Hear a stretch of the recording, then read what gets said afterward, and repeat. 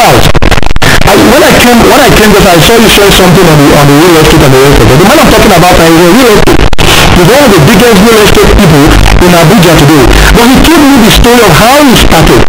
He had to put calculator to everything. He had to say, no, this is how much I earn, and if I spend this much on what I don't earn, then we will never get there. My father used to say, it is better for you to be rich at the later part than to be rich early and become poor. Now it is a big mistake in life to be rich at first and poor later. You will regret and die early. Yes, that's my father said. And also said that if you are rich later, you will live longer. And it's the truth. Because if you start early, spending, you are going to have problem having to recoup when you are getting old. And as you are getting old, instead of your money working for you, you need to be working. The reason there are a lot of people in this country today, even in this Abuja, if you take it to the meeting of people we're talking about now, who were so rich at the beginning, but today they are having issues, they even having to pay rent, or having to repair their car, or having to do one thing or the other. And it is because of the pressure of the society. Society puts so much pressure on you. I posted something on Facebook that people were laughing. It's the truth. It's only a stupid man who drives a Land Rover and lives in the house of a landlord.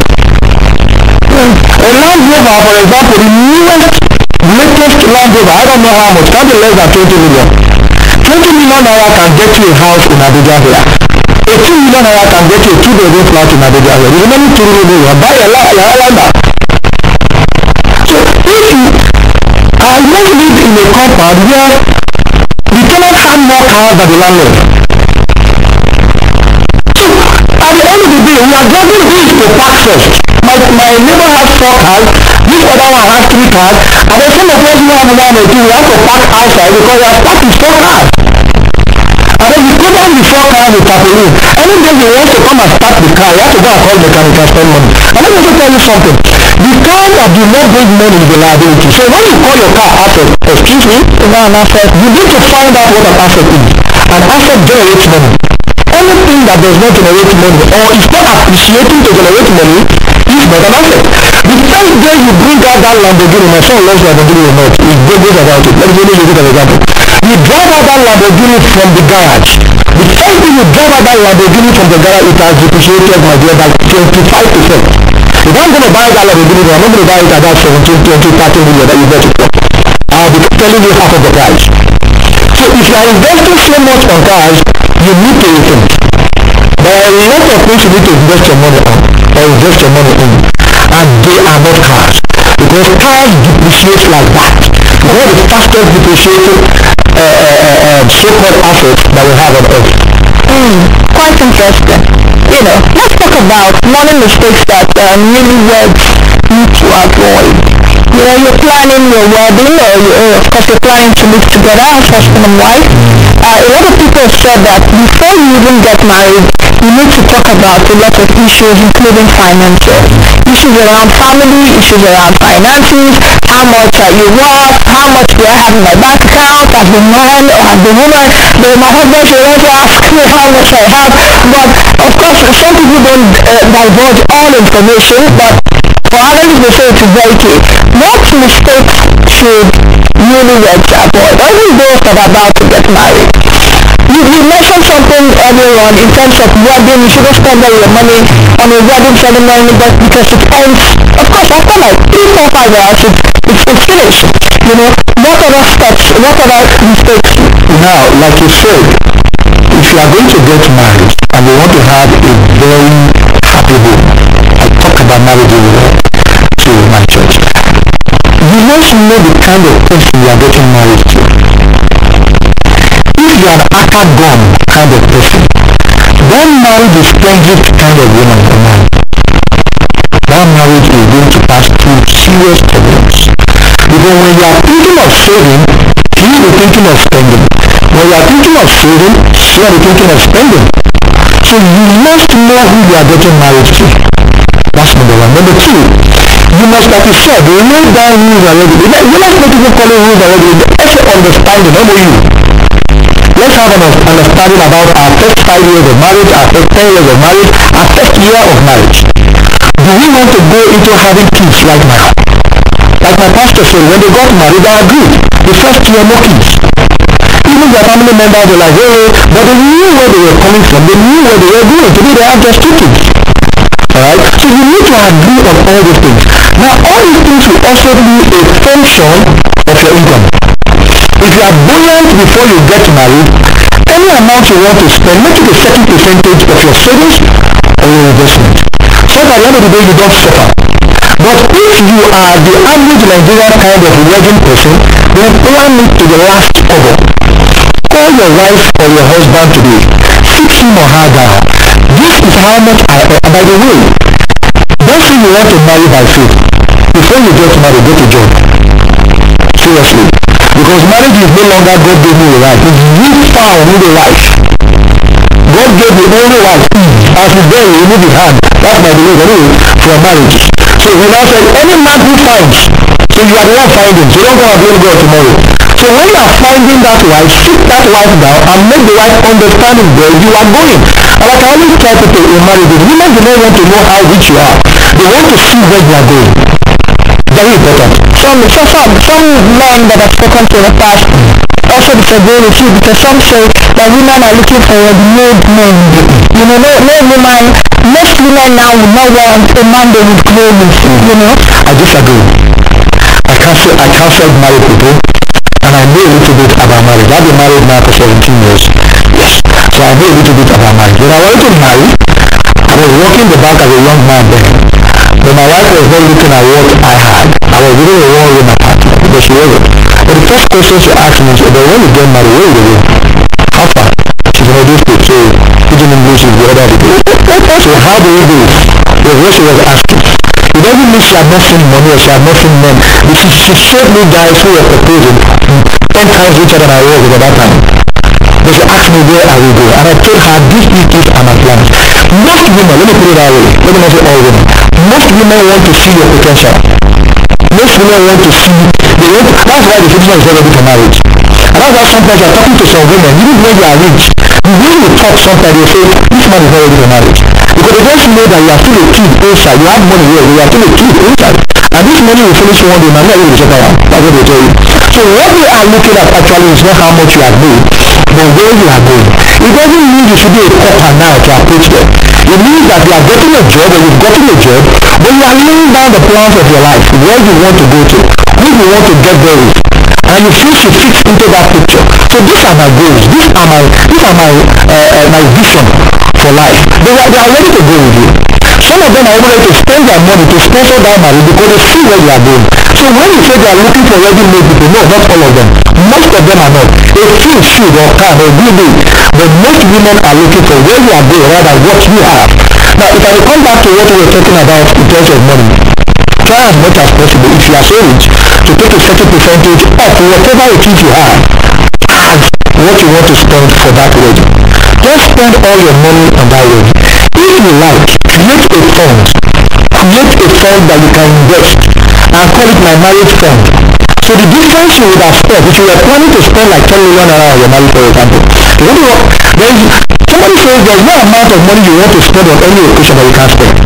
It just depends on how extravagant you are. I got married, for example. I fed everybody. My concern was feeding everybody that came. That was my concern. So I made sure food was available. My food was sold. I didn't buy ready-made. My wife bought ready-made for herself. But I made my own food. And my colleagues made their food. I gave my wife money. She went to the market and bought a ring. I'm not very expensive ring. It wasn't as if I didn't have the money, but let me be frank with you. I was working the bank and my career was growing. But I felt we needed more money for a lot of other things than just, and after I bought a car. I didn't buy an expensive car like some of my friends did. I bought a Mazda 323. Okay?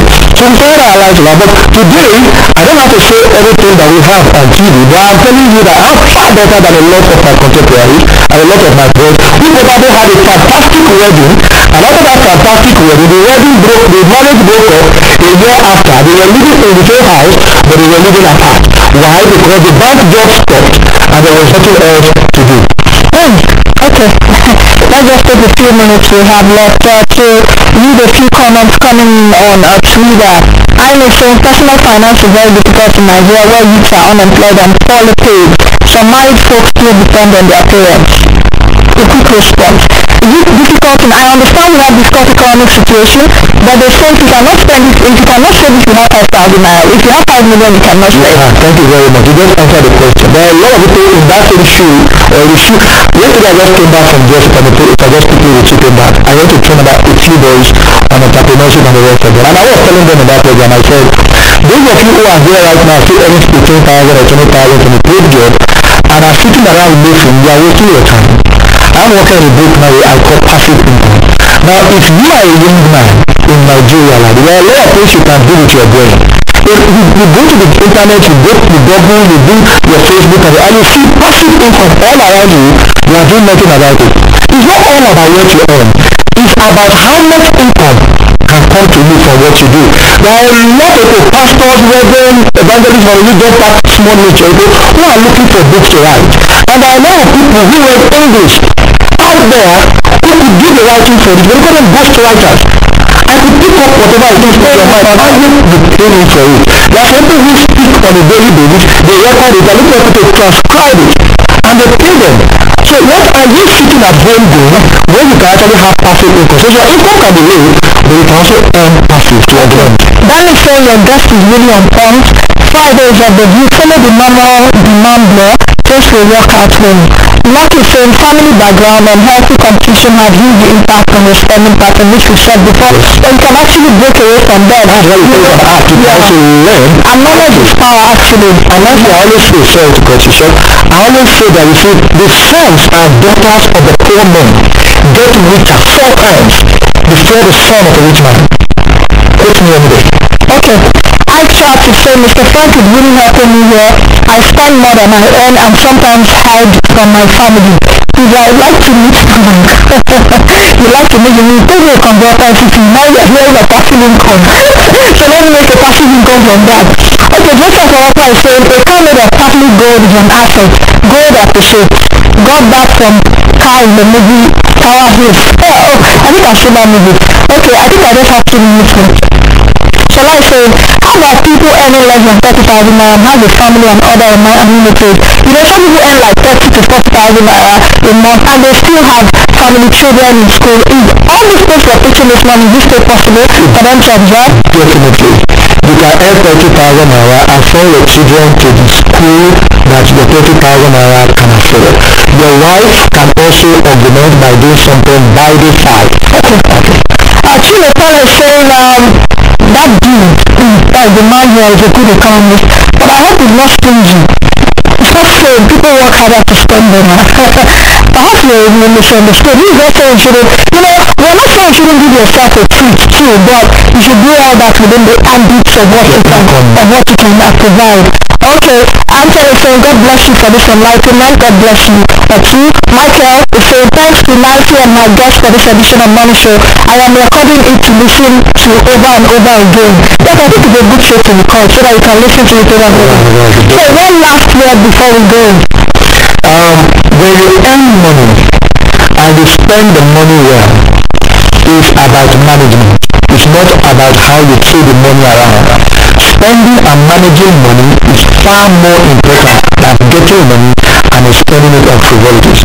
It's important that you manage your money. That's the most important thing. Thank you very much for coming on today's edition of the show. We've been getting a lot of comments and perhaps we would have another edition of personal finance in weeks to come. But thank you all for joining us today and of course this week.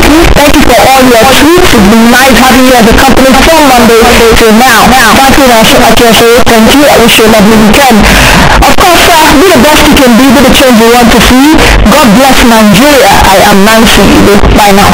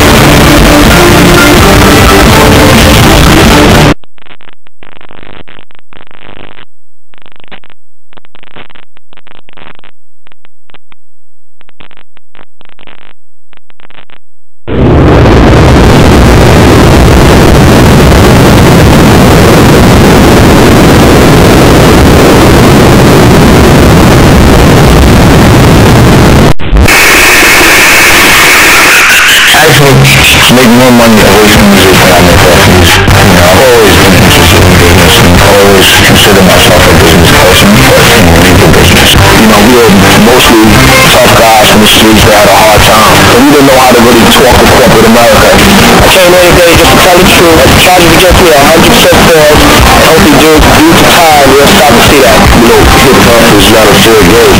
To be a Joe, you gotta be the fucking runner. You gotta be the shit with a Joe. I'm trying to build something that's strong enough to survive me with this generation. We're trying to build something that has something. So once you create something out of necessity, the sky's the limit. You gotta be on top of your own business. Don't trust no managers, no record company execs, nothing like that. No. Wanting to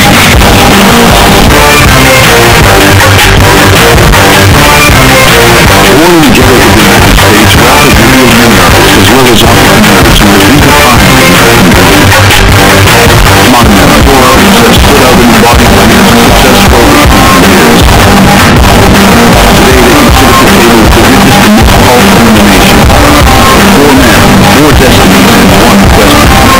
50 Cent, Ray, Jay-Z, who will become rap's first billionaire? Who's gonna win the race to billionaire?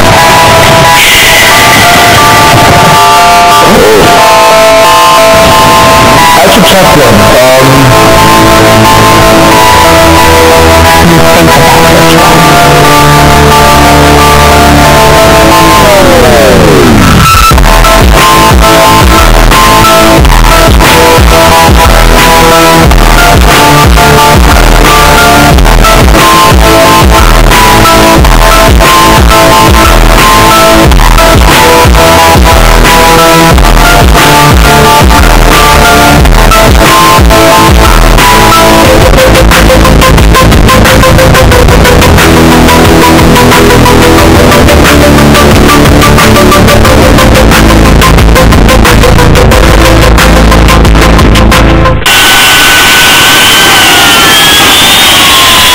Americans are international stolen rights. Everyone can want to become rich and raise their social standing, and everyone can be responsible. That's what they took the Supreme Court. Years later, the American dream still exists. American tragedy was very well that they worship as nothing. The obsession of stars and humans because every living here is convinced they can afford it. A fortune, you have one not know what to do with it. Because billions didn't do democracy, but he knew there was all possible that not fulfill his destiny. The American dream happened in the 60s, and African Americans in the 60s were barely considered citizens. So, of course, it had nothing to do with the American dream. Almost every family wrong on that. People who had given up on government wrongly, and the economic crisis had hit the hardest.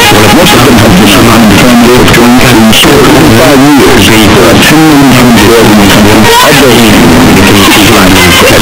so in those instances, people in all kinds of facets around their education, around their community centers, and those sorts of things, they were called upon to do things for themselves in ways that maybe traditionally or in other more flush economic times, the state or other kind of funding agencies had taken more of the responsibility. Rather suddenly and rather intensely, those resources were taken away. Harlem is not an isolated case. As neighbors come along and rare crises in the abandonment in the city, the gap between the rich and the poor became bigger than ever. Ghettos were boiling over. The disease climate of the future rap stars such as Dr. Dre, Jay-Z, or 50 Cent grew up. Sometimes out of adversity come amazing things. I think hip-hop came out of, in that regard, this intensification of a national and global neoliberal regime. It was from the ashes of the 1977 riots that Bronx DJs like Kool Herc and Africa Bambaataa would give birth to a new movement called hip-hop, as well as its music to be called rap.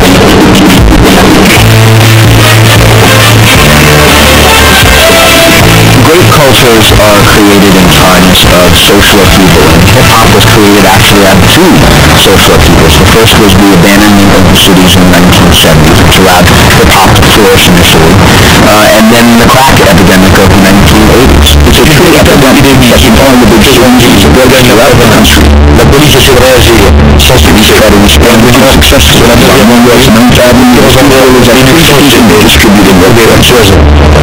The mythology of dealing drugs has always been a big part of hip-hop. Even younger rappers glorify drug dealing. But the reality is, a lot of the very successful business people who emerge out of hip-hop, they started as drug busters. Many smoking politicians remain the kings of the hammer-ons. Those who come from nothing but for the top, the hustlers. They have but one goal, to live part of the American dream by any means necessary.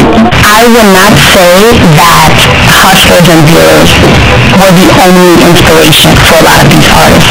I would say growing up in the communities that they grew up in, they were able to see these people in a certain light because they were driving the best cars, they were wearing furs and the best clothes. They were doing things that a person who had a regular job just couldn't do. Growing up in projects and in systems where, drug selling was becoming a part-time operation to make money, and it was definitely a crazy time, and hip-hop encompassed the good and the evil of that. And so it became hip-hop in the land known as Planet Rock, where gangs used to fight in the street every day. Now they began to compete in a different way. As the DJ's music made the house shake, the dancers would begin to break. Some electric boogie to move like toys, others would spin and became b-boys. If you take it back to the essence, a DJ would put speakers out and people would come around. And he took from the corners to house parties. And people would pay to go to the house. That was the beginning of entrepreneurship. So I would be one to say that hip-hop was always about entrepreneurship. We see flyers from 1520 Frederick Avenue for Herc's first parties. There was a 25-cent admission for girls and 50-cent admission for boys. They sold drinks and food. The Park Jams people were selling things. So right away I would say there's a commercial component.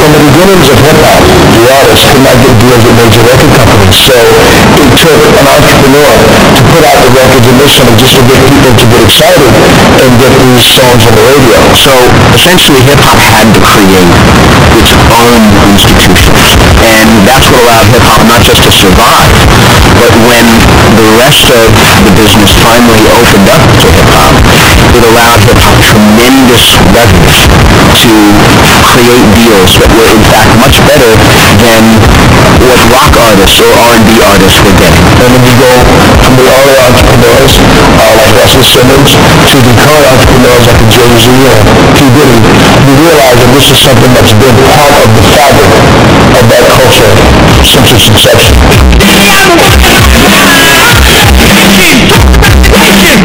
Let's go for the two-year-old, because he was the impresario. And him and Rick Rubin, were Rick's dorm at NYU, they really created the business of hip-hop. Jam means record. That is sort of definitive. Definitely the best record you could buy today. Say every time I see Russell, thank you for the job, because he absolutely is the godfather of the entrepreneurial spirit of hip-hop, and actually took hip-hop as a music base to the next level. Without Def Jam, there wouldn't be a Jay-Z. Without Russell, there wouldn't be a Puffy. Without Russell, I wouldn't be sitting here talking about Russell. So, he definitely spawned hundreds of babies that have been able to build a billion-dollar industry.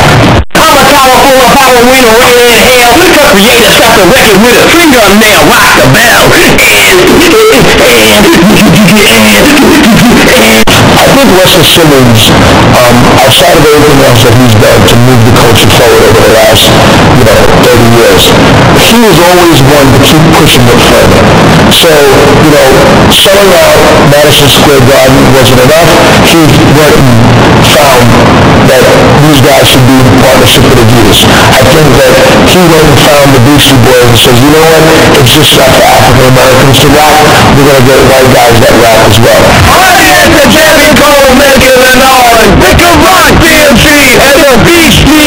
The first huge entrepreneurial deal in hip-hop, maybe the defining moment where it began, was in the 80s when Run DMC played Madison Square Garden, and they played the song My Adidas. And Russell Simmons, who was managing them at the time, told them to take out their Adidas and hold them up, and asked everyone in the crowd to hold up their Adidas. But then before the show, he invited all these executives from Adidas and Germany to come and watch the show. They didn't have any gear in place when they wrote My Adidas. This is the wrong Adidas. They sono messi perché They broke him off. But after that show, they got a $1 million deal pretty quickly.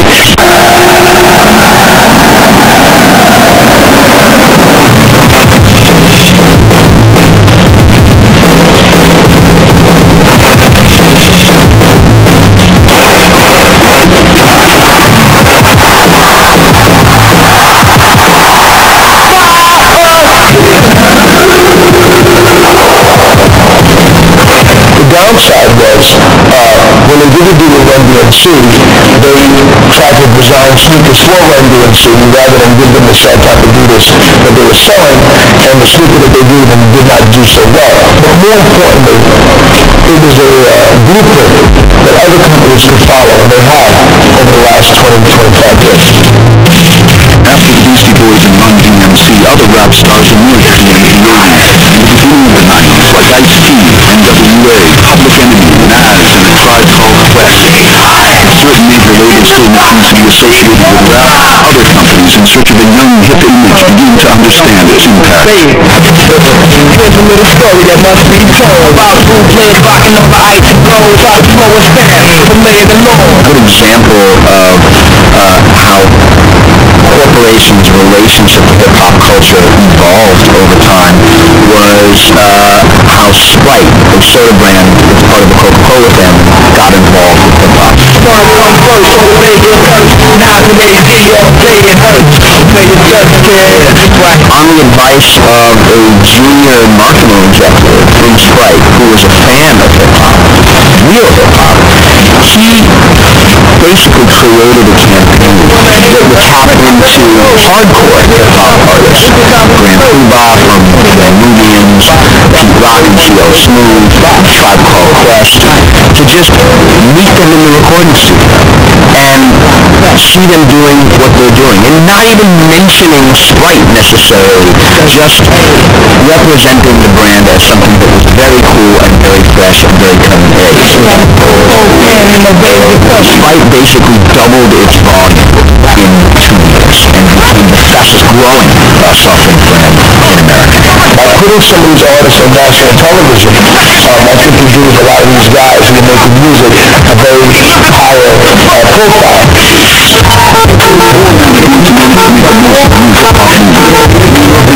Jay-Z and 50 Cent, as well as the California Dr. Dre, Dimitri reaffirmed their roles as the kings of rap with their album sales in the 90s and 2000s. Successfully marked the beginning of a veritable race to the moon. I would say that Jay-Z, Diddy, Dr. Dre, and 50 Cent all grew up in a tough environment. I think a lot of what they talk about in their music shows a struggle in their upbringing. Well, we hear Dr. Dre grew up in Compton, so Compton wasn't that great. I'm sure when he was growing up, 50 grew up in Southside Jamaica, Queens, and nowhere to play with. Jay-Z, Brooklyn. Keep it real, man. Brooklyn love. That's keep it loud, man. So these guys grew up in environments that weren't suitable to your homegrown American dream situation. Throughout the 90s, there were a lot of really big deals. I think it really picked up in the mid-90s with Diddy and the whole Bad Boy family and Sean John, Clothing Line, and all the different endorsements Diddy did. I think that's when it really started to explode.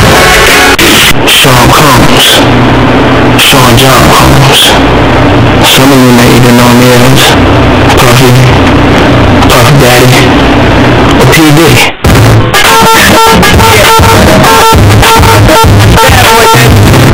Some of the Harlem gangsters moved me big money with his bad boy records. He said sign me to the rap superstar notorious big. Diddy may have been a little different. He may have had a better upbringing. Though he grew up in Mount Vernon, there was that Harlem factor. I think that there were different aspects of the street that he lived in, that he talked to, with his father being killed at such a young age. Again, he had to grow up really fast. He didn't have that father figure in his life. Before he became a record executive, he was always selling the complete lifestyle of hip-hop. From parties to then the music and into the clothes, and any brand endorsement was legitimate, so long as it represented the lifestyle of making money. I looked at the rise of Puff and Jay and Big, Dre, everyone, as a fan first and as a colleague second, and I think it's important that, they've been able to trailblaze for hip-hop and constantly move the brands forward, and we're all competitive, we all compete against each other, but we also walk hand in hand because we don't want to do things that'll damage the brand or damage this thing called hip-hop that's allowed us to feed our family. At the end of the 90s, driven by video clips and really impacted its greatest stars, hip-hop exploded. Rap albums selling millions and projected real lifestyle. A global hip-hop market envisioned by Russell Simmons became a reality in Jay-Z, Diddy, Dr. Dre, and a little later 50 Cent, Snoop in the car. Everywhere you go around the world, and you start seeing kids wearing the baggy pants, or the hoodies, or dressing like the music videos. And that's when you start to realize it's much bigger than just music. It's changing the vernacular, the ebonics, the way we talk, bling, and rings, and whatever it is, but also in the clothing and the style and the designers that they were choosing. Mid-90s, I think, was a time where hip-hop, not just the music, but just the branding, started to really flourish. And you had a lot of clothing lines coming out. People were noticing that they can get in a video, wear, some sort of clothing, and all of a sudden, everyone's doing it. One of the first clothing lines to spread around the world for hip-hop was Wu Wear. What Wu-Tang was able to do with Wu Wear was actually create a clothing line that existed independent of their careers as recording artists. The clothing that was being sold at this time by Tommy Hilfiger and by Ralph Lauren were now becoming too small, too tight, and wasn't fitting how black guys dress in my neighborhood. And so I decided to make clothing that would fit more of my style. What's going on? What the fuck with this year?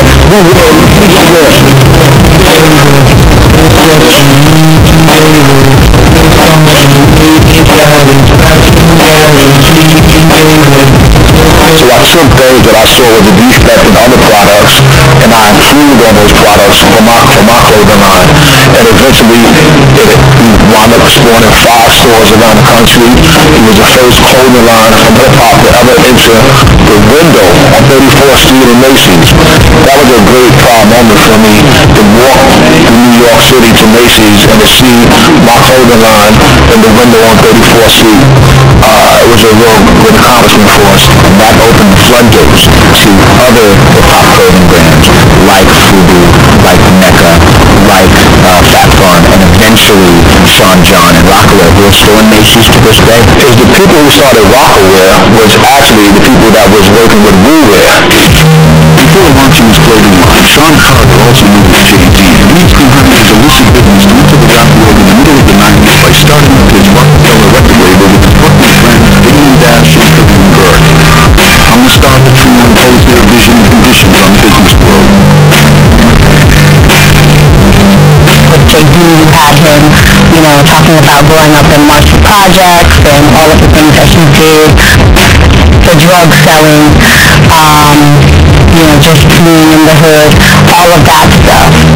came across in his first album, Even If It's Out, which really introduced him to the hip-hop community? He realized pretty soon that there was a limited commercial ceiling on that. And you see he starts to shift over his music and the way he dresses and acts kind of into like more of a corporate ethos and, this idea of I'm a businessman. Me and Jay talk all the time. Actually, I met with him before I got on the plane to come out here. He was one of the last people I saw and talked to. I come in Jay because he always, he was always going to figure it out, and he's always on to the next good thing, and somebody with that type of vision, he's like an OG, in the right, he's been around, music for a long time. He's seen the paved his own way and, made his own lane, and I think, that's special,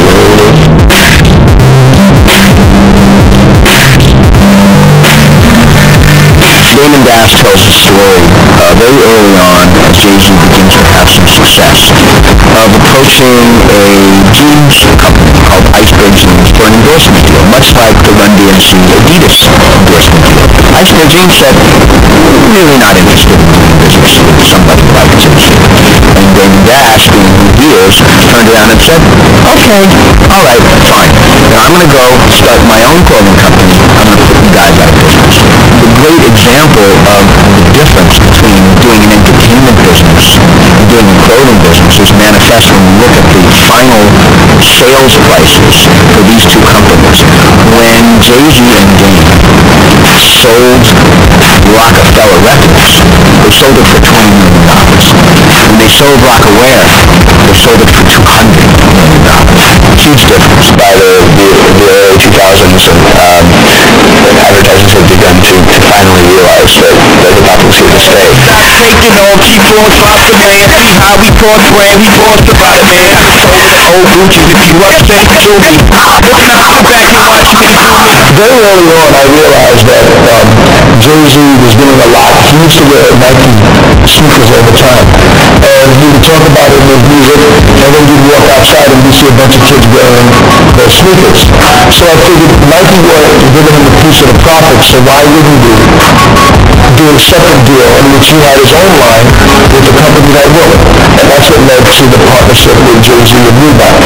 And after Jay-Z and Reebok became successful, there was another rapper coming up who was talking about G-Unit.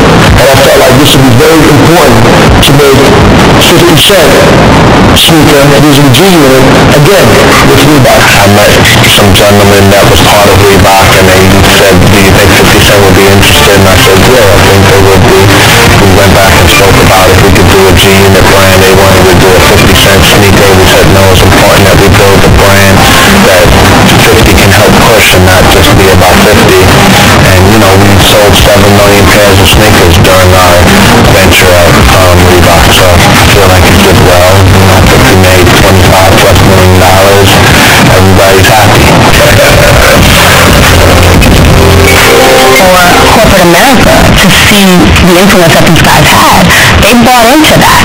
I don't know if all of the executives at a particular company were like, hey, everyone listen to this album and make sure it's properly representing our brand. I don't think so. I think it was like, how many records does this sell? How much money is this making? And how can we get a piece of that? By the time of the 2000s, the influence of hip-hop in its biggest means has affected the 15 to 25 age group of all classes and origins. Disney, 50 Cent hit them on reality TV shows.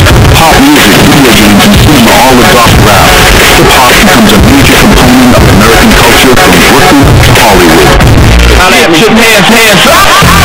Hip-hop now, if you turn on the radio or any commercial, probably within 2 out of every 3 commercials, some kind of inspiration, whether it's the beat, the dancing, the look, the sound. It also shows how pop culture has been affected by the power of hip-hop. Bad deals aren't the only dangers in the hip-hop business. Along their ride, Biggie and Jay-Z realized that when you embody ghetto culture, you're never safe from its violence. In 1999, Jay-Z was accused of stabbing the record producer named Lance Rivera in a nightclub. On his side, Diddy, accompanied by Jennifer Lopez, found himself implicated in the shooting of another thug. Back in the streets, they had all separation between the street element and the corporate future of hip-hop came embodied by the legal struggles of Diddy and Jay-Z near the dawn of the 21st century. Diddy got into, was in the middle of an altercation at a nightclub in New York and ended up accused of a felony and could have spent years and years in prison, basically ending his career and all the businesses that depended on him, including his clothing business. How you doing? I'm just gonna make a statement, like to answer no question. I'm just gonna make a statement. I came here today just to tell the truth. So hopefully we can get down to the bottom of this. I'm 100% that the charges against me are 100% false. And hopefully during the time we'll start to see that. You know, this is like the jungle, man. They eat your ass alive. You know, and you out there, you gotta play ball. You gotta be in the jungle, you gotta be the fucking lion. You gotta be the king of the jungle. You know what I'm saying? Jay-Z is on trial today, man. He made some time to holler at us. He knows everybody out there real concerned about him. Jay-Z, who just started Rockaway, was also in a nightclub altercation that similarly could have really ended or slowed his career. What's up, Jay? No, man. We with you, though, dog. You alright, man? Yeah, today's a big day. You know, everybody up here is with you, support you. We got cool, we love you. You know that, right? Thanks, I appreciate that. Like Jay-Z. And of course, there's a question here. Is it really guilty before proven? Both were found not guilty.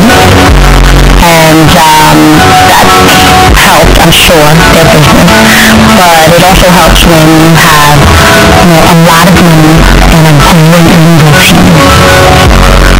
These two guys were able to extricate themselves from these legal troubles and didn't face the consequences ultimately. But I think also in doing that really made the choice to become businessmen. Yeah, I mean, in the beginning it was about like $1 makes two. It's about a hustle, $1 makes two. Now I'm trying to build something that's strong enough to survive me. Like I have my kids, I have a company or something to look forward to, something I can hand down and family. Like, from where I'm from, I don't know anybody that had a business handing down something. It was just not like that. So with this generation, what we're trying to do is build something to have something to pass down to, our kids. Ready, B? Having recently left behind his troubles with the law, Jay-Z mellowed out. In 2002, his reconciliation with his fiancée, star of the Army and Chicago, international manager. In 2008, the couple married with the glamorous couple on American children. Jay-Z and Beyonce, but this thing being secret and their whole relationship being kept from the public was a great marketing play. I think that it helped Jay to position himself as quote-unquote the main man. He was a main man because he had the authenticity of New York, he was Brooklyn, Wesley, but at the same time he was with the princess. Beyonce was becoming the princess of American pop music. Jay-Z knew exactly what he was doing with the Beyonce marriage. I mean, I'm sure they're madly in love, but I'm saying, when he hooked up with her, that might have been his best business move yet. She was in a whole other audience. She was super mainstream. She was international. Not to say that Jay-Z wasn't, but in the way that Beyonce was, I don't know about that. She was People Magazine. Jay-Z really wasn't People Magazine. But he is now. And if you kind of look at some of the advertisements that he's landed and companies he's been involved with since they got together, and just since they've been dating, not even since they've been married, but Jay-Z did a deal with HP, and he's done deals with Budweiser, and recently invested in a women's and little girls' hair care and skincare line. These are things that probably wouldn't have happened if you were involved with Beyonce. The race for the movies between Billy, Jay-Z, Dr. Dre, and 50 Cent had never ended in the beginning of the first decade of the 2000s. While the music recording market was collapsing, the fortunes of afro rap artists were increasing spectacularly thanks to the much more lucrative investments in areas completely unrelated to hip-hop. I think that artists like Jay-Z and Diddy started to see their worth outside of the entertainment business very quickly. And how do you see it? Because you make so much more money doing clothing. You make so much more money doing headphones. You make so much more money doing vodka or any other kind of consumer product. I actually make more money away from music than I make off music. But that comes from my personal interest in business. You know, prior to the success of Get Rich or Die Trying, I didn't really enough interest to be a part of business deals, and I didn't have finances to buy myself into that. You know, I've always been interested in business and always considered myself a business person, but in the legal business. Coming from Queens under the name 50 Cent, Curtis Jackson applied this slogan to succeed or die. He doesn't his own drug dealing or adapting its industry to his career as a rap artist and actor. When you look at someone like 50 Cent, he is someone who came from a very, very poor background, drug addicted mother who had been shot at, and his music was so authentic that people immediately just gravitated towards it. I used to be a music executive at Sony, and I signed 50 Cent when I was at Sony before he got shot. And amazingly, his voice changed. The way he delivered the lyrics changed because a bullet went in his mouth. And when that happened, it gave him a much more unique voice. And when he made records with that unique sound, it became what it is today. You know, he became a global phenomenon. All of a sudden, 50 Cent comes out with this very violent album, but extremely good in terms of the production and the songwriting. You can't take that away. That really propelled the album because there was this image, this I'm the bad guy image, followed by this really great music. In many ways, you could say that was a reaction to Diddy and Jay-Z becoming, more corporate. But of course, 50 Cent was just as corporate as they were, and he knew where to stop. I think he really represents the rags to riches and complete business of hip-hop in that sense.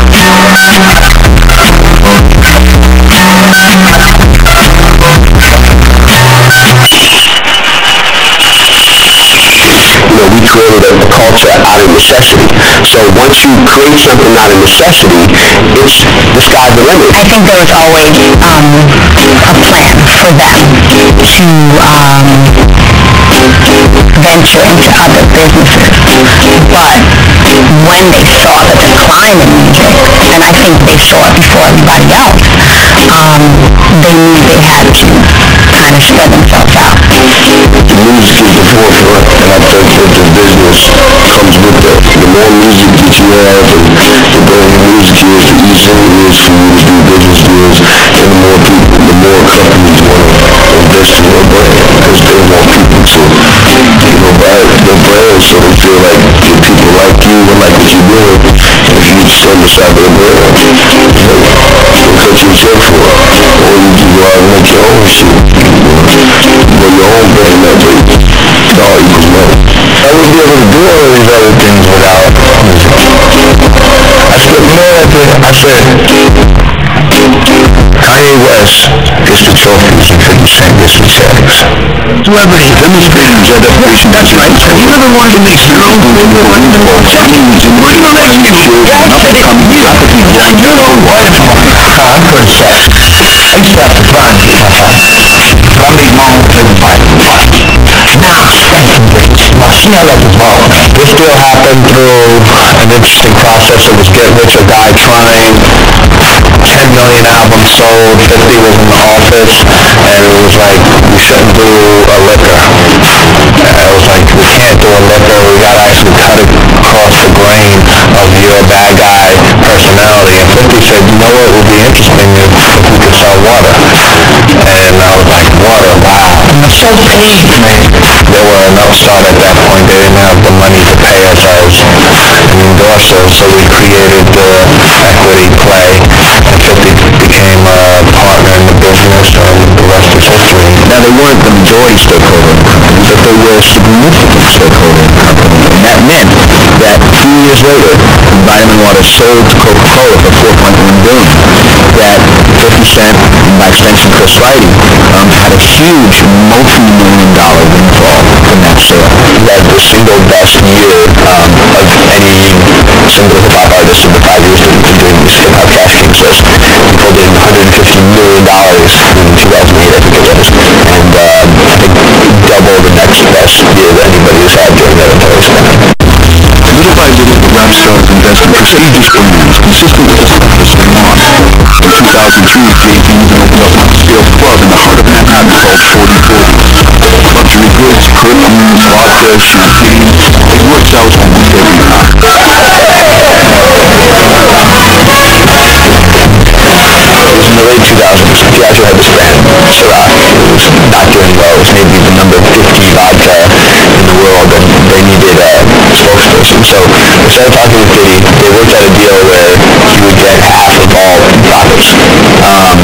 And at the time, that was a great deal for them because it wasn't particularly profitable. I think they had no idea just how hard Diddy would go in terms of promoting it. And within a matter of only a couple of years, we've seen Ciroc go from the number 50 vodka in the world to, I think it's the number 2 vodka. It just goes to show you the influence that someone like a Diddy can have. He's a great example because he kind of puts his hands in everything. He's like, whatever I use, I'm going to get a check off of it. Let's just say you are. I am king. Like, really what's a hip-hop cologne? Like, there's no hip-hop cologne, but all of a sudden, like, now people have their own fragrance line. Power. It can come from anywhere. From the streets, from your dreams, from your confidence and inner drive. Don't be afraid to reach out and take it. Actually, a company, partner within a company is called Lighthouse Beauty to create my own fragrance. Power. Make it your own. While his colleagues and rivals are investing in the luxury goods market, Dr. Dre is cashing checks in as a producer for 50 Cent and Eminem, all the while developing a brand of headphones which hit the market in 2009, marking the debut of the offensive rap businessman making the world of high tech. Dre hadn't diversified.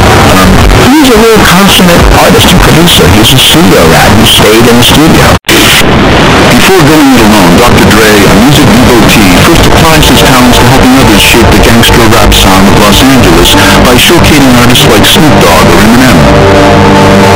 Dr. Dre was never really a gangster. He came from Compton. I'm sure he knew what to do with his fists, but he was never a gangbanger. What Dr. Dre was a musician and producer. That's his real identity. He started in the world-class wrecking crew.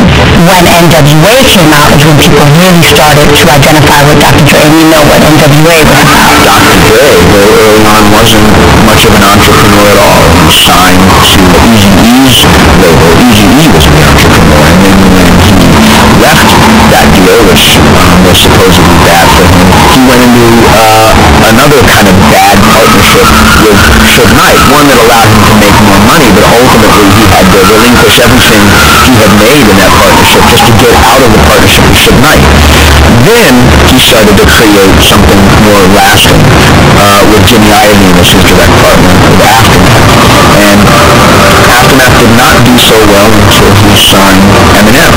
And then Eminem signed 50 Cent. So then Aftermath became a bit of a music business empire. I got into it just wanting to make music. You know what I'm saying? I didn't really give a damn about the business part of it. I was trusting people, trusting that they would handle my business the way it was supposed to be handled, and you get fucked like that. So, you got to be on top of your own business. Don't trust no managers, no record company execs, nothing like that. Know it. 9 times out of 10, somebody getting into hip-hop music is not concerned with the business because they want to make the music, they want to do videos and shit, but you have to because later on you wish you did.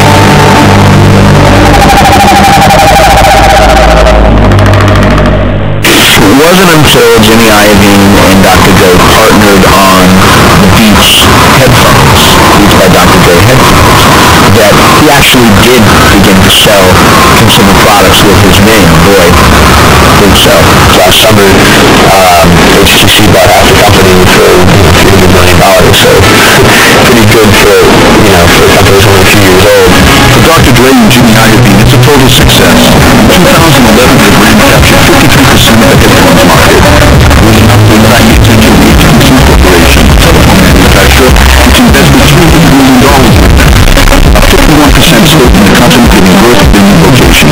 comes to headphones, I will say that the Beats headphones were the first ones to go mass and to open up the way for hip-hop artists to join this revolution. I think it's more fun to compete now, because musically I never wanted to compete with East Coast, West Coast. I thought that hip-hop generation was one, but now that we are in this high-tech thing, I think it's fun to compete. I think it's fun. It's like how Apple competes with Droid, and each time, one company has to add a new technology to defeat the other. This is real exciting for me, real challenging for me, and I'm going to have fun in this arena.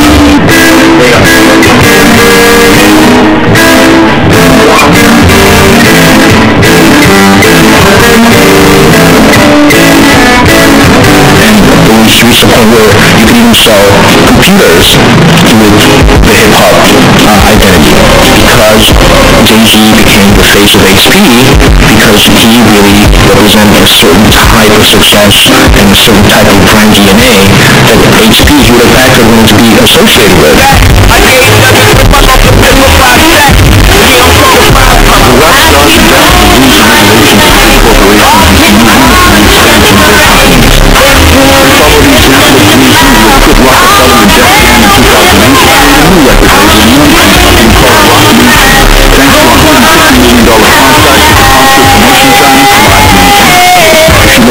The evolution of the dress code of someone like Jay-Z, I think it really speaks volumes about the fact that hip-hop moved away from certain stereotypes. Well, I've changed him as a person. I'm my interest based on a lifestyle, going different places and acting in different circles. Like, when you see me, my entire career the last 6 years, you see me in clothes that have been athletic inspired.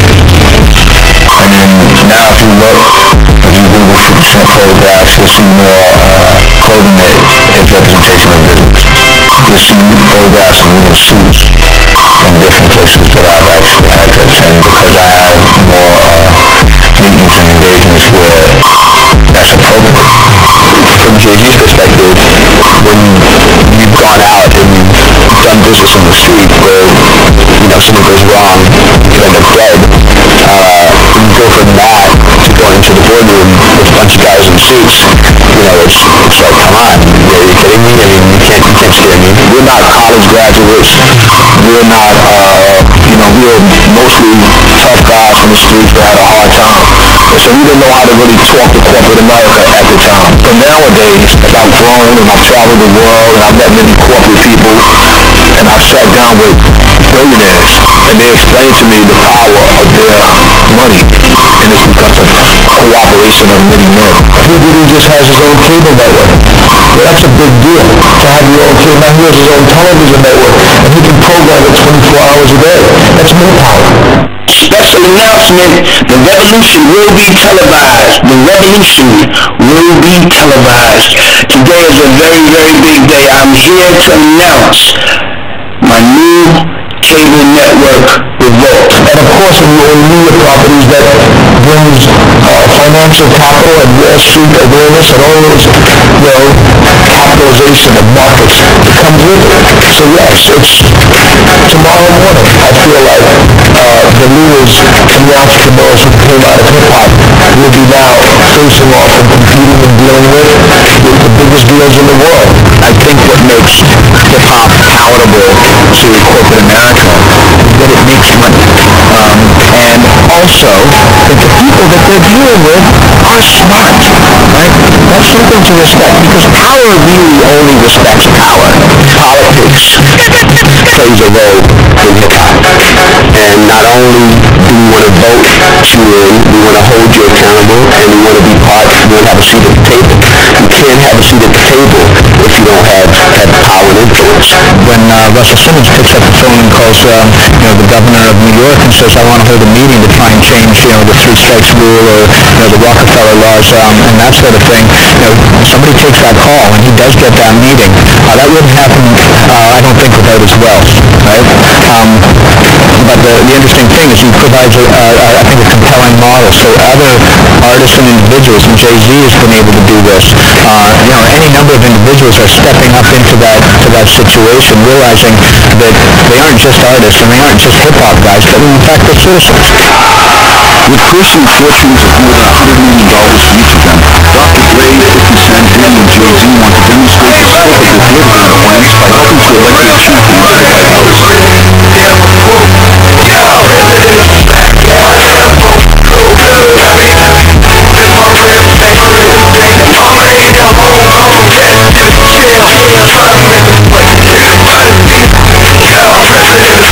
I know, they chose me. I didn't get a check for it. I tell you that now. I feel like, we all pitched in and did what we could as far as our influence. The song that I wrote, my playlist Black, I felt was, big as far as culture, but, you might have some people that beg the difference. But, I felt like I was doing, my part to help out actually the voters, myself, Jay, Kafu, Mary, Beyonce, Russell, we said that we're going to form this bond of super friends, and we're going to elect the first African-American president. We had a great relationship with the administration. We actually campaigned in some of the red states, and because of our influence, we would have 5,000, 6,000, 10,000 people show up places not to hear us perform, but to hear us talk about how electing a new president in Barack Obama would help change the world.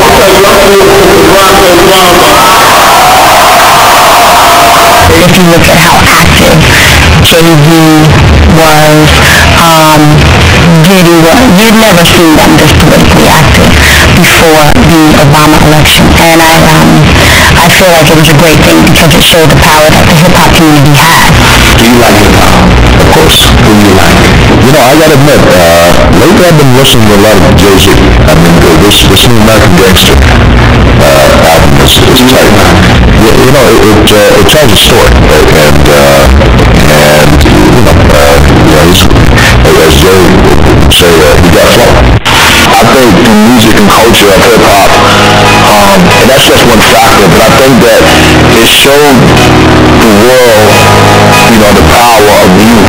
And because there's a generation that grew up open-minded to that culture, they were also open-minded to a black president. I think there's a bit of disconnect, actually, between politics and hip-hop. I think in some ways, the hip-hop of 1988, Public Enemy, Boogie Down Productions, KRS-One, Rakim, that music, De La Soul, Jungle Brothers, that helped to really create politics of '08. But I think today's hip-hop artists are very disconnected from politics and disconnected in some ways from some of the urgent things happening in the streets as well.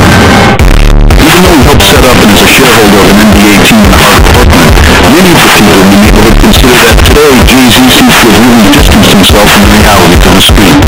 In the hip-hop community, you're constantly hearing shout-outs from rappers and hip-hop and all that sort of things about Brooklyn. And the missing part is that neither do I ever see them, nor do I know them, nor have they been here, nor has any kind of real, it's almost like they live in a magical world. They're like virtual characters that you don't see walking on the street, you don't see in a restaurant, but they are singing and boasting proudly about Brooklyn, but I wonder how they know about it if I haven't seen them. Breaking news, every city across America is feeling the effects of the recession. The American people are looking for a sign of change. From city to city, black and silver American flags are popping up as a symbol of that change. Record high gas prices. I try to do as much as I can for my community, but once it's all said and done, I can't choose everybody. In this situation, when you have fame in the name, you kind of become the target. Like it's easier for people to point fingers and say what you haven't done, and you've done everything in the book that you're supposed to do. Words that one of my favorite rappers, Juvenile, he said you can't please everybody, but I love my folks, and if I do everything, I'm gonna be great. With money comes power, and with power comes influence. So they become much more influential, and they've used their power and influence to get more people out voting, getting more people becoming and betting on themselves to become entrepreneurs, getting people, Jay-Z helping people in less unfortunate people have access to water, or helping kids with education. Many different things using their power to help spread goodness throughout the world. Today, Jay-Z is the greatest representative from pop stars and CEO of pop But they the exception for how they created a true model for hip-hop entrepreneurs. This generation of super empowered artists, moguls, Diddy, Jay-Z, they're all kind of special because they came up at a time where, again, nobody was checking for them, and they ended up with the world at their feet. And they created a world for artists like Kanye and Nicki Minaj and Drake and Lil Wayne to be accepted as pop artists. The problem with that is that once you are accepted by major institutions right off the bat, you don't have to create your own. So I worry sometimes that this new generation of hip-hop really doesn't have the impetus to create new things. $200 million in schools. We look at our hustlers in our neighborhood. Like, we look at our hustlers and we was like, wow, if we could be like them, I so past those guys, and look up to me now. We're going to be the new Puffys and the Jay-Z's and the Birdmans and just StarTimes sound, baby. With personal fortunes of $550 million for Diddy, Jay-Z, 207 for Dr. Dre, and 110 for 50 Cent, all still in the race to become the first rap billionaire. Or challenge elected and put stay up some competition for the big four of the rap business. Who's going to win the race to billionaire?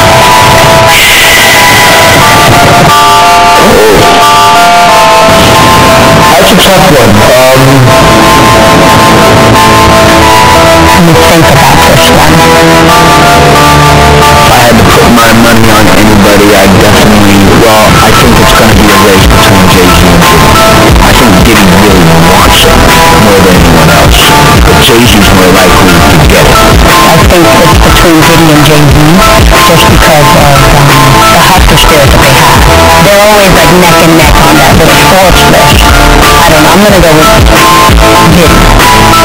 You thought I was going for Jay-Z. I know Puff is on his way, so look, Puff ain't gonna get it. Hopefully I can be shit back to it, right? But we're gonna get together. I tell you what, if we're in the same room, I think we're gonna $1 million together. I would actually put my money on Diddy. Given the structure of the series rap, I think he's got the best chance of becoming a billionaire. If the parent company Diageo ever sells a Ciroc brand, he stands to make hundreds of millions of dollars. If I were going to put my money on something, I would probably put it on Dr. Dre. I think he's probably the most astute businessman that came out of hip-hop, and he does it in a very quiet, unassuming way, but the fortune just keeps growing. There's definitely a race between Puffy, Jay, 50, and Dr. Dre.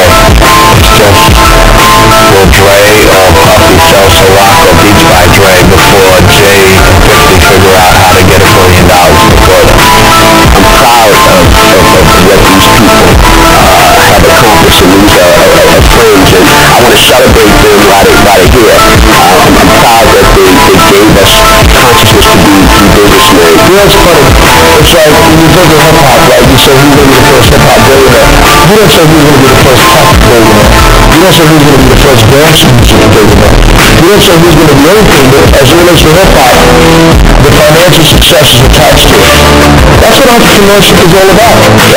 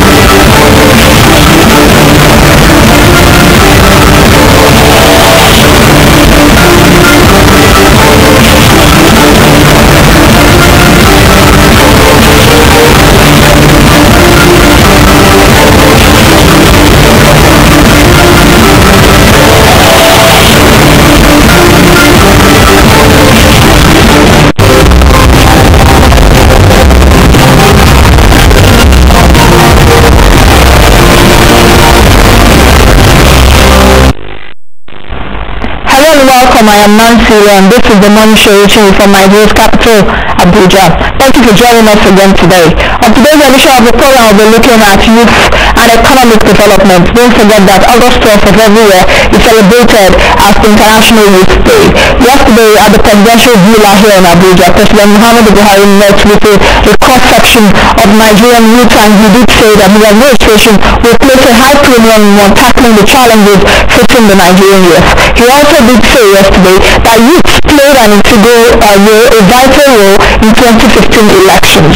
Perhaps Muhammadu Buhari is about 22 years, but listening to youth speaking yesterday, they did say that he could not be a youth anymore, but is youthful at heart. They actually did tell him a lot of things, and listening to the lead speaker yesterday, Mrs. Ndidi, she said that institutions and government should collaborate and have a cohesive approach to tackling youth problems and challenges. Not the Ministry of Youth Development having one policy, SHOPI having another policy, Ministry of Labour and Productivity having another policy for young people, but how do you integrate all of this to make better impact? So today on the program we'll be looking at youth and economic development. Don't forget that this is also one show that brings up the issue of youthful unemployment in Nigeria and how we can harness Nigeria's potential in terms of the youthful population. Check it out, guys. Of course, Nigeria, we are about 184 million people, and a large percentage of that 184 million people are the young population. How do we begin to get demographic dividend?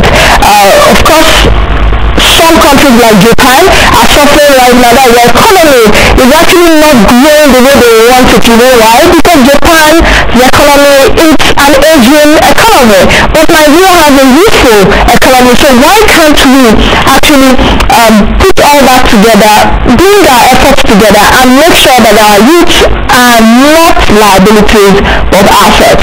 So today on the program we're looking at that. You can join the conversation. All you need to do is to go to our Facebook page and drop your comment at ABC Money Show Live. You can also tweet us at Money Show Live. You can also tweet me at the handle Nancy Ile.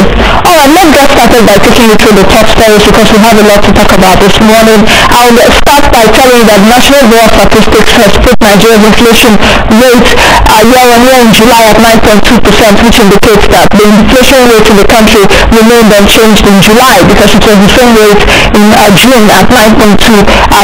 And of course, this is marking the highest rate since February 2013. For the past 2 years or so, we've seen inflation rate below double digit at a single digit. Food inflation remained at 10% year-on-year in July, unchanged from June, as slower increases in some food categories such as meat and fruits weighed on the index.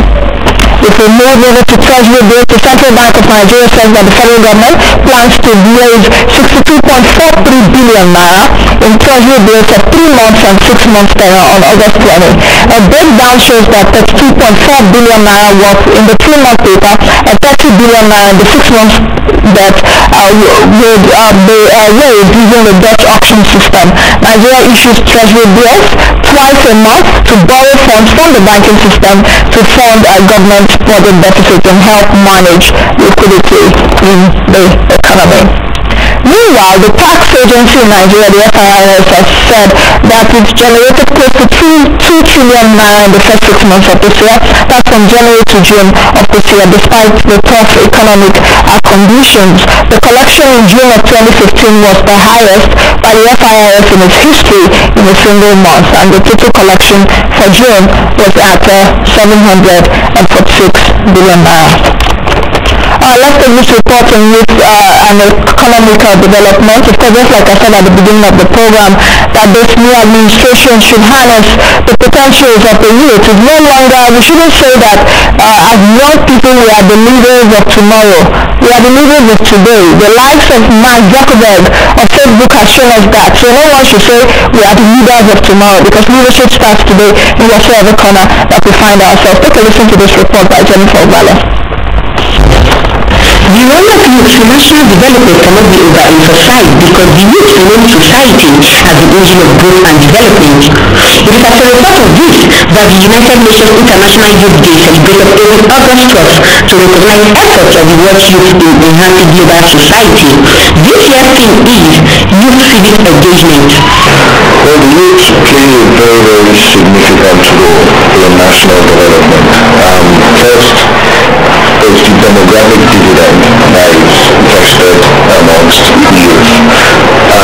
The largest block of our population as a country and even the continent of Africa is actually youth, and Africa in its entirety is a growing and a young population. Importantly, is the fact that this particular social category represents our workforce, not just as a country and as a continent and even in the world. And so the energies of these people, their innovation, their passion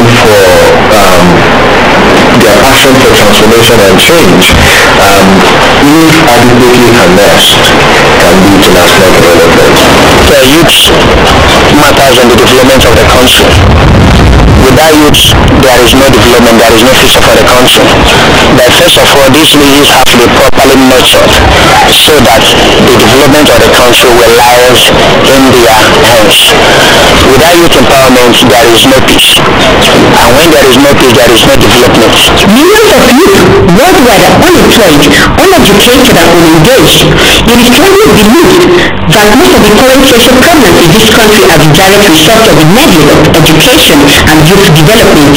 Globally, youth unemployment is estimated at 74.5 million in 2015. In Nigeria, out of the 18 million youths in the country, 70% are either unemployed or underemployed.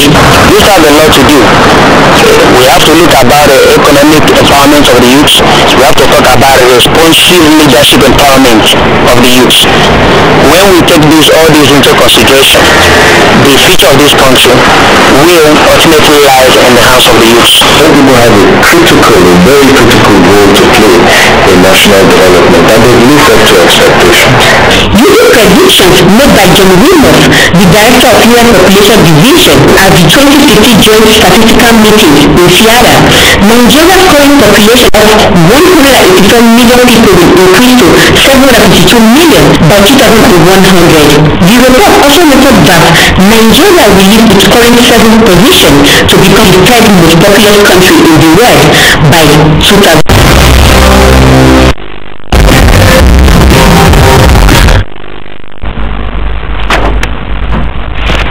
Welcome back. In case you're joining us, of course, with the morning show, reaching you live from Nigeria's capital, Abuja. Joining me right now are my guests. I have two gentlemen and a lady. I'll start from my immediate left. He is Tayo Olosunde. Isn't it? Yes. He's the coordinator Mind the Gap. Welcome to the program. My pleasure. And the lady in the middle, she is Ojonwon Niachi. She's a youth development worker. Welcome to the program. Thank you. While Kende Butere, the convener of Next Generation Nigeria Summit. Welcome, Kende. Where should we start from? We were all at the villa yesterday. Oh, I didn't see you. You were not there. Okay, so Tayo and Kende, and we listened to President Muhammadu Buhari yesterday. Yesterday, of course, for those that don't know, August 12th every year is celebrated all over the world as the International Youth Day. Yesterday's theme was Youth Civic Engagement. I think I should start by asking Tayo, who's the youth first? Because I see that word is actually misused and misinterpreted. You know, you see people of 45, even 57, and a youth, you know, vying for even position, youthful organizations, and they come up to say, so there's that confusion. Who is actually a youth? Because I know you were so involved in the Nigerian youth policy. Like every little bit of the Nigerian youth policy, you are part of those that crafted it. So, I think just simply said, the national youth policy recognizes in Nigeria that is between the ages of 18 to 35.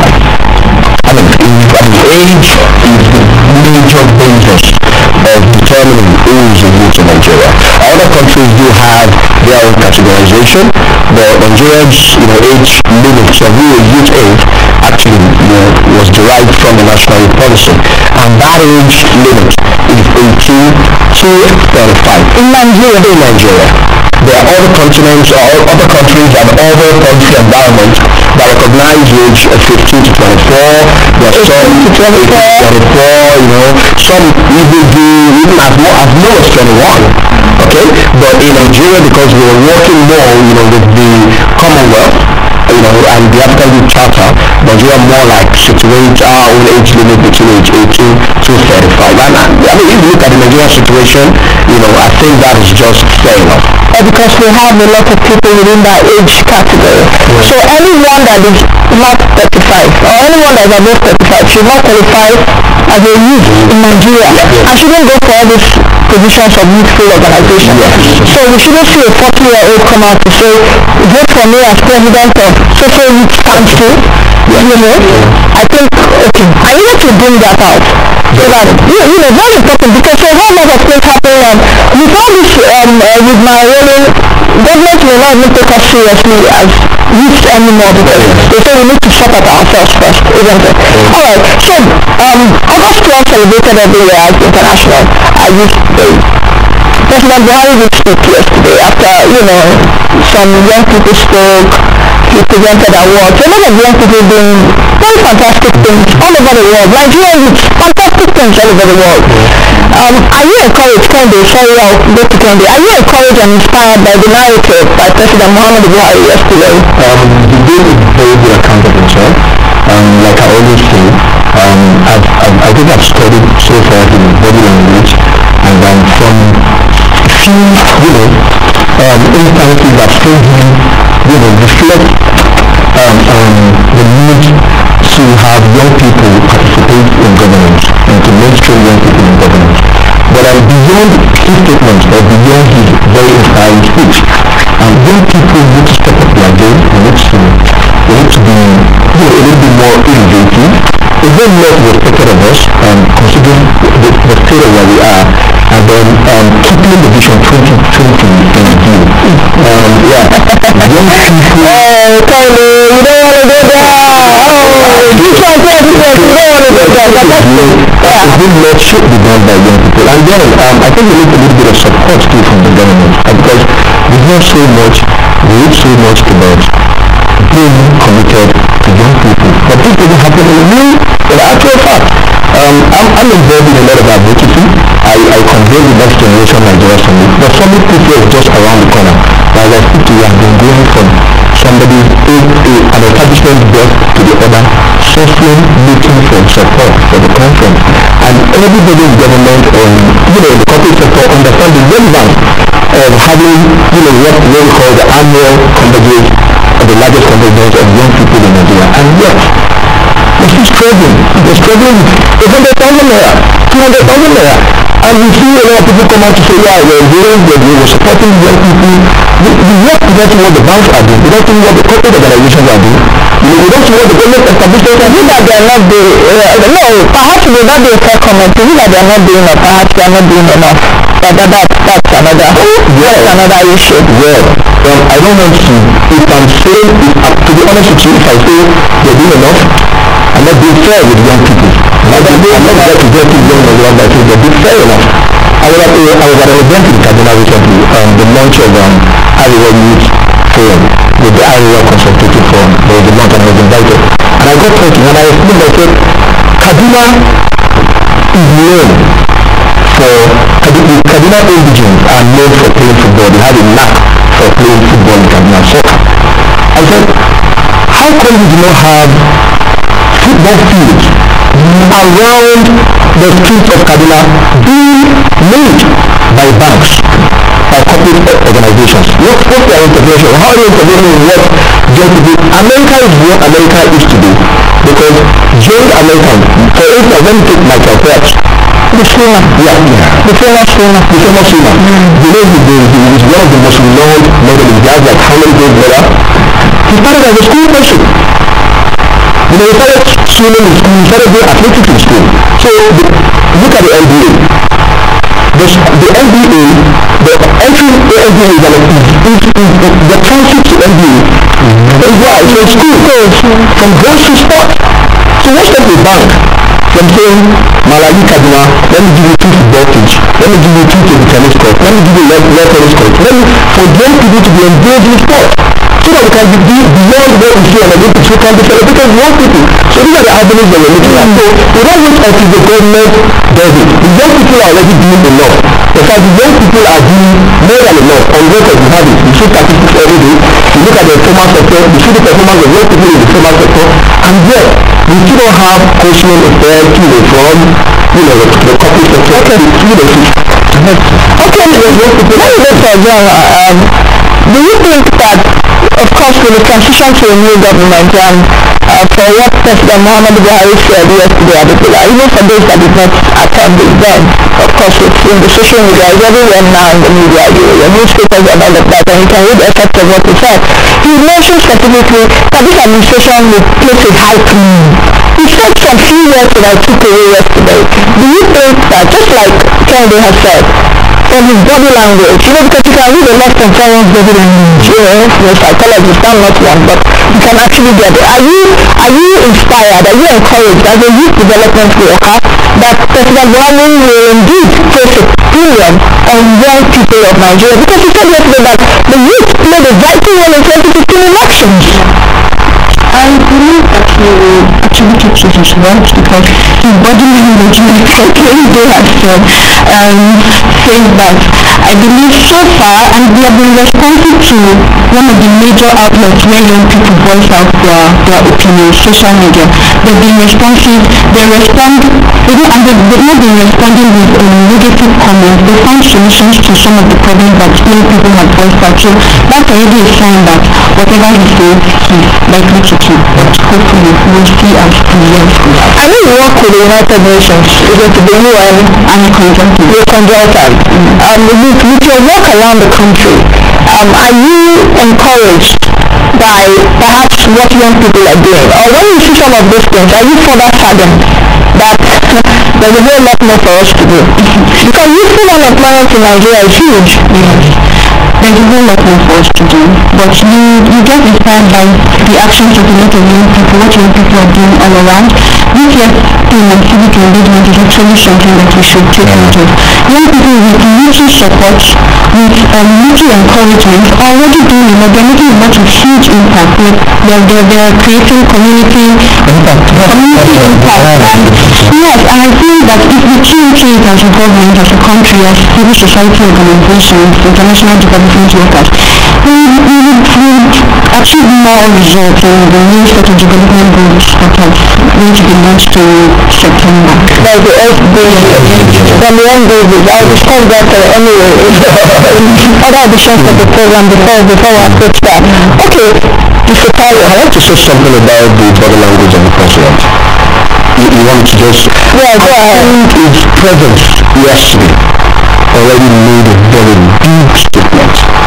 And you can hear that from the goodwill message of the cultural representative of the NFPA, and that, because the president is showing support, we are going to double our effort. And that is majorly what we need. We need the government to say, guess what? The Nigerian youth, I recognize them. No, but I really want us to go deeper and think about, is it just the presence? Because you can be present at any event physically, but when you live there, your actions betray you. The past president, President Jonathan, was known to attend youth programs, things are put together, shopping. If you invite him even as a youth group, he would attend if he has the time. Though some people were saying at that time he was using that as a political to campaign for a vote and all of that. But the past president had that antecedent for us. So are we saying that President Buhari was there yesterday, but shouldn't he go beyond just attending the programs and putting things on the ground? Let me say this. One thing about, endorsement. I wouldn't want to use the word endorsement because that's exactly what he did to the ministry, to the Nigerian youth, is what do we Nigerian youth do with that? Because that's a function of President Buhari being the one. For example, the federal government does not have youth. The youth are in the states. Okay? But because of his body language, because of his endorsement, because of his involvement, it is now left for all the young people in the various states to begin to engage, to begin to come up with programs based on what he had said. The private sector, the development partners, everybody made very good statement yesterday, and I think it's now left for us to work. Remember what the lead speaker said, we need to work together. I mean, he said something about private sector support. I work with a lot of private sector guys, and I know the private sector do support your program. Okay? But what we need to do is we need to realize that when the private sector support program, they have their own intentions. Gentlemen, it is an economic issue, alright? And as we engage them, we must also ensure that their interest in terms of what they require exactly. At the end of the day, it also goes with their bottom line. The bottom line. Organizations, of course, are talking now about double bottom line, i.e., the impact I make in the community. How does it directly impact on my bottom line? If you have 60 million people, they are your market. No brand that knows their onions will joke with engaging the young people. But what we need to do as people who are working in the youth space is to articulate our proposition in such a strong way that we know that, okay, just like what she said, everybody says I'm a youth worker. Everybody, and because of the vulnerability of that demography, everybody says he's working for young people. But when you ask them how connected is what you are doing to the national youth policy, are you even registered with the Federal Ministry of Youth? Do you have other network where you engage, where you share opinion? I mean, you see a lot of NGIs, I call them non-governmental individuals. You know, I mean, running around the street, connect what you do with the youth policy. When you do that, connect with the ministry. It's not vibrant youth policy. Very strong one. It's a very strong one. Very strong one that clearly articulates. How strong is it, Mr. Tyler? Because perhaps some people will disagree with you. You know, when we come to youth policy, we don't know if there is indeed a policy. You know, almost all sectors have policy, housing policy, food policy, gender policy, youth policy. I think what we've not yet actually acclimatized ourselves to this side of the clients is that every single thing you do as an individual, media, football, you must be policy focused. Because policy is meant to be implemented not just by government. That is the error. That is the mistake a lot of people make. When policies are rolled out, stakeholders in that industry should look at that policy and ask myself, okay, if this is the direction the government wants to go, based upon inputs they've gotten from us, how do we connect and mainstream what we do with policies? And that is one of the things, for example, in Mind the Gap we try to do. We create a model that is called from policy to project, project to passion, passion to profit. When you create a policy-focused intervention, project, programs, it is easily, it's possible, a lot possible for you to be able to connect with funding. Why? Because your policy speaks about what government wants done. Your policy speaks about what development partners want done. Your policy speaks about what the private sector wants done. And that's why I'm excited about the government saying we're going to be a policy-focused government. Which means that it's not going to be a cacophony of voices. Everybody just waking up anywhere and say, hey, guess what? I'm doing this work. Hey, tell me which one of the policy is your intervention addressing? Okay? So if I look at the thematic issues of the youth policy, for example, I ask myself, okay, who is dealing with youth and unemployment in Kwara and Abuja? I want to know, can we just ensure that in every single locality, I mean, you see so many people in Lagos doing the same thing, whereas in some other part of the country, there is nobody actually speaking to that issue. Alright? So that's what we're saying, that it's not about government, it's about people understand that we need to move up our objective. That brings me to the question of coordinated efforts by institutions, which was clearly yesterday talked about, and we actually, you know, broke the ice yesterday. You see, instead of this doing their own, this one doing their own, this one doing their own, and at the end of the day, we don't have that synergy. As someone, a consultant to the United Nations, how do you think that we can bring this together? And pockets of, you know, individual efforts, so to speak. I think that some of the problems that we've been having is that there's a lack of synergy, and how you can bring them together, you can have a one problem that has CSOs, that has government, that has civil society organizations, that has the private sector, that has community workers, somehow you have to connect to the local community. Yes, that's what like you said, you're going to have another edition on that. The MDGs, they were not really localized. Communities did not see it as their own to implement. So if we all sit down here in Abuja every day having meetings, not implementing at local level, not connecting to local level, then there's a problem with that. So yes, synergy is needed and we need to work together. There are a lot of ways that we can work together now. There's the internet. I know the internet is not everywhere yet, but at least at state level, there should be internet. Largest internet. Yes, through the internet, Largest market. Yes. How do you recognize that whatever you do, you don't have an internet presence? You understand? Just like you're working in the dark. So yes, you can definitely achieve things. If somebody is working on a particular issue at federal and state and local government, all communicate via email, there will be synergy. But if something is happening at federal level and then you're working on gender at federal level and you're not doing something, the person is working on health and another person is working on education, the state level is working on education and the local level is working on something else. How do you synergize these things to ensure that you're not I think we should also look at the issue of this new administration. I've always said it on the program here that President Buhari has so much good going for him right now, both in and outside. Just came back from the US, President Barack Obama endorsed him, let me use the word, endorsed him as a man of integrity. Inside Nigeria, we have so much political capital. We mentioned it yesterday. We need to actually play the vital role in getting him there actually. Because we needed to see President Buhari even during the campaign appeal to the sensibilities of the youth. He dressed in all sorts of attire. That was the first time I saw him on the talks with a bow tie, without his normal babariga, and all of that. And those are the things that appeal to some of the young people. Do you think that this administration can harness the youthful population? It's like I don't want to say I'm a voice in the wilderness, because I know some others are with me. Nigeria is over 180 million young people. The last time I checked, 184 million. The last percentage of it, young people. By 2050, it's been adjudged that Nigeria will be the third most populated country in the world. Yes. We surpass US and the likes of the past will be at the back of China and India. Yes. So that's a lot. You don't have an asset or liability.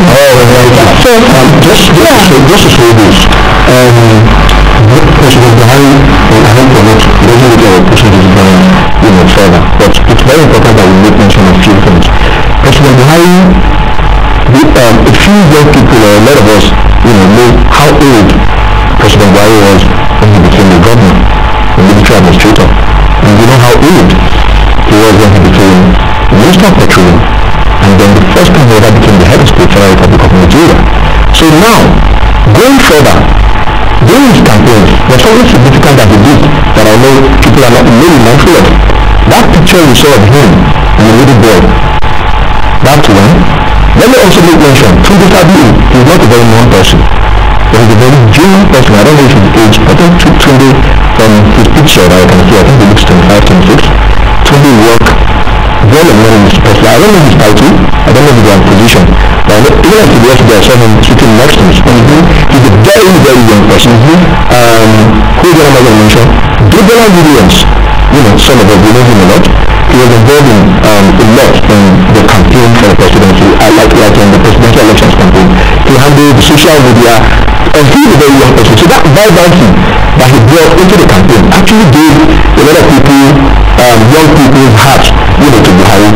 Now, I'm going to make mention also of the office of the vice president. I've actually learned and spoken to a few young people. For instance, I can make mention of Felicia Idemi. I met her. She works in the office of the vice president. She's a very young person. I've actually exchanged emails with the Fair Adebayo, Mohammed Duma. I know from the way we've exchanged emails, these are young people working very closely with the office of the vice president. So, mentioning in itself. But the thing is also translating that youthful presence around the corridors of power to results. Yes. Because you can have young people walking around the corridors of power, yet they don't have results. I hope you understand what I'm saying. Yes. We're talking about input and output. Yes. I think we need to take opportunity of the body language that we have. So yes, as young people, we need to, like you said, align your policies with what is happening, what are their own goals. You can push for your own interest, that's for the interest of young people, and say, okay, from your agenda, this is missing, this is not missing. But as young people, we need to take that step. When last did you go to the Ministry of Youth? Exactly.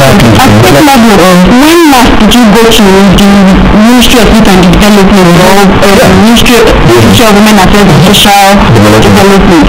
So these are important things. We need to take that step. You have a leader, you have a problem that you feel that you can work with the government to solve, then take that step and go there. Ask questions. Find out ways you can connect.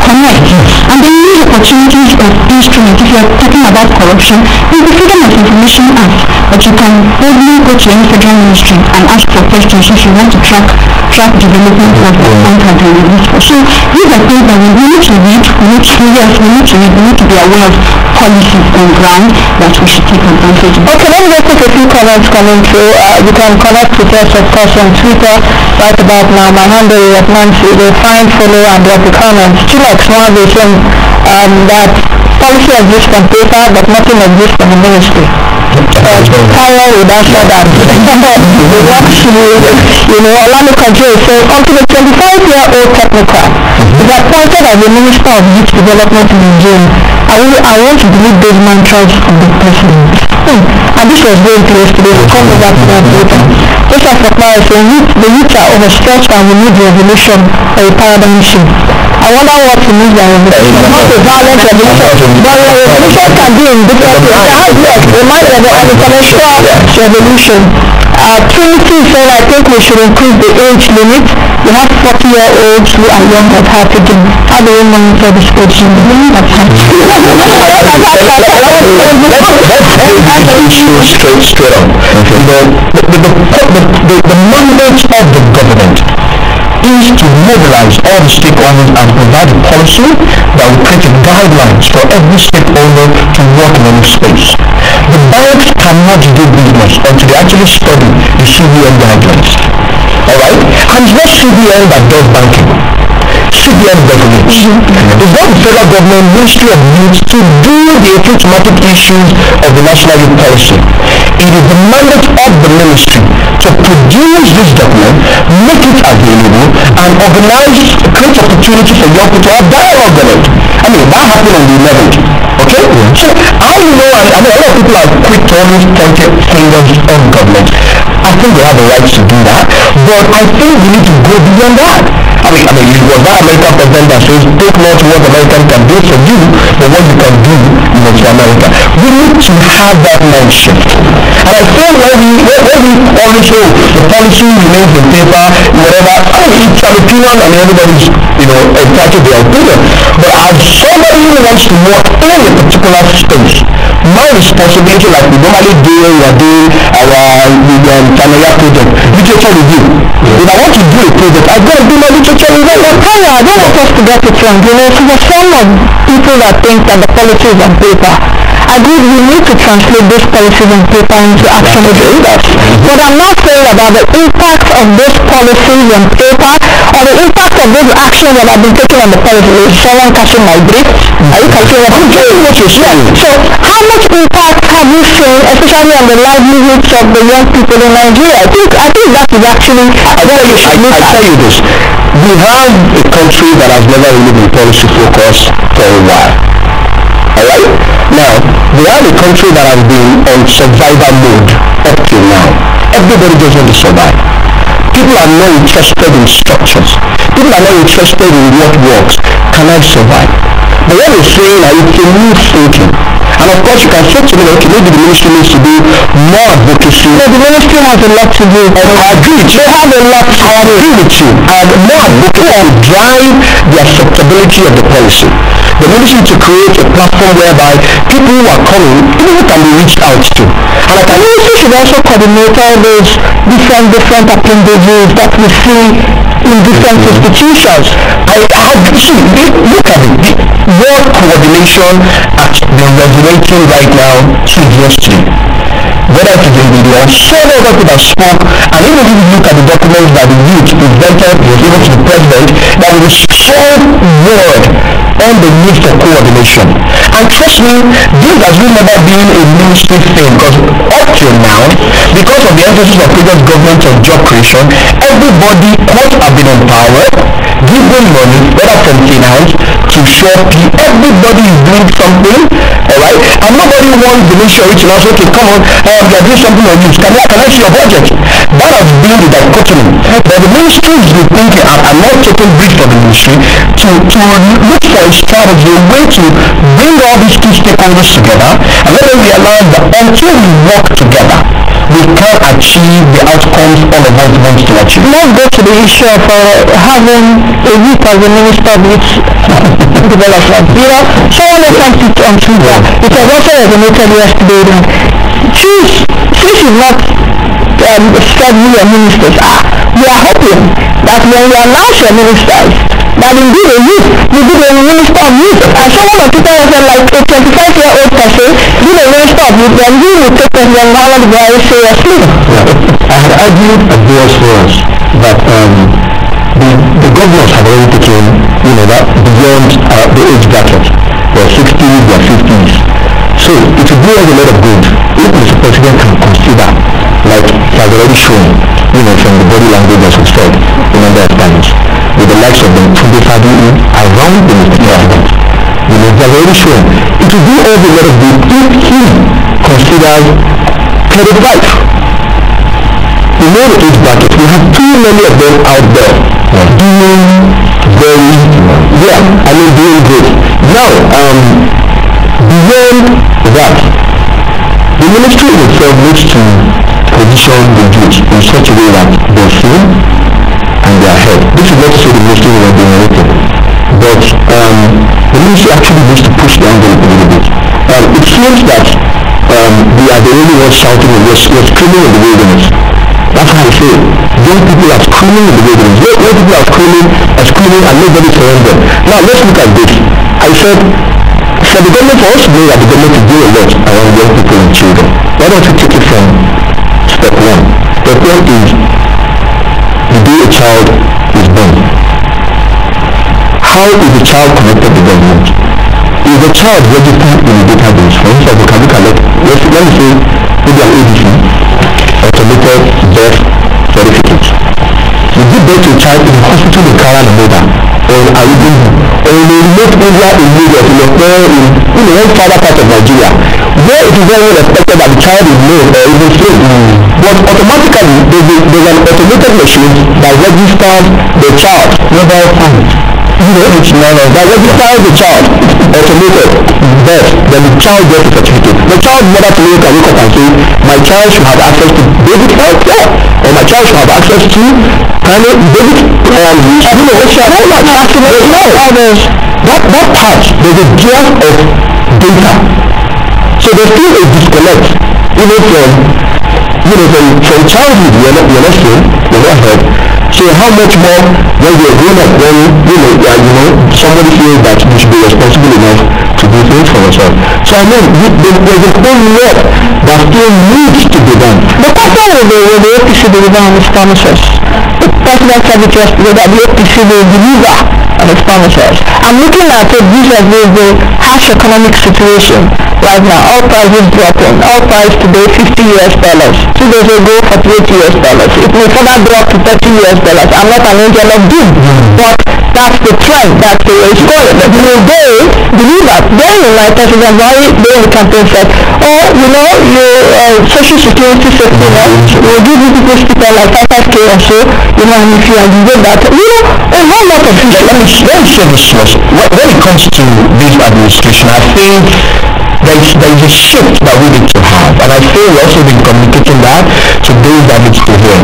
And as it relates to Nigerian youth must not be seen as just beneficiary in this change agenda. They must be seen as partners. And what one of the things we are saying right now is that we should not wait. We cannot afford this government thing. So Nigerians must not always continue with trying to really make it. He has to make it. We all have to work with them to ensure it works. And I said this to you, one of the things that this administration, by what we have seen so far, has provided is a platform where people can actually be themselves. I mean, one of the guys that attended the program of money said, oh, my power situation in my business has gone up until the last 6 weeks. And everyone said, what do you mean? I said, the power, the kind of money spent on power generation to run his business has gone up, used to be so high until the last 6 weeks. I mean, he just said it, so everybody was like, okay, how do you mean? So for what 6 weeks I've got that. You know what has happened? The president has not gone to PHN to talk to them, but somebody sat down and said, guess what? I'm a change agent. I want to do something. There's a leader at the top that is driving this change. You don't want to say anything. Because, you know, the king I just need to attend the body language. I think it used to have gone a long way. Most of the time, for example, we had a refinery in Warren working, refinery in Port. Those were turnaround maintenance that were being done in the past, even after Jonathan was done. Unfortunately for us, I mean, there was a statement in the social media, for example, that I'm sorry, Nigeria refinery might never work in the next, I mean, that have been shared. But to hear that in 6 weeks, it wasn't because President Jonathan went there. Somebody just woke up and said, guess what? I need to do my part. And that's what we're saying. All of us need to wake up and begin to get on this. My success as a person is going to be connected to finding an enabling environment where I can function. And I think that what I assume that this administration is trying to do. Okay, in closing, I will take your comments in closing. Can you please? Yeah, just to add to what you have said in closing. Young people need to, in the community, in the rural areas, actually need to discover themselves. I was at a training that he sent me, he directed us to, a community impact training that I did in Benue State. I actually coordinated an entire region, and I was in Benue, NYSC camp. And I was saying to young people at the camp, core members, I said, as against living here now, I'm going to search for a job in Port Harcourt, in Kaduna, or you're traveling abroad to seek a job. 4 of you can merge yourselves together. You are 4 doctors, 4 nurses, 4 business development, guys around you here. And instead of going outside to look for a job, if 4 doctors come together in the youth service camp and say, we are going to dealing in Oxford, to start what we call medicine transit. Medicine in transit. You go from one village in Benue to the other every week, providing, you can even start by doing free healthcare. But they should need support. If they are coming, they shouldn't do it with their money. How would you support this set of young people? Support will come. Support will come. But they will just come together first. Support will come. And don't think of what the government will do. Just have some innovative ideas. That's what they do. Innovation, that's the word. Innovation. Put it from that point. You're living for a medical doctor. There are over 30 of you in an NYC camp. Why leave Benue? Why leave Kwara? Why leave Kaduna and come to Abuja? Why? You know where you are. And make and then come back. Alright.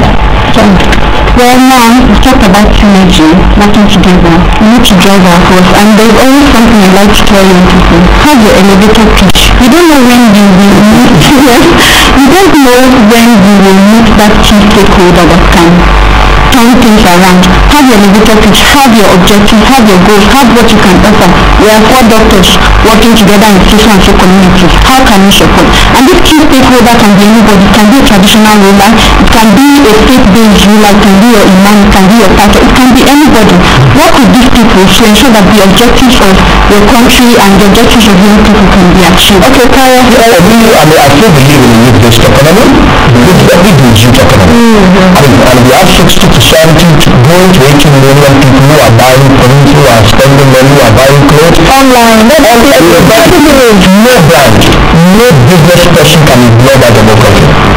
No politician can ignore that demography. No anybody can. So we need to understand the power we have as young people. I'm far beyond, I'm above age of 35, but guess what? I'm connected to that generation. We need to recognize that we have so much power that the politicians, the economy, and all this, and let's find a way to work together and do something. I want to thank you for coming on the program today.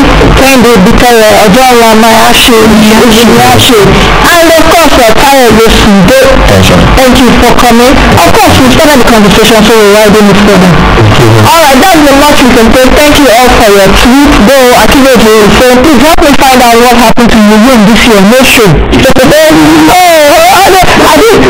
I think that's for the new administration to decide if they will continue with renewal or not, or they will bring out their own policy. Thank you all for joining us today on the program.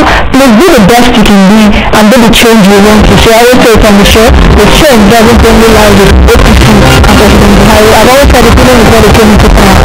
So see you all again tomorrow. God willing. I am Nancy. God bless you. Bye-bye. you know why you were born? Does your purpose give you a passion for living? You may ask me, do I really need to have a reason for my existence? My answer is absolutely. Good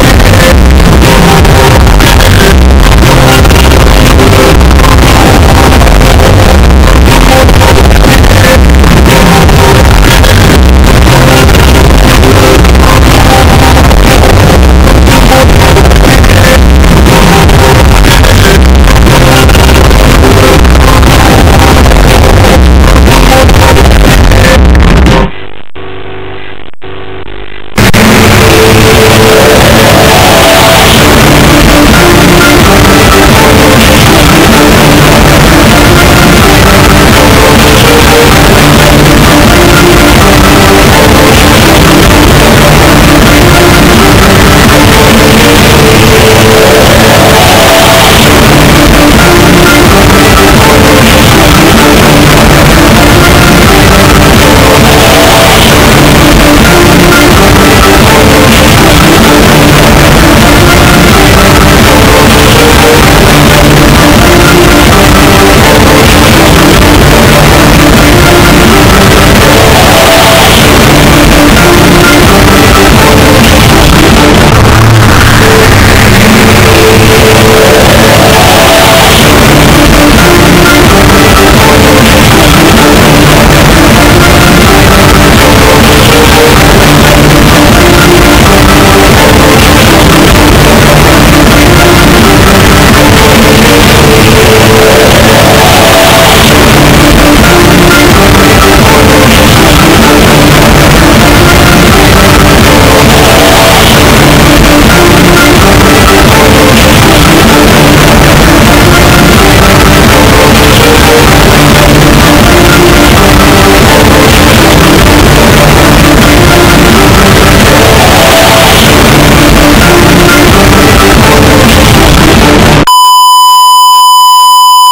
mind? What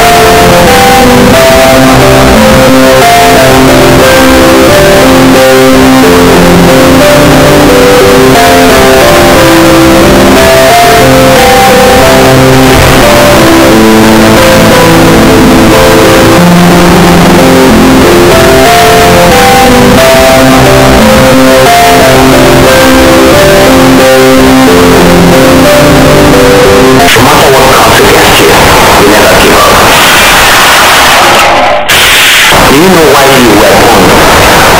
wrong and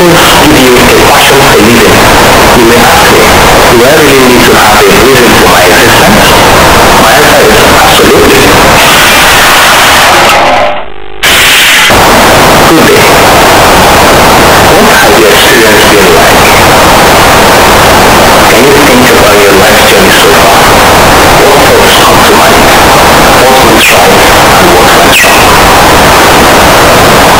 be discussing vision in this discourse.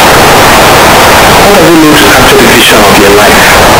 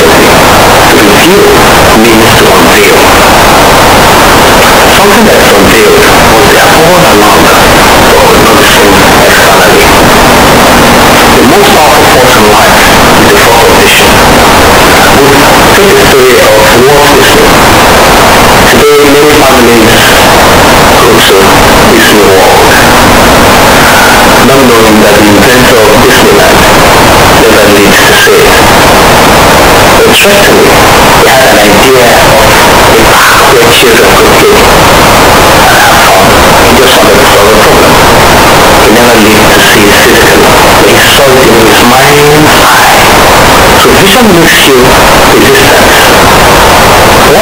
Once you know what you really want and can feel it, then no matter what comes against you, you never give up. Yes, vision is the main key to achieving this objective. Our world is filled with people who exist but not ultimately effective or satisfied. Who are going ordinary life from point A to point B from day to day, not enjoying the jobs they do, the businesses they do. Consider these statistics for American employees. Nearly 50% of all US workers feel overwhelmed by a growing number of job tasks and longer working hours.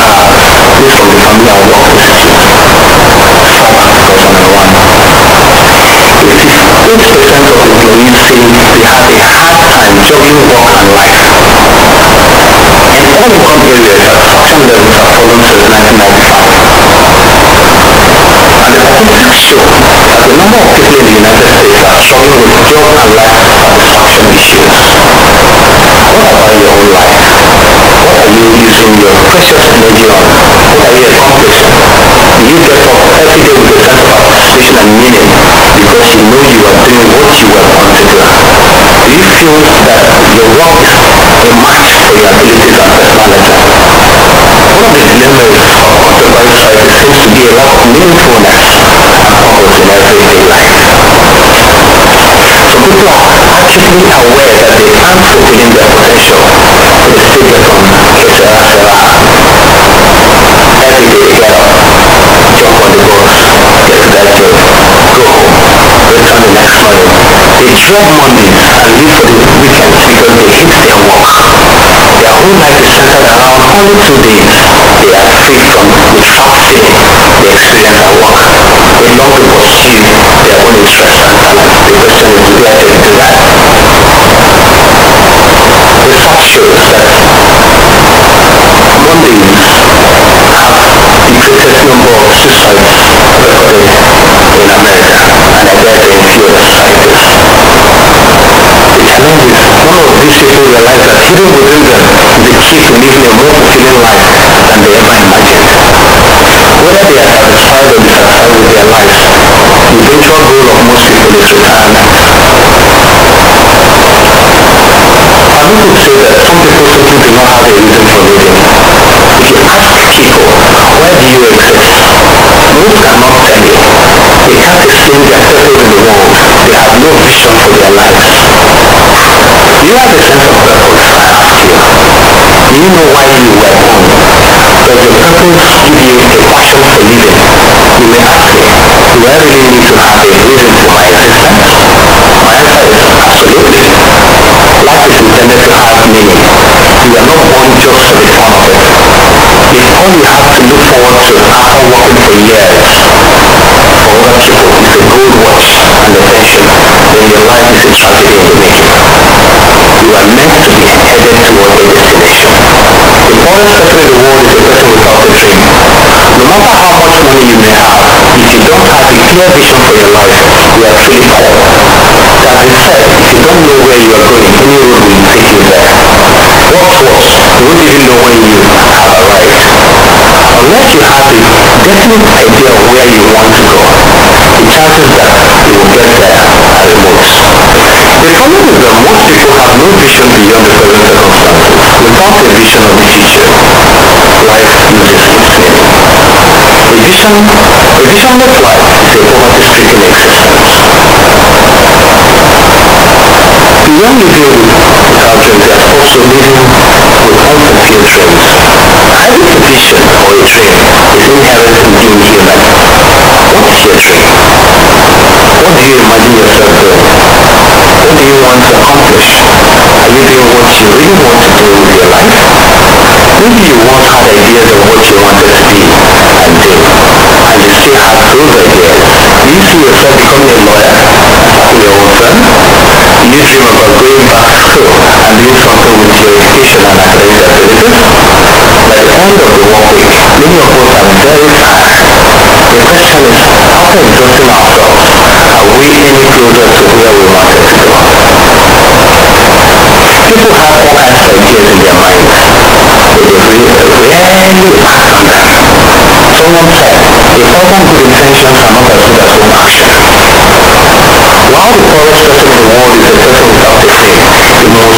second person in the world is someone who has a dream but doesn't know how to bring it to pass. The person has frustrated to have an idea for years that you haven't yet seen come to pass. Do you know you are born to be distant? You will never be satisfied living an ordinary life because you were not created to be normal. You are designed by your creator not to blend in but stand out. Every type of tree has leaves with a distinct design. Why? Uniqueness is part of your creator's creation. Individual design is as true of humanity as it is of nature. The creator doesn't want any person to get lost in the midst of everyone else. There are over 6 billion, and as I talked to you, 7.2 billion people. There are over 7.2 billion people on the planet Earth, and not one of them has your fingerprints. You are one of a kind, irreplaceable, original. There is no one else like you on earth.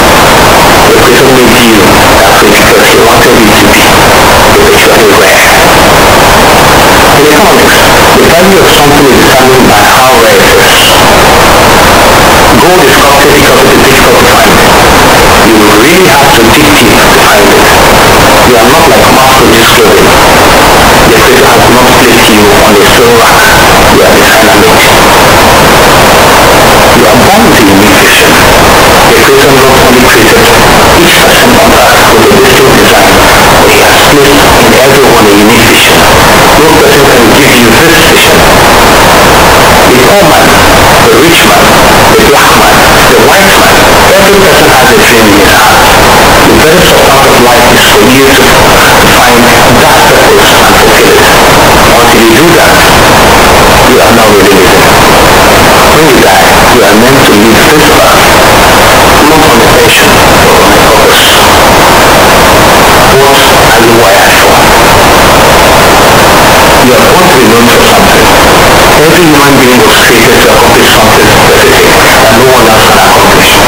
It is crucial for you to understand this truth. You are designed to be known for something special. You are meant to do something that will make you unforgettable. You are born to be something that the world will not be able to ignore. No matter how small the act may be, if you put your whole life into it, it won't be forgotten. Do you have a vision for your life? It is a deeply distressing fact that while we all have been given unique visions, too many of us bury our dreams in a lesser existence, making ourselves a graveyard of the creator's precious treasure. You may say you are just reacting to peer pressure. In reality, you are allowing others rule your life. Ideally, you should rule your world.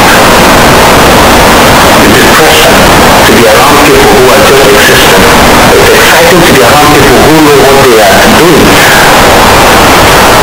People don't fulfill their visions because they have no sense of destiny. Every job should put you on a track toward a goal that is bigger than the present one so that you can fulfill your vision. You should be able to affect government. You should be able to transform your world. How do people feel when you show up? Do they say, oh, here she comes again. She probably has another new idea. Or do they say, I can't wait for her to leave here. Change is always upset people who are content to be stagnant. But that shouldn't stop you. You should be known for your vision. What does the vision give you? It has been said that there are 3 kinds of people in the world. First, there are those who never seem to be aware that things are happening around them. Second, there are those who ask, what just happened? Third, there are those who make things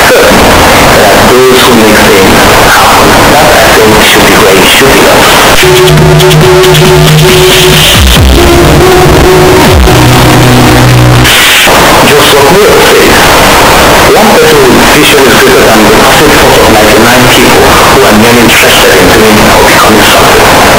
Have you discovered what your vision is? Finding something you can put your whole self into. Fulfill your life's hope and purpose. It will give you a reason for living. When you discover your vision, it will give you energy and passion. The vision in your heart is the spark that will enable you to pursue your dream, because unless you do so, with all your enthusiasm and strength, it will not happen. You accomplish only what you fight for.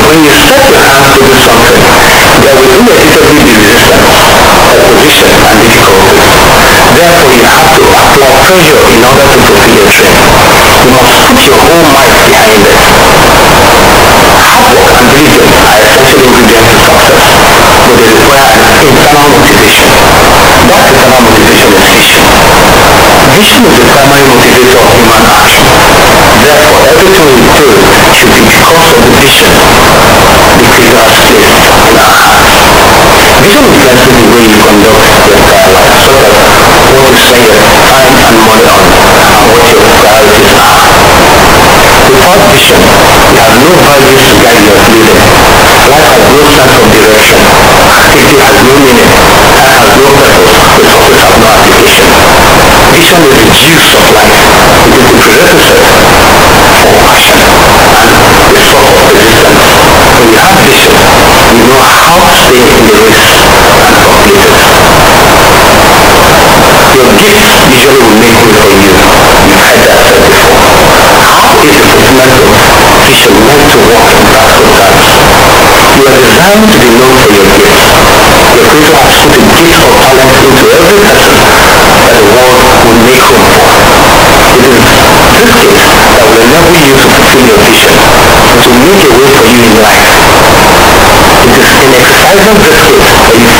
You've heard that said before. How is the fundamental vision meant to work in practical terms? You are designed to be known for your gifts. Your Creator has put a gift or talent into every person that the world will make room for. It is this gift that will enable you to fulfill your vision, to make a way for you in life. It is in exercising this gift that you find real fulfillment in your work. A man's education does not make room for him, but his gift does. Education is not a key to success. Nonsense, understand me. I believe in education. However, if education were the key to success, then everyone who has a PhD should be financially secure and happy. If you are intelligent but are not exercising your gifts, you are probably going to be humble. If you are educated but have not developed your talent, you are likely to be depressed, frustrated, and tired. You hate going to work on Monday morning.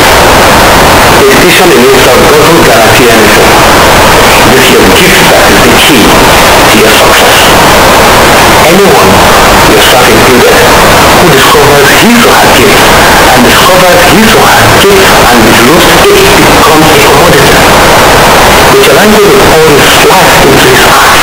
That's why we still remember him 500 years after he lived. Beethoven and Bach put themselves wholly into their work and their music is fire. Alexander Graham Bell believed that sound could be converted into electrical impulses and transmitted by wire. No one remembers all the people who thought Bell was crazy. They remember only the man who had vision enough to create the telephone. Opportunity reportedly would spend 8 to 9 straight days locked in a room working on his experiments. He didn't just happen to make a mistake and create a light bulb. He had a dream. Although it took him a long time, he believed that he could harness energy and that it could produce light. Because he believed this, he stayed with it until he saw the fulfillment of his vision. That's what makes him unforgettable. Are you like that? If you do things in a halfway manner, you will probably always be able to find some sort of job, yet you are going to be simply a mediocre employee. It's when you decide that you're going to find something that's truly yours that you find your gift, fulfill your vision, and be remembered by others. How do we tell our gifts? While the gift is in us, we have the responsibility to stir it up. The gift is not something we learn, it's something the Creator gave us. It's something we need to discover and then stir it up. No one else can activate your gift for you. You have to do it yourself. As the lawyers would say, the law is an art. Until you hate it, it does not stand. You stir up your gift by developing, refining, enhancing, and using it. That's where education comes in. Education can't give you your gift, but it can help you develop it so that it can be used to the maximum. If you use your gift, it will prosper you. Many people are working for money. That's an inferior reason to work. We must work for the vision with us. You are not to mimic the gift of others. You are to stir up your own gift. Unfortunately, many people are jealous of other people's gifts. Let me encourage you not to waste your time on jealousy. Jealousy is a gift killer. It's an energy drain that will always take away the passion of life from you. You should be so busy stirring up your gift that you don't have time to jealous anyone else or feel solve for yourself. Although we are all born as originals, most of us become imitators.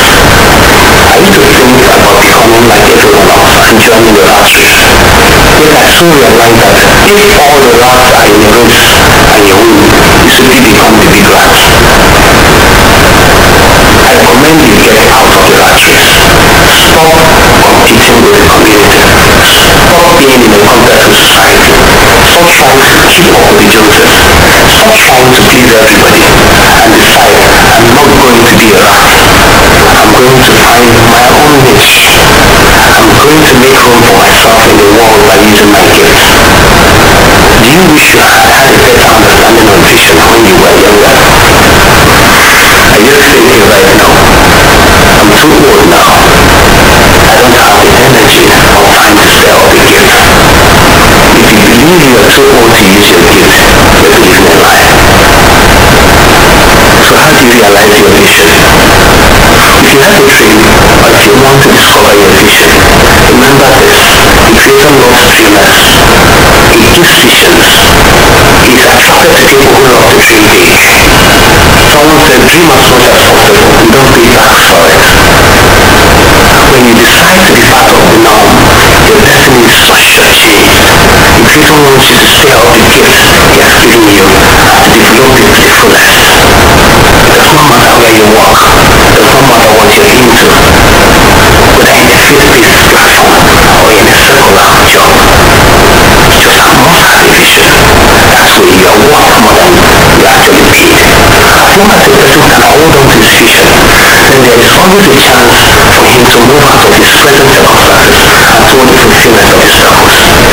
If you feel trapped, underemployed, or underutilized in your job, if your own business is not thriving as much as you wanted, or if you own your business and it's doing well and you want it to grow, if you want to know how to pursue your goals in life, if you are the leader of an organization or group, if your children are growing and they are all in school now, and you are considering reviving old interests, or wherever you are in life right now, then the principles this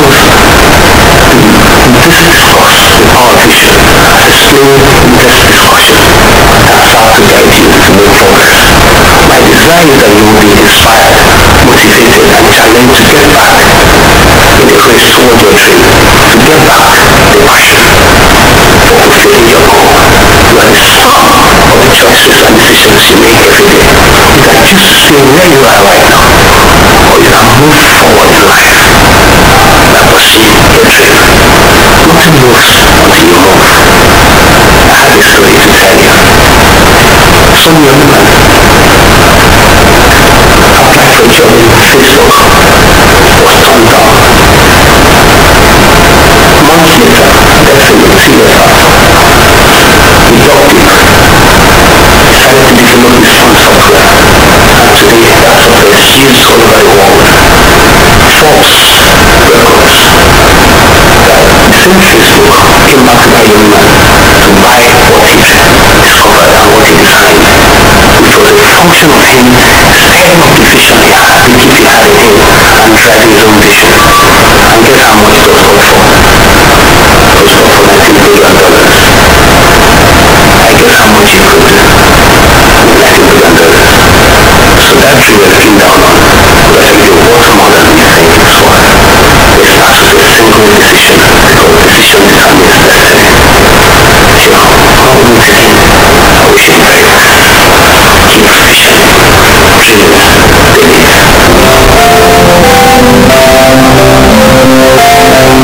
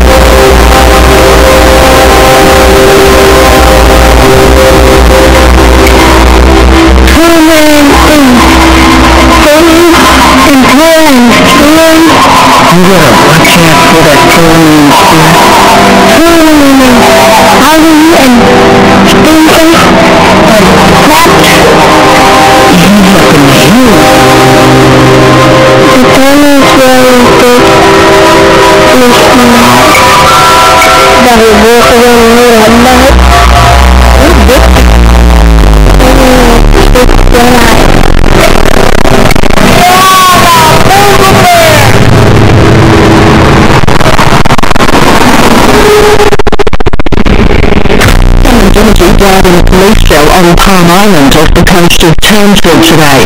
The 36-year-old man was arrested for public drunkenness.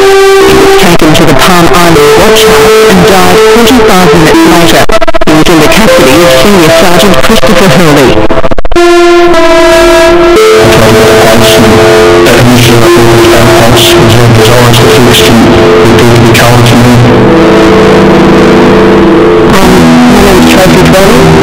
And I was coming with that day.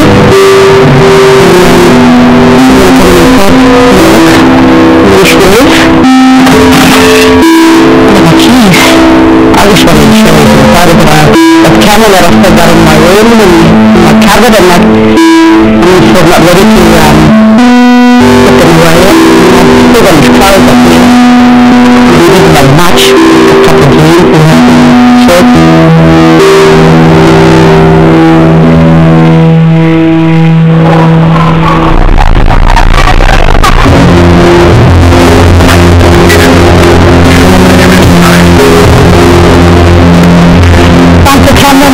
Coming down the road, walking straight down the road, coming fast with just a bag of mud crab and a few dogs with him, just being happy-go-lucky. Cameron was coming from this way, from whatever that else already, so this way we were coming, with bars, singing his favourite song, Who Let the Dogs Out. Cameron turned around and said, "Fucking cunts." I know the sitting I was going to let Cameron do it first. Police pull up here, and I saw Chris Hurley then jump out of the driver's side of the car, no warning or anything. He just walked up to Uncle Cameron, grabbed his arm, and proceeded to arrest him. And Uncle Cameron turned to him and said, "Oh mate, what are you doing? You know, you're locking me up from nothing." From there, they took Patrick and Cameron to the watch house.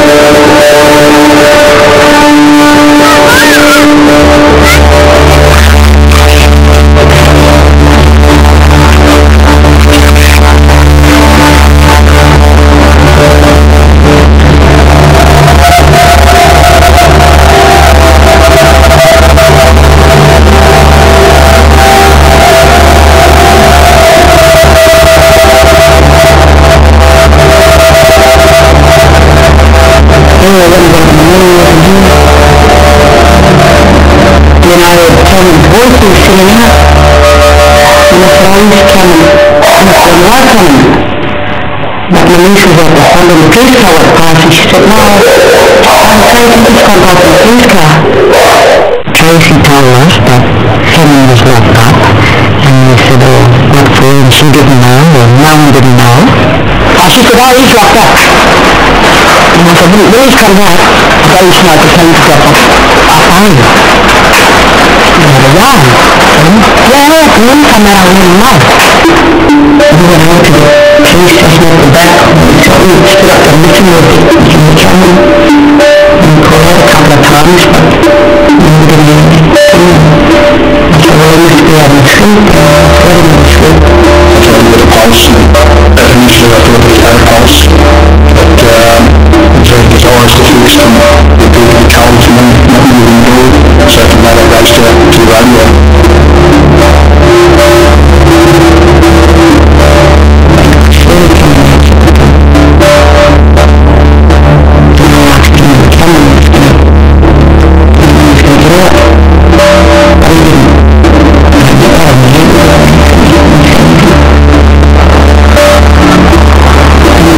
Come back at 3 o'clock.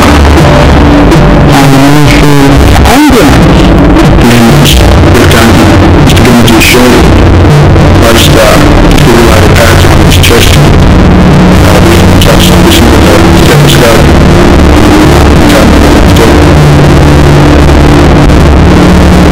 The ambulance driver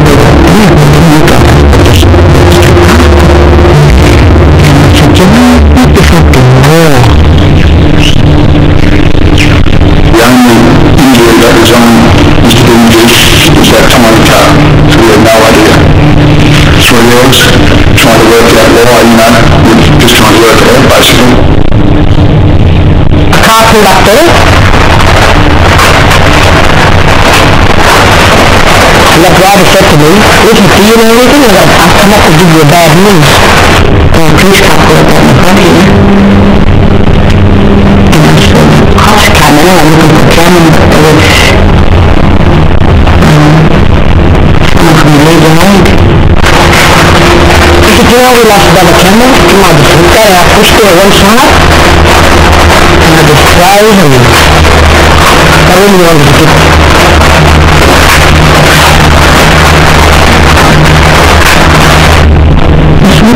what happened to him? The next day, I didn't know. He said, I'm standing on the floor. I got permission. As at the 19th of November 2004, what was your weight? 115 kilograms, And that's all. 2 metres, the Alton, 6'7". In short, she was torn. I looked at Sheila, listening to crying, just couldn't stand it in the week, or I think about 5 minutes of living it, but I have a look. I just froze again, I couldn't speak or anything. I said, this is standing there, I just couldn't do it.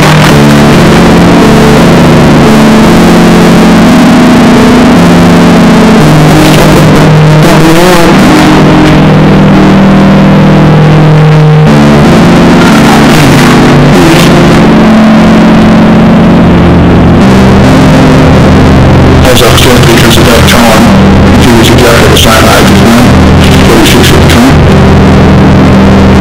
I just felt very distressed about it. But knew that he had a partner because she'd come up to the police station. I was like, was that something wrong with it? And this fellow died. Was discovered when the police officer in the person who was bad referred to the ground on some concrete steps. From our perspective and from the version that has been supplied, I am satisfied that the police involved in this arrest and very unfortunate death of this person in custody have acted quite properly in all instances. I've known Chris for over 20 years and I've been in the police, I think 21 or 22 years now, so I've known Chris for a long period of time, and he's always been Chris is a bigger person than most. He's very tall, but he's very kind, compassionate and caring. A gentleman, I suppose you'd say. He's good with kids. A gentle giant, if you like. But we never had a problem with Chris.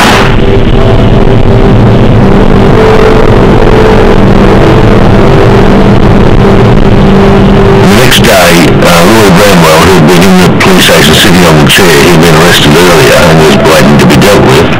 He gave evidence that he saw Hurley punching Morangi.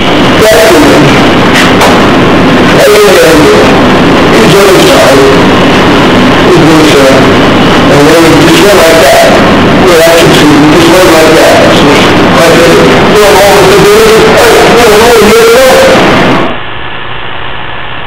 Hurley was moved off Palm Island. No one could guarantee his safety. The mutterings were loud and clear that he was responsible for the death of the man. Palm Island was a beautiful place. We live in Great Barrier Reef, 40 kilometres from the district council. And 3,100 indigenous residents. It has always been a community with high levels of violence and alcoholism. Even now, a third of the students don't go to school on any given day despite our best efforts. It's not easy work. It's not easy work at all. And in fact, a lot of people don't want to go to indigenous communities to work because of the isolation and the extreme pressures. Domestic violence is one of the greatest things that people are going to struggle with on Palm Island. Palm Island, the place where black was grown up under the thumb of the white man.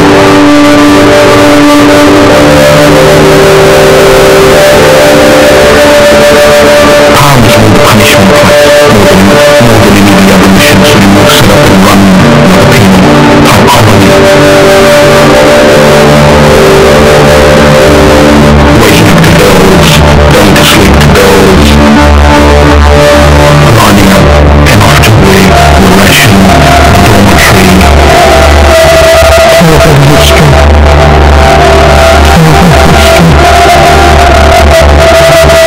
They could not get married, leave the district or change jobs unless they had the express permission, written permission of the protected Aboriginal. 100 years ago, when the government established Palm Island as a church-run mission, they actually used it as a bit of a dumping ground also for recalcitrants. So you have this great mix of people there, unrelated, different cultures, different beliefs, people separated from their families, separated certainly from their home country.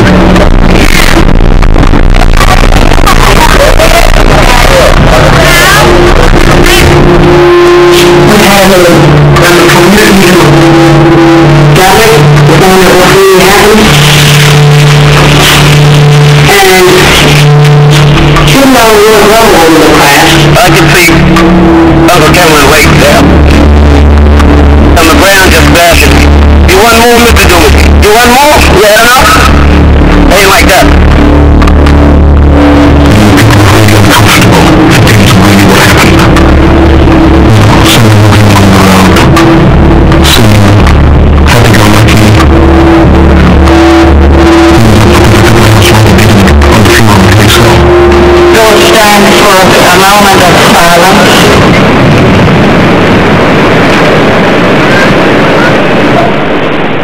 So when a death in custody occurs, it is supposed to be treated as a homicide until proven otherwise, and that's a recommendation of the Royal Commission, and this wasn't. It comes down to one thing. Nothing's been done about the black death in custody over the years. I believe that a lot of conversations were had amongst the police that shouldn't have taken place. The police weren't forthcoming in terms of, publicly informing the community like they do in any other town. It was all hush-hush. Because I was also in custody. Very difficult. Because that's recurring pain. Terrible pain.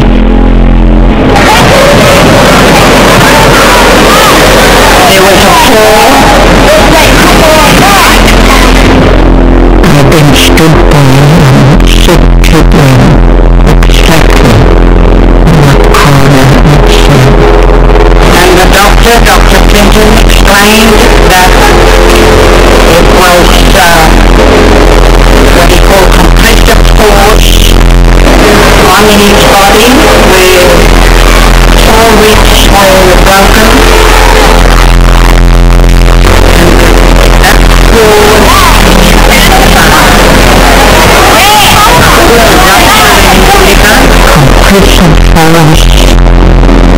pressed on his chest, broke his ribs, Which meant there was a big blood loss.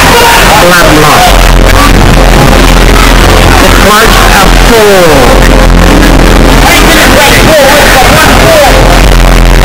Let's welcome to something like that. That's Tom off the prison quick. Come on, people. We all want this. We want to know. But we accept this as an outcome. Those strikes will understand me, and they just stand out. They're going to be going. You only have boys with the boys, boys with the boys. Things gonna be. I know. I've spoken to young people. it was unbelievable. There was no shouting, no one. There was just movement.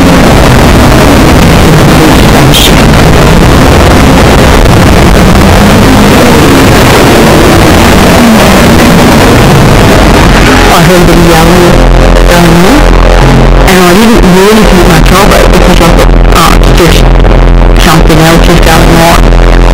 And then some cameramen come rushing into the room and said, oh, we've got to do a blind. We're going to put the bicycle on. The government could do the blind was awful. And I actually see like OJ bottles of petrol. And I remember thinking at the time I was running out of petrol, not realising in the driver to cut it off. That was my dream tonight.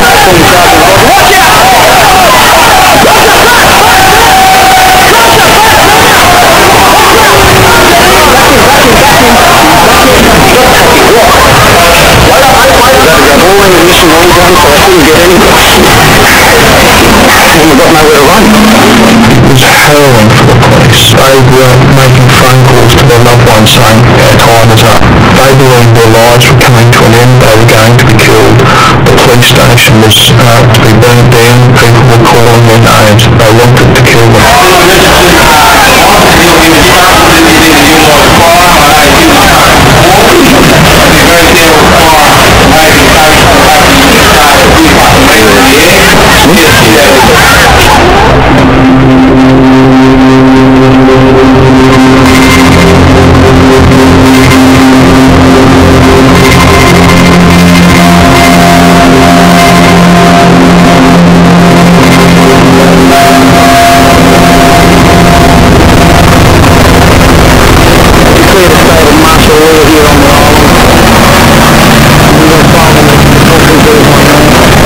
What do you think about the results of the autopsy?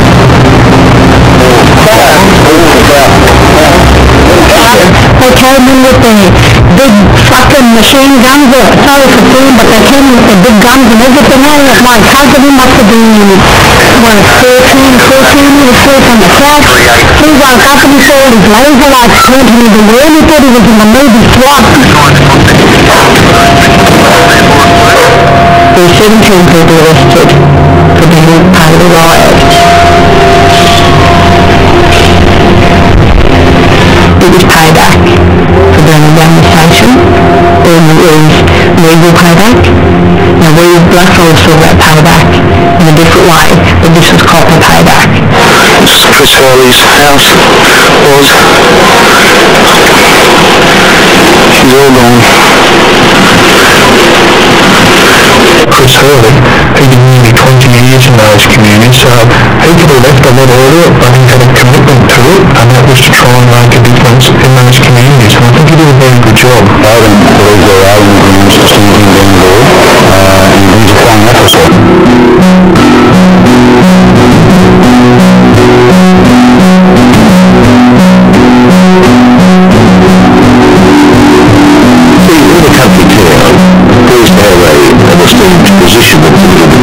1990 to 1991, I went to Jarragown Police Station, and then I went to Paragon Police Station, got promoted to Sergeant, also in charge of Bertrand Police Station, which I did at 1998.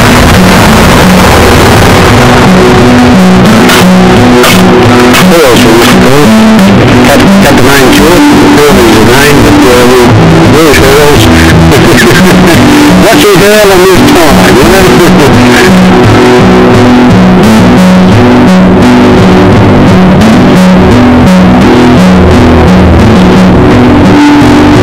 Well, pretty much from the start, and there's always a presence in town. When Harry turned up in 1998 and realised pretty quickly that to get anything done or to have any traction he was going to need to forge some sort of alliance with Marijuana. Aboriginal activist and community leader Marijuana reportedly were one of his most vocal critics. Carpentaria Land Council Chairman Marijuana disagreed. Marijuana? He shares with everyone in town. He's a really good man, and I'm glad he's back, husband. That's that policeman hurting your brother.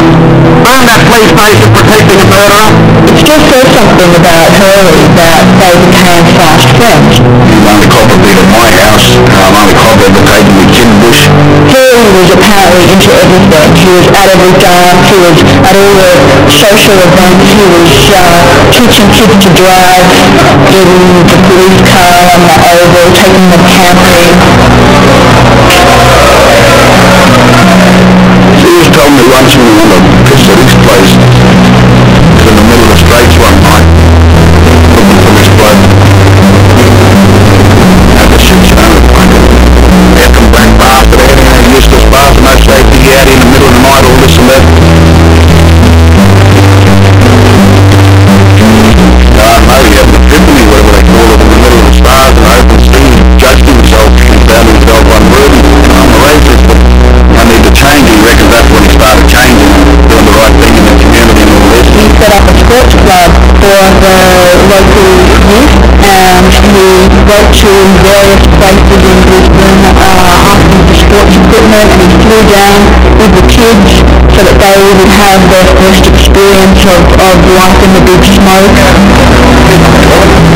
Yeah, we did a lot of business together. We had a really good arrangement for the community. If something got stolen from the tourism park by one of the young fellas in town or something, probably because he was half lazy bugger too, wanted more time to party with the nurses or teachers, but in any case, just come to me and say, can you get it back? No questions asked, no charges. In return, he does me a favour.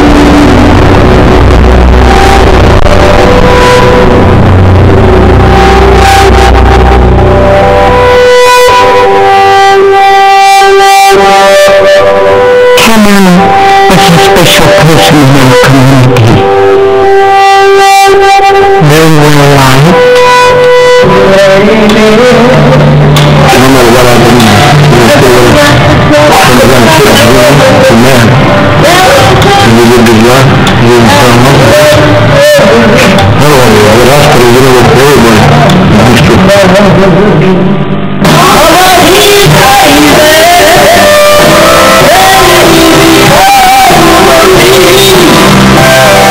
Yeah, we forgot the second month.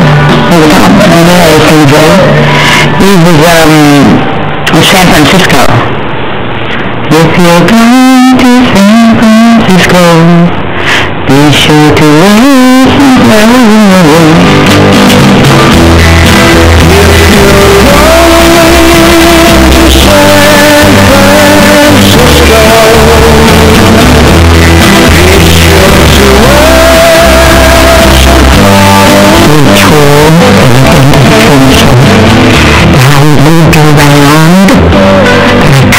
special family as well, very gentle family. I carried him in my shoulder out in the evenings. So which food there? Show me the cooking.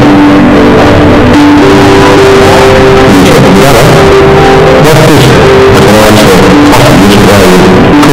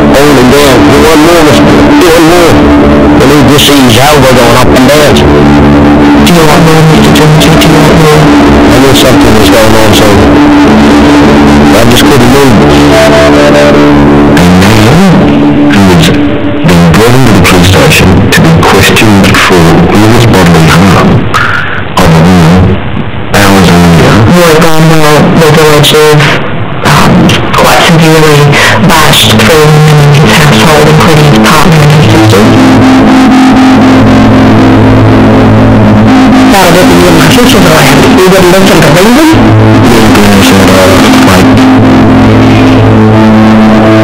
Hey, not my sister, I am a sister, Anne.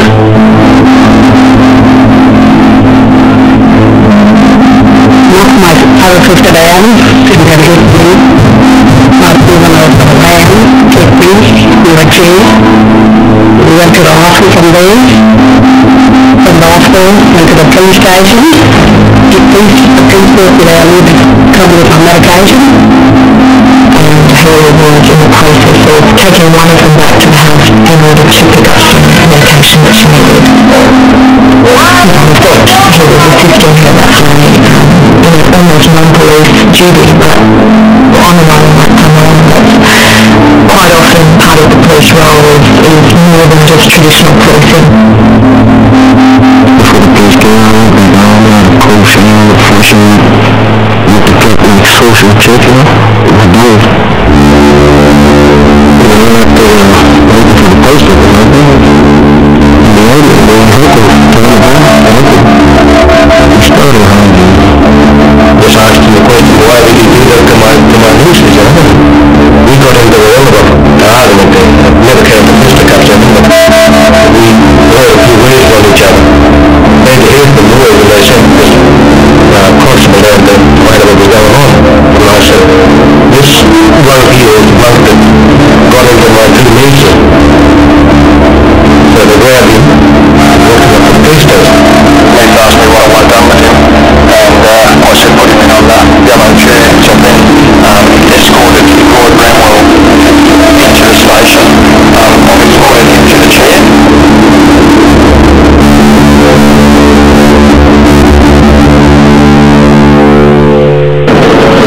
They carry on. They really focused on why Roy was there in the first place, and that what he'd done the night before, and they really shamed him.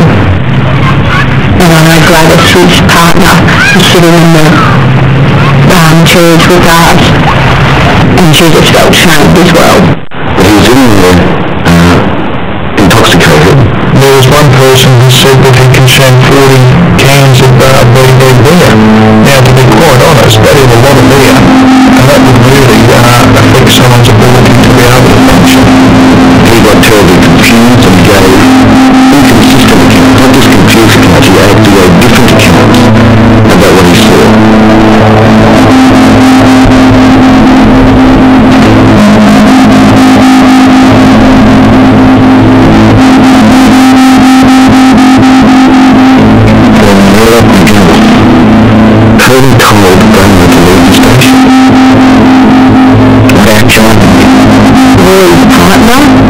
Still in the community, and her knew it because her just got her off. Which is where we're going to tell you to tell her. Just don't swear at me.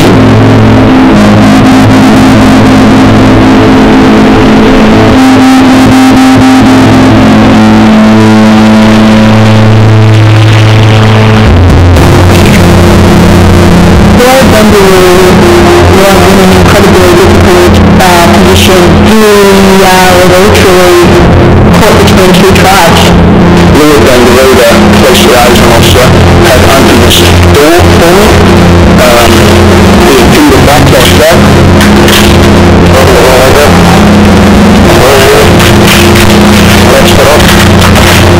He initially claimed that he was standing outside the door, but he hadn't looked in to see what was going on between him, Sergeant Hawley and Cameron. Paul Lloyd on that day when he gave his statement, and Lloyd stopped short of telling what he wanted to tell. He didn't look in because he didn't, in effect, want to see what was happening with his friend.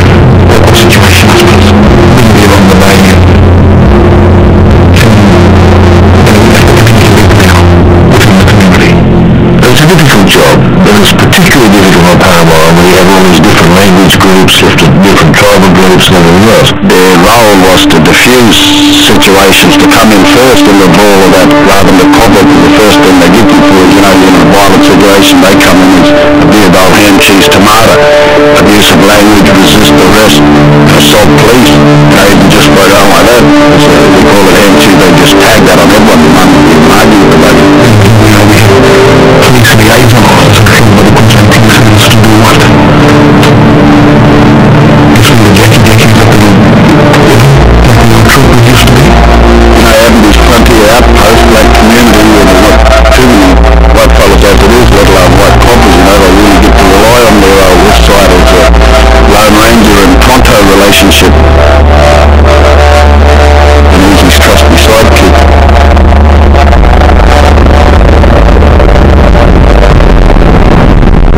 The evidence is that when they arrived at the police station, Chris Hurley went to the back of the police van to take out Cameron and also another man that was in the back, Patrick Bramwell.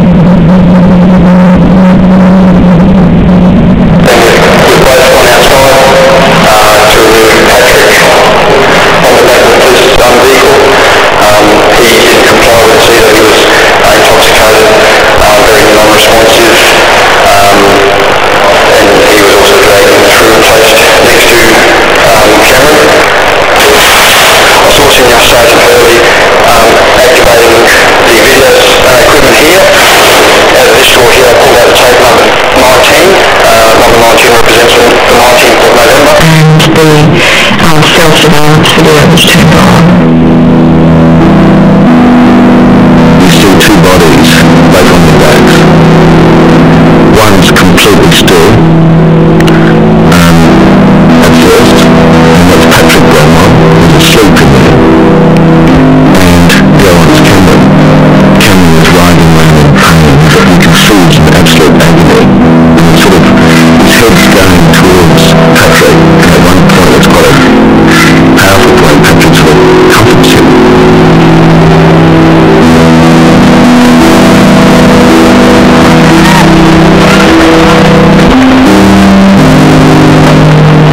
Significant thing about Patrick Bramwell's evidence was that he gave evidence believing that he was not in the same cell as Cameron when Cameron died. His realisation that he was in the same space when Cameron died, that total emotional response to that fact, the breakdown of the Patrick. When you see police come at those points to check and use what they call physically an arousal technique by kicking the head, not tapping the head to see if the person is conscious. As I felt the skin, it felt uncharacteristically cool, and I was quite surprised. And then you see the responses when they go down, that stop breathing. Right back inside, acknowledged the Senior Sergeant. Pulse, and initially I thought I was no pulse, I had his eyes at first and it appeared to be cold to me, nothing within the door. I feel it. I thought I'm going to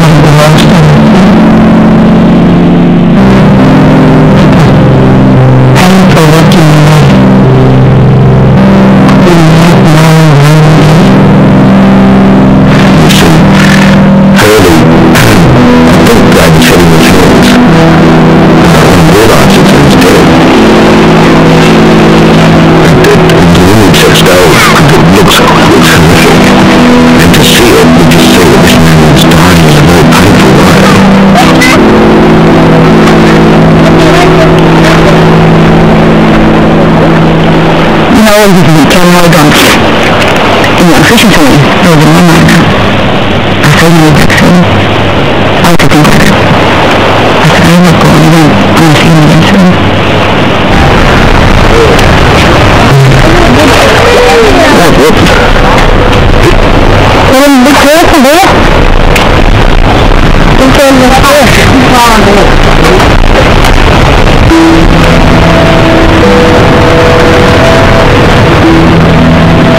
Younger people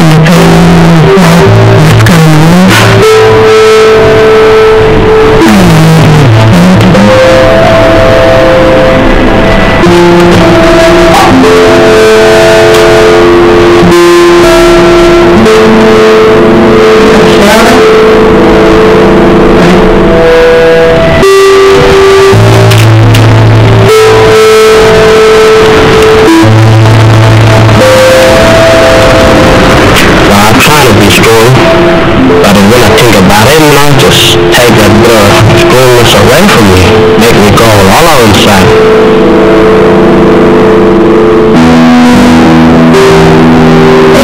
Came into my team after my mom died.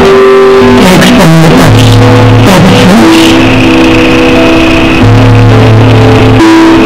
he was exactly like his father.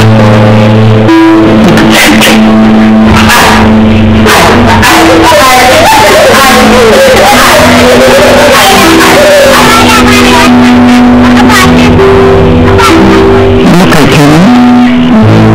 Look at him.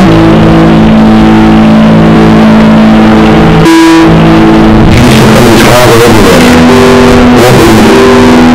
Going home. The island landlord. Well, I only met him after his dad was killed, you know. He was obviously different from the way all the family described him before that. He was a kid down place with a lot of potential, beautiful child. When I saw him, you know, he had half his heart ripped out full of chap. From that day till he died.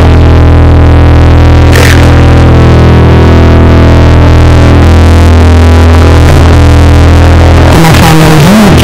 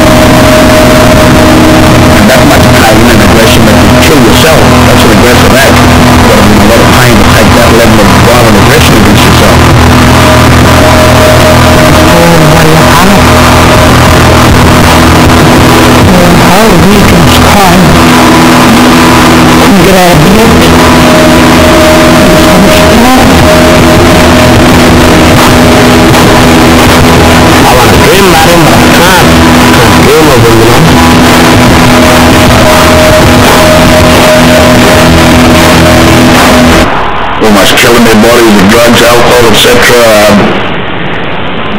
And suicide, that's an expression, that's all self-intrinsic destruction. But that's what I mean, it's coming to a stage where we're going to externalise that, and that's where the government don't really get their shit together. Genuinely, I think in a generation or two you're going to find all those young boys who would have normally suicided strapping bombs on and walking into police stations and stuff, and that's not something I encourage, it's just something I can see coming because I see the change today in this generation.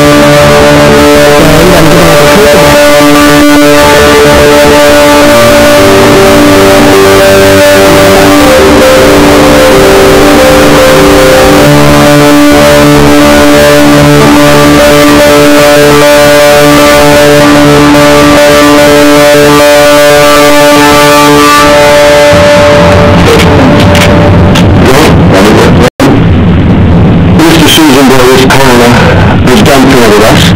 The finding of Coroner Clements was that Hillary had assaulted Cameron in the way that Roy Bramwell had found and seen.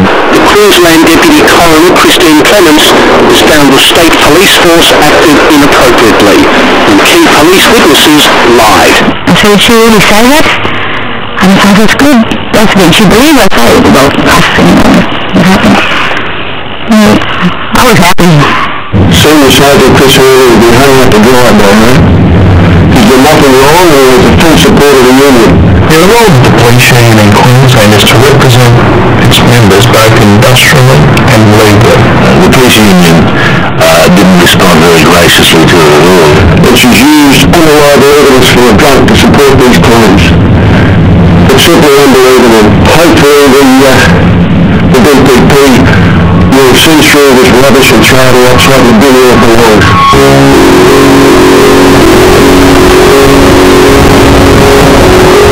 The coroner can make findings in Queensland, but she can't recommend charges be laid. It's up to the Director of Public Prosecutions to examine what a coroner says, and so it fell on the then Director of Public Prosecutions, Leanne Clear, to look at it. Leanne Clear wants to follow the reason why. So who's the name of that, yeah? The DPP,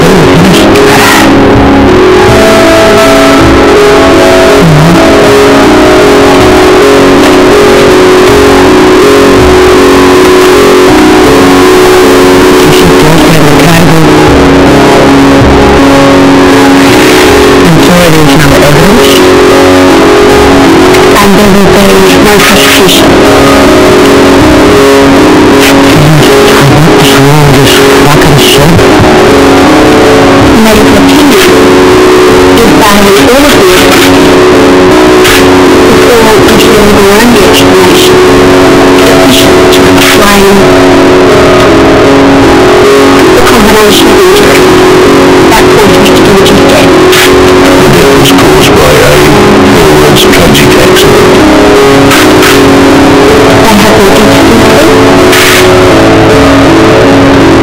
and the books for their patients who are doing very well. And a big fan and present. Thank you for your time. Just a reflection on the coroner's finding. Mr. I'd like to take questions on this.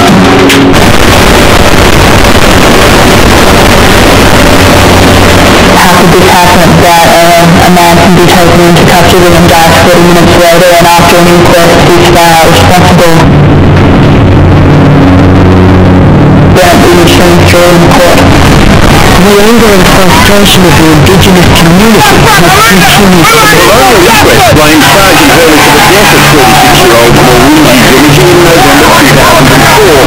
But last month, DPP announced they had found there wasn't enough evidence to prosecute him. Anger will fester if grievances are protected. Without the umpire's decision now is one under our system of balance and accountability we have to respect. Because it's our job now today. People have to say we are upset people.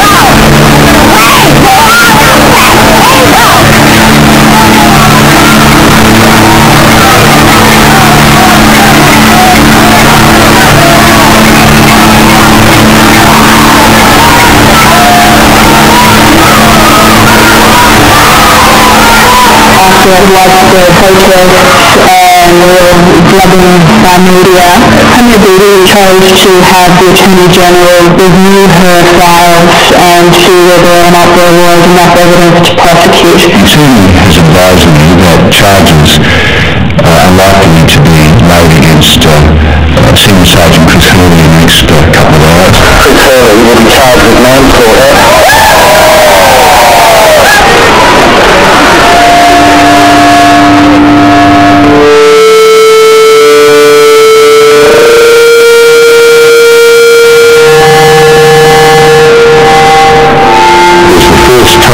Certainly in Queensland, that any police officer since settlement has ever been charged over the death of an Indigenous prisoner. A police officer, one of us, has been singled out for special treatment.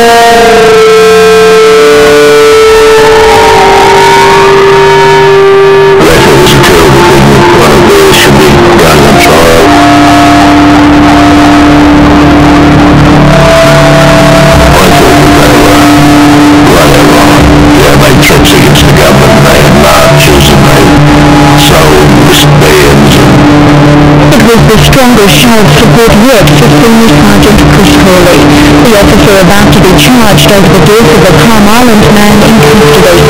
This was the first time in the history of Queensland where a government had interfered in the judicial process and taken the role away from the DPP, which is supposed to be independent. They unanimously passed a motion of no confidence in the Premier and vowed to take their protest to the steps of Parliament House next week.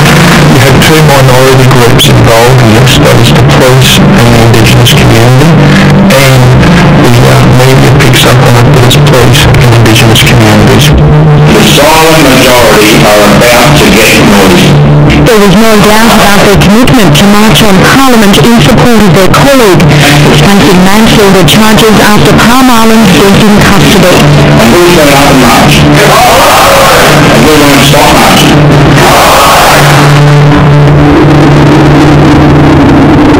Christopher James Hurley, you are charged that on the 19th day of November 2004 at Palm Island in the state of Queensland, you unlawfully killed Cameron Francis Trilogy. How do you plead? Guilty or not guilty?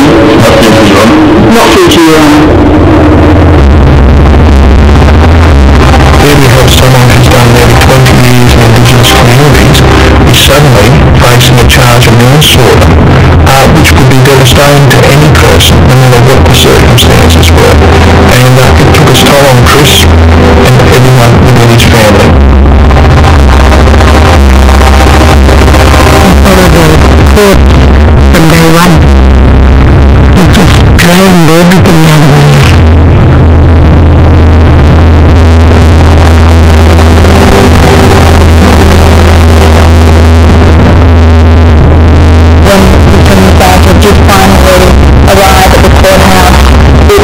Almost like seeing a figure from you.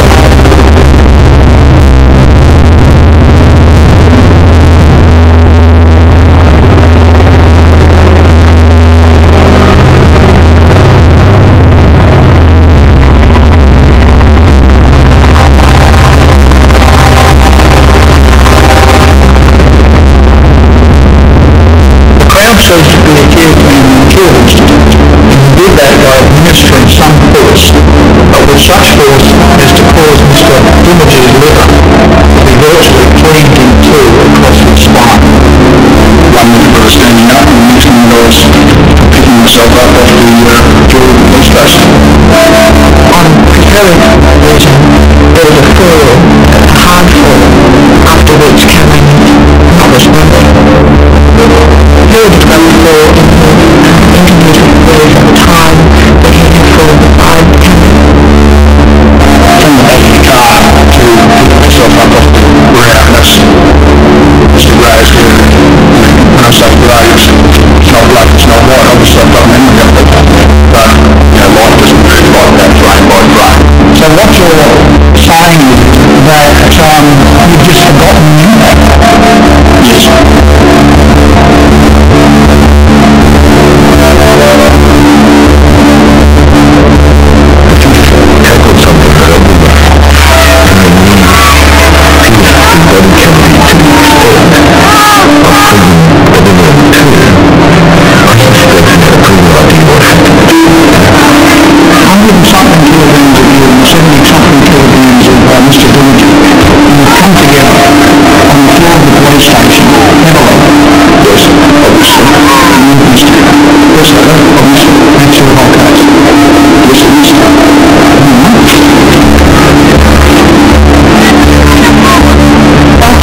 Sergeant Hurley found that Cameron Dimitri had died.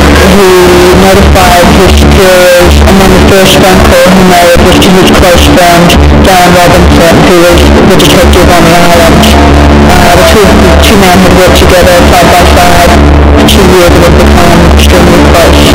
Once he was dead, surely you immediately would start thinking, well, how did this happen? Yes, we did. It's not that there's some damage. It was upsetting me. It's not what it is. That had left Senior Sergeant Hall and the other officers in the police station with about 3.5 hours to discuss amongst themselves what had taken place. Already, the process was tainted. To immediately declare a crime scene, so that everything involved the paddy wagon, the entrance, the hallway and everything else should have been roped off, the cell, and nothing should have been touched. But of course none of that was done. Nobody involved in it was allowed to talk to each other and get their stories straight. Later that evening, Detective Robinson, Hurley's investigator, then cooked dinner for Hurley and the other officers. They had a barbecue in Hurley's apartment.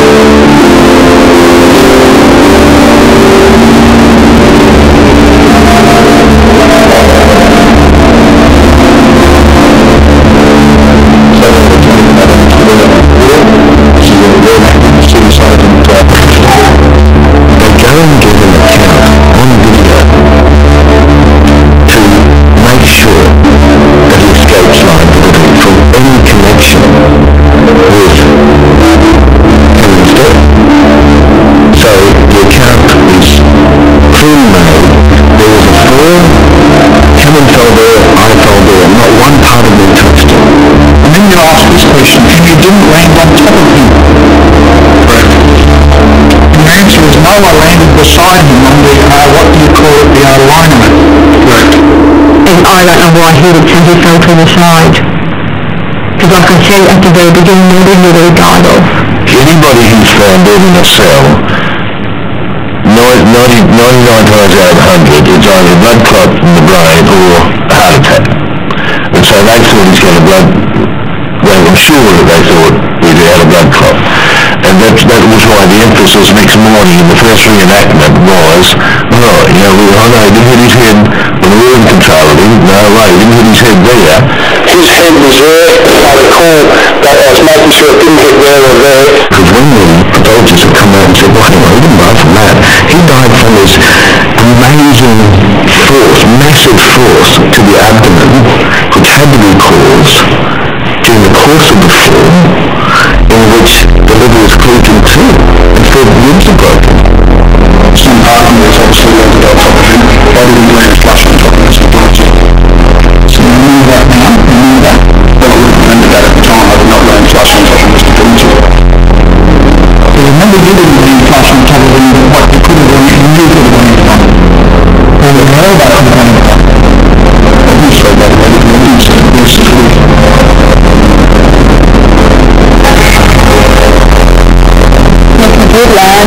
Cameron didn't do with his knee pressed into his abdomen, then why did Cameron have a black eye and a bruised jaw and a bruised forehead? Did you at any time hit him, strike him, punch him? No, did not.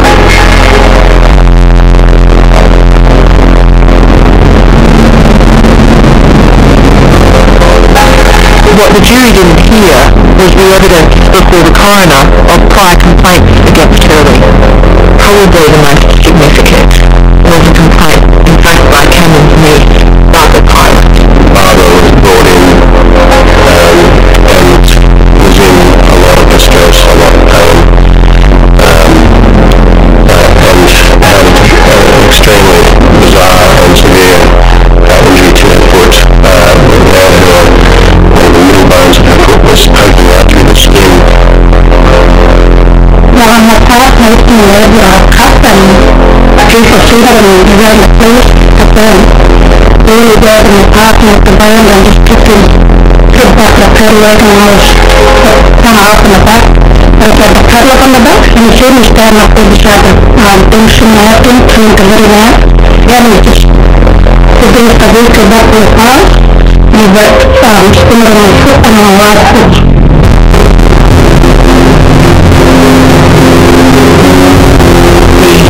Significant evidence that was heard was that of the treating doctor. Evidence that Hurley was attempting to persuade him. And he asked me, would this happen by lost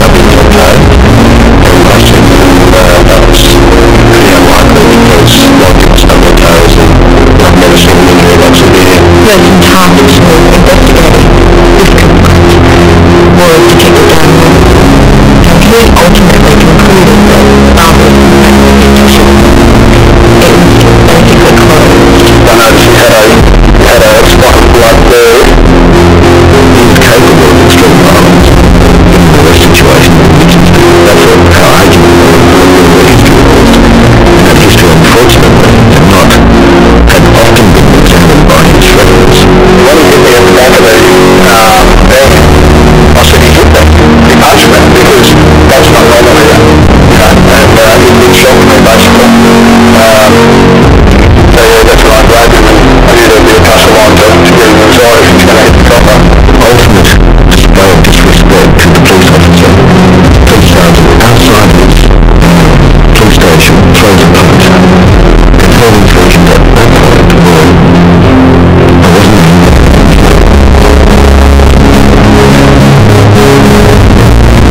We found it very hard to believe that, outright fashion, right? Because of the fella we knew.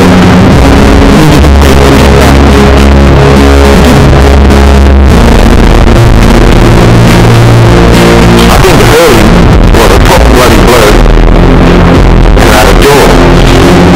And he probably had anger management issues, if anything.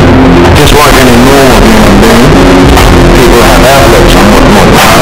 And being in a position of power that he had, every now and then he will slap people upside their head and whatnot to get away with it, and most people can't. Last time I slapped someone upside their head, I got 4 months jail for it. He stabbed me in the best of me. So that was his dark side, even when he was good. Pulse, that initial level had a pulse, but his eyes were fixed and counting, not moving at all. Something like that raced out to the radio.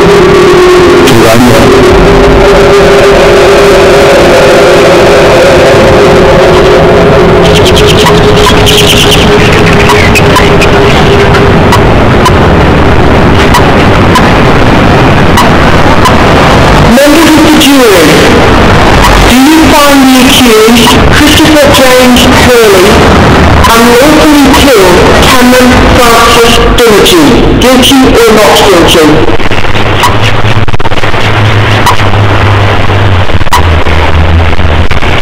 Not guilty.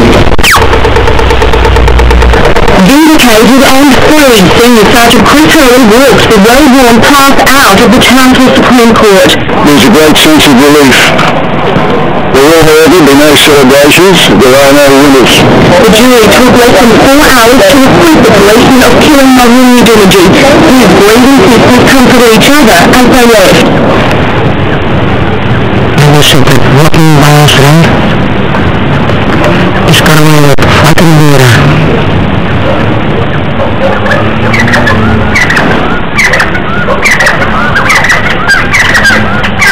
What chance do we have in this state of any justice ever if not only can a copper get away with murder, but the whole service come out proudly and strongly in support of that?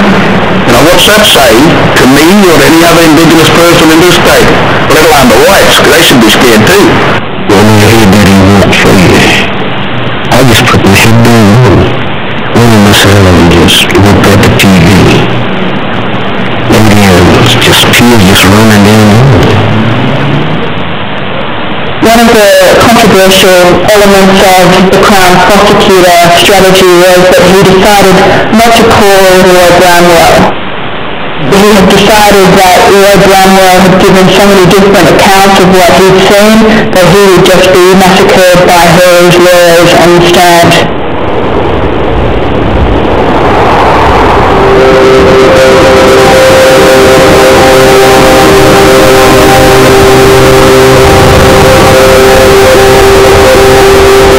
As we know, another coronial inquest took place by Deputy Coroner Brian Holland. They wanted expunged from Hurley's record the Christine Clements finding that he was responsible for the death. They wanted that to align with the jury finding that he didn't kill him. What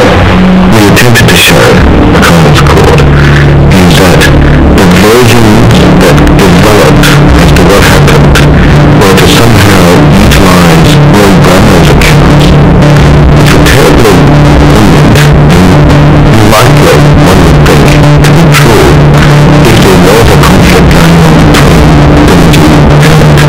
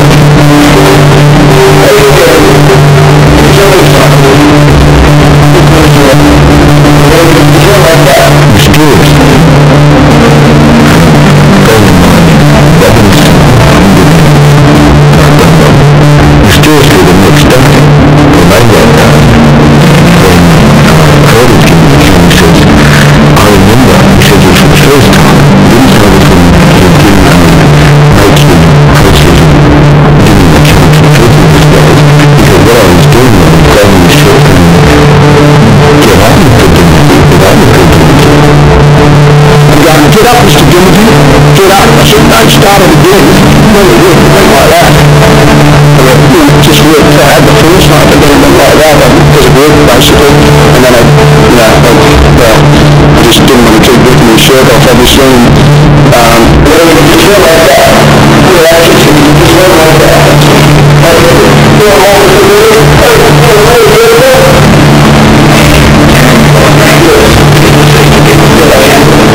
Bramwell was giving his statement, Hurley was allowed to sit in the sergeant's office there in a position where he could quite easily hear what was being said.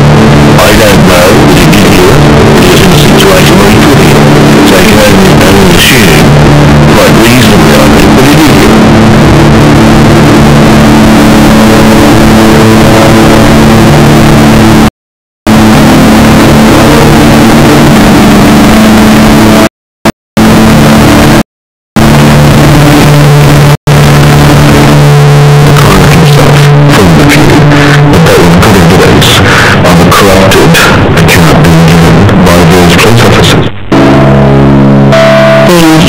Significant finding Colin Hine was that Hurley had assaulted Cameron in the manner described by Ron. With that finding, the coroner could not determine whether or not the fatal injuries were in fact caused during the course of the assault or during the course of the fall. And the reason he said he could not find that was because the evidence in his view had become tainted by police officers' career. The coroner found Sergeant Hurley lied about what happened, that police witnesses conspired with each other to protect him, and the investigation was totally inappropriate and compromised. I agree with the latest coroner, Mr. Hine's findings, that there was not only the possibility of collision between the police, but the high probability of collision between them. We got the jail when Ron Hine his findings, and we were sitting on our side, copies were on their side, and I was watching the main meeting like being leaders, and his face just kept dropping and dropping and dropping.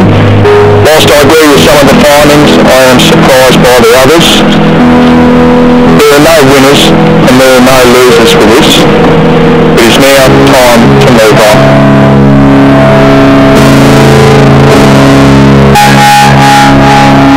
Once you start telling one lie and having one little cover-up, it's like a snowballing effect. Everybody has to lie, or lots of people have to lie, lots of people have to cover up.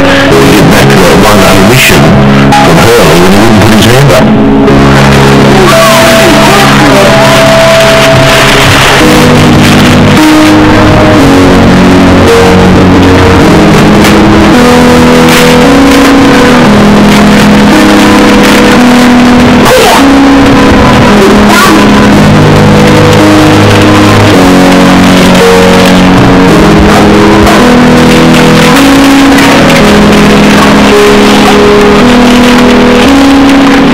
The Indian English decides about family as to what happened that day, such that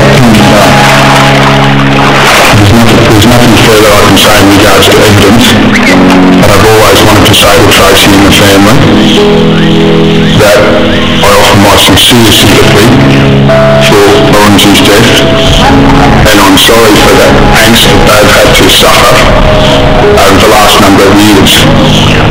do you regret any of your actions on that day? Well, it's happened, sir. You can't regret what you've done.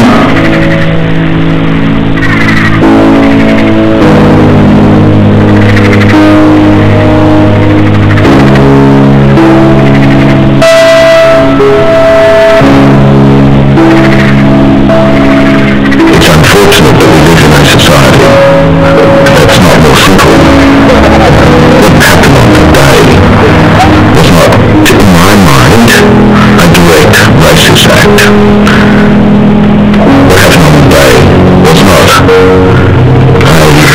case of wanton buggery by Hurley.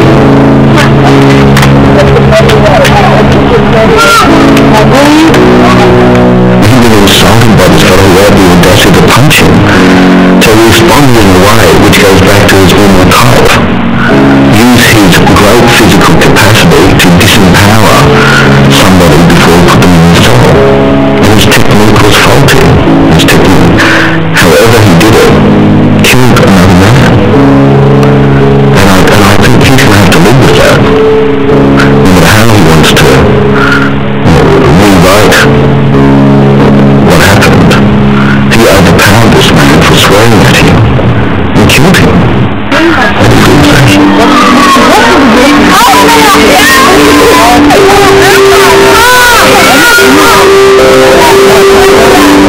I was a really educated man,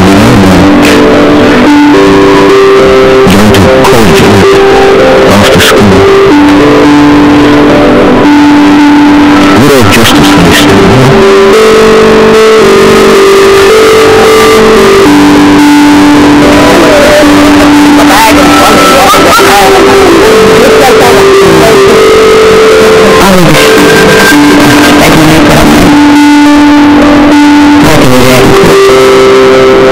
When I'm at Cameron in 1994, we used to go to South Africa.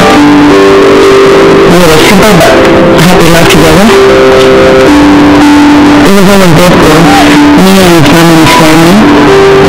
And he was always joking and ready for a laugh, you know, and he always looked at sports. And I think he saw the good in their life, you know. And he would have sat around and brooded over things. And in a way he was an inspiration to me. I used to watch him and think he knew what he drew stuff.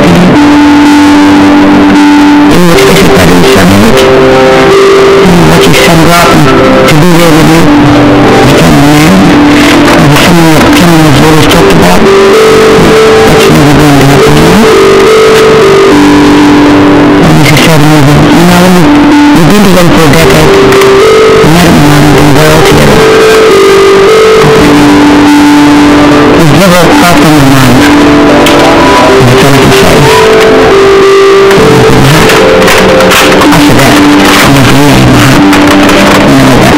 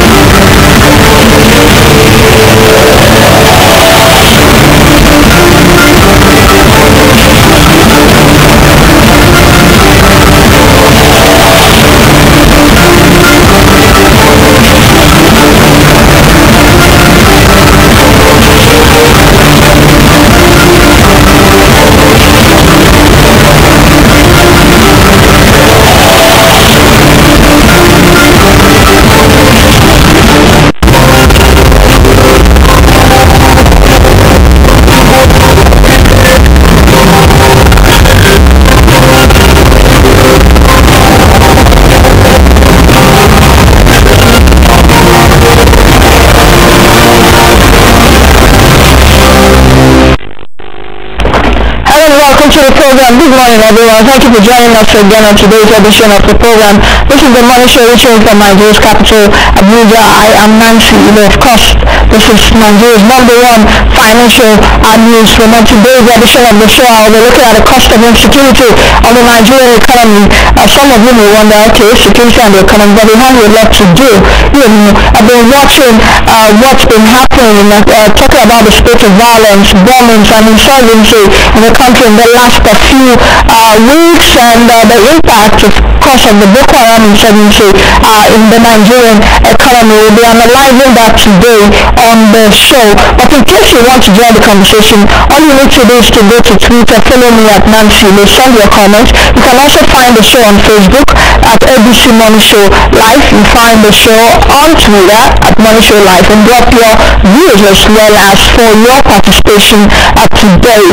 Let's get started by taking you through the front page, what's making news on front pages, especially in the business world. We'll start by telling you that Independent Petroleum Marketers Association of Nigeria, through its spokesperson, Yakubu Sulaiman, says that the federal government has agreed to pay outstanding fuel subsidy of 159 billion naira. He said he was present at a meeting last Thursday with the permanent secretaries of finance, oil, and of course the state agency regulating the costly subsidy scheme for gasoline and diesel. President Muhammadu Buhari is expected to review closely the subsidy scheme, which was revealed to have paid out over 1 trillion naira in fraudulent claims in 2012. President Muhammadu Buhari's administration had on May 29, 2015 inherited a subsidy debt of 291.7 billion naira, of course, from the past government of former President Goodluck Jonathan. The Petroleum Products Pricing Regulatory Agency has since then verified some cargoes of petrol imported into the country by some of the marketers, adding to the debts. Let's talk about foreign reserves. Of course, the foreign reserves has been in the news for the past few weeks. The central bank governor, Godwin Emefiele, on Wednesday revealed that the country's foreign reserves has climbed to $31.89 billion as of July 7th of 2015. Emefiele attributed this to strong efforts of President Muhammadu Buhari to plug all leakages, as well as the vigilant demand management of the central bank.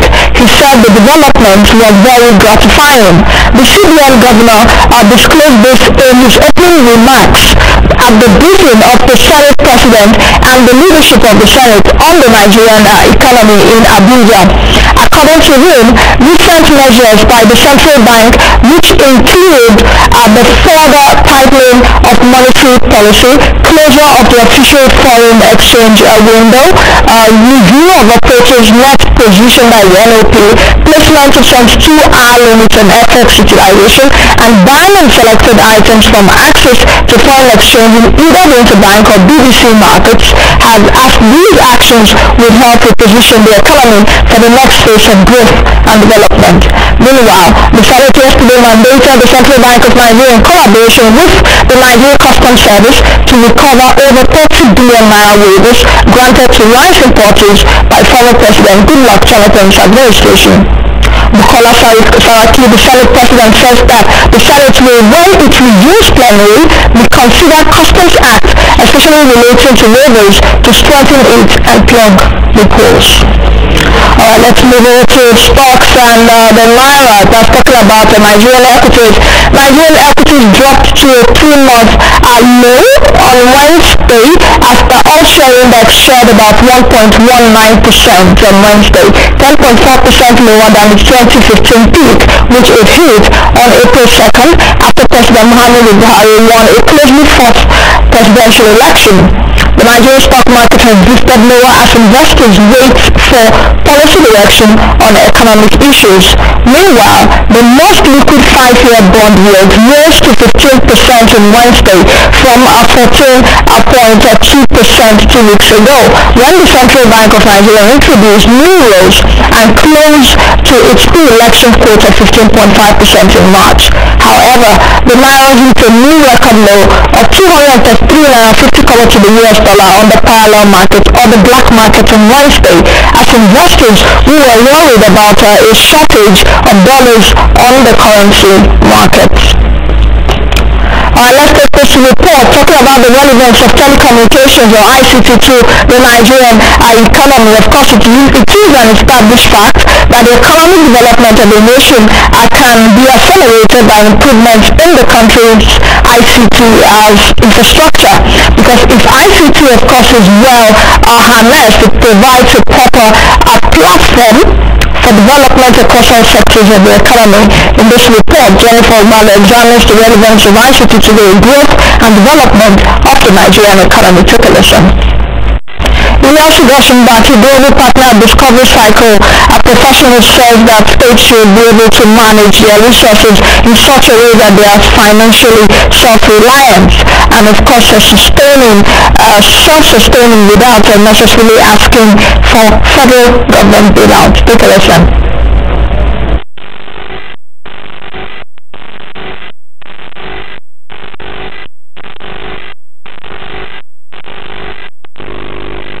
If we have managed our resources well, states can bail out each other. Nigeria is a rich country, and you have to also make it right, the politics of the country. Balance it. And that's why also it leads us to accountability. The government needs to be accountable because that's what taxpayers want to see.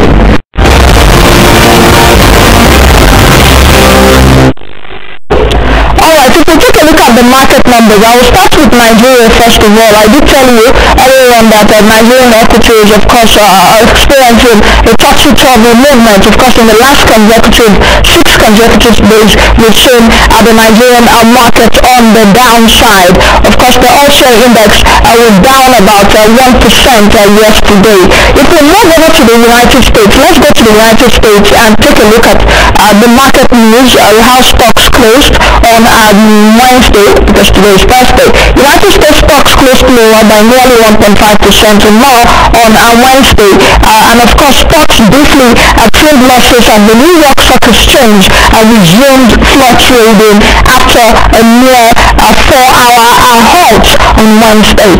The Dow Jones Industrial Average as well as the S&P 500 closed below their 200-day moving averages and are in negative territory for the year. Let's quickly take those market numbers on the screen, guys. The Nasdaq, which is our index in the US, slipped 1.75%. If we move over to the European equities this Thursday, of course, stocks are expected higher as the Eurozone leaders have given Greece until Friday, which is tomorrow, to produce a detailed reform plan ahead of the summit of all 28 members of the European Union on Sunday, at which the leaders will decide whether to accept the plans and negotiate a third aid program for Greece. Greece is expected to submit its proposals Thursday and has already requested a 3-year loan from the European Stability Mechanism bailout by the ESM in order to stave off bankruptcy for the country. Of course, and failure to reach a deal on reforms with Europe by Sunday will make a Greek exit, and of course, which is Greece's exit from the Eurozone more likely.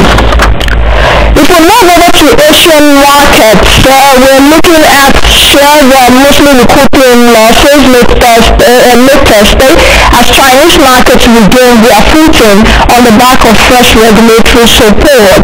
Can we have those numbers, guys?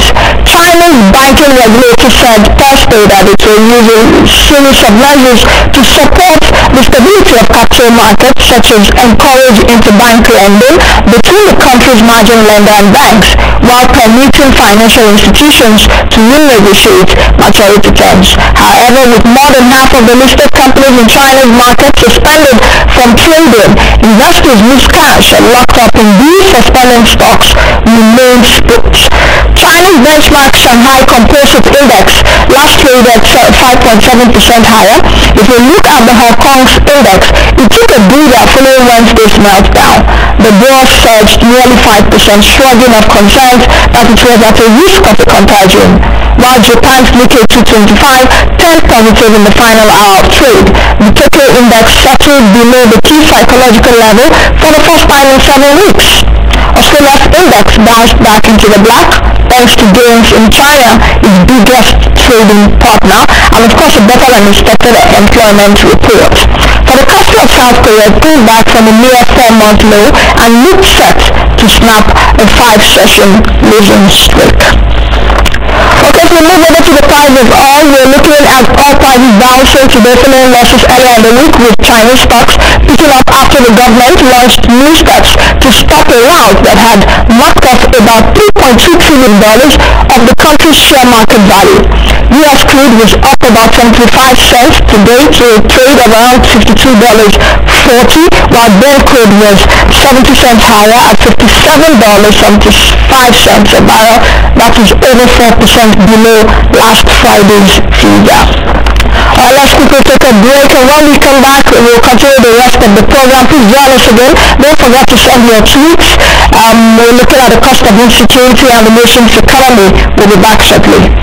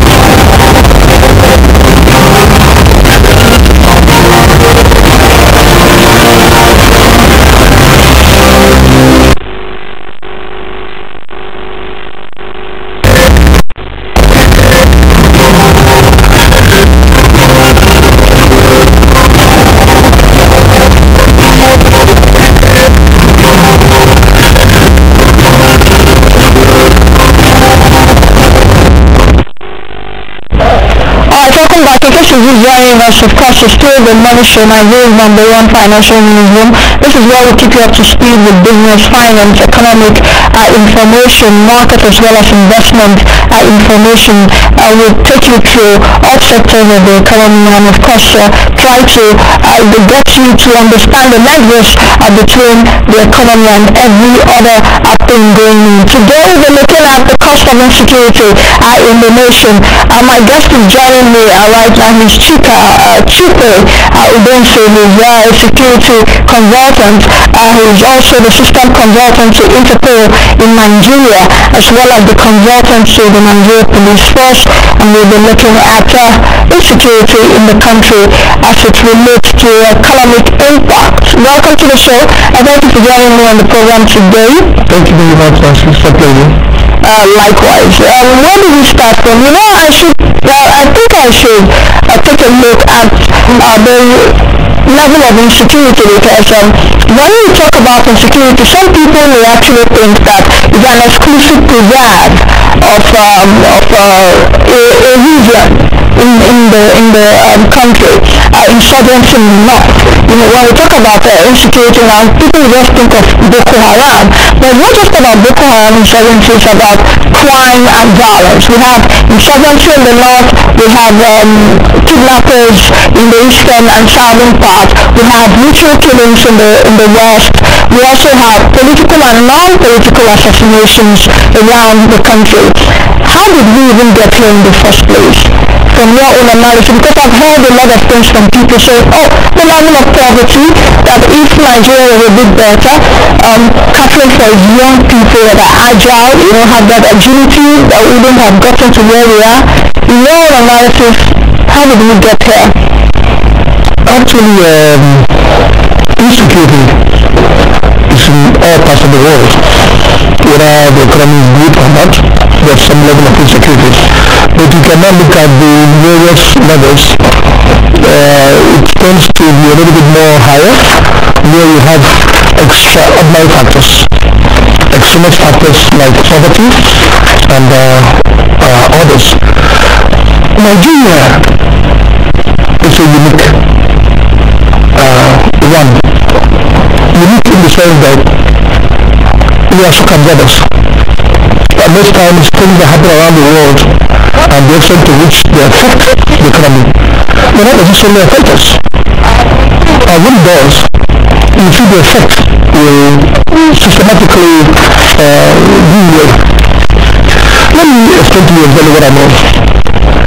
Insecurity comes in different forms and shapes, and it affects the economy sizably. If you see what happened in the southeast in Aba, when there was some level of kidnapping, the economy shut down completely shut down.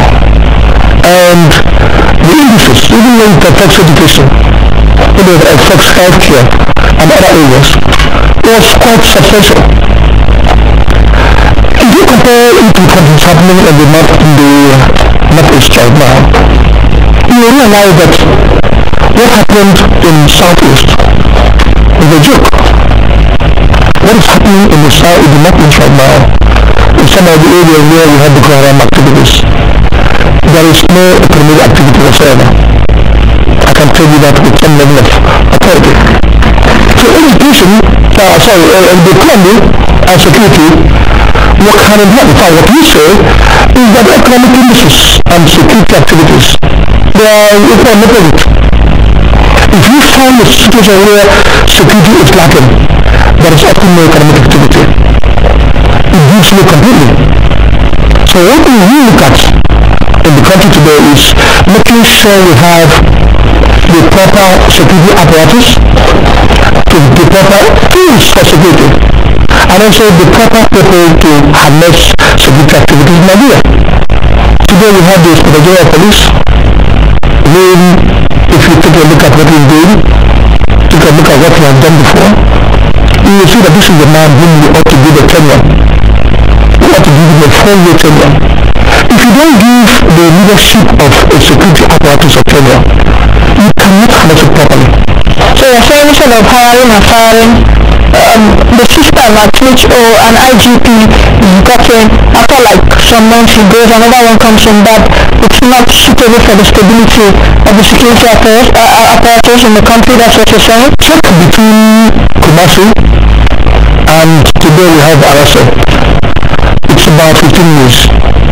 We have had almost 10 Israeli police. 10 IGPs. How can anybody plan? How can anybody execute? How can anybody implement proper security arrangements with this type of arrangement? So the first and foremost thing, if you ask me, I will say the head of state, the president of this country, should ensure that the Israeli police has a tenure, especially when you get it right. If you get right, the man who can handle the security activity in the country proper, like you have right now, the Israeli police, he should be a tenure. He should be a full tenure. And you see the security arrangement in the country will effectively be stabilized. What if the person is not able to handle, what if the person is not as competent as expected, or make hasty and bad decisions while on the 4-year tenure as you conversion, the person should stay the lot? No. For the past 15 years I've been in police force. This range of time I've told you I've been converted to the Nigerian police force. I was for the Interpol systems. So I know exactly what I'm talking about. If you get it right, I'm not saying all the IGPs we have had previously are good, but once you get it right, you should harness the benefits of getting it right. When we had the logo, we got it right. When we had a QA, we got it right. Now we have a wrestler, we have gotten it right. If we have gotten it right, let us utilize, harness the benefits of getting it right. And the benefits are such that you give the Israeli police a tenure. If you take in a 1-year arrangement where you have to, within 1 year, initiate a program, implement, execute, it's not going to work. We must have to get serious and tell ourselves the truth. The truth here is that the office of the Israeli police is the principal operator of internal security in the country. He is the operational manager of security in the country. Why do you think that we've not been able to get the issue of internal security very right? Because I know perhaps in other crimes, before you see the soldiers, it's a really serious matter before a soldier comes into the mix of civil people. But in Nigeria now, it's like a pretty, in fact, if you don't see soldiers, you feel they are not secured. And that is really not too good, because the police is known to promote internal security. Why are we not having the stability with internal security? Let's think over and over. They're not on my show. What's telling me? I've said this in different forums that if we are serious with security, we must have to put a round peg in a round hole. The idea of using retired army men, retired generals to run internal security arrangement is wrong. Check around the world. Except where that soldier has understanding of security. Soldiering is different from policing. That's what we don't even understand. So the idea of going to use maybe a retired general to run internal security where it has to do with policing, it is absolutely wrong. We should use security experts as it is done around the world. As I talk to you now, we have somebody who has the capacity to ensure that internal security is done and done very well in the country. We have tried it and over. He has the capacity to do that. He should have a tenure. If he has a 4-year tenure, he can plan, implement, and ensure execution of his projects and programs. But if we are going to use the arrangement of going to pick up people who don't even understand what security is all about, they will need a lot of time to be able to teach up on what is security. There was not too long ago, there was somebody that was made a minister of police affairs. Very intelligent young man, well educated, well traveled. But what does he know about security? What does he know about policing? we not put the right peg on the right hole, we shall keep having this short. Is that the only, so you're talking about leadership? That's a very basic area. If you don't start a leadership, but you could have also, I don't know why we're concentrating on pollution, but I think we have to concentrate on it a bit.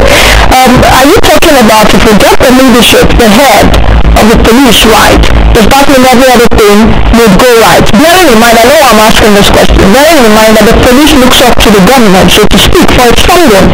So you might have an IGP that has every bright idea, innovative idea. I've listened to Arashe, the IGP, and I think even his charisma, I like his charisma. I don't know about the competency, I've not met him before, but in terms of what a policeman should be, I think he epitomizes that. But he can have fantastic ideas and all of that. I've heard him say that he's looking forward to the welfare of his men, which is good.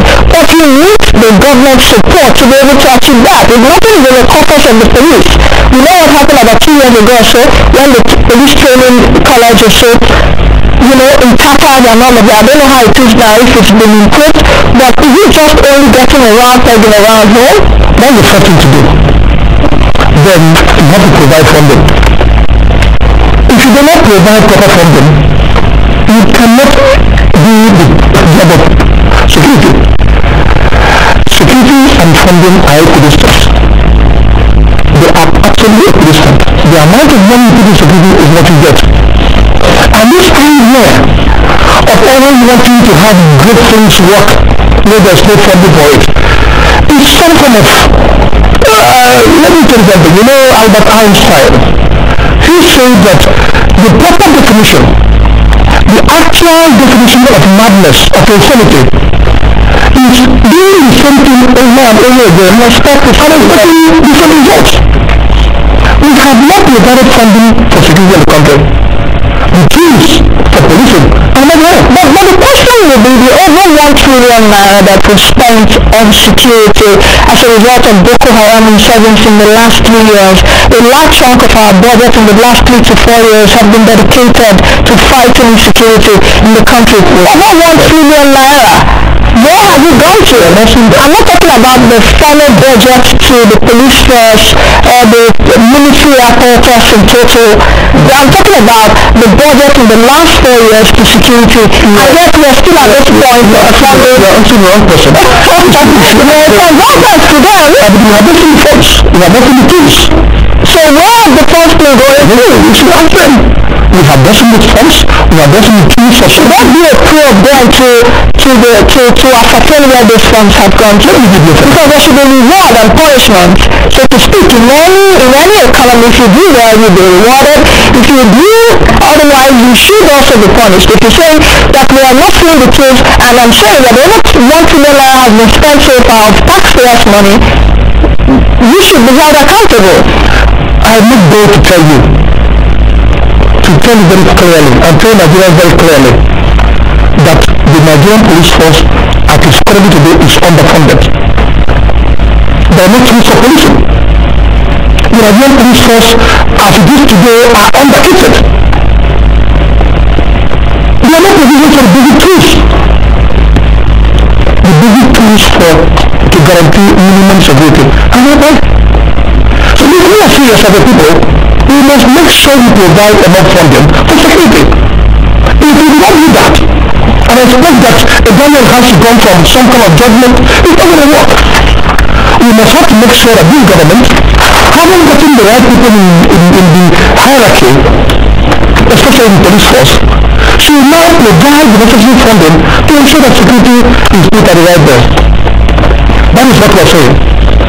And also, when the government is going to appoint the Minister for Police Affairs, when they are going to put somebody who is going to be the policy maker, not the operations, because they are the future of operations, somebody makes the policy. Then we have a Minister of Police Affairs. Right. When you are doing that, you should look for somebody who is a specialist in the area. We have all gotten it wrong all these years. Insecurity by police for once. Should we bring in politicians? Well, so what I'm saying is it doesn't matter who it is. Let it be somebody who understands the job called policing. So that means you are contradicting yourself. If you say it doesn't matter who it is, can you just bring any Tom, Dick and Harry to manage the Ministry of Police Affairs? I don't care who it is. Okay. If it's a soldier who understands policing, if it's a conductor who understands policing, if it's a Nigerian, any Nigerian who understands the job.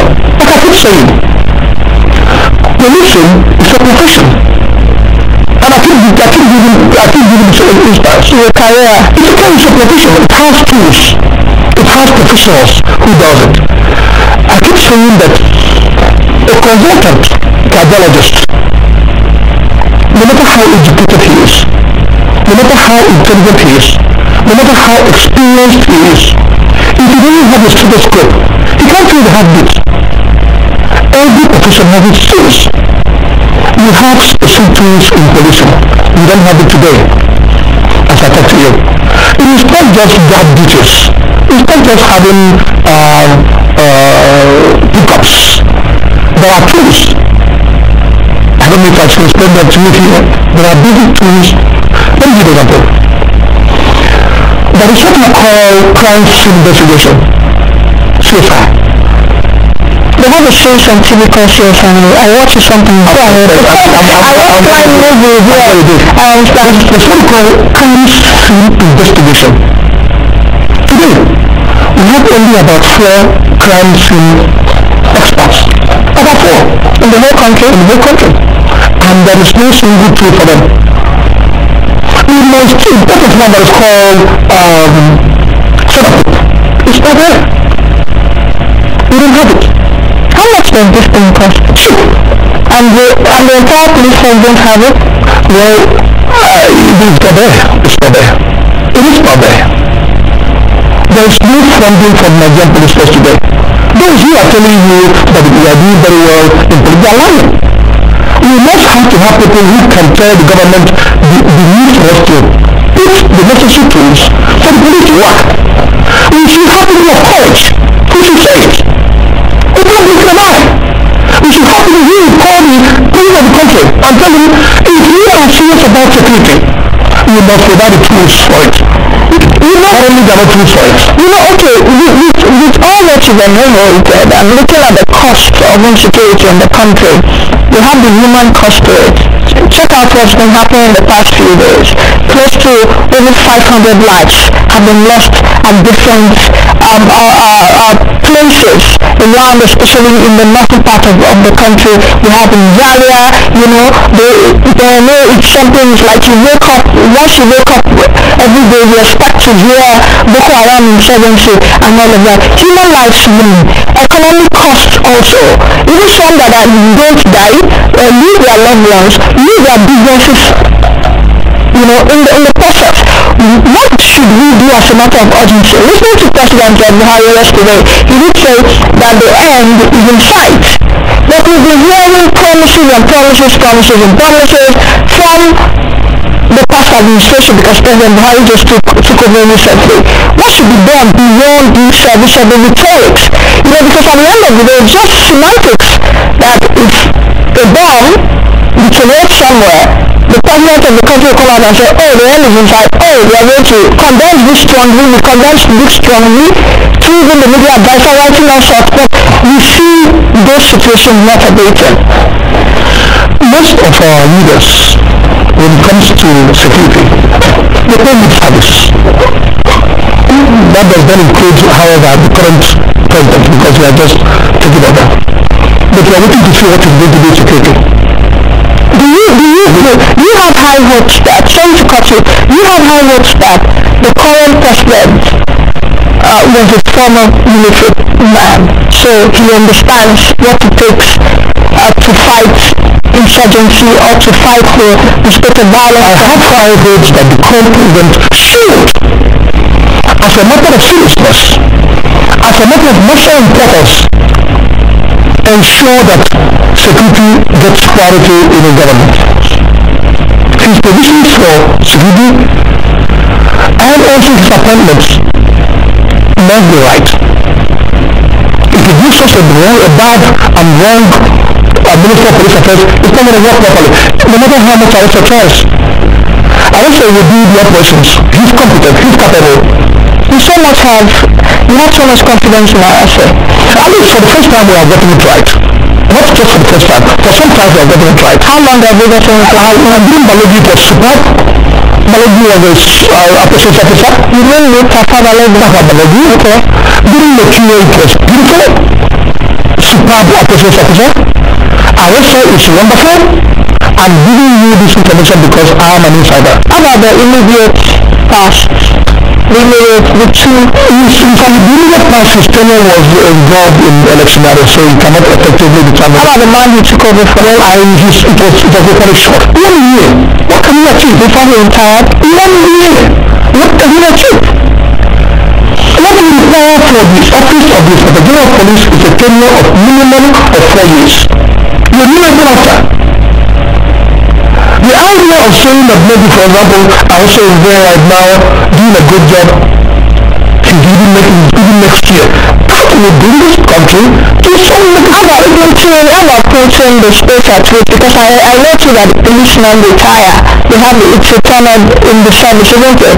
Yeah, for the first, if you're up to 60 years, yes. But what I'm saying, doesn't this thing you're talking about also negate that system? If security is a serious matter, we are not going to talk about trivialities. If he is a competent person, he shall not need to do security work. Even if he's not going to get into Nicaragua, it's a very important thing we're talking about. By no demonstration, by no declaration, the president of this country can effectively put ourselves into a position where we can effectively ensure that the apparatus, the instrumentality for security is put in place. As I talk to you now, we don't have them. We have enough hands to do them. We have enough leadership, good leadership in the police force now. They should be provided with the funding and the tools for policing. Okay, not just take away attention from the police a bit, because it seems that to me that I'm doing a show on police. And I'm not doing a show, but why is important is that you can't have proper economic indices. Yeah. I understand that. But we know the Nigerian police force is not the only security agency in the country. In charge of internal security. I understand that. Now, if you take a look at, because I'm concerned with the cost of insecurity in the enormous cost, human cost like I said earlier on, and diverse economic cost. Do you actually think that perhaps this administration and who are security right now should dedicate more funds? Well, we there are enough funds in the first place, because we have limited funds and a lot of things competing for these funds. But should President Muhammad Buhari at this time concentrate on fighting insecurity across the country? Because like I said earlier on, it's not just about fighting insurgency in the north. It's about fighting even insurgency in the west. Everywhere in the country. From the southwest, talking about ritual killings and all of that, kidnappings of course in the east and in the south. Where should President Buhari get money from to fight insurgency? We have enough funding in the system to do it. Yeah, I don't understand. You just said earlier on that it is something applied. It's not been applied. It is something leading to security. So what I'm saying is, I'm going to break here clearly. Nigeria is a rich country. Something we have to agree with you, but go ahead to this country and we have enough funds. All we need to do is to plug the leakages, because there are too many leakages. And I'm happy that the current president has the desire to ensure the plugs leakages. And also, he should put the funding where the funding is required. There are places where funding is required, which funding is not being put right now. That area is security, internal security. Policing. If you look at it right with policing, all of our indices, education, healthcare, economic activities. You can't talk about economic activity in a place where there's insecurity. I hope you know what I'm talking about. In fact, the man who is in the meeting today is talking about economic activity. He's talking about the survival. You can't cannot have good education. Well, you know what happened in our girls, They had a meeting with the president yesterday. They bring back our girls campaigners. They did have a meeting I with the saw it on president. television, but that's not enough. We are paying lip service to it. We should do something. I was shocked and surprised to hear that the American government talked about having seen or sighted or located the children girls, and nothing was done. It is happening. It's happening. If ever you identified where those girls were, we ought to have put all that we can to ensure we secure that we rescue them. Getting to 2 years, over 200 schoolgirls, are these people within the territory of Nigeria? Where they are? We ought to put in a lot of resources to ensure that at least these lives are being put properly to be where they belong, and what's best with the parents and the society they belong to. How about those that survived the insurgency, those that perhaps narrowly escaped from bombings? I'm talking about the internally displaced persons now. I do know that different organizations have been pledging money. I think at the time the Central Bank of Nigeria did give some amount of money. Christian Association of Nigeria, perhaps $60,000 or so. Different. I think even the past administration has what they call a victim support fund. That chiefly Gangula was the chairman. People have got so much money. But the thing is, have the money also gotten to them? How do we monitor and evaluate that these sorts of people that need rehabilitation, because from the state of violence and crime across the northeastern part of the country, they are taken care of? Well, my area is security. My area is policing. If it has to do with charity and maybe but you have to actually very savvy manner escape what I'm asking. But I'm saying, but you understand what I mean, don't you? I was also surprised to get some data from where some of the internally displaced people are. There was some crime going on there. The young girls that were there were not even safe. We have had several cases of rape. Indeed, where the ground is safe in the camps. That's what concerns security. So where it has to do with giving them food or maybe giving them shelter, I wouldn't understand it. But when it has to do with security, that's where I come in. If you don't give them food, give them shelter, give them money, give them the necessary things, you're also at risk. Absolutely. You are at risk. You're strong about that patient. That's my area of specialization. I don't want to delve into I want to effectively discuss my area. My area is security. And unfortunately I can say, it is the pivot from which all other facets of activities evolve. Economic activities. Security first. And I'm saying that the government we have today should emphasize on the need to provide tools for security, provide protection and welfare for policemen. Let me give you a very funny example. We did a small investigation into the inability of some policemen to perform. A divisional police officer works 24 hours. 24 hours. But if you go outside this country for a conference, if you are going to conference outside where policemen come, you will understand the need for us to change some of the things we do here. In another conference, in the divisional police office, there are what they call rotational officers. They are on shift. DPO in the morning, they start DPO in the afternoon, they start DPO at night. Because after 8 hours of work, you will be simulated. You need rest. You need to at least take off a little bit.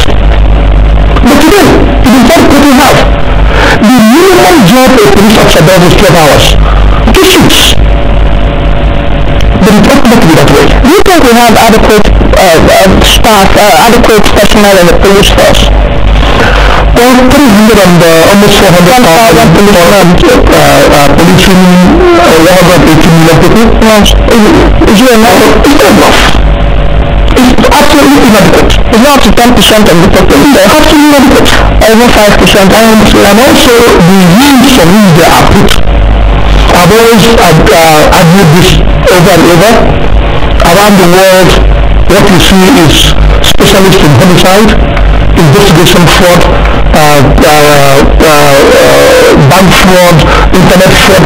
These are people specializing in different areas. But in today's Nigerian police force, everybody is a general whatever. Today is in homicide, tomorrow is in fraud, the next day is in administration. So you have specialists. You always have to have people. The first 5 years of your employment in Nigerian police force, you can lose your duties. But after that, you go to your area of specialization. And I can bring that around the world. So somebody who is in homicide can even branch up to what is called juvenile homicide. Even in juvenile homicide, we have specialization. We have areas of specialization. That is what we should be talking about today. I'm interested in perhaps having specialization in economic fraud. You know why I'm saying so? Because just yesterday, the NYC did say that Nigeria loses about we lost about 182 billion naira in terms of fraud in the financial system. So I'm interested if I can see some policemen that specialists in that area. It is important that we have people specialized in these areas and remain there and be experts in those areas. And also encourage, and I've been advocating for community policing. It is very effective, it is very efficient, it works. Community policing is what around the world makes sure that the people who are within an area police themselves. They understand where the angles are. They know who the criminals are. They know who the wrong people are. They know the actual rules. You cannot bring anybody from outside to police an area he is not familiar with. He will not understand it. Community policing, where people in the society, within the region, is giving the policing of their own activities to do, is what we are advocating for. So advocate for community policing or state policing? No, because I also try to be smart, but I'm trying to understand what you're saying. What do you mean by community policing and state policing? Within state policing or community within the state, there are communities. Yes. These communities must have to have their unique police force. If you go abroad like places like let us use our neighbors going outside the country, outside the continent is not good. Let us use our neighbors. South Africa, Ghana, we have counties. So we have county policemen. Those county policemen are people from within that area, policing themselves. You mean the outside the periphery of the state police? Well, they will not be federal, the state, and the regional police. So community policing will come from the state police? It comes from, you see, I don't know how we intend to do it. But if you are asking me as to whether I encourage state police, no, I do not. I think you've answered my question. Because the thing you're promoting community policing, but not promoting state policing, and I'm wondering where community policing will come from. Because the communities, are in the state, so to speak. But anyway, I don't want us to dwell on that. I think community policing, what I mean by community policing is that the various units of communities must have to have police. It does not necessarily have to be Nigerian police. Okay. It does not have to be something like policing. Okay, let's take the next 1 minute just to read a few comments coming on Twitter. Insecurity has hampered the developmental projects of government because much has been committed to fighting this menace. Ibrahim Lahar is saying the security and economy are intermarried together and should be given utmost priority by this administration. While Joseph Akbar, some people make reference to American class economy are very big fight against terrorism, but $8 how much while Franklin is saying aggressive and fun. Thank you very much for coming. We are at the end of the show. Thank you. I wish you a lovely day. Alright, I've been speaking to Chico. I don't know why I'm getting the film. He's a security consultant and of course the assistant consultant to the Interpol in Nigeria. We're looking at insecurity in the country. Please join us again tomorrow, same time hours. For the best of the news, for the change. Please, God bless Nigeria. Bye now.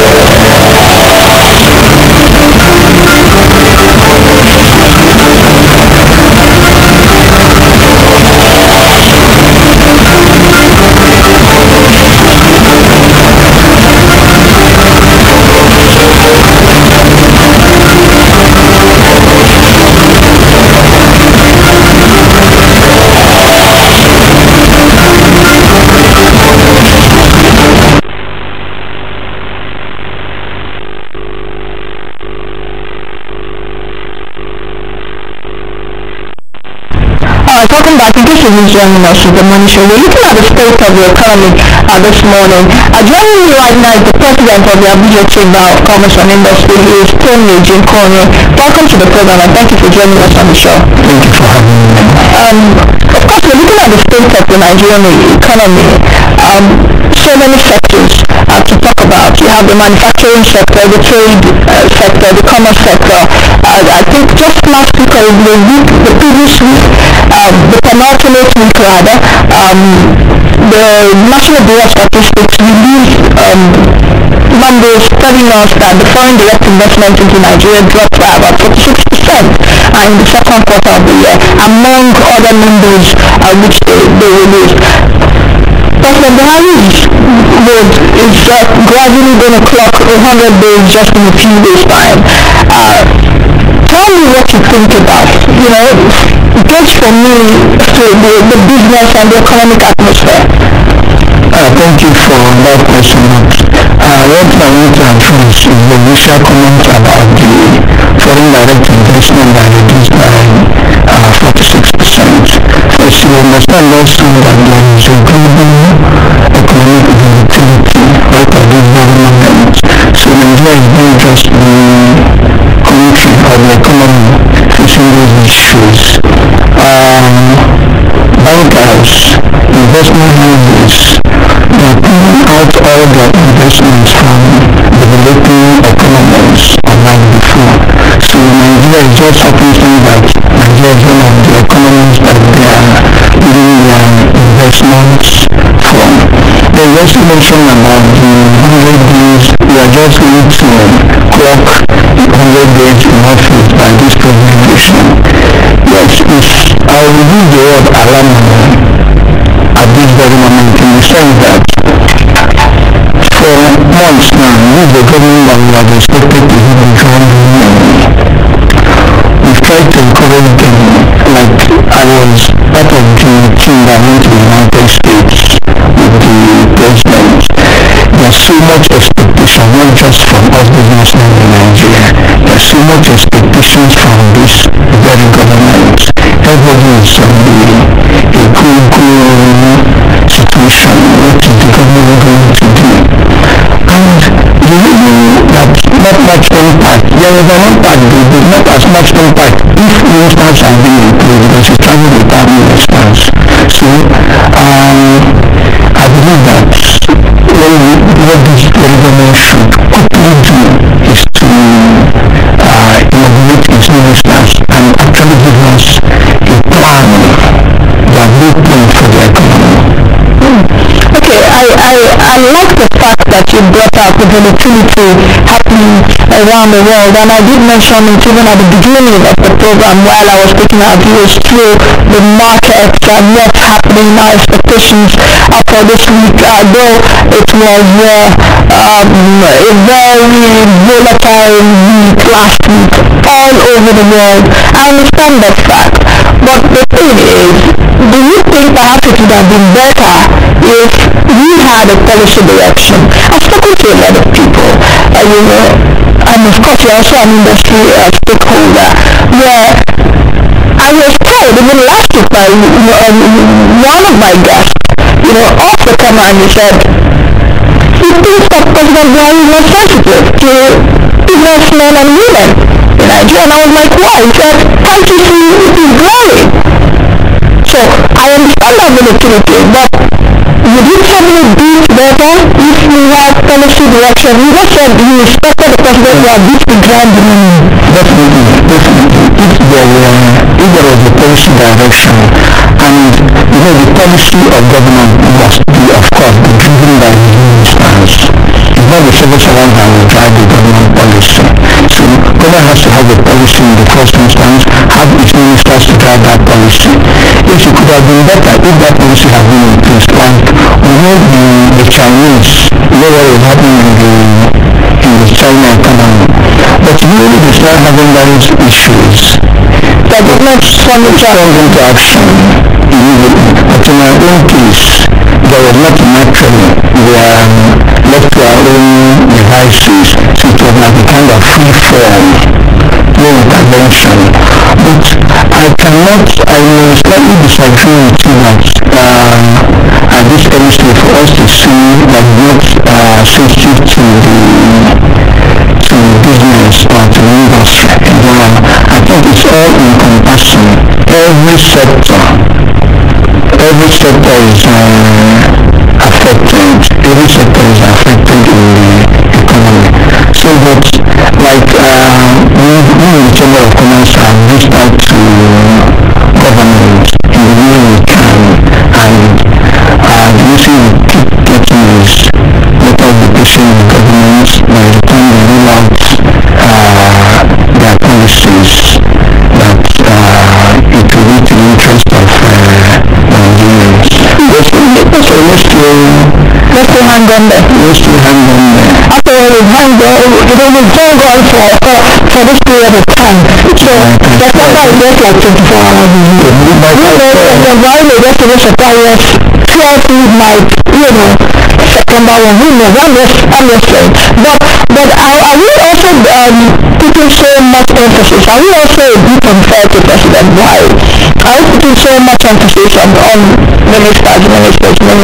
Things will be like political appointees that, still but those political appointees. Are we saying that we don't have capable permanent secretaries that have moved in to permanent secretaries in their various ministries that have known government policies all the way back since 1960? But they have restrictions because they are civil servants.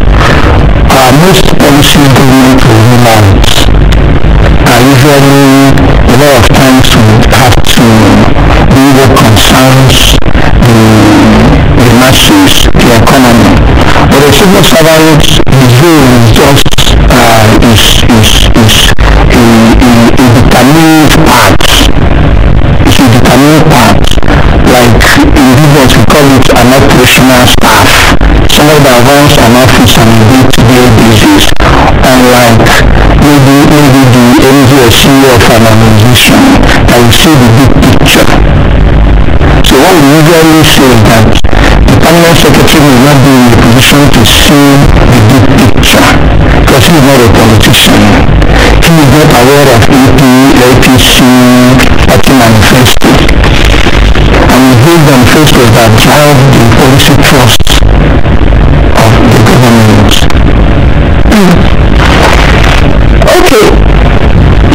we are gradually coming to 100 days of President Buhari's administration, and you said that, we should still hang on. We should still hang on there. We don't really have a choice. We don't really have a choice, do we?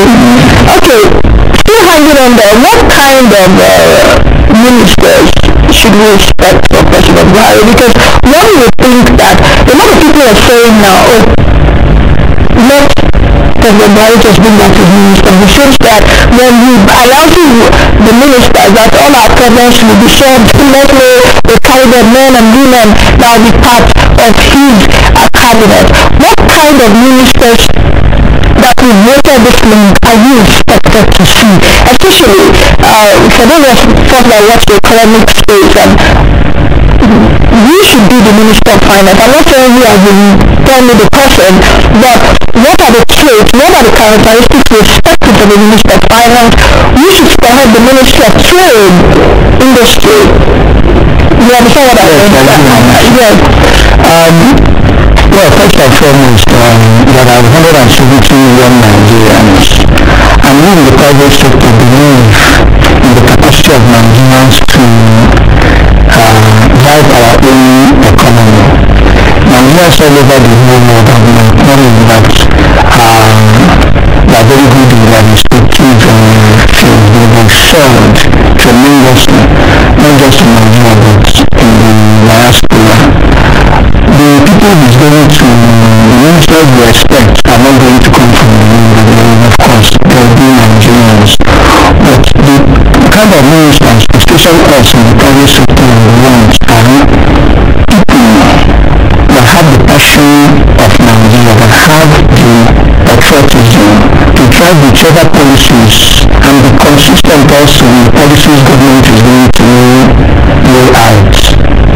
So we will not just do political appointments, but from the figures I am getting is we will likely see more of technocrats than politicians. Like you mentioned the Ministry of Finance.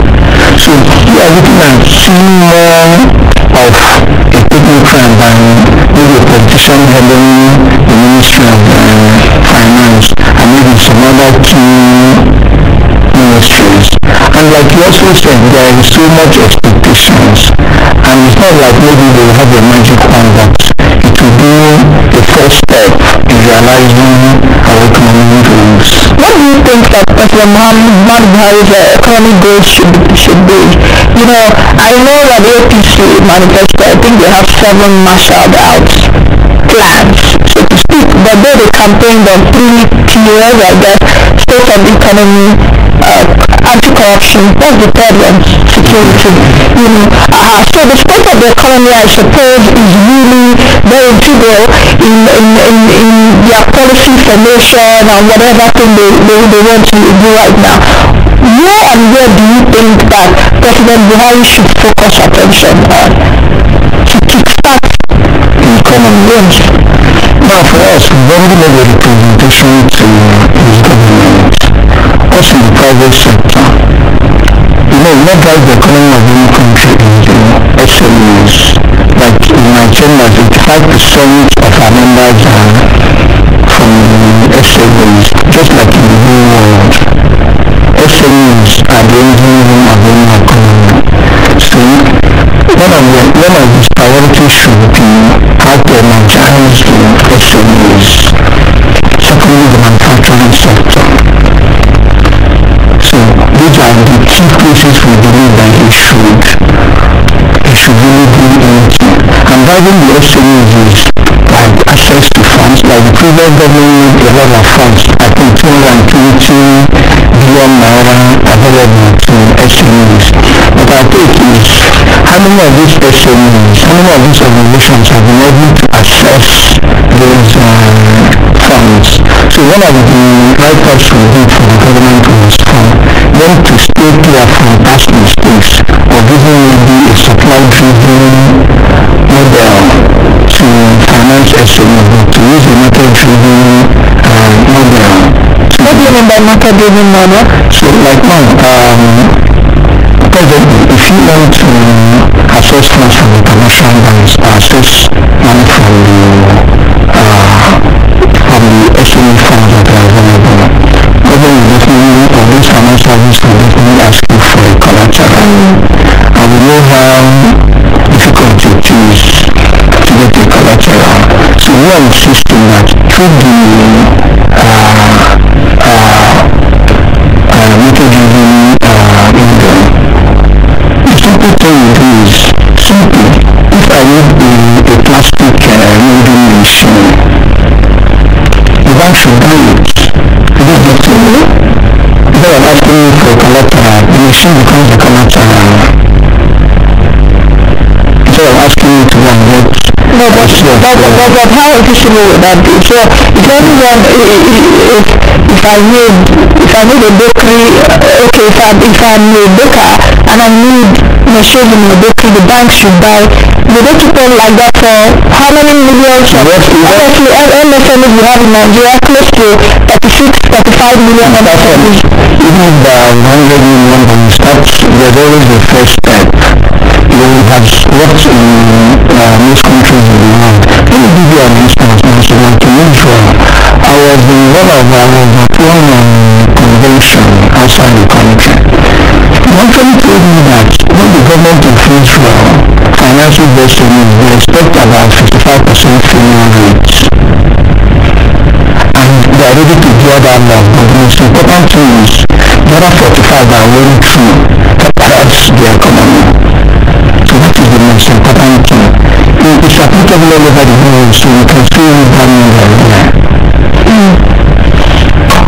Is there a way, okay, you're saying we should tweak it from supply driven to market driven in terms of access to funds? But is there a way, apart from this postulation we should do it now, is there a way that we can actually tweak it more? Yes. Because I know that even the funds for the MSMEs now come at 9% in interest rate. Is there a way we can actually do it?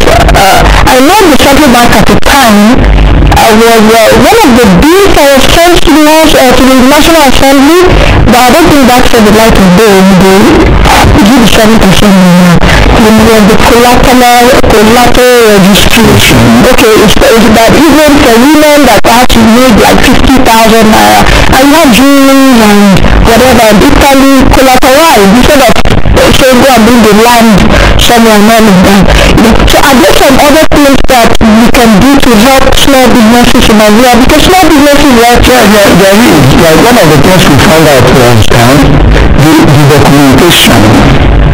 Most of our businessmen do not have the capacity to do a business plan.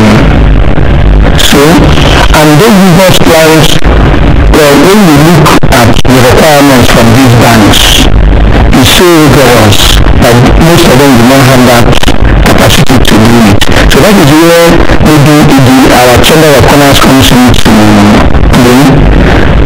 How to do a business plan for our member. But then there are so many other requirements that do need your own ways to still tweak. And another thing I also have to mention is you mentioned about the about 9% interest rate. Of course, the commercial banks charge double-digit rates. But look at the commercial banks render. That is where the microfinance banks come into play. And I understand some of them charge as much as 15% per month, against you per year. So that gives you about 200% interest per annum. Government have not really looked into that, but it is what is happening in the Nigerian economy. That's quite huge. That's quite huge. You know, because at the end of the day, the microfinance banks will be like, they also want to stay in business. You know, a lot of people will borrow from them, and even when they don't bring back the money. So they also risk that they face. I'm not speaking for them, but you know, taking a realistic view of what's happening around that industry. But if you come over, you mentioned the manufacturing sector earlier on. What do you think is actually wrong with the manufacturing sector? Because can we say we're a manufacturing economy? We are not actually. One of the problems is a lot of policies from ourselves, from government. government will set up a policy within months or within a short time period. There will be a policy somersault. There will be a change. That actually is one of the base of our economy, the manufacturing sector in our economy. I know that past administration will say, oh, we want to make Nigeria, or let's try to make Nigeria an industrialized economy. Let's try to make Nigeria a manufacturing economy. But we know, take for example South Africa. South Africa, of course, Nigeria is the biggest economy in Africa, but South Africa is the most industrialized economy in Africa. They manufacture cars, they do a lot of things. But here we're still seeing that import dependency. Do you think that the manufacturing sector can actually grow if we still rely so much on imports? Nigeria and the manufacturing sector can grow if only government can get a well-articulated revolution plan, what we call IMP, and then an enterprise development program that is aimed at rejuvenating. But the past administration had the industrialization, the Nigeria industrialization plan, whereby then the Minister of Industrial Trade. But to what extent was it implemented? Policies are well and good, but if it is not implemented and well driven, it takes us back to the Minister of Trade and Commerce may disagree with you because they say, oh, we had the auto plan, you understand, the auto policy there, we had, a lot of policies, the sugar plan, revolution, master plan, the cement, the MIT cement, now that Nigeria is becoming self-sufficient in cement, you're seeing the richest man in Africa that happens to be in Nigeria, expanding to a million. I also read last week that he wants to expand to Asia, Nepal precisely, to build his plant in Nepal. So, what are you talking about? The Ministry of Trade and Investment will say, oh, we are just talking about one company, one individual. For us, just like I told you, it's 5% of any manufacturing economy are just SMEs. So we have more than go to the museum. Not necessarily more than Dangote. Like Dangote is just one company, and I believe, I don't know if I have my figures right, Dangote will be employing maybe about 5,000 people in the economy, but it's just less than 0.05% of the Nigerian economy. But can you imagine, Nancy, a situation where 85% of these SMEs, the number of people they employ, you see somebody that just recently sets up a small business, employs just 5 people, and we have that replicated all over the whole country. These are the largest employer of labor. These are the people that will drive our economy. Not just the Dangote. I'm not taking anything out from the Dangote group, but it has been well known that it's those small businesses that will drive the country and not the big multinationals. Just like we have in China. Just like in China, exactly. Just like in China, you see small businesses, you see a family business, just a man and his wife and one of his sons, even if they are sitting as a factory, with their baby, where they sleep in the back room. Those are the people that drive the economy. What do we need to bring Nigeria to that level? What do we need to come to that state whereby we can see the manufacturing sector doing? That's exactly what I told you before. The government needs, I like that word you used before, tweak. We need to tweak the economy. We have very good policies, but be consistent with those policies. Like this government has a little less than 4 years to go. There's a lot of things they can still achieve within these 4 years. Be consistent in their policies. Let what they want to do be very, very visible to businessmen and the is not visible now. It is not really visible, yes. I'm asking, perhaps I should clarify my question. I understand that you're saying that there should be policy consistency, isn't it? But I'm saying, or I'm asking that, what kind of enabling environment should the government create now? Apart from policy, your policy can just be a document on the shelf. If you don't have that enabling environment, what are the things that the government should enable right now that will make that man perhaps with an SME say, be bold enough to say, oh, darling, talking to my wife, you know what, I think we should change this sitting room to a factory while we all sleep in the bedroom. Let's use this as a bakery, let's use this as perhaps where we can manufacture shoe soles or whatever. What is the enabling environment? First, what should be in place? What should be in place? Access to funds, that is one. Including the use of technology and developing our strong domestic capability. Exports, encouraging exports to a large extent should be done. And of course, everybody talks about infrastructure. No one to delve into infrastructure because it was deliberate impact, but it seems that even every man on the street knows what that really talk to manufacturers and industrials, the first thing they say is power. It was deliberate on my part not to delve on that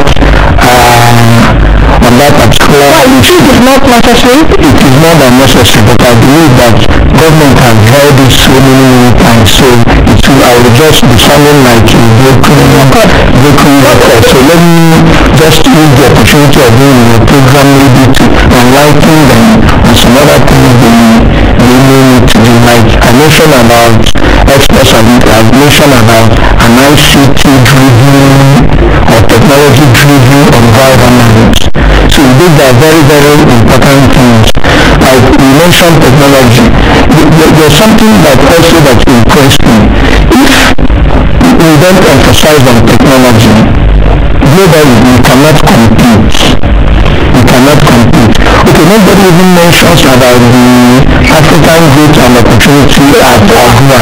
How many Nigerian businessmen have taken opportunity of that? Because the environment is not conducive to take that opportunity. But I still believe we still have hope, just like the rest of the world and the rest of Nigeria, that there will be that positive change.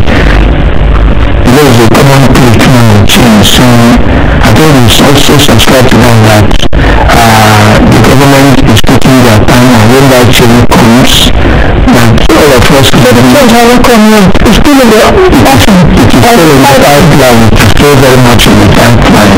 Okay, for those watching the program, and you can actually join our conversation. It's largely interactive. Go to our social media platforms right about now. Okay, these are the addresses on the screen so that you can send us your comments, your views, and perhaps your questions. Because if you're a businessman out there, just tell me what you think about the state of the Nigerian economy right now. Tell me where the shoe pinches you. They say the person where the shoe, let me say the local way that we all understand it. So send your comments. Let me just read a few on Twitter coming through. Alan is saying, what exactly is the state of the Nigerian economy? I'm still waiting for an economic direction. Alan, that's his view on Twitter. Papa Moses is saying that Nigeria's economy is stagnant. Would you say stagnant? More or less, but not just because of lack of policy from government. Like I mentioned before, the global economic volatility. So that's actually one of the things that is happening right now. But I'm not going to absolve the government of not having come up with a policy direction. Okay. That is one of those that's another one. So the issue of dropping FDI means foreign direct investment. We also have what we call the local direct investment, so not just foreign currency. The issue of dropping FDI is largely due to the volatility of the global economy, just like you said. But he's also of the view that that's not to say that the government shouldn't provide an economic direction. Ayola Olapeju is of the view that the minister build on nothing by bringing their personal money to work the already looted economy. Okay, let's keep your comments coming through. The Nigerian economy, according to the National Bureau of Statistics, the GDP growth actually fell. The Nigerian economy, I think in the past 2 years, haven't been growing the way it used to grow in the 2006, 2005, early 2008, before the global financial crisis and all of that. Do you think that we will come out of that quickly? Yes, and one thing I want to assure not just Nigerian but foreigners is there's this kind of pessimism a lot of us have about the Nigerian economy. I want to kindly disagree us of that. What is happening here is happening all over the whole world. And the latest statistics I had, I was watching an international program just last 2 weeks. And by 2050, Nigeria the third most populous, that's why we're talking about. I'm happy that I saw that. I have the report. So, we're the third most populous country in the world. Good. So, that will tell me something that us inside Nigeria, people from outside are there are a lot of things that are seen, a lot of potential. Even I, as the president of the Abuja Chamber of Commerce, I've seen about potential of Nigeria. 170 million Nigerians with a lot of capacity. Our team youths with so much intelligence. So definitely we are very situation is just purely temporary. No, but I understand your optimism. But our optimism. Okay, it's good to be very optimistic, and what a day to be optimistic. The first day I've been working with.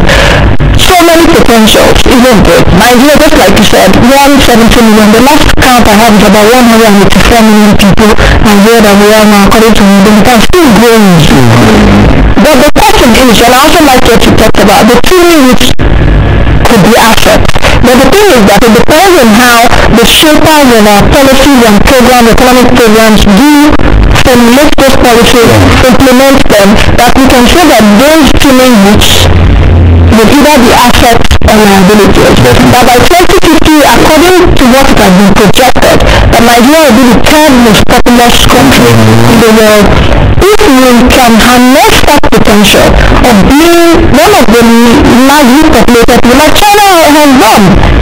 You understand what I mean? Like China has done. But the thing is that if we don't do that, so we're just in for some kind of... That is why we have so much expectations from this government. We believe that the right policies will be in place.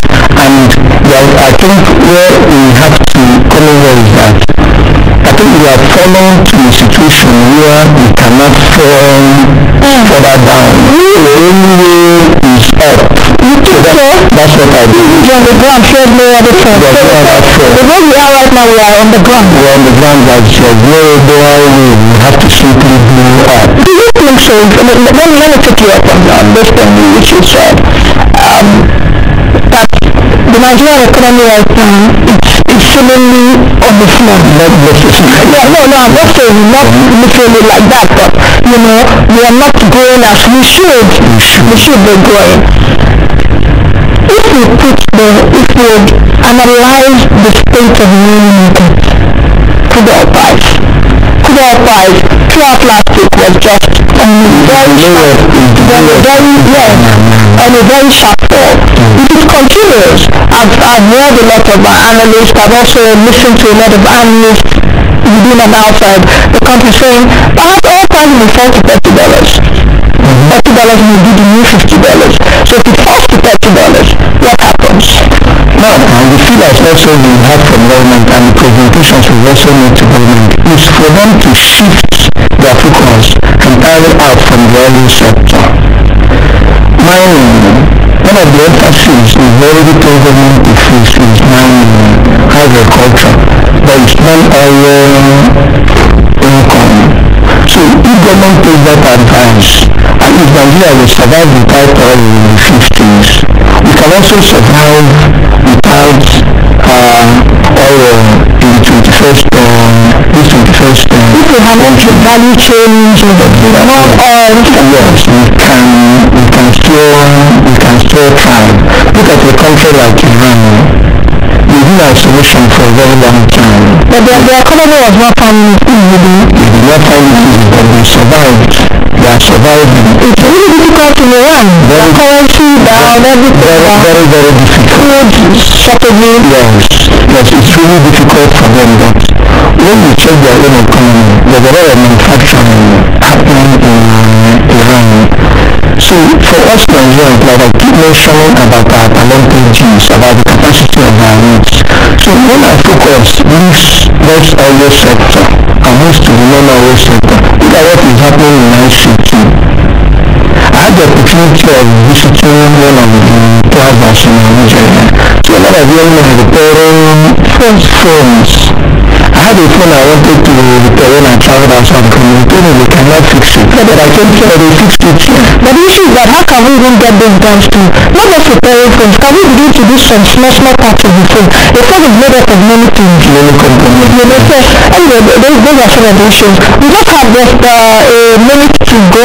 Let me read this tweet. Let me read some of the tweets. Emmanuel said, if Nigerian economy is not stagnant, we need to be more optimistic. Locally said the economy is still the same as the past administration for now, while Raphael is on the view, but honestly our economy has no direction for me. I want to say many thanks to you for coming on the program. Thank you for having me. Alright, so we've been looking at the state of the Nigerian economy, and I had Tony Ejimkoni, the president of the Abuja Chamber of Commerce, joining me.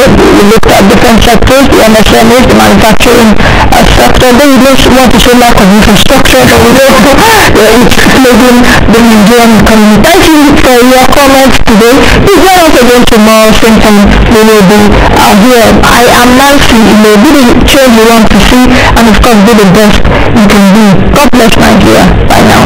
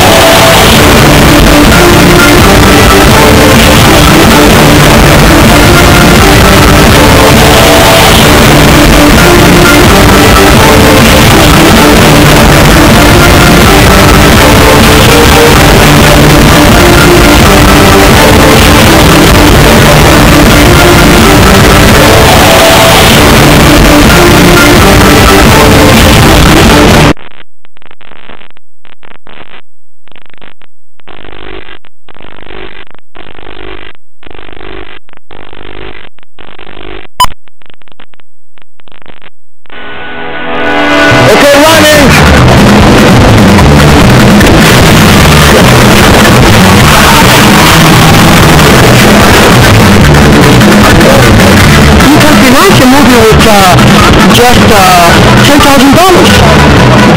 in Nigeria here. And you should I'm telling guys, sometimes $5. Action!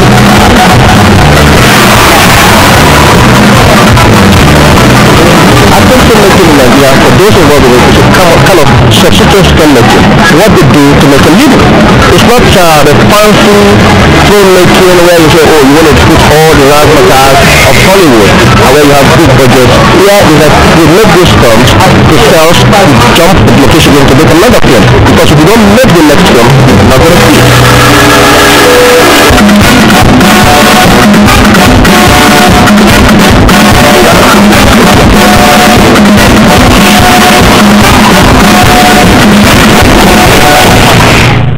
So now you're about to see how we do our own movies here, with or without any assistance from anybody.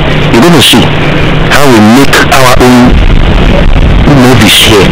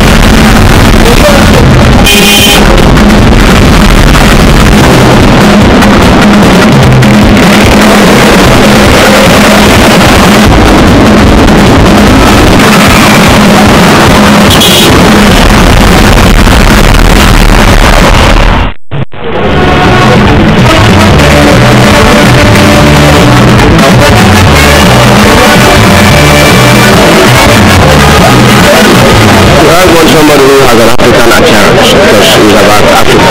The storyline is Africa. So you must have the African tone in you.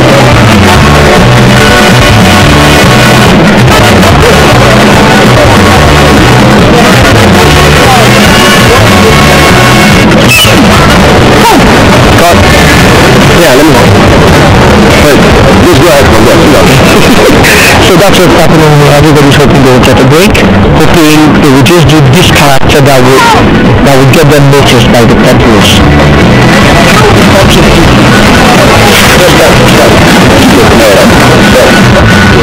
Because over here, once people like what you do, they like your act, and they like what you do, then in 2-3 more films, you're a star.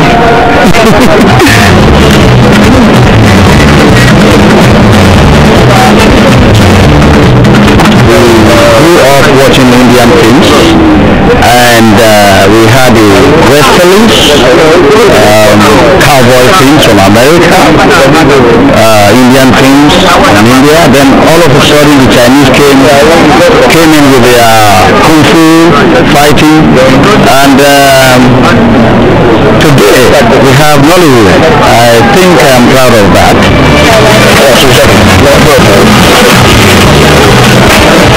But I think there are stories that people can relate to themselves. There are stories about our people, for our people, and consistently they are glued to their screen whenever they see this story.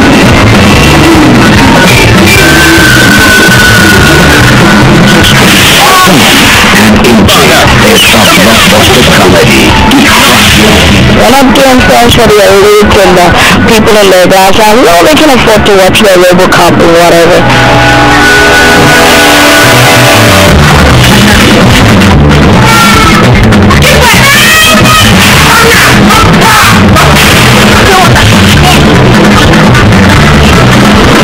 Even though we are growing, I see us the next 10 years taking over from Hollywood.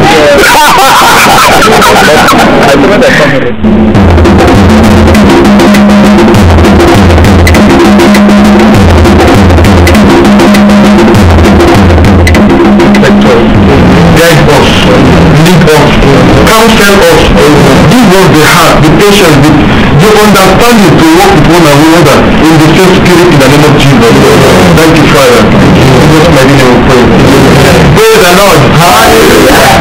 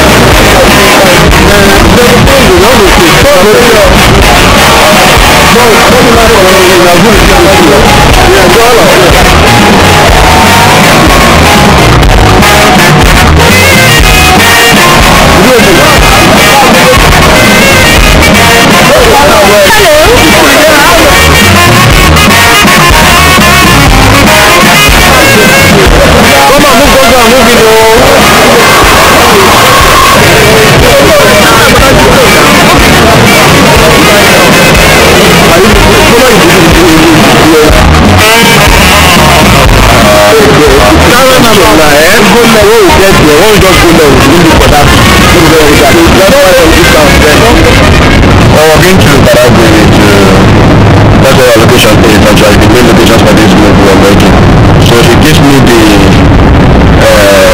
village surgeon required in this move.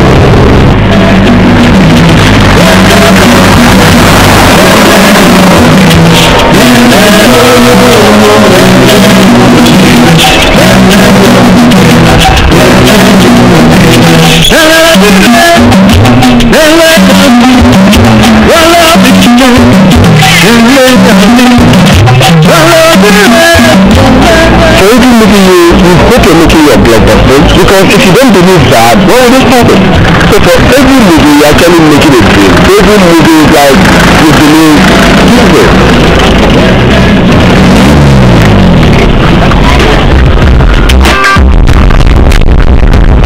In the villages, there's a whole lot more restriction. Everybody wants to help you. They're happy to have you around. Actually, I was alone. You know you were alone. Okay. Dada. The opportunity to see these stars that they get to watch on TV right in their homes. Really making it an economic venture.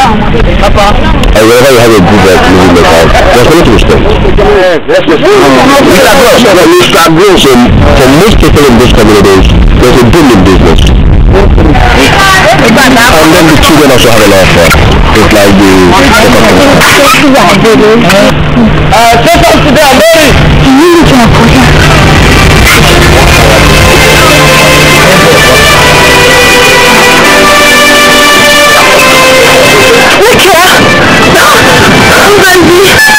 come back to tell me how you went today, at least yesterday. You came back very late. Oh, that's true, my sister. That's true.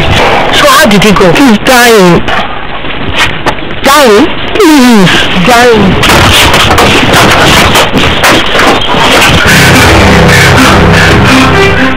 The new thing is about two young men that were attacked by bad cops and robbed on the road.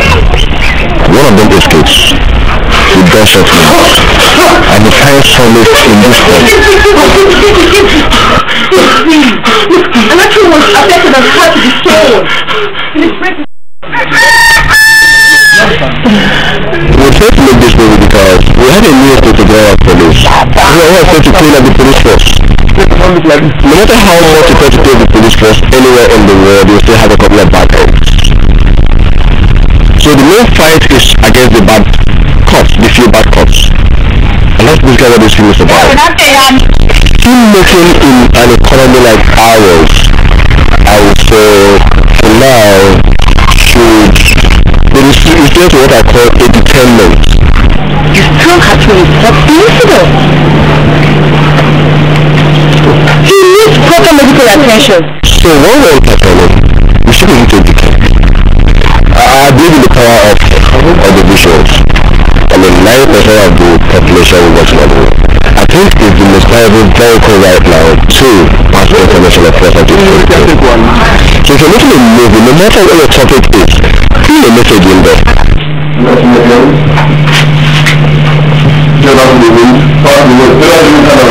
Thank you.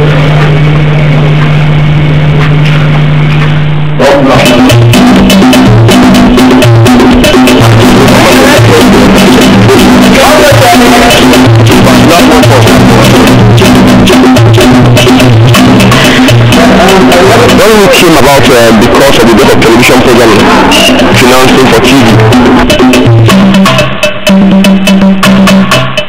So TV had a problem. The only way out was to look for a way and make a film cheaper.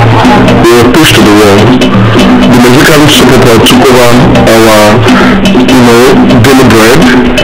Then the cinema culture died because of insecurity in the country. People are not going to cinema anymore.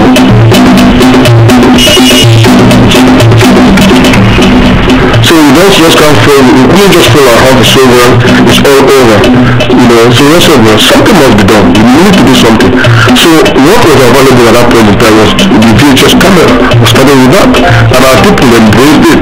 They said, wow, this is good, what is our thing? The very first way that was made, which was living in bondage. And the only language we made in Igbo. Igbo is the language spoken in Eastern Nigeria.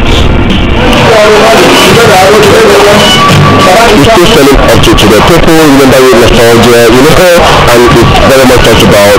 But on VHS, we must have sold almost 1 million copies.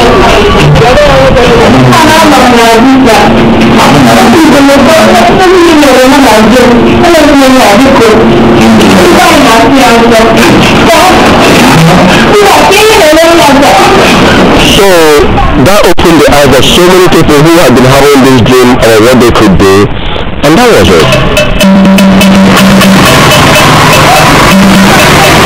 When the French-speaking Africa tend to criticize our films, I say to them, listen, we're not making theatre films. We could make films that will be watched at embassies, but we're making films where people can identify. Other nations that make movies had never really admitted Nigerian filmmakers as a part of them. They had always looked down on the fact that we were making our movies on video. So with time we have had to live with ourselves and try to improve what we do.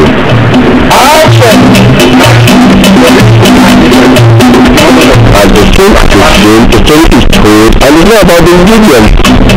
I used to tell myself, as long as Nigeria can see the pictures, my audio will go, and my picture competition and everything is together.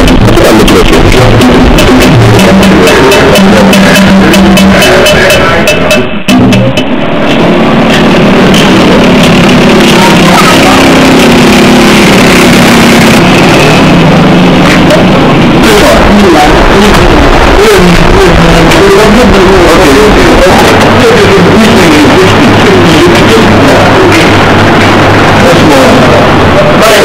There's a lot of people there. Somebody was telling us this was there. When you get really angry, you really walk up, one on the floor. Like you can hear the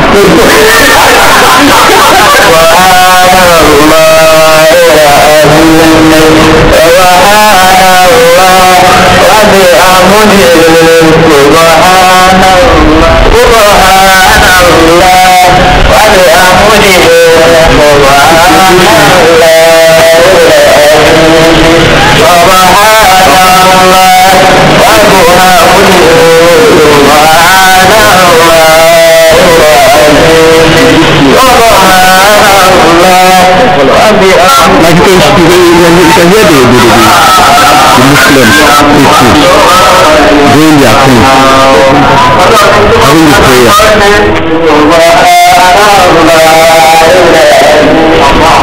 It's interfering with the job. Ramadan,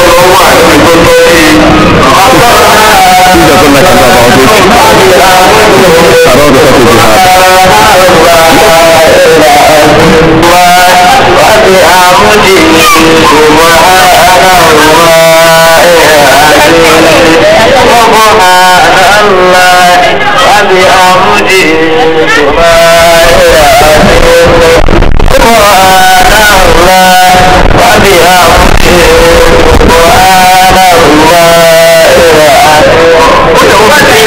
we have to control the victim.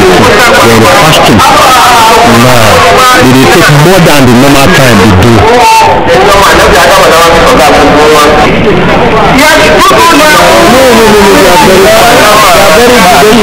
Give them 10 minutes so that when they pick up the school, they will give us the so we carry on the house, but then we cannot do it long. You know, as soon as we just remember that if I close those doors. Wait. I know they are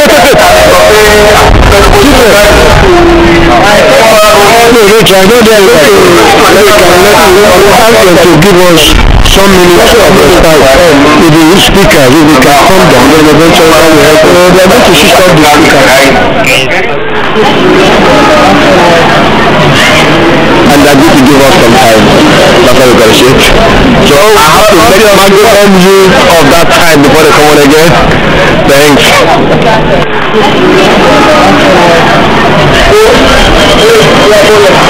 The power is gone, and eventually we have our own private gym section, and we're switching on to be able to get light back on the system.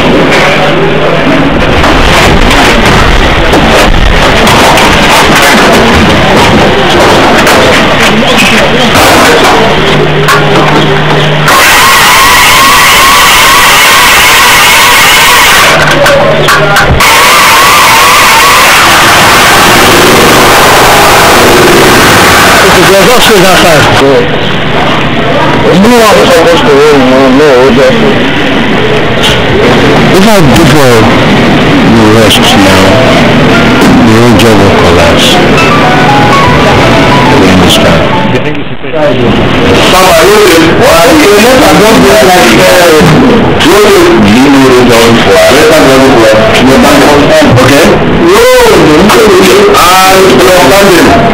And action. Very long. Look again.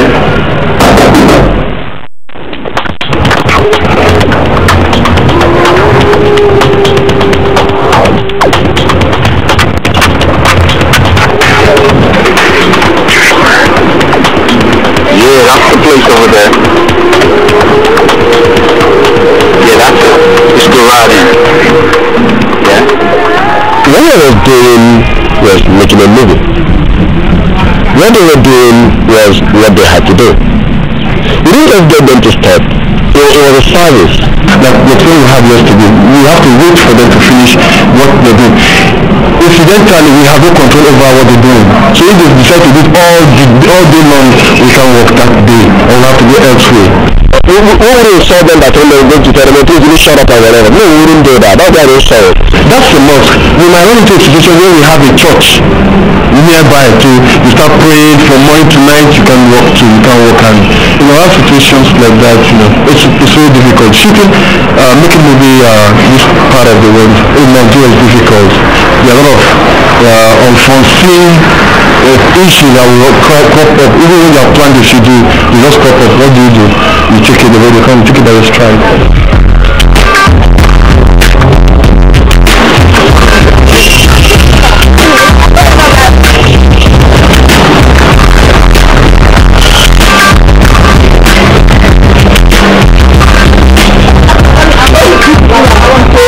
Actually, we expected one of our major artists to come on set today, but he's on another set. So we have called us to say, look, please, I cannot make it today. Can you just give it tomorrow? Let me handle what I have on hand. It's okay, no problem. If you make it tomorrow, it'll be okay. So guys, you guys just take a time off, relax. This is the song. Today is Sunday. Normally, we don't work too much on Sunday in Nigeria. She goes down, baby, dance. African woman go dance. She goes down, fire dance. For this production, I have about 50 people on my location right now. I have 15-member crew and a cast of about 35. So we have to bring them, lodge them in, so that whenever we want anyone, we can pick on that one.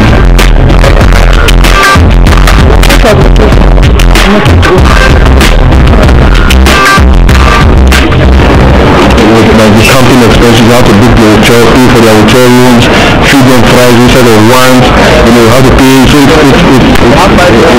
additional expenses to our production cost. I feel a bit because I'm spending money. As a producer, I'm spending money. So I have to feel my pulse. My pulse is bleeding from you. But what do you do? These are one of the things that come with production.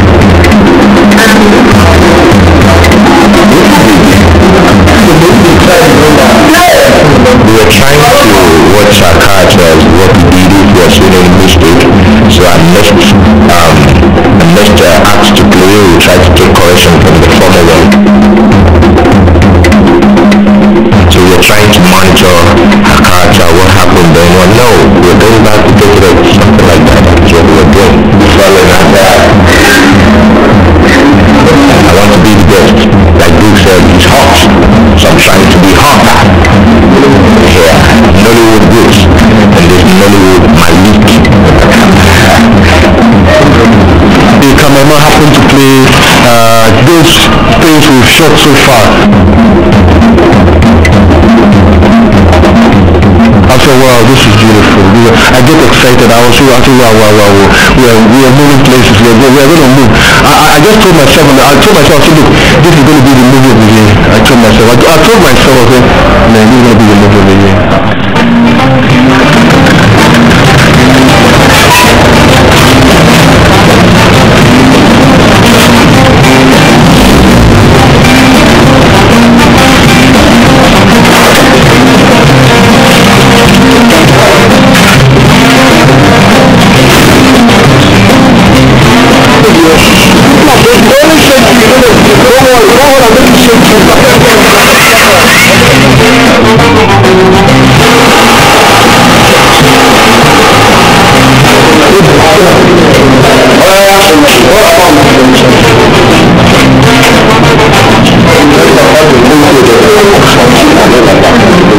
One of the results on an artist in Nollywood is trying to get out the best out of you this time.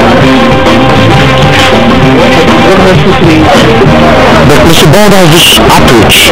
Instead of being arch, he takes you outside and makes you believe your life depends on it, man. Okay, so what happens here?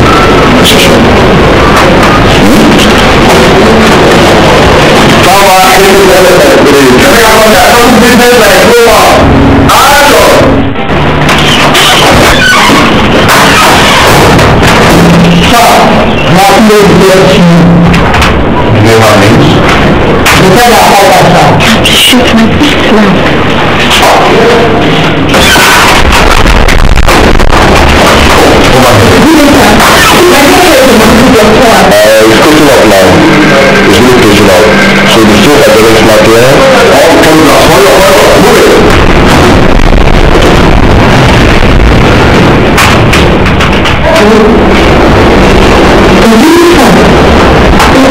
What I love most is the act of being somebody else, playing someone else, something different from your real self. You could ask to play a prostitute, a doctor like I just did now. You could be asked to play anything that you are not, is what you find yourself doing. So that's what I love most.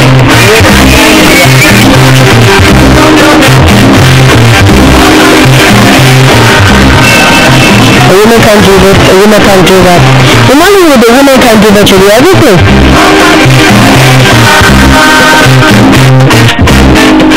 A woman can pull fence, a woman can carry the gun, a woman can jump the fence, a woman can climb the trees, a woman can, anything. So far you can do it and do it well.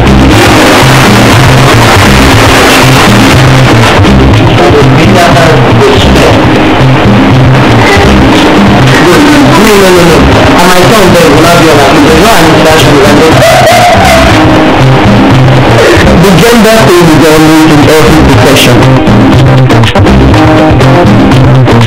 The gender thing, the man, you want to feel that you're more superior, you have the strength, you have the energy.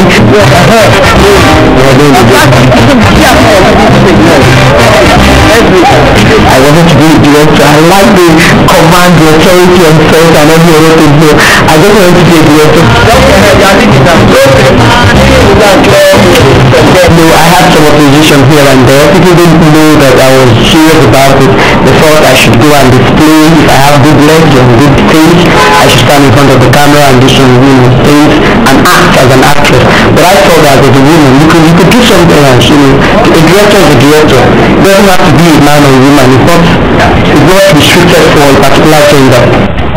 And I'm encouraging a lot of women to come into the job, because you find out, I don't know whether it's shiny or something, or they think the job is tedious, you understand? But I'm encouraging a lot of people, come, let's do the job together, have time, we women were very meticulous, so I think we could put that into the practice of direction too, and we will come out a lot better.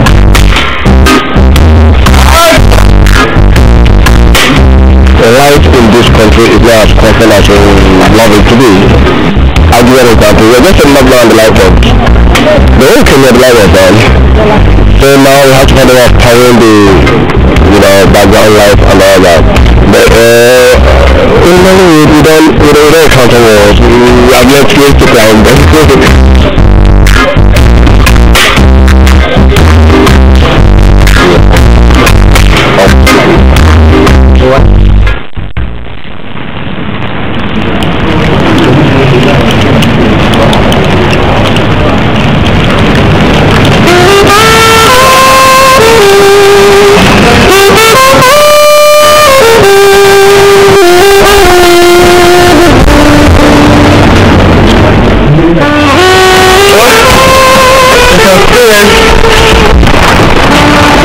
One of those people call an act of God. Yeah, there's nothing we can do about it.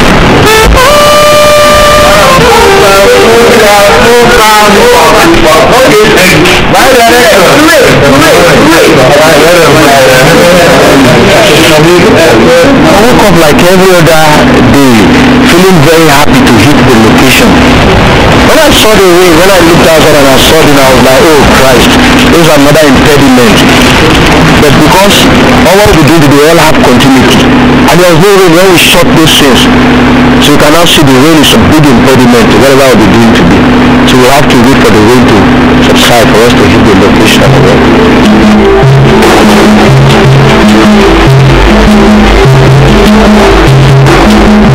Nigerians are resilient people. They're doing the best they can out of nothing. So you can imagine if you have something, then you beat the world.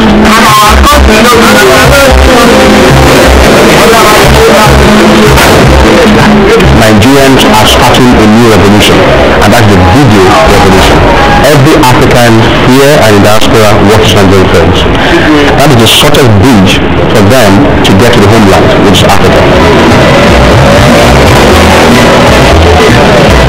You're finding that our stories being done on film is allowing us to impact on the culture of African children living abroad who have no idea of what's going on at home, whose parents can't afford for them to come home. So therefore they are able to see Nigeria on film, feel it on film, and in some cases we're able to start educating the children on their language culture, on their style culture. It's our way of trying to still culturalize our minds and say to people, this is what's working for us.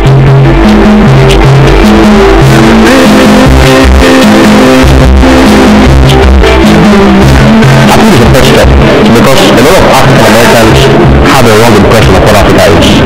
But a lot of them still think we live on trees.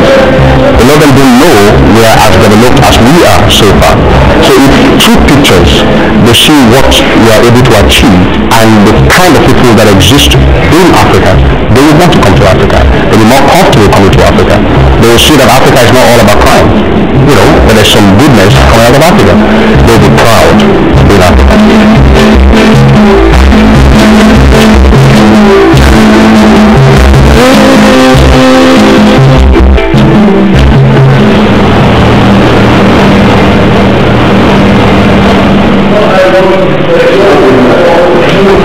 Our major achieve is going to be one of the biggest actors in Nigeria.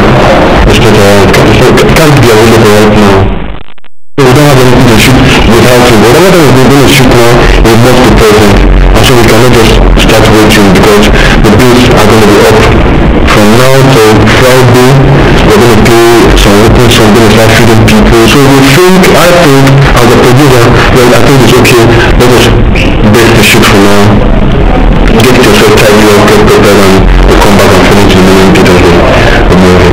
what we intend to do now. You see people collect or accept free jobs, and at times they get very unfortunate, those jobs clash.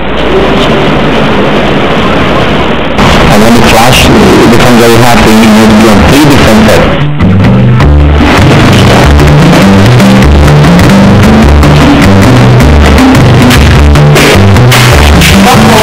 We had this sudden change.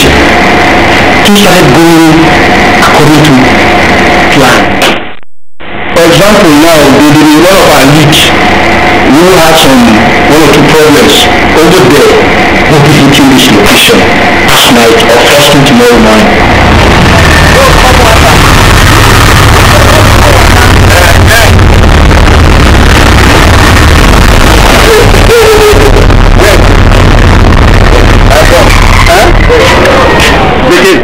I have been waiting for him for days, and when he calls me and all that stuff, I just say that he's not on here. But I wasn't too happy with it. I know. I feel I will go on.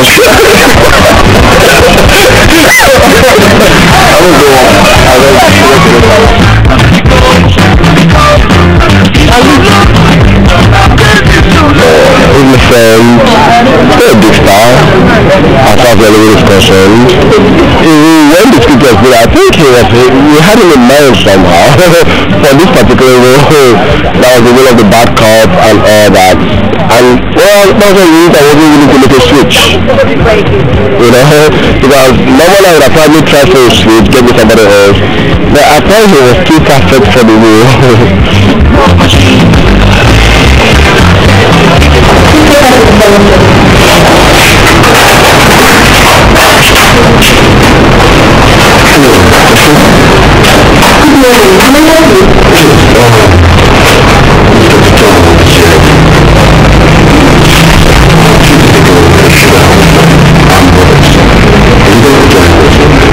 Yeah, from our leader after I talked to you, we got in contact with the main actor, who is the lead character. But he called us to say that he has taken an arrangement with people we're working with, but he can give us 3-4 days if we can finish it. It will be okay. So we said, why not?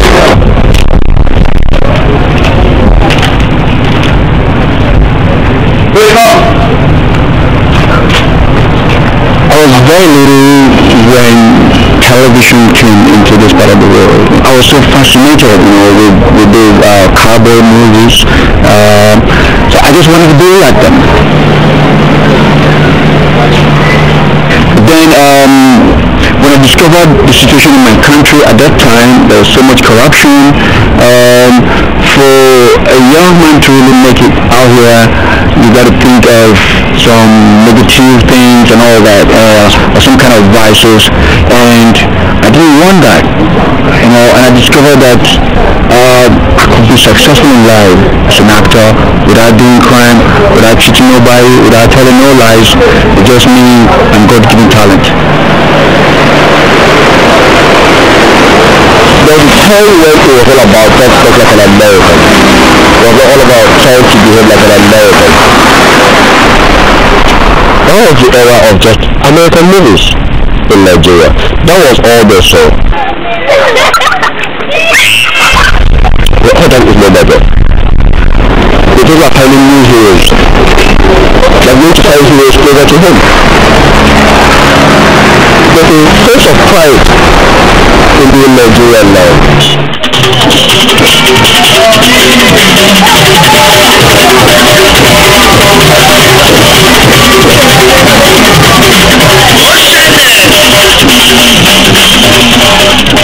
There are over 55 million video machines in Nigeria. Those are the kind of crazy figures we have here. So we're doing a hell of a lot of number of films. It's not, and that's what I keep trying to explain to people. It's not about the quality at the moment. The quality is coming. I mean, there are those films that people are making for quality, but the first thing you have to remember about this society is that the audience are the people, and Africa still has people that live on $1 a day. And these are the people that do films, that really watch these films.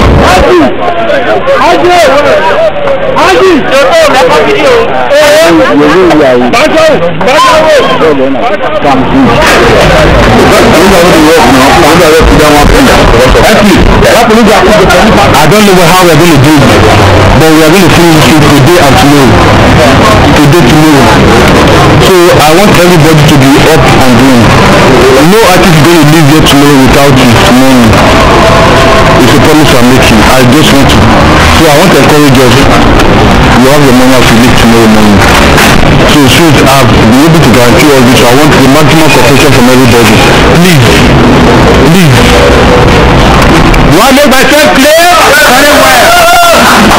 There's no producer.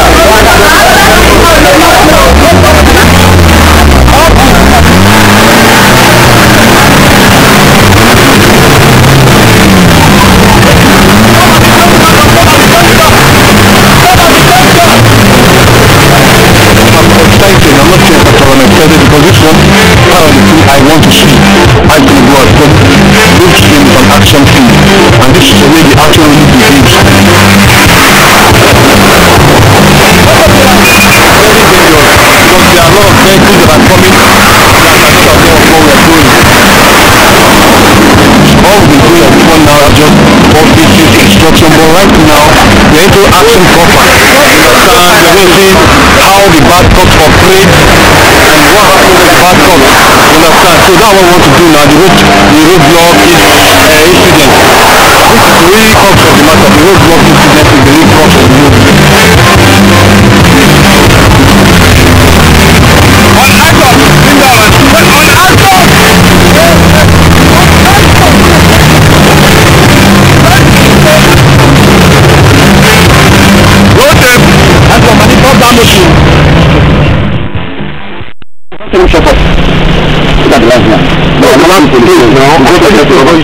What you're going to see is where the police guys took their victim to the bush and tried to eliminate them, but incidentally the guys took off, escape. That's what you're going to see now.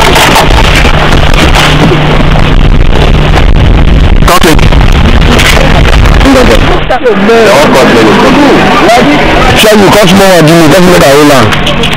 I use it as a pad for gunshot effect. Okay. To protect the body.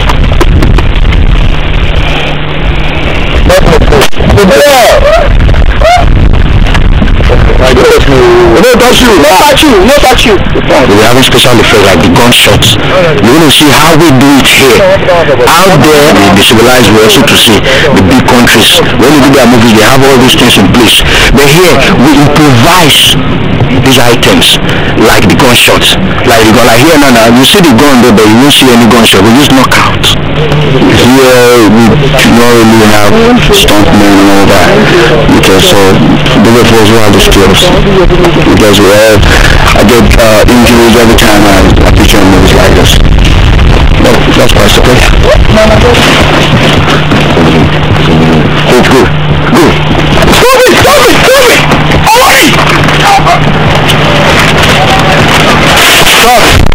Just pushing. What I'm scared of is just pushing me to come up my face. What I wish you not my contact and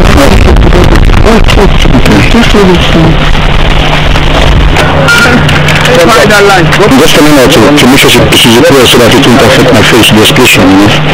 But she's a professional, she knows what she's doing. And I'm trying to protect my face too. This is going to be my last movie.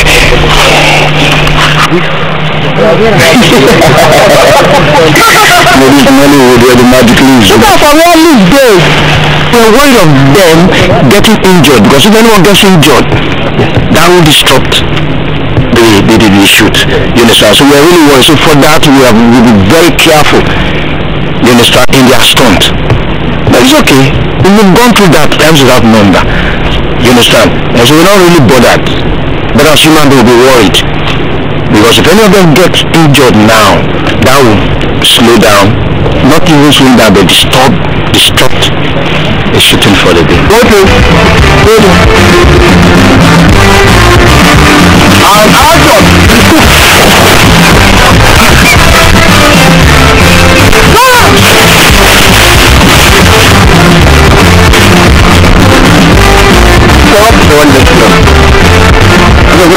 again. That's good.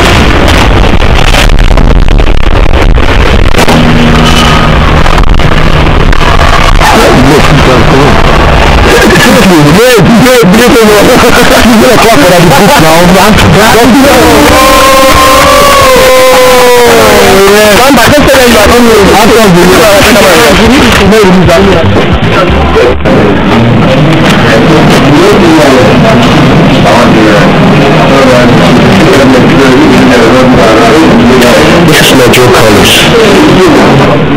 So that everything is on top right now. I got my props, my police props, they are all here. So yesterday we got into what I would call the meat of the story. And it was quite hectic. That was good. It was good. We did a whole lot of work. I think we actually achieved 13 films yesterday. Obviously, this is my personal belongings. It cannot be touched. Today we are continuing in the same mood, mostly action sequences. The policemen doing their job. So I anticipate we're going to have a better day today because I found out a whole lot earlier. And we got good weather. And all my actors are ready to go. Action! Yeah. Thompson!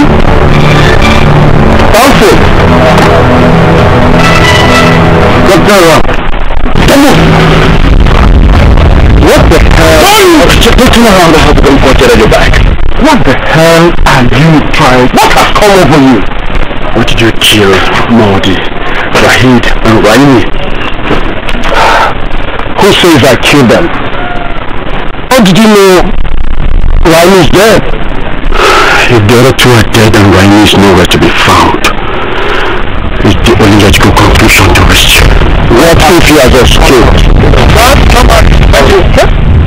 And everything and breaking the news out, I knew it couldn't be easy. And I knew you had to get your place and the minimum is that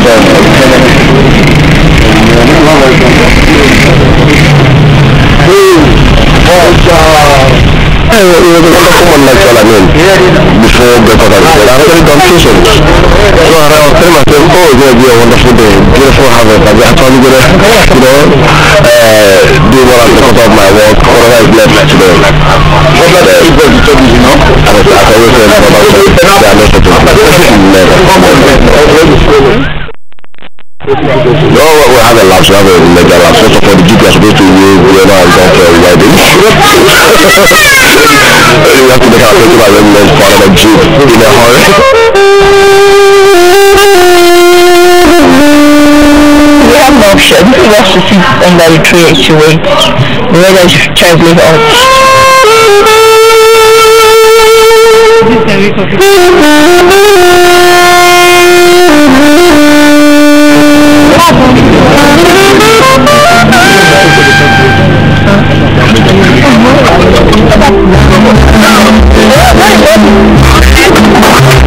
But thank God for the new technology, the video, where you are shooting and you are seeing it. It's like a Polaroid system.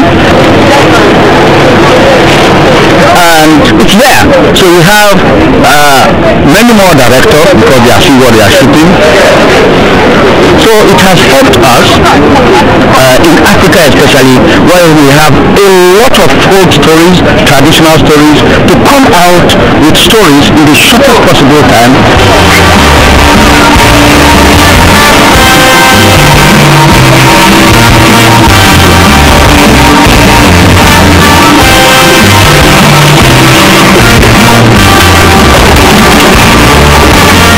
We have to start making movies in such a way that the camera has to be talking, the camera should speak, the camera should do more of the talking, while the actors do less of the talking.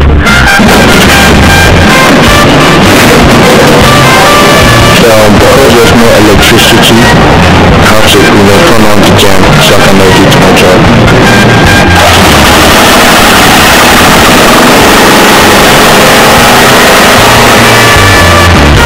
If we can take production to the next level, then Nollywood will be cool.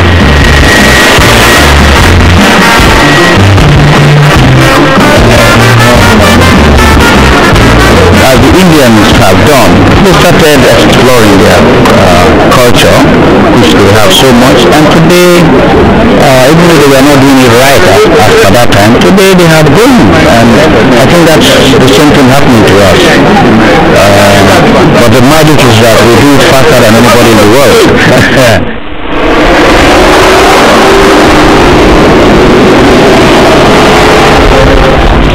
Let's do it. Let's do it.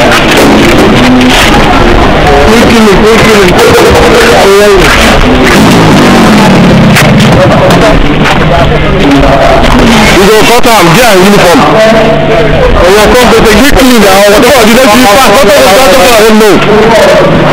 Come look like this is the last day, and what? It's going to be full of action. They are running around, the arrest of the leader of the bad cops. That's what we are about to do. I'm not sure we're going to be ready to take. We might be late, but we're going to get it. The last day of the shoot.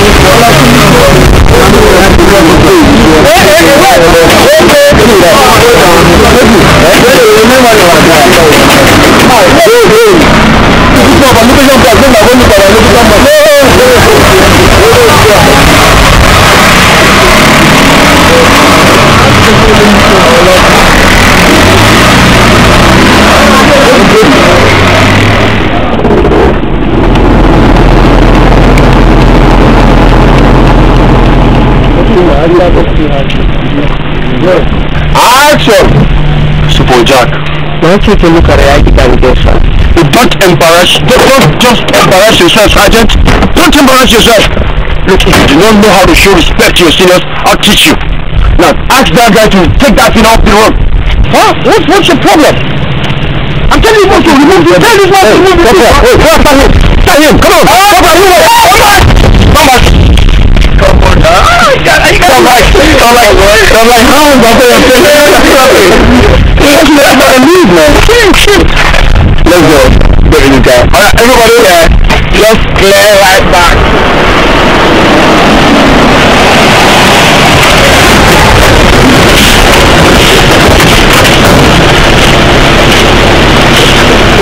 That's where it's at. Okay, all of you, move!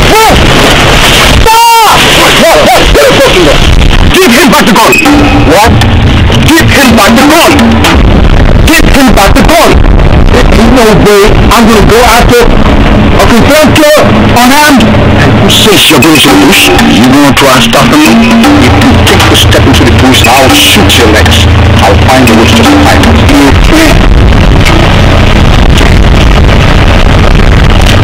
Man, there ain't no way I'm going to stand here without a gun. Ain't going to do that, man. Sure, there's no way I can explain that this man was shot. You. Good job. Well, come back. Thank you. Come on, shoulder. Come. It's going to be a great movie. It's going to be a great movie. I believe that. I know where we're going. What are you waiting for, man? Move that ambulance. Is this the last thing they're going to shoot for the movie? The last thing they're shooting for the movie. And now what we're doing now. By the time they come back from that film, we'll be going home. I'm happy going home. Honestly, I miss my wife for the past 11 days. I've not seen my wife, not seen my kids. I'm homesick. Mary, I don't like to go your side. Stand by. Quickly. On action now, where the ambulance go? Emeka, everybody back to the new guys. We're going back to the only white. Ambulance go, police vehicle follow it. Come on, we'll talk in my car. Eh? Come on, we'll talk in my car. How bad is it?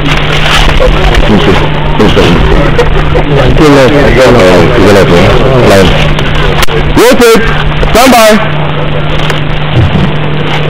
We're going back to the vehicles. Ambulance goes in front. It's a siren wearing and the two follow. Siren, remember? I'm rolling. And light flashing. Everybody come back this way. Rolling.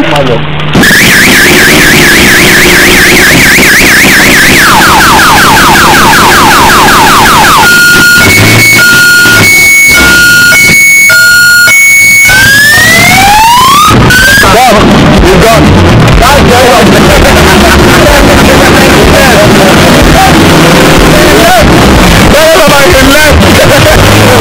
Left.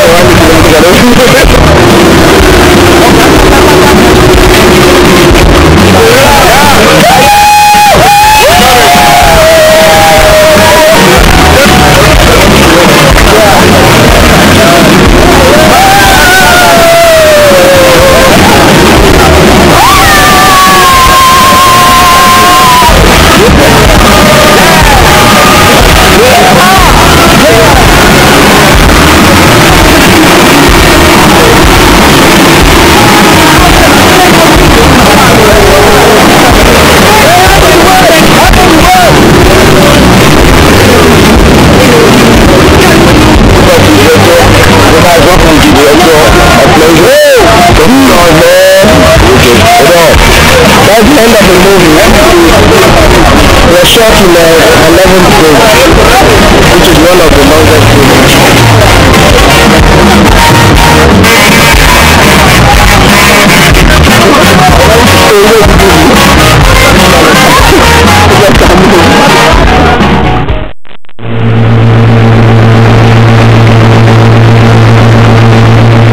I cannot tell the white man's story. He told me his story in the movies. It's still the same basic themes, love, action, but we are telling it our own way, our own Nigerian way, African way. We have diverse cultures. That's so many. That in the next 10 lifetimes, I don't see us exhausting the stories we have.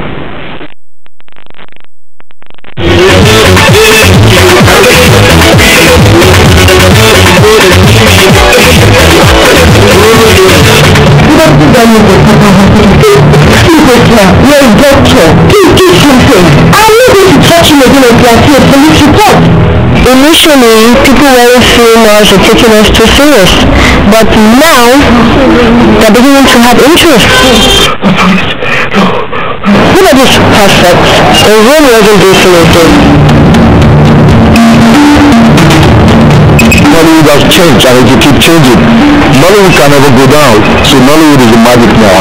We're trying to do the magic.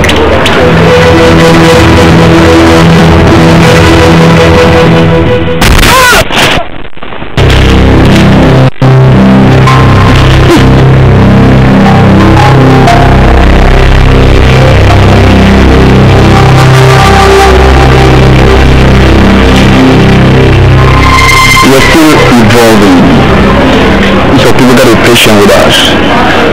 I believe very soon we're not only gonna have better movies, we'll have that original Nigerian movie. Action!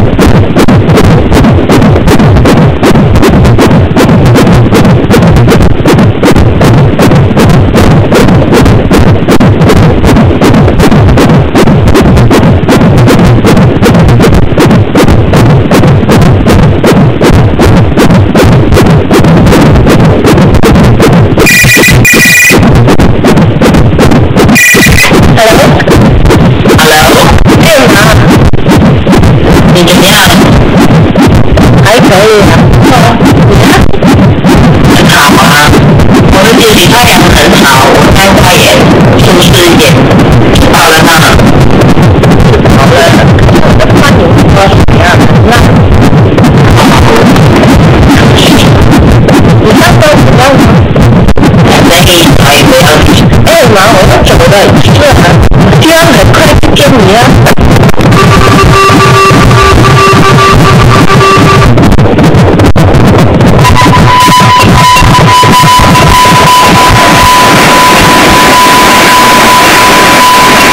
Having been a child, I've always had a close and conflictual relationship with my mother. When I was 22, I moved to Cape Town and lived with two other young women who also had complex relationships with their mothers. I wanted to know how much we, as mothers and daughters, did and didn't know about each other's lives. I had little idea of the journey that was to come.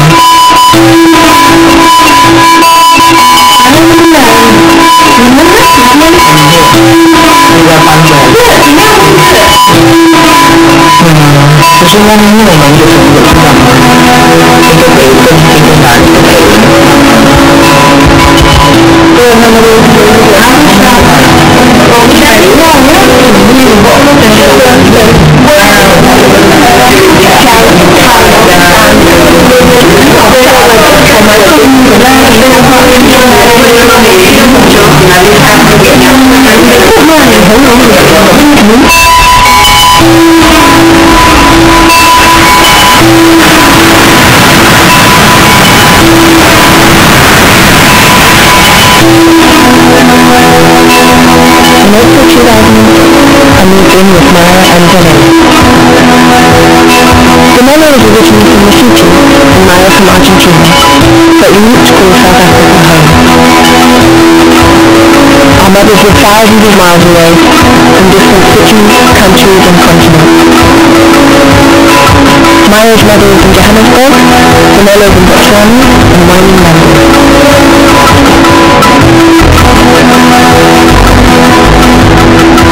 The only people that ever phoned our landline were our mothers. Hello? Conversations would flow forth in Chinese, Sotho or Spanish.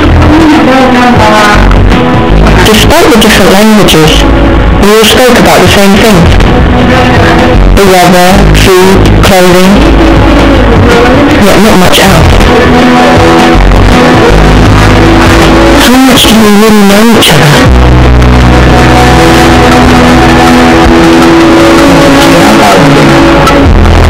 Having been a physical part of our mothers, I wanted to know if we could ever see each other as distinct human beings, each with their own destiny. I looked at the conflict in each of our relationships to see what I could learn.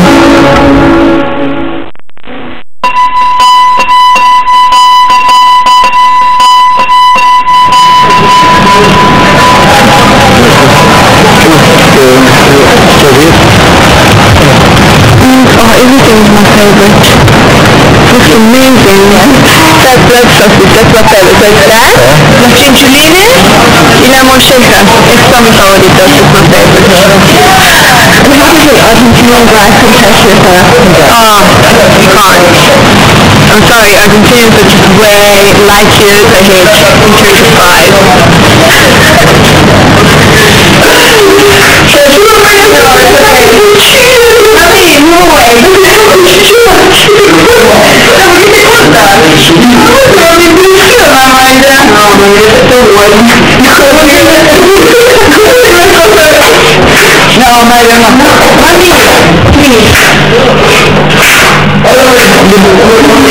Check, this is a farewell party kind of. I was literally with Argentina and that's all my friends in Argentina and that's me there. She never brought me up really. Well, I never saw her often because she used to work. My grand really brought me up. She felt like a woman to me, more than a mother. She was like a woman in my life. How do you alone to me? Oh, that I have no idea. I don't know. What do you think she might have of you?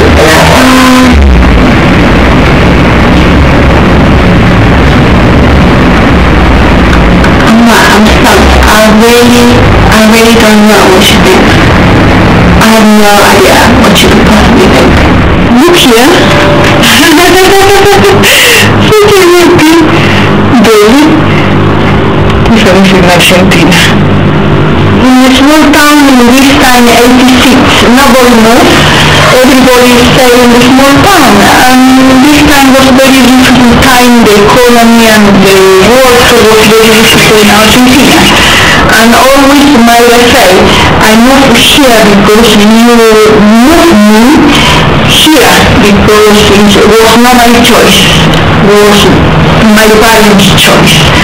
Actually, the first time with brother, in the first years of children, we live in Europe. Very difficult to adapt ourselves to the new culture. I try to help in the homework, but in the beginning my English was not good and they don't want my help. Because at the beginning I didn't speak English, so that in itself makes you feel very isolated. So, and then when you can speak, you never quite feel like you belong. You just work hard and you just carry on. And I think that is great because in a way that keeps you going and that's great. But I think that not everyone can be okay with that. I suppose because really I am very old-fashioned person, and sometimes I think this is the work you need to be in the life, and I don't open for discussion. I suppose it was my big mistake to be so like a wall, and then nobody can destroy this wall. We just walked and tweeted. I don't think I've ever said two words to her when I was a teenager, and which is fine. I got involved with, I think, the wrong crowd many times over. But then when that was me, like the wrong crowd was just unhappy as ours, and we made each other happy. So I always have feelings about my mother. And I guess at the moment I'm not connected to those feelings. So they're there, I'm not interested in them. Do you think you and Laura understand each other?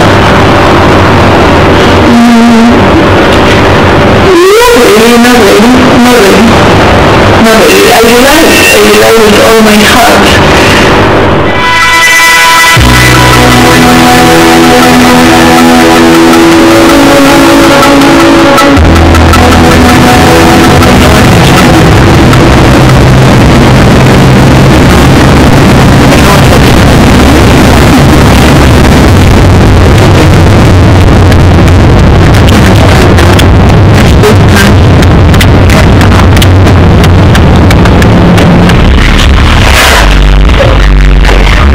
Children like this they are very tricky. You can do say anything they will do.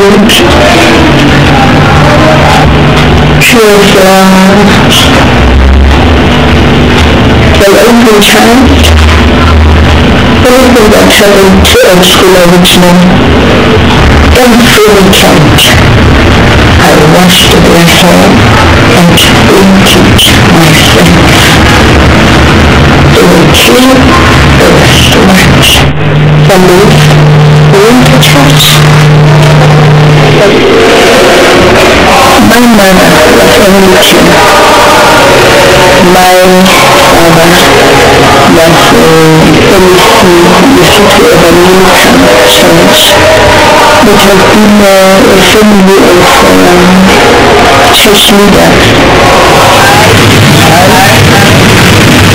has been a family of church leaders. One case came out going on in unheard of. Not unheard of, but I mean like, who goes like this? You know, the 15 is paying off and that's fine.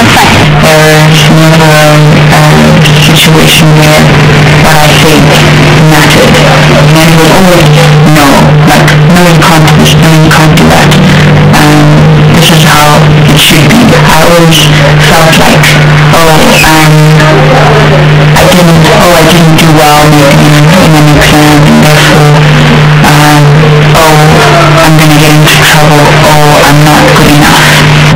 Outside school, we got time for wine, some homework, got time to sleep. The following left to do,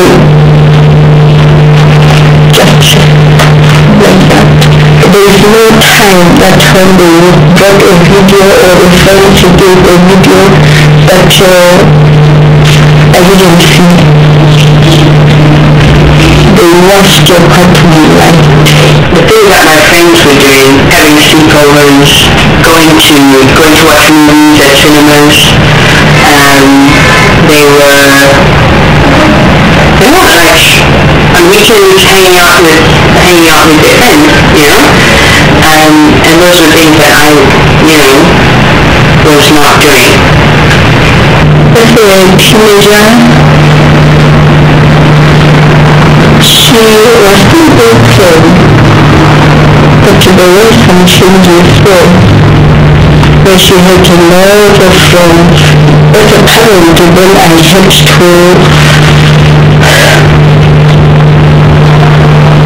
to get interested in her friends. So I had to learn that that to me. She was more open to other things, which made me jealous as well. I think she thinks that I'm usually like in the library or studying and whatnot. Usually I'm not.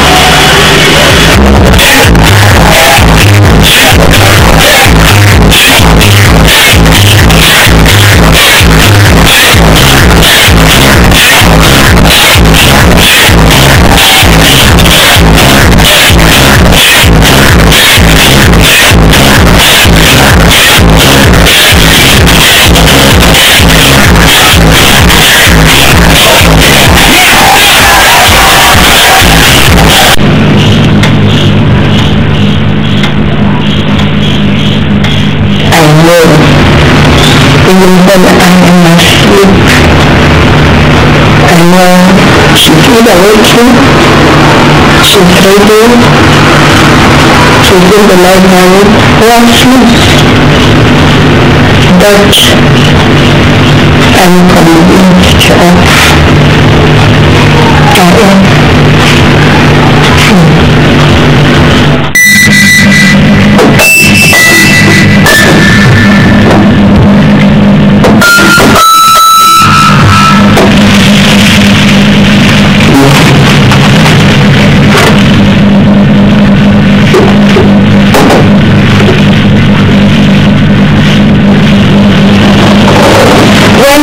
your child, and provided that your child is healthy and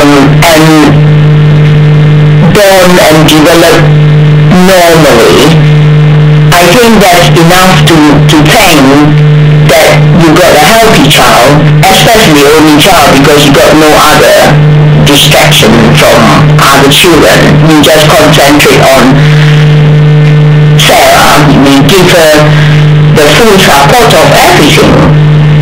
I mean, we grow up without even have bicycle. Even bicycle is not easy to buy. Cannot afford to buy. As a child, we travel a lot. When I was born, we moved straight to Kenya. Then my school moved to Indonesia, which was great because we could be with my mom's family. And then I was 8 years to Botswana, where I stayed until I was 15.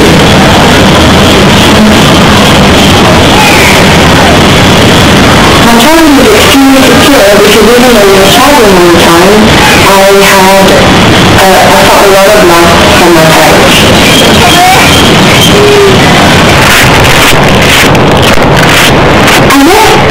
I was born in England, so when I moved out at 15 from Botswana, it was quite alienating, and as soon as I could, I moved back to Southern Africa. I moved back to Cape Town. When I was a child, we thought over like, I had to go to piano lessons, I had to eat whatever the food was. When I was a teenager, it was around my independence and going out, and she can see who I am to a certain extent, but she blocks off certain things that if she thought about it she would know about me, but she just blocks off. Yeah, During the making of the film, a serious conflict began between my mother and I. 以前没有讲。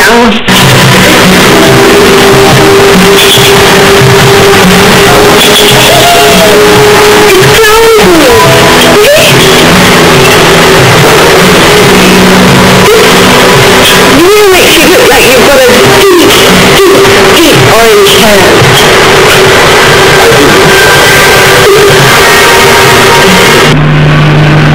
She just couldn't even look at him or speak to him. She was completely became like a crab or some kind of creature that had been injured. She couldn't deal with the fact that my boyfriend was a person of color.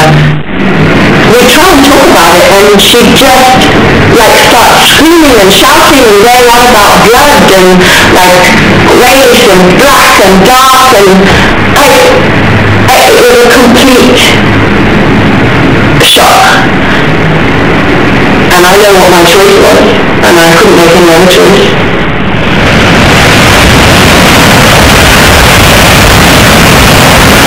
And she got on the train and then I couldn't see her. And we went from speaking to me every day, or every couple of days, to not speaking for the best part of the year. Not speaking at all, not once.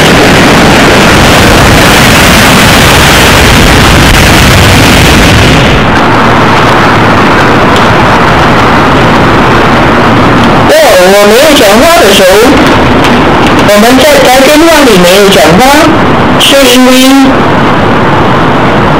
非常生气。我是以我的生气，你也是你的生气，因为你还有通电话在这边是吗？跟爸爸。如果我听到电话响着，我是很生气每天，但是没办法对吧？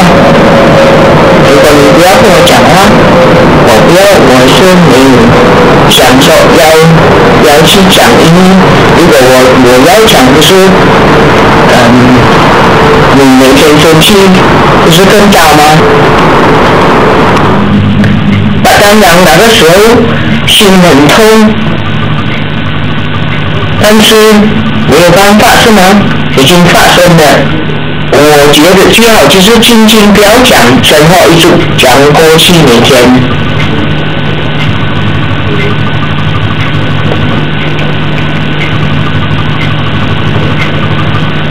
虽然过去每天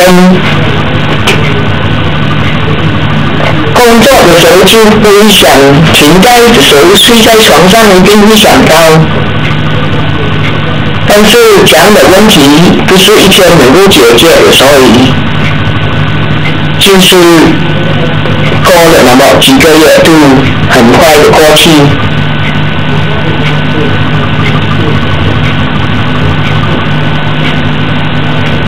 我不知道怎样讲了。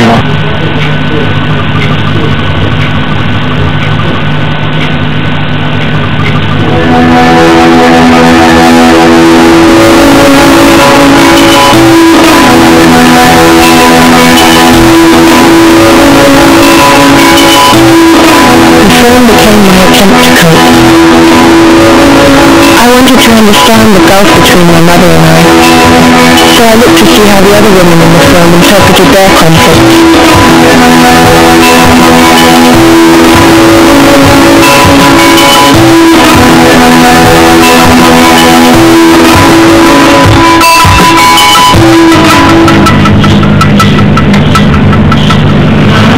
You missed the call? Now apparently this is the caller the boyfriend who just said, but it's not, so I want to erase you. Erase the sound? Okay. So you go up. Okay. Delete from list, okay. Okay, let's go. Why did you get here again? You had deleted it because you had missed the call and then you had received it. So it's been from received and missed call. If I, feel like sleeping in, my mom would be like, normal people would have had breakfast at this time, we should be cleaning the house, and da da da da. And in her mind, what she's doing is teaching us ways in which to function as human beings in a world that, is sort of measured by how productive we're being in the day. I sometimes feel like, I don't know what kind of children I raised, do you know what I mean? Yes, I know. And teach even to myself. I know that I deny myself a lot of things that even my friends or some other people that do. I just don't just do things because people are doing something. I want something that I can account for in my mind. I now wonder about the film that I was where the children, I didn't want to corrupt their minds with useless things. I feel that there's sort of like a disconnect between the way my mom brought me up and the values that she instilled in me and the person that I have become.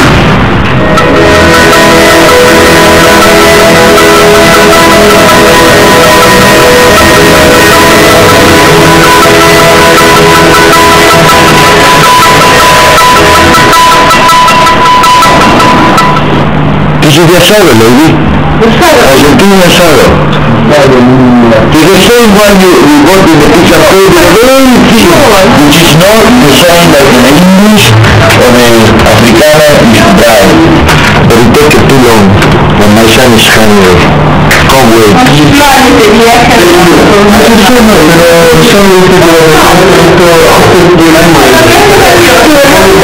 When I'm there, it's like you walk into a sauna and the heat gets a lot and you have to get out because at some point you just can't take the heat anymore. But when you're away from it, you don't really know what that heat is like. As I see more and more the reality of where I am and what's around me in terms of like my family, the more it hurts to see how little there is there. Sometimes I want to talk with her and say it was already too fast. But I hope when she shared with me, she realized I always open to talk and to see what is inside her, what is going in your life, what is the worry, what is her dreams, because everything is in the life of our daughter or our son. We need to know. We need to know because it's part of our life. The relationship I have with her is very complicated. It's like a tapestry of things, and within it is like a lot of emotions that run at the same time, and for some reason can't run separately. It's very seldom that there is joy and laughter and stuff without there being kind of a weight around it about other things. It's not only about now when I'm with her. It's about now and it's about 3 years ago and it's about 5 years ago and it's about stuff that I didn't get from her or that I need to get from her now. Nobody teach you to be a mother, and you need to learn through life. Sometimes you need to play, and sometimes it's not easy, and sometimes you made a mistake, and sometimes you say how I can fix this mistake, how I can go through the life to see if I made a mistake. I don't have the arm to fix it. I don't have the capacity to fix. But always I say, if I done any mistake in my life, because I didn't know better.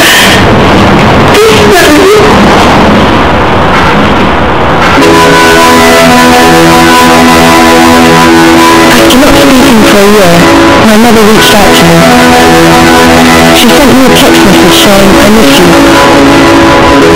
Having been away from England for 2 years, I decided it was time to visit.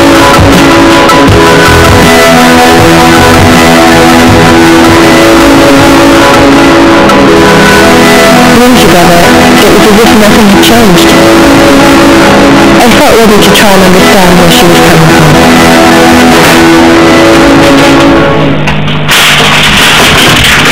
Bác ở trước buồn nữa rồi, không chờ không chịu. Chúng nó ngay thì như sự xong rồi, cơn hai cầu ạ. Nó không là thường rồi. Mấy đâu, nếu mà người cơn, nó mà chuyện của bác nữa mà. Ông như bác là những cái chứ là mấy đâu. Chuyện là hai cầu, too much. Mà có bên nhau mà thì con, vì không biết, vì đeo sữa. Just say family. Maybe we're not sure. No, I'm not sure. What the hell? I'm not sure.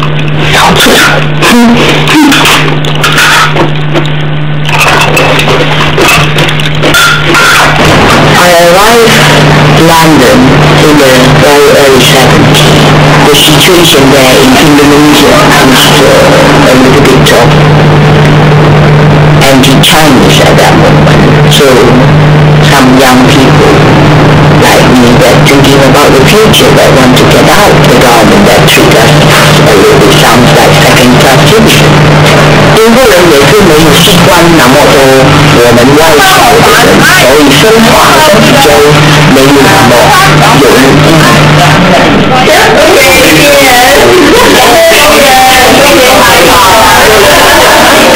我们就回来好像等了很久，但一回来在一起的时候就好像我们有在一起，不觉得就过去了，因为每天都是忙着吃啊，趁这个机会。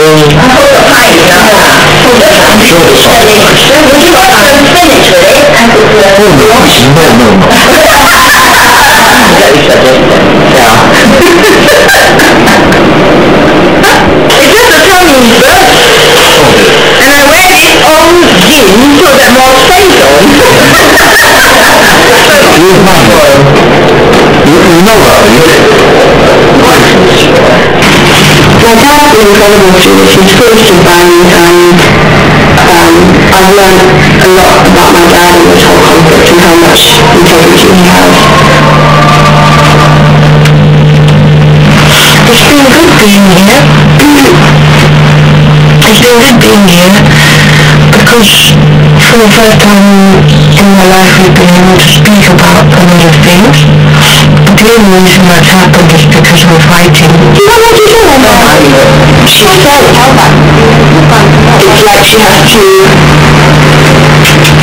let go of the idea of me she had and of what she wanted for my life. She doesn't seem to realize that she's causing a lot of pain by being very aggressive towards my boyfriend and towards me about my boyfriend. I find it very difficult to be around her when she's resisting such a huge part of my life. So I know when we're going to see each other again.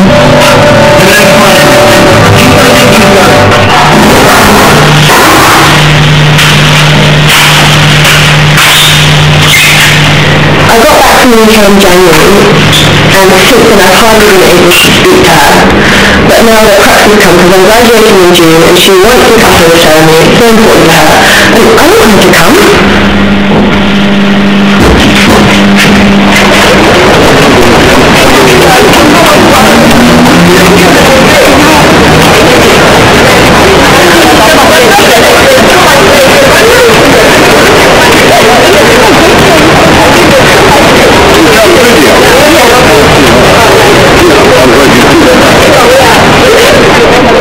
She's absolutely desperate not to lose me.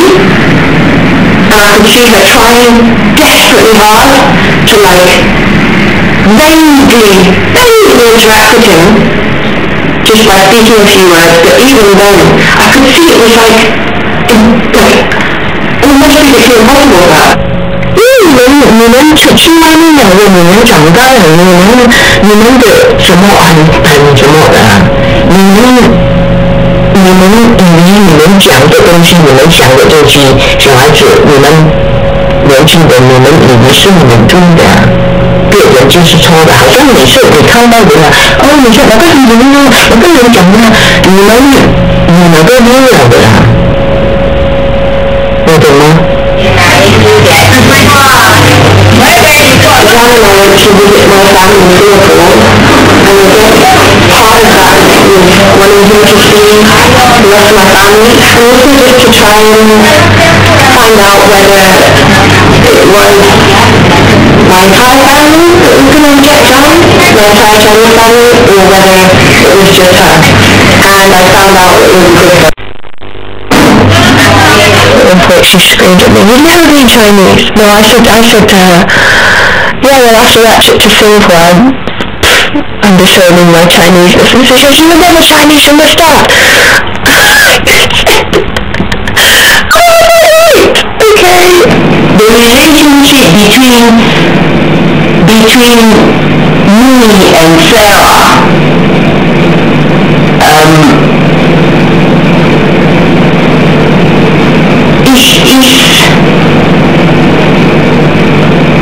you can't tell it, but because it's only just one, you always think of her only, and whatever she does, you always have to forgive to say that, oh, that's her.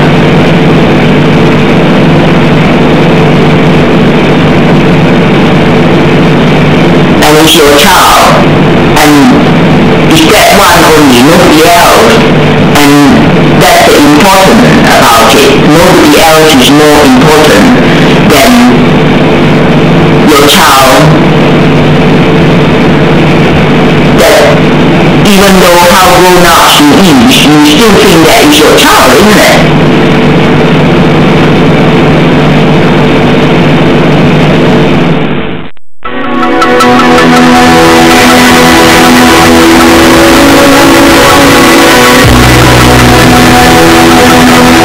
The years were passing, and my mother and I were still in a deadlock. I wanted to know how Ronnie and Maya were getting on with their marriage. This coincided with important events in their lives. Maya and Anna Maria were visiting Argentina together for the first time since they emigrated, and Vanella's grandmother had recently passed away. I'm going to Argentina. My cousin's wedding. Yeah, it's feeling very, very exciting. I'm feeling so happy for the travel, for the expedition to Argentina. The first time we were here, we traveled to there with family.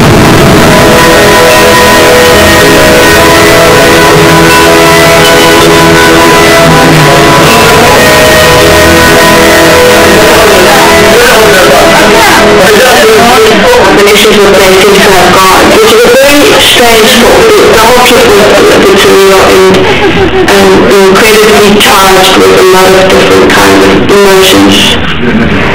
It was exhausting to have all my family at the same time after such a long time of not seeing me. It brought up a lot of stuff for me that I had no way of escaping. I was quite stressed, and she comforted me.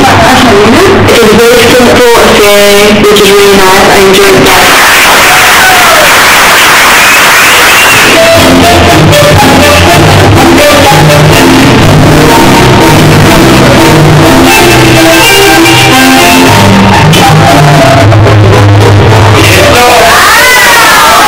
It's been a long time since we did other interviews. Yeah, long time. Yes, and the time passed, and really everything changed in our life. Everything changed for a bit. juggling. I had endometriosis and I had an operation. My mom came and looked after me. The following year at exactly the same time, I got malaria and I had to go into hospital. I was a wreck. I couldn't do any of the normal things people do. I couldn't sleep, I couldn't eat, I couldn't do any of that stuff. That was not available to me. And my mom was literally with me every step of the way. When I got up at night so I couldn't sleep, she would get up with me, and that was a month and a half. I was completely dependent on her, and vulnerable, and I needed her like I would have when I was like a baby or something, and she had to be a mother, a complete mother to me at that point. I don't even know how to describe it, it's so different. I know I was quite resentful back then and closed and angry with her, and I had to be easy to me, but I don't feel any of that now.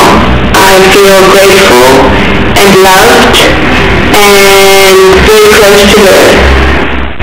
I want to improve my knowledge about the heart, and I know the feelings, and I know what is the things she doesn't like about me, to be so much blah blah blah blah. And this is the reason I try very hard to don't open my mouth when nobody asks me to open. Very difficult. And the important thing, you don't expect the other person to change. You need to change your view, and you need to change yourself, and everything will be different. Because everybody is like this, and you can change nobody. You can't hold resentment or anything once a person's taking responsibility for their part in it. I think that frees you from that, and it's like a gift. Now you can walk, you're free to love them after that, because there's nothing in the way anymore. And yeah, I think my mom's a wonderful woman, and she's got wonderful qualities, and I can see that now. I'm not fearful of being like her anymore, because there's a lot about her that I admire, and I would be lucky to have when I'm older. I think that the mother-daughter relationship or parent-child relationship is a spiritual one, regardless of all the other shit that is shit and good stuff that is going on. And I think that that's why you can't cut that. You can never cut that, because it's way beyond like a realm that we know of. When someone was still alive, I never really took the physical schedule,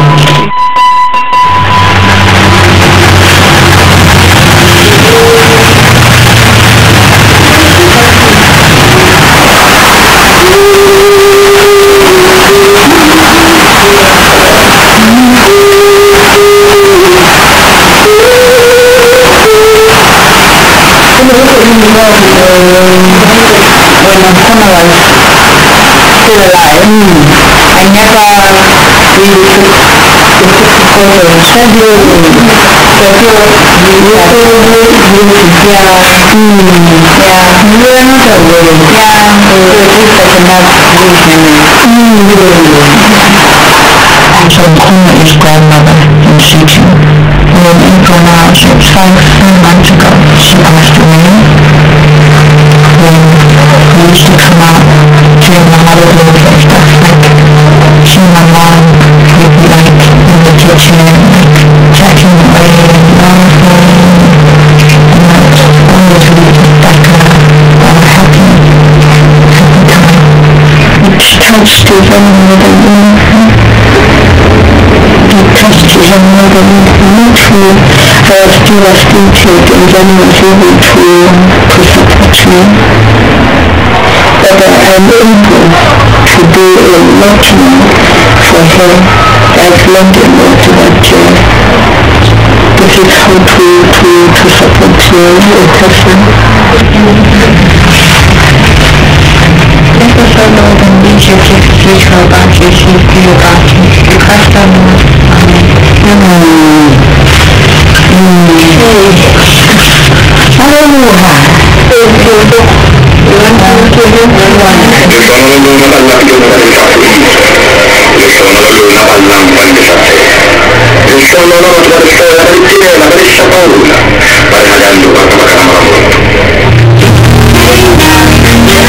Bueno,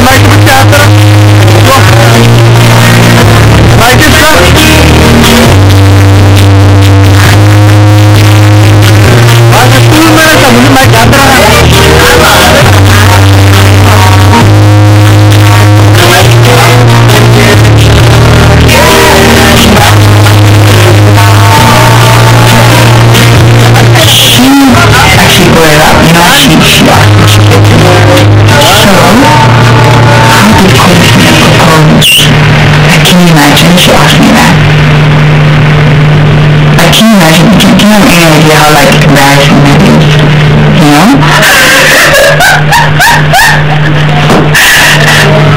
She was a bit closed. Then she's opened up. And my way is to guide. And those things I can't teach you anything. And my mom was able to show her vulnerable side and stuff, and I'm able to see her as more human, you know. And that's a lot of reason to express my own vulnerability. Do I have a fantasy?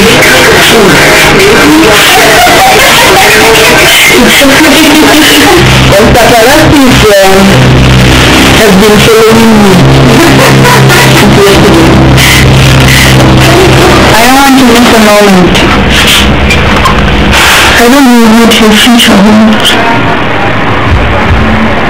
I don't know any destiny. But I love who she is, how she what is another person.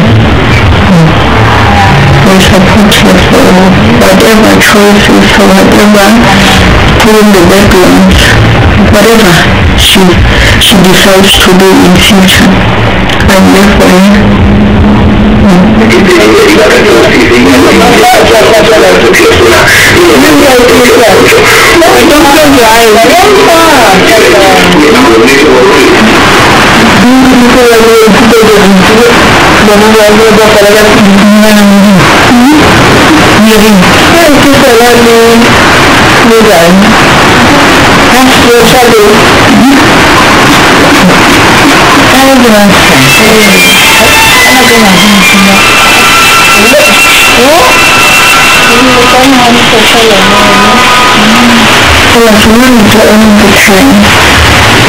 But now I'm more in love. But trusting. And with prevention.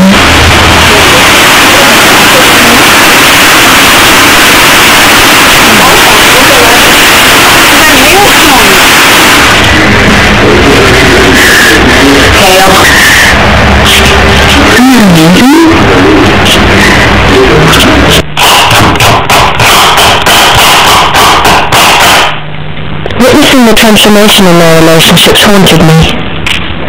I decided to return to London and interview my mother one last time. Impossible. Impossible. 我就是不要想太久，我just enjoy 我的歪讲continue 讲就可以，我就没有努力有什么好想的，真的，不要一个人会太多了很多东西能够很standard or 什么什么。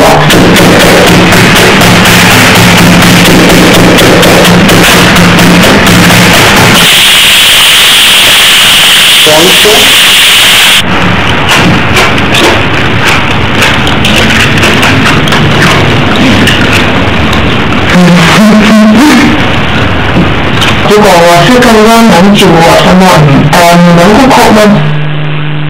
就是不扣，什么 life 已经过了，我已经过了，很难的也是已经过了你，所以我要 just have to cope。你的想法的时候，现在你想自己的时候很小，很小，很小，别人才能够想给你想的一个你。你自己的理论我自己的理论吧，我的 negative 不是我的 negative 是钱，是security 这样的东西，我知道的跟你知道的，也想到问人家你的孩子时候怎样，人家看你，我开始明白了，你在创业的时候你很难跟哪个真的 English 人 mix 的你，因为你的 English 不同嘛。现在你的颜色都没有很黑哦，你没有很白，你没有什么，你还是差不多。如果你的皮肤这样可以跟白的人差不多要一下，只不过你的皮肤不同，所以我已经觉问题了，你没有给你问题了，已经觉说你是跟人家不同了，就是我 fit 很好，跟人相美，跟人相装，那不同的你，然后这个同事他们是他们的人来的，他是谁？要不他们是很黑的人嘛？他虽然不是变吧，他们的皮肤的颜色，你要想着皮肤颜色的呢，你知道吗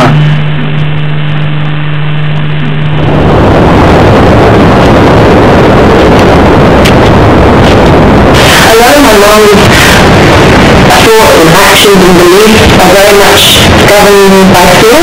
Like my mother was born in such a different time in history that was violent and involved in a lot of suffering. I kind of don't need to have the same levels of fear as her because I know I'll always be able to survive.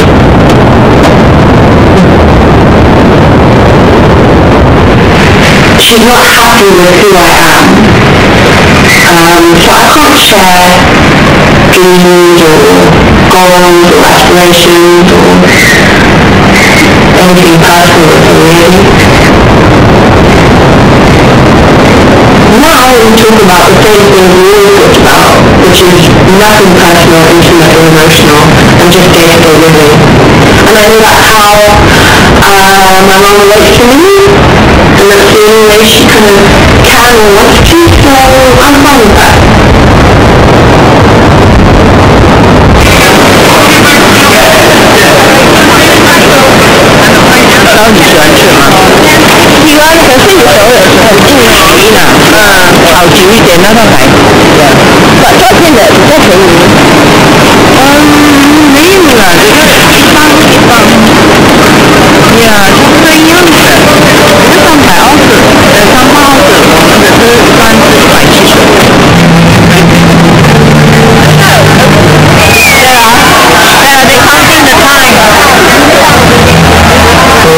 希望他想我能接触他，这个世界上真实的人，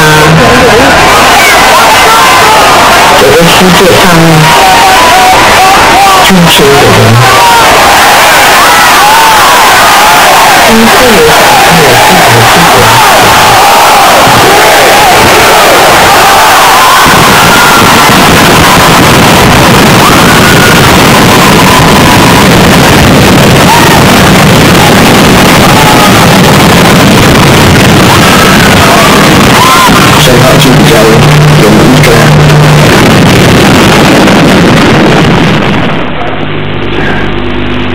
Hello to everybody in my country.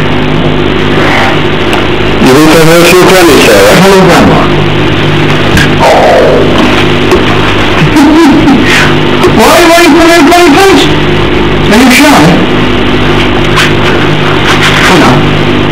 Look at the camera and just say hello. Well, wave then. Wave to your granny. Will you wave to me, Sarah? I said, I thought you would wave to me. 我去的只说你第一天上课，你才2岁，我的院长出来在外面，我说哦，这个就是 Sarah， 他说哦，你可以当做他，我 just 跟你讲拜拜 Sarah， 你也是说拜拜妈咪，就这样分开。你看到有的人孩子哭了什么啦，要妈妈停在那边等他们，这个小孩子一讲拜拜，人家都12点10点多12点去带他，玩得好，都没有想。现在我还想到那个进得拉的我进那个门的印象。Oh, this is bye-bye, and that's it. Forever.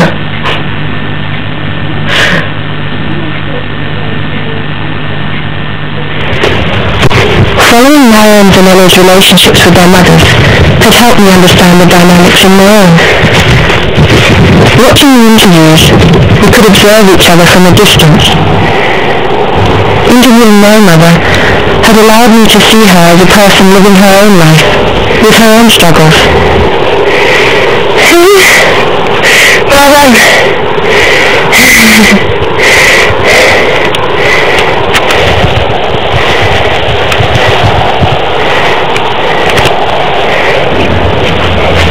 film helped us all to let go of the images we held on to of how things should be, and freed us to begin the journey of seeing each other as separate and whole human beings. A few months ago, my parents and I went on our first safari together in 9 years.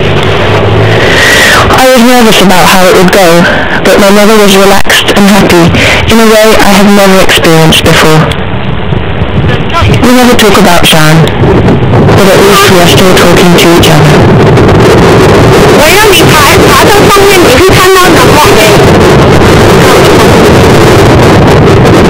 够了，我拍你够了。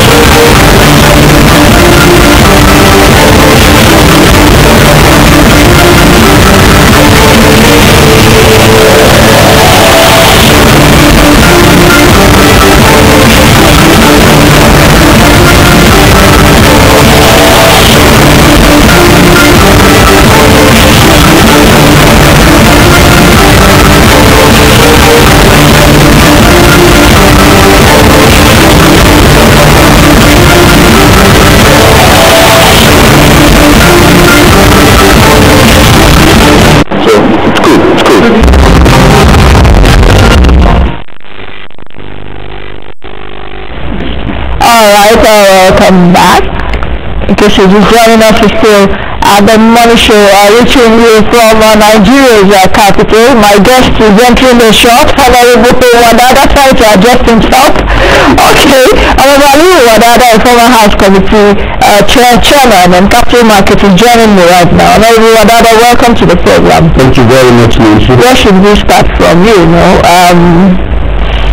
Where should I start from now? We should know where to start. Yeah, I don't know. I don't know your party, party, the outgoing president. Our party is PDP. Your party is PDP, I know. Which has always been. Yes, it's always and, been. Are you thinking of cutting? Are you thinking no. Cross-carpeting to APC? No. I mean, that's not the idea about democracy. The fact that PDP has lost after 16 years is not good enough reason for me to defect. And any lover of democracy will want to remain in PDP. Whoever has been PDP should remain in PDP, not because he does not want to join APC, or because APC is neither because APC is not a party to join, but to remain in PDP and make PDP as formidable as it should be as an opposition, so that you give the effective and needed and effective opposition for democracy to thrive, because democracy will not thrive without a very effective opposition. So remaining in PDP will really help democracy in Nigeria. So that doesn't mean that APC is not the party today. APC is the party today because God has given them victory, and the victory is not only for PDP. The victory is for Nigeria and Nigerians, because APC that is coming in will be administering the affairs of Nigeria for the betterment of Nigeria, just like PDP had done for 16 years. Some people will disagree with you that if the PDP has made indeed Nigeria better, or Nigeria's economy better, perhaps they wouldn't have lost at the same time. No. There is no perfect situation anywhere. We shouldn't forget so soon. Yes, even the APC that is coming in will have its own weaknesses by the time it starts. APC, there are the governors today, some states are being run by APC, and the situations there, the situations there are not perfect situations. So APC and the PDP had spearheaded the affairs of Nigeria for 16 years. In some cases or some areas, yes, as natural as we all know, weaknesses have been experienced, and just like every other human endeavor, you cannot naturally have a perfect situation. So, but alongside, we congratulate APC and we pray for the best. Why do you think your party lost? I've not asked you that question. My party at the center. The PDP lost at the center, to be honest with you, because Nigerians wanted change for reasons that are very obvious. Economic downturn, which of course has affected the policies and implementation of the government of the day, and insecurity, which is a global phenomenon that is not only confined to Nigeria, and so those reasons really pushed or ignited, so to say, compelled, if I may use that word, because Nigerians have always loved it. Are you sure? Now, why would you say Nigerians have always loved it? If Nigerians are loved by voting, no. Understand what I'm saying, what I'm talking about. Nigerians had always loved PDP. If not, how could have PDP been in power for 16 years? Perhaps that's the illusion that the PDP is on. There was no opposition at that time. No, there has always been opposition. Perhaps the measure of this Don't tell me the presence of President-elect. General, I will call him General because he has not yet been sworn in. He says from 29, which is the Muhammad Buhari. The presence and activities of General Muhammad Buhari within the political terrain of Nigeria from 1999, it has always been felt. So opposition has always been there. The only difference is this time around the opposition got stronger because of the marriage. That is what I said, that perhaps PDP was in that illusion because opposition was not as strong. No. PDP, but President Goodluck Jonathan himself said it before the elections that it will not be business as usual. The 2015 elections will definitely be different. Nobody in PDP was under any illusion. Nobody was under any illusion. Everybody knew that you would win again, and it would just come naturally. Even Abga, if Abga had a presidential candidate, Abga would have thought nobody will go into election with the feeling that he or she is going to lose. So PDP, yes, and after all, we are in government. It's not that we don't have anything good to show, regardless of the weaknesses. Tell me what are the good things PDP or the outgoing government should show? So, of course, it's your party. And when you are an honorable member in the Federal House of Representatives, you were very influential. You were the pioneer chairman of House Committee on Capital Market. That was some years ago. Tell me what are the gains of the outgoing government? Of course, in as much as you would say that they had weaknesses here and there, perhaps are there good things to talk about at the outgoing government?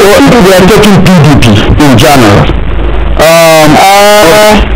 Give me the gains of the outgoing government, not the PDP generally. The gains of the outgoing government, because I think I had cause in one of my appearances here to say that if nothing, the unbundling of the power sector is a step to achieving the most desired set objective in Nigeria. Because today, in 21st century, there is virtually nothing you will be able to achieve without power.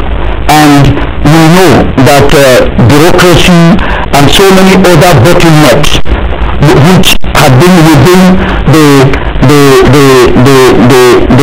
administration of the power sector had always posed, or has over the years posed, very serious challenge and hindrances to achieving government policies as far as power sector is concerned. So the unbundling it is, without mincing words, is a milestone and an achievement by the PDP administration or President Goodluck Jonathan's administration that credit should be given to.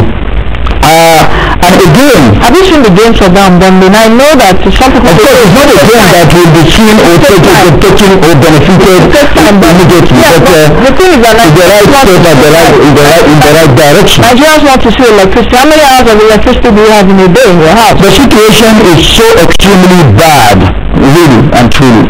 In Apple, within the FCC, that is Federal Capital City, I think Apple Legislative Quarters is the worst of all the settlements or the components that make or the communities or districts that make up the Federal Capital City. I came back from Lagos yesterday, and from the time I got back until the time I left my house, there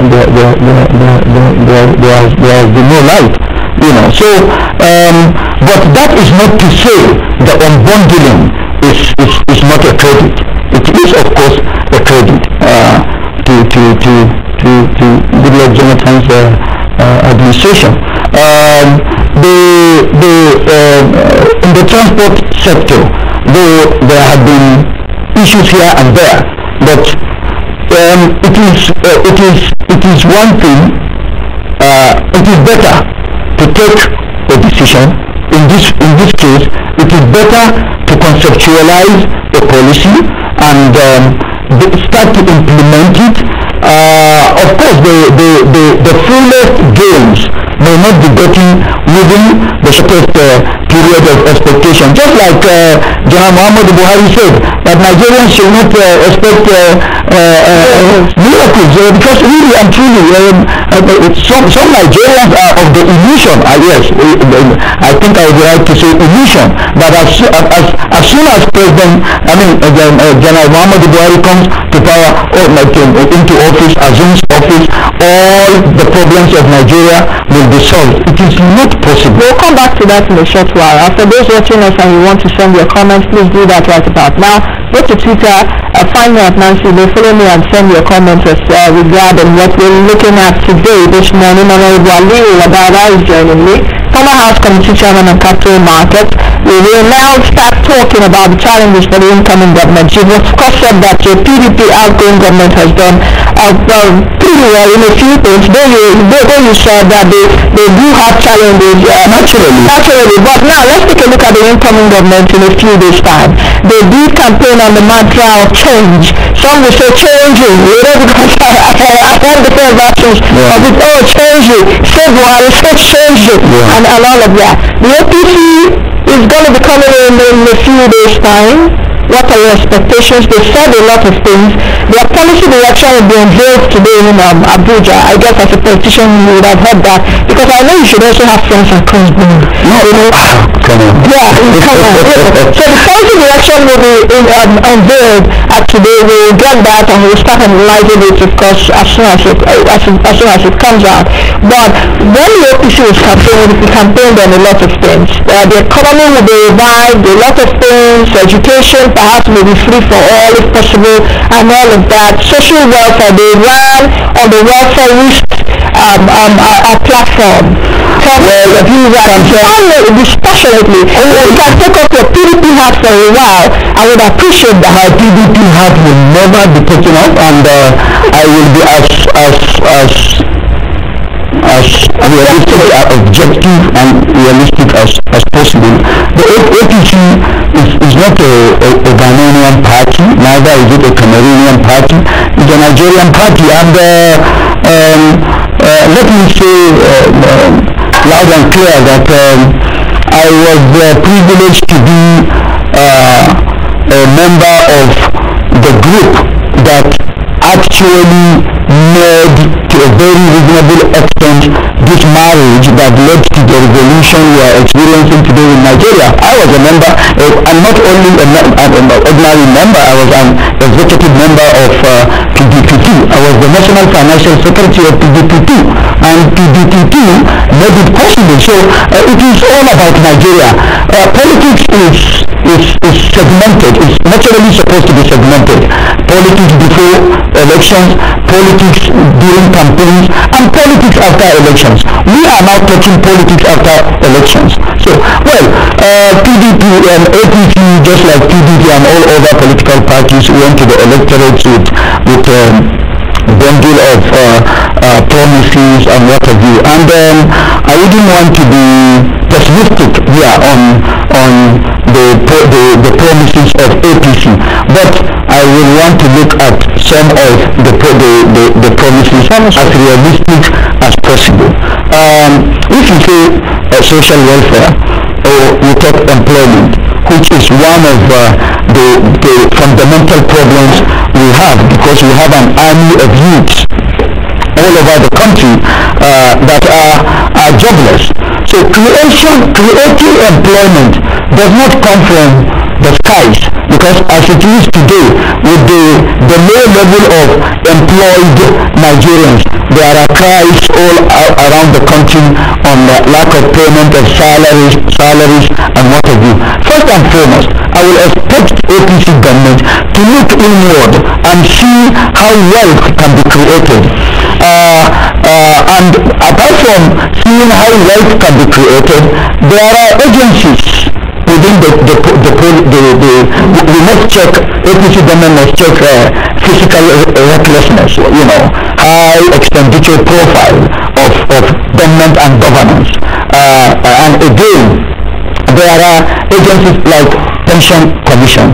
Pension Commission has much unutilized or idle funds. There is over $1 trillion under PENCOM, and what PENCOM does is it invests in government instruments, treasury bills and bonds. The incoming administration must make sure PENCOM invests in the real sector, because if it does invest in the real sector, there will be proliferation of business activities, which will now create the opportunities for employment. And because there will be proliferation of activities, business activities, which will lead to creation of wealth and providing employment, that will if that is what APC as a party refers to welfareism, then I can understand. But welfareism as to social what do you call it? Social welfare. Social welfare. Yeah. Welfare scheme. Social welfare scheme. I don't think that will be possible under any government in the present day Nigeria within the next 10, 11, 12, 13. Why are you so pessimistic that we can't have a social welfare scheme, bearing in mind that Nigeria is an oil-producing country? If we are able to plug in the leakages that we have right now, I'm always of the view that Nigeria can operate a 10 to 12 trillion naira budget. If we had less, almost everything, not 100% of what we have. The fact that if we diversify, yes, if we diversify, good. If we diversify, because there are other sources of revenue in Nigeria, but our concentration has always been on the oil and gas sector, and the oil and gas sector is experiencing what it is experiencing today globally. Our revenue profile has gone below 50, has gone lower by 50%, and so the income is now low, and it is not for us to just look at us and Nigeria as oil producing country, but look at Nigeria within, around and about the oil sector in conformity with the what is experienced globally. There are crises here. America has been before now one of our major buyers of oil. I think in the last 6, 7 to 8 months, since July last year, Nigeria hasn't bought even the US. The US hasn't bought even a liter from Nigeria. If you take, so that is a setback that must be looked into. But talking about other sources, we are agriculturally, endowed, naturally endowed to have taken much more broader, deeper steps to deepen agricultural activities in Nigeria for as revenue income. So if that is done, even if that is done with the bundle of liabilities we have, our domestic debt is over 5 billion naira, right? Dollars. $5 billion, our domestic debt, and then the foreign debt profile. I really don't have the figure, but I guess you should have it. So with all those liabilities on the table, even if we are able to diversify and effectively utilize diversification, social welfareism cannot be in place immediately. It is not impossible at the end of the day, but not immediately. So what is key is for the incoming administration to look inward, just like I said about PENCOM. AMCOM is sitting on assets. How do you create value around, about what AMCOM is sitting on? Because if that is not done, AMCOM is likely to be another bubble that may burst anytime. And since privatization is still taking place, is an ongoing process, the capital market, the stock market has to be deepened. And how do you deepen it? There is a major advantage that Nigeria has as far as deepening and growing the Nigerian capital market is concerned that we are still not looking at. Population is one of the advantages we have, and we should be able to leverage on that to deepen and grow the Nigerian capital market by creating and insisting on mutual funds, so that the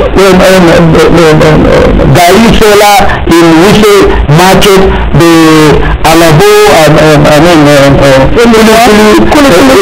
solar in Kefi market will be able to participate, invest in the market through the vehicle mutual funds. And if that is done, you can imagine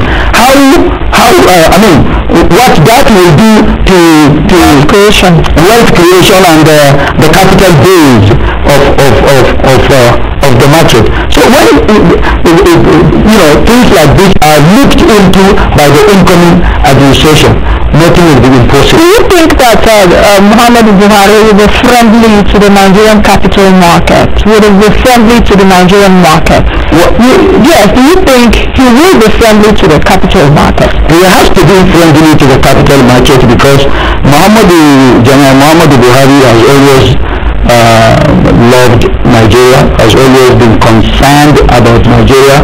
I think which is why he insisted on running from 1999 to date, and God has given it to him because he feels there are one or two areas that he needs to really take care of to make life worth living for Nigerians. And if he really wants to make life worth living, the capital market is a global vehicle, is a global phenomenon that he cannot have option of not being friendly with. It is a component of the Nigerian economy. So he will be friendly with the Nigerian capital market. But why are you asking, are you doubtful of, or do you have anything that informs your question? No, I am asking because you know that some governments, of course, even when we were in the House, we've always campaigned, we've always canvassed that whatever government was on board at that point should look at the Nigerian capital market as a vehicle, for economic development and economic diversification. Some presidents even in the past did not do that. You can agree with me. I think President Yar'Adua visited the exchange before he died. President Jonathan has also visited. I'm asking because I'm concerned. You understand what I mean? For example, we have multinationals in the country that are not listed on the Nigerian capital market, but are listed in their countries. Yeah. So why can't it be done here? That's why these are part of the remember, Nancy, in my days as the chairman of the House Committee on Capital Market, we said that we are going to amend our law to ensure that companies that had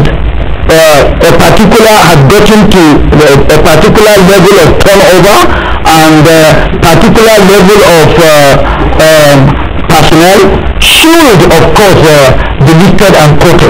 What business has MTN got to do in Nigeria and not yet, up till now, not listed on the exchange, and a couple of companies. But then the situation wasn't as understood as now. Don't forget, in the history of legislature in Nigeria, prior to my emergence as the chairman of the House Committee on Capital Market, there had never been a standing committee of the legislature on the capital market. And even when we started it then, it took the Senate 2 years to come online. So the understanding, quote and unquote, the the understanding of the capital market as far as government, governance, and what have you is concerned wasn't, as much as now. There is a much clearer and better understanding, and the utilization, so to say, because capital market under the government, holistic government-owned institutions does not play the role that is required of it to play, like when it is under, when government is divesting, like now. Privatization has always been, from 1999 to date, and PDP government in all ramifications, where the privatization law was made by the legislature under the leadership, stewardship of PDP as a government in Nigeria, and the majority members of the National Assembly were all PDP. So PDP actually made privatization possible in Nigeria, both at the level of the executive and the legislature. But the question is, which is for another day, that I will not want to debate that with you, is that is the impact of the privatization, where this privatization process is also done here. That's another kettle of fish. But I want to ask you before we end, what are your concerns as General Muhammad Buhari takes over in a few days' time? What are your concerns? What do you think he should be doing? What he should do as he comes in? He is known to be an upright man, and I pray he will remain upright. The political intrigues within the party that he has found himself, because the party he has found himself is much more, let me say, cosmopolitan than and much more dynamic than the parties he had ridden over the period before the emergence of this. So I hope that intrigue will not, put him off balance. So I pray he remains upright and ensures without sentiment that the needful as far as government and governance in all ramifications, because when I say the needful, we all know, he knows better. This is not the first time he has been there. He had been there before, though under a different outfit, but the bottom line is he was there before. This is democracy, and I think right or wrong, PDP has set the pace. It's just for the paths that PDP has set to be taken. Where PDP went wrong, then the incoming administration should correct it for the betterment of Nigeria and Nigerians. Otherwise, there is really no magic. There will be no magic about it. And I pray, we all pray, if all PDP members in Nigeria, outside Nigeria, are all praying for the success of the incoming administration, because it is all about Nigeria and Nigerians. It is country first. Okay, let's quickly take a few comments before we go. Julius Taiwo on Twitter saying Buhari should revisit the power sector and do the needful. Wildlife is saying the wheel can only be steered by holding the steering with clean hands instead of pocket gloves like our government. While Jeremiah Yewale is saying that Buhari is not a miracle worker. Peace ambassador is saying I don't think Nigerians love PDP as you say. Nigerians voted them out because of their incapabilities. That's not for me to say, but we don't have time to respond on that. Nigerians had always loved PDP before the change. So I think he has about 50 years, but like the PDP is also part of the change. Okay. Nigeria has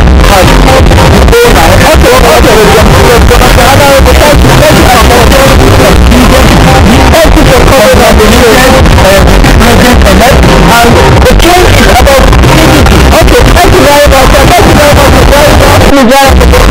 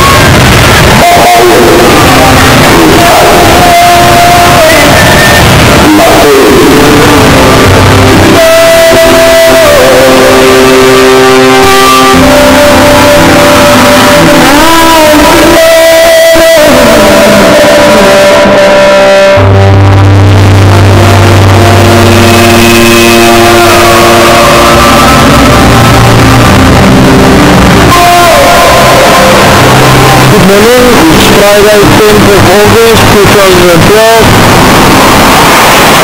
Allegedly illegal gathering by drug operators. 6 days before the massacre, the mining company, London, is filming the miners as they gather outside the mine. A London security guard reports everything he sees.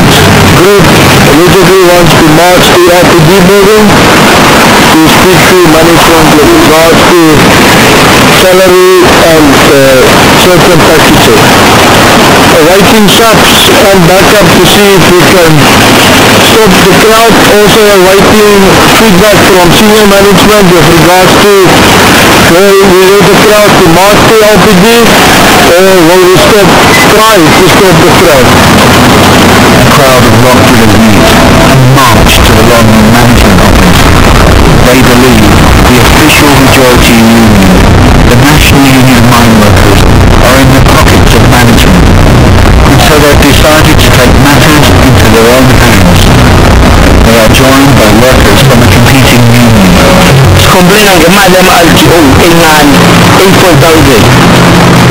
At ipirit magasi jadi malam untuk betul saya go palita. Kau jaga obang legle dia magri do sarat bana udah malik straight.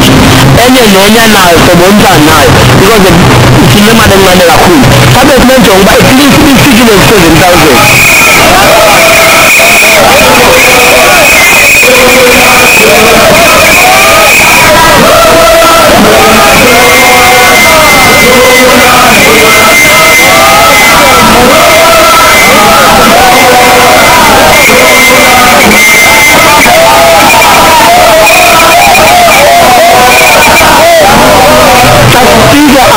Bikin pasti ya sudah. Supaya saya curi.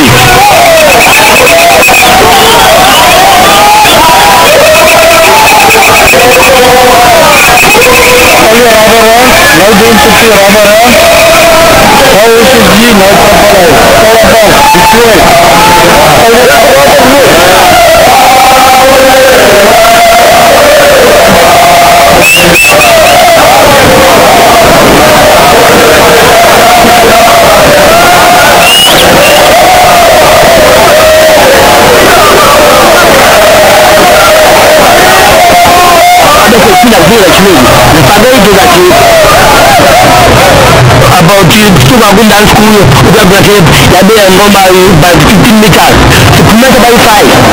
Tapi asli tapi tidak apa, sesuatu tu.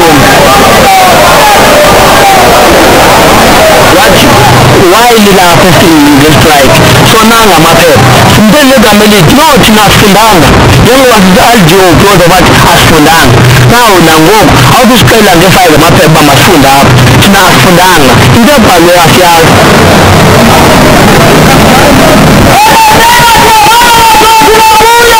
The average take-home pay of rock dealers is 5,000 South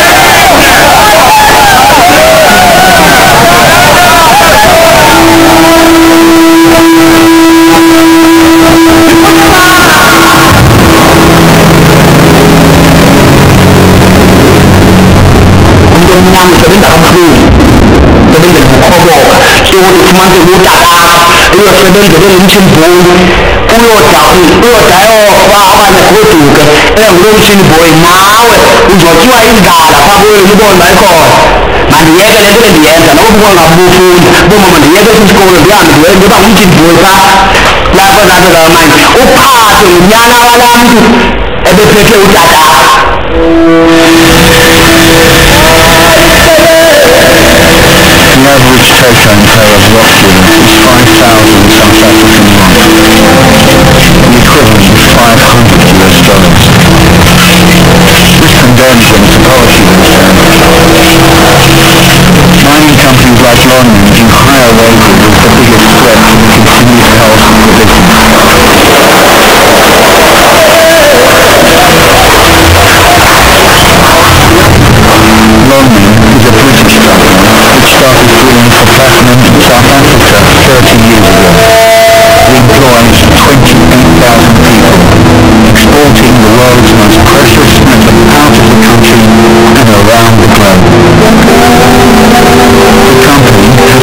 large sums of money on a massive program of expansion, leaving it financially vulnerable.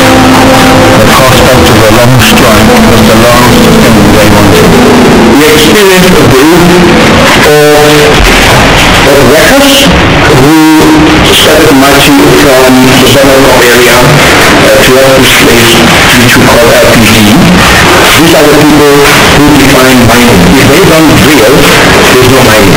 So if they are not at work, it becomes obvious. They must until the four-way functioning start coming. And at that point, obviously, that's when the security engaged them.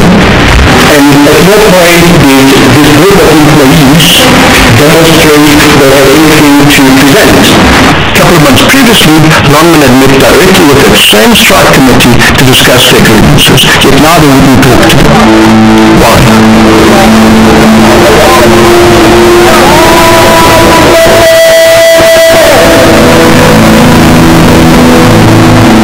The story of the Maracana massacre would be incomplete without a close look at the involvement of Cyril Ramaphosa. I had watched him with admiration as he built the largest trade union the country had ever seen, the National Union of Mine Workers. Under Cyril leadership, millions of the miners joined the fight against apartheid, and I took my place marching side by side behind their banners. It must be remembered that it was the mining industry, and specifically the chamber of mines, which pioneered the most oppressive features of apartheid South Africa.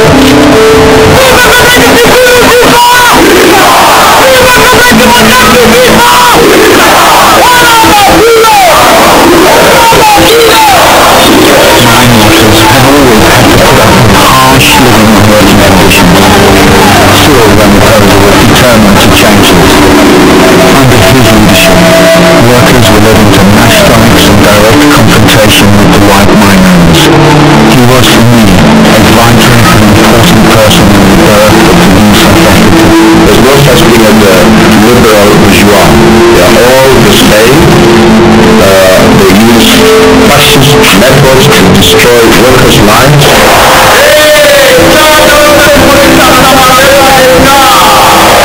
He soon became a leading member of the African National Congress, and from this position joined the black economic elite.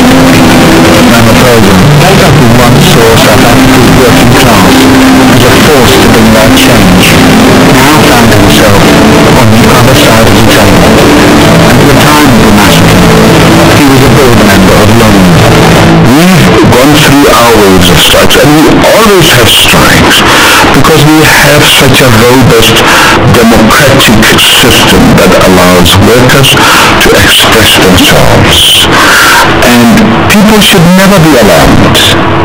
This is the South African way, and we need to accept that. Workers will voice their dissatisfaction through withdrawing their labor. What we are against is that quite a number of those strikes have tended to turn violent.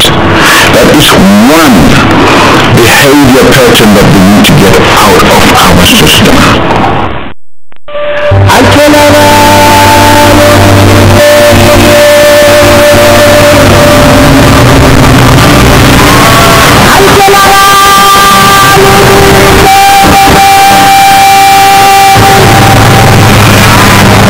Ironically, the National Union of Mine Workers, NUM, a powerful union which Cyril Ramaphosa once led, was still the majority union inside the mines.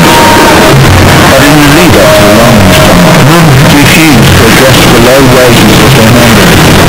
And when Longman management told the workers that they would only negotiate through the majority union, the workers decided to go back to normal.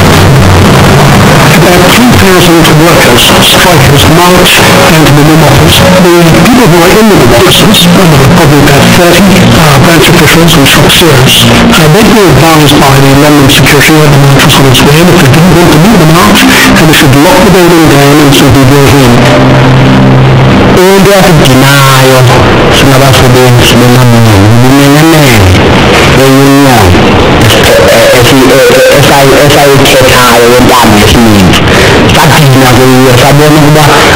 mani imfuno zethu futhi imfuno yemali esiyifuna sakona masivuyele singabasebenzi belungile. The president or the general secretary of the local branch, I forget which, decided that he would hand out weapons to each of the 30 people who were there. And he handed out primos and spears, but he also handed out at least one gun. In the village, when you under anywhere, who you meet, when you anywhere. Now, since the very division of materials straight to come by Stasokon, you are not able to go into the office. That's the gas is the fear, because there must be much, but as better in the mood, there must be. The office, the Gila member, the Sala Bear.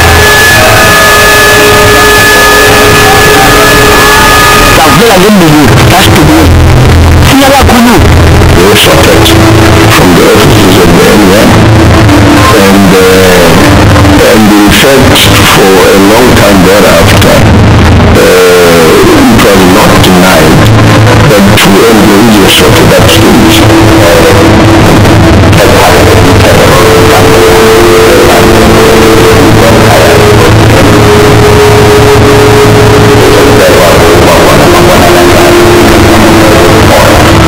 Sibalela sibheke lapho erenkini ma-tax if usibalela ngiyengabona omunye umtshawa phansi ngitshelathi ukuthi ushayiwe hhayi ngathena ngabuya kule mbobo lephuma ku-statement center ngitshena ngisahambe emva kune-ro ekhona lapha enkompolo ngithe ngiswa kuyabanda la emuva la ngiye ngazama-ke ukubaleka ngawacela namadoda bengibalela kunye ngatshela amadoda sengishayiwe ngithuliwe manje. The National Union of Mine Workers denies any of their members attacked workers and insist their branch leadership were acting in self-defense. NUM would not encourage any sort of that, but NUM would understand if its people believe that they are under threat to their lives and our office under threat, that they will at the spark of the moment decide to take a stand. And I've said that as an NUM we believe that those people in that circumstances found themselves and we don't condemn what they did. In many respects that was a complete turning point, because up until that point there had been very little violence. I'm not saying it wasn't any violence, or people say it was a bit of intimidation, I really don't know about it, but no one was being killed. Sibalekile ngiyoflat singadibana futhi in-5 egrawundini ngibaphayiza ngomba so iplani yintoni is that social entabeni because maphaya estadium hleli khona ngesazi ma-social entabeni intaba yona ayicocisi ngekanoma ngubani. We have an speaker on your door. Every time the mine is going, the London security guard keeps a keen eye on them. After a shooting incident, people allegedly from Korea area, situation is fairly calm at this stage. My direct threat to security. As a reaction to them shooting at their own members, the conflict grows. London mob-killers from a nearby career shaft join the strike in numbers. They belong to the Canadian Union, the Association of Construction and Mine Workers Union, Humphrey's leader, Joseph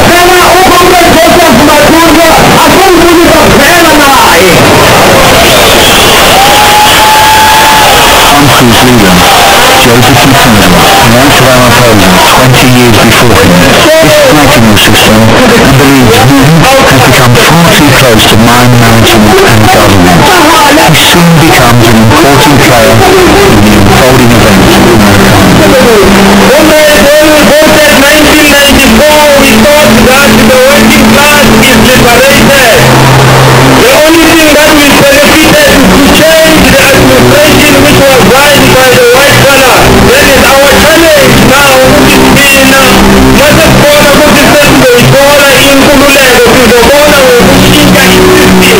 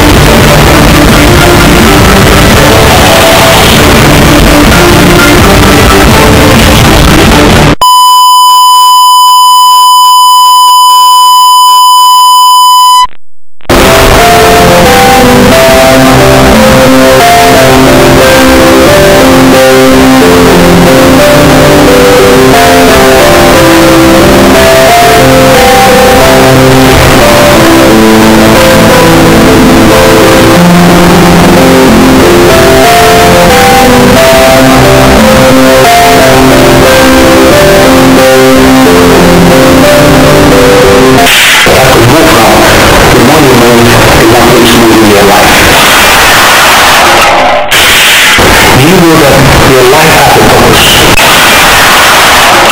Good day. How are you doing today?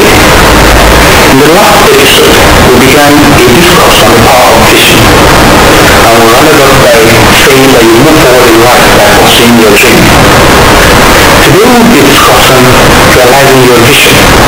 Most people do things because they have to. Wouldn't you like to do things because you really want? Your vision is the key to fulfilling your life's purpose.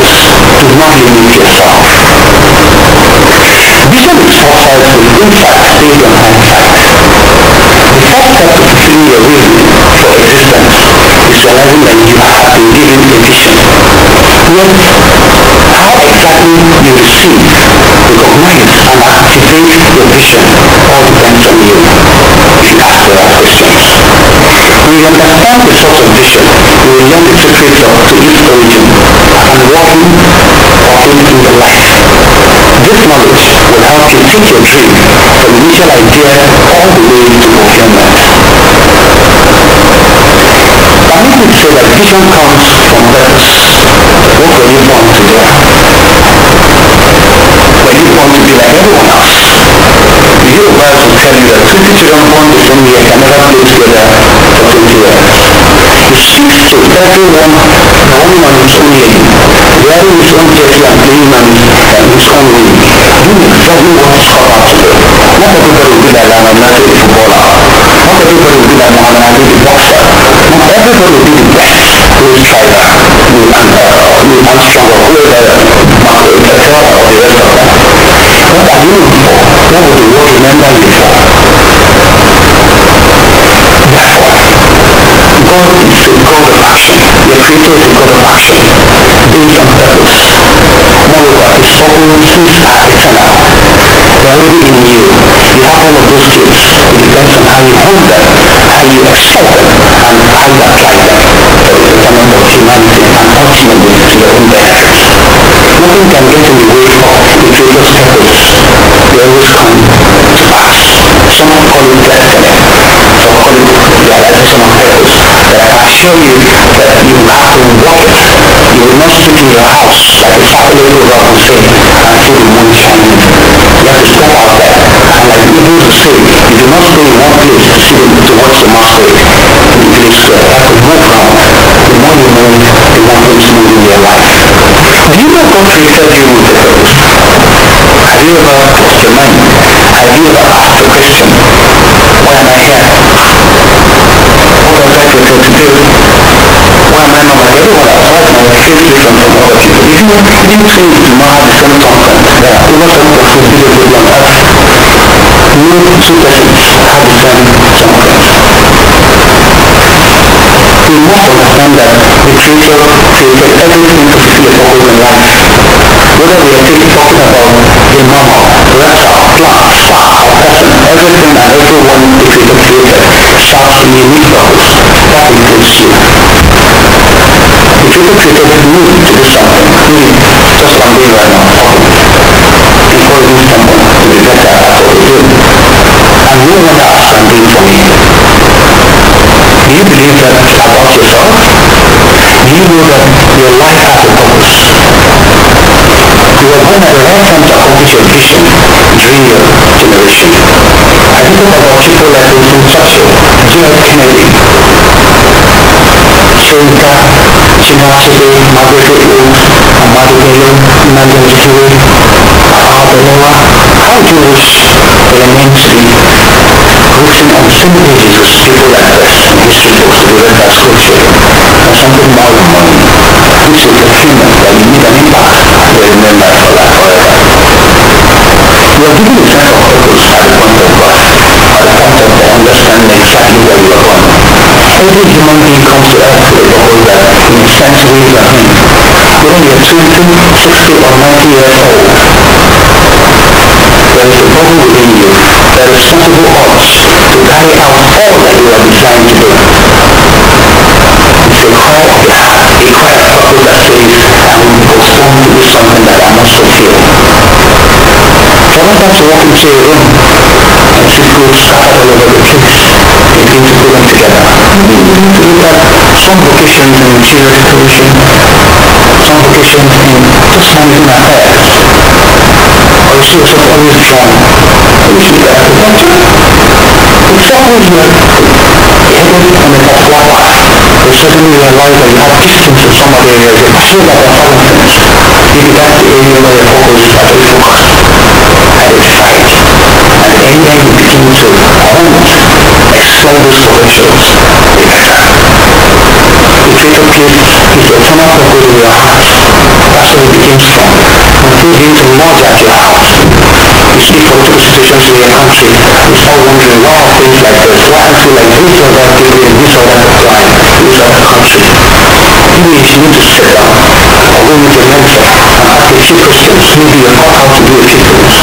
Many people are coming from politics or people who are so angry at a particular thing and they decided to make a change. Mahatma Gandhi said, be the change you want to see. Stop complaining. There is something within you that is being called by eternity. The vision the Creator has put in your heart is a piece of eternity that He gives you to deliver in time and space, that is on the earth during your lifetime. What the Creator put into your heart is also what is in His own heart. If you believe that you are created by some higher phenomenon, you need to understand that whoever makes a car, first of all has an idea in his head why that car was made and what you're supposed to achieve. And that's where a manual reflects. And when you ever go outside that manual, that car malfunctions, or that gadget malfunctions. So you need to go back to the manual of your life and find out exactly why you were created and what exactly you're doing on this planet Earth. Are you just occupying yourself? Or you're serving a purpose? Your purpose is already completed. You have the Creator. The next key to understanding vision is realizing that not only has your purpose been given to you to manifest, but it has also been completed from the very first time you were born. The Creator first exists a purpose, and He creates someone or something to fulfill that purpose. Those of you who are involved in project management know that startup is a significant step in the process of building. When you reach the startup phase, it means that you have all the planning done, all the physical resources in place, and all the money resources in order.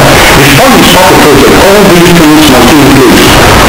Only then can you begin. When do you start a house? Is it when you dig the foundation? Essentially, you begin building when the idea for the house is conceived. You sit down with a team and you say, this is what I have in my head, this is how I want it done, and someone begins to draw and present it to you, say, this is what you think, say, no, not exactly, put this here, and at the end of the day, you have a concept on paper and you begin to build. The finished house is still in the unseen. Other people pass by the property and they go see a piece of land. In your mind's eye, a house already standing. Other people pass by the property and they see it. When you've already seen something way back. However, to you, who understand and know what is going to happen, the house is already finished. The Creator essentially completed us before He created us. Not only does He establish our end, but He also gives us glimpses of them through the visions He put in our hearts. We must pay attention to His work within us so that we will be able to understand more of what He has done from the beginning to the end. What are the visions of our young Creator? It doesn't matter the religion you belong to. You must trust in the belief in any particular phenomenon that must have created you. I believe that there must be a phenomenon that created. I understand why from a simple point I say, okay, what is therefore the source of your vision? Your purpose existed before you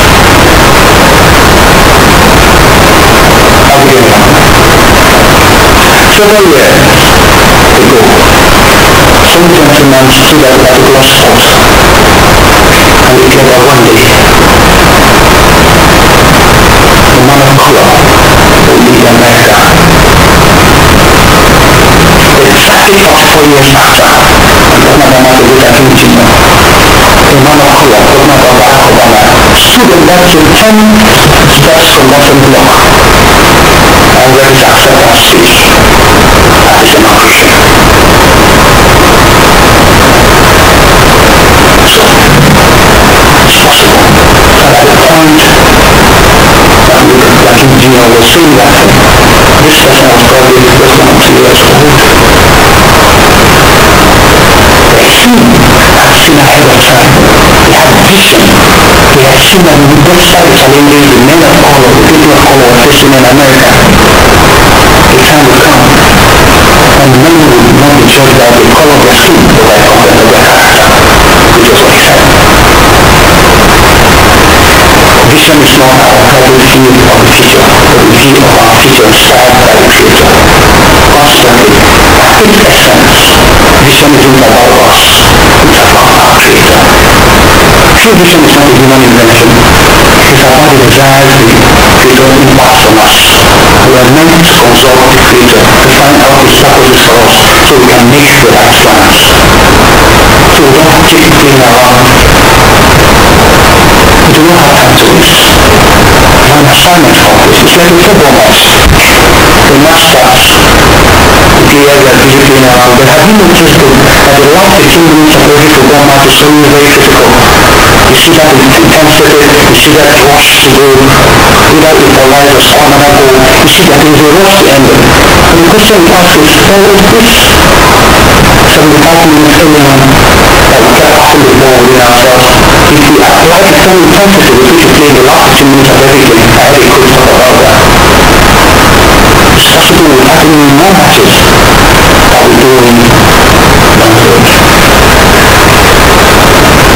We must understand the key to recognizing our personal vision. Your vision is not the same as mine. You can never do what I was called out to do. To find your vision, you have to look within yourself where the Creator has placed us. The key is this: the Creator's will is as close to us as our most extreme thoughts and biggest desires. What is your mind currently dwelling upon? Men love solving problems, hitting people's head, resolving poverty issues. I just understand it. And it's taking things of life, shelter, food, resolving hunger. That's mine. Being not the years, yes, maybe in fashion, getting people dressed well, drawing good children, or strapping them, putting them up, or helping pregnant women deliver safely. That is your passion. My passion is not taking care of children. That's why I'm living my wife's passion. So vision is as close as your deepest desire. I'm concerned about the way our country is run, concerned about government, about politics. I discuss it all the time. I see it all the time. I pick up the newspaper, that's all I see. So it's very close to our deepest thoughts. So the Creator has put His strength in your heart, your subconscious mind, and He wants to make sure you find them. Because if you don't find them, it will be a big tragedy. Sometimes, if ideas come in multiples, the Creator may have put 5 or 6 things in your mind that He wants you to do. Which one are the different seasons of your life? So you have to be as wise as possible to know when the season has come. What particular thing you should do in that particular season. I'm going to move on, close this chapter, I'll move to the next one. I want to surround your sorrow. We are starting at the last part of it in association with the last one here. And then if you identify that purpose and you identify the people that help you get to that particular point where you want to get to, then it may be time for you to hand over that vision and move to the next one. But keep one eye on it to ensure that it is fulfilled ultimately. I dare say you already know your vision. Someone is smiling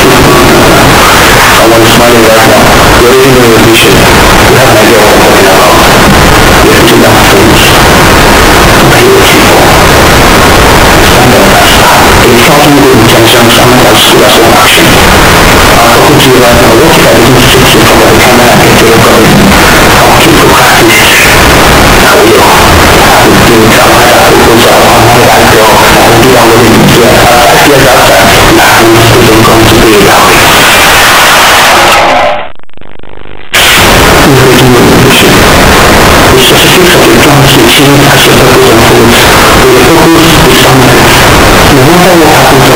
will never take away from what the creator has put in your heart to do.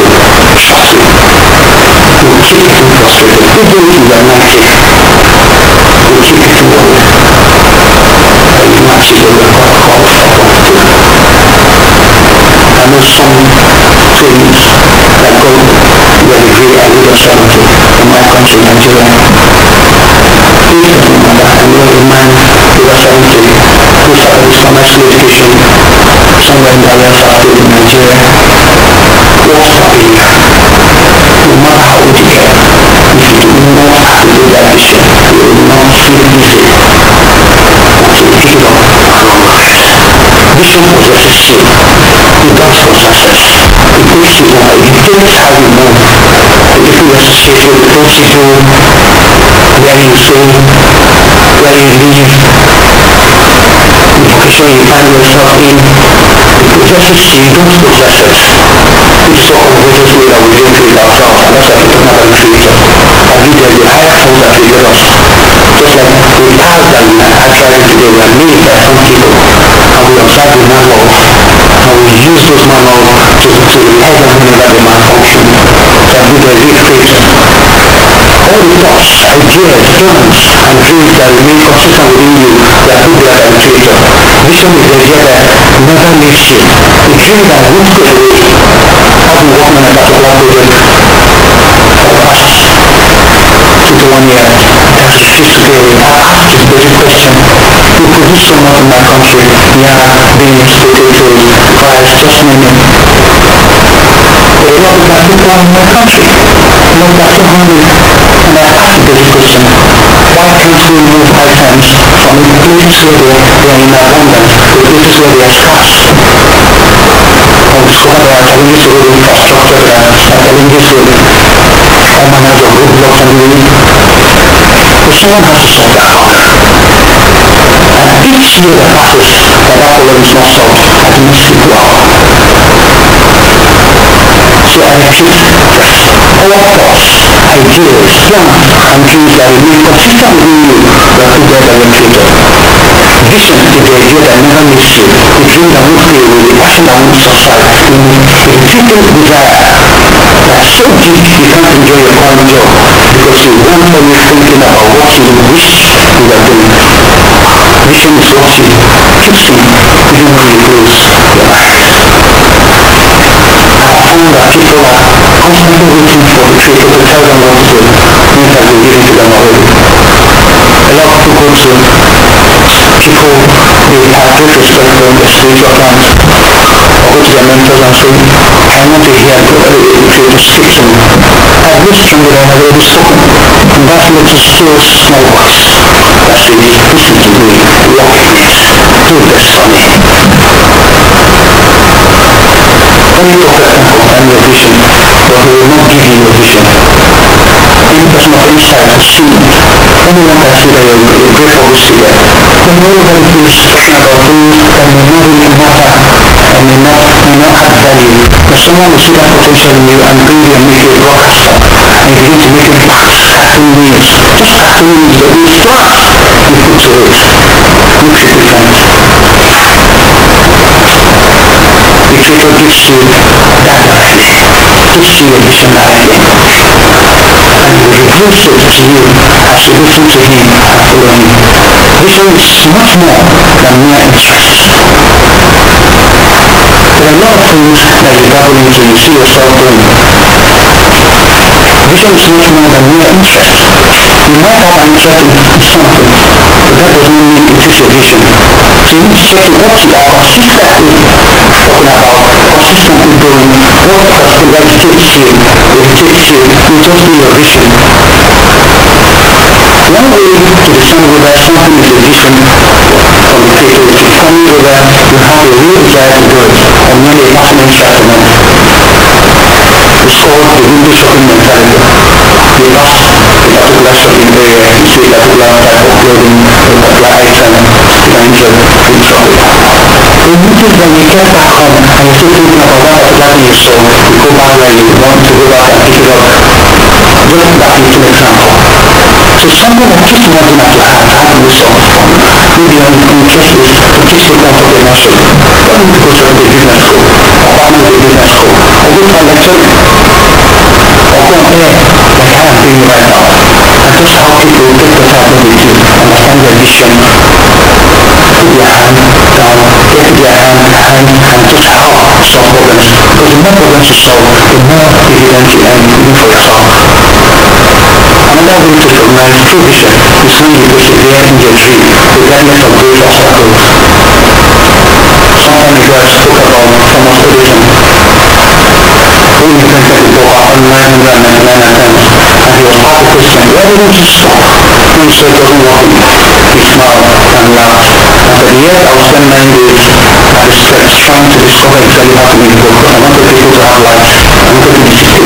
I said I did not discover, I did not fail 999 times, I discovered 999 ways of not making the ball, and he achieved it at the 1000th time.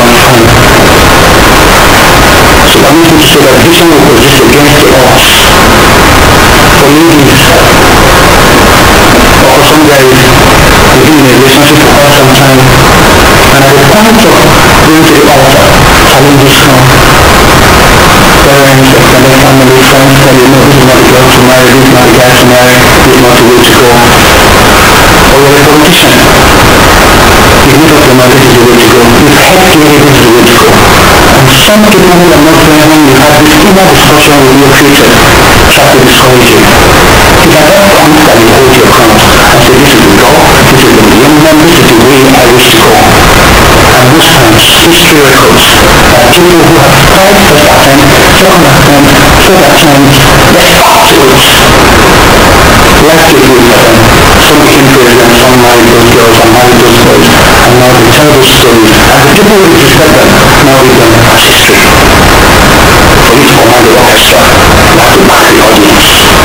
No man listens to everybody and every comment. No woman ever listens to what the world has to say and has made it right. You alone know where you're headed. The problem most times is that we have been trained and been washed by our society to dream small, think small and expect small, and not try to do anything that is too big. Understand that vision is unselfish. That vision is not for you alone. You only have one stomach. It's possible that you create something like Facebook and the whole world is using it. Or you create WhatsApp and the whole world is using it. Because no matter whether it was bought from you for like $2 billion, like Apple you can come. There's no matter whether Zuckerberg discovered Facebook, let's say he does not even know who is using it. So your vision is unselfish. You're just trying to solve a problem. They can make all the money you want to make. Zuckerberg can afford to go to a karaoke show and donate $100 million to charity. He has all the money. So he make a donation and let them 40 years old. So you make money, but the world will also benefit. Wouldn't you rather have been happy to have your main mission in the same level where I mentioned them? True vision is also unselfish. Like I said, its purpose is to bring about a greater freedom on earth. Bring the attainment of all of the things that the creator cannot come down here and do. You are the hands and the legs of the creator. We need to turn people to begin to do right. What are the challenges we have in our society today? Accidents all over the place, wars and so on. What do you think is at the root of it? Degradation, language in South Africa, earthquake in Syria, insurgency in Nigeria. Go back and check. Poverty, degradation, marginalization. But it's possible you are one of those that will help solve the world's problems. You may not need to be Secretary General of the United Nations, but in no place more honor where you find yourself, you can live there. A vision therefore should always focus on helping humanity or building up others in some way. Vision should always be accompanied by compassion. You need to be careful and sensitive not to hurt anyone on the way to achieving your goal.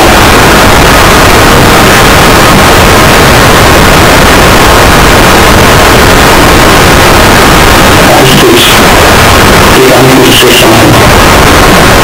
If you watch the Olympics in 1996, you probably saw the semi-final match.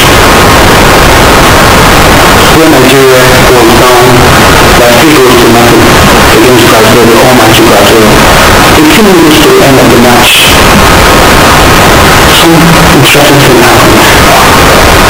In 1988, Nigeria had that same experience when we were down at 4 goals.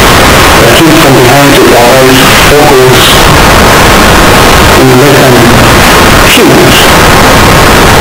And we won that match by penalties.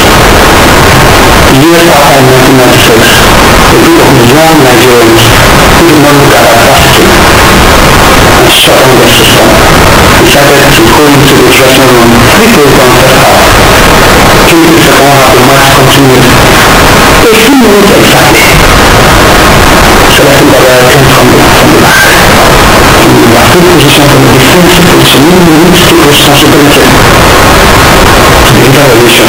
Imagine a population of over 100 million people seeing themselves supposed to go together at the Olympics, but down by 3 goals.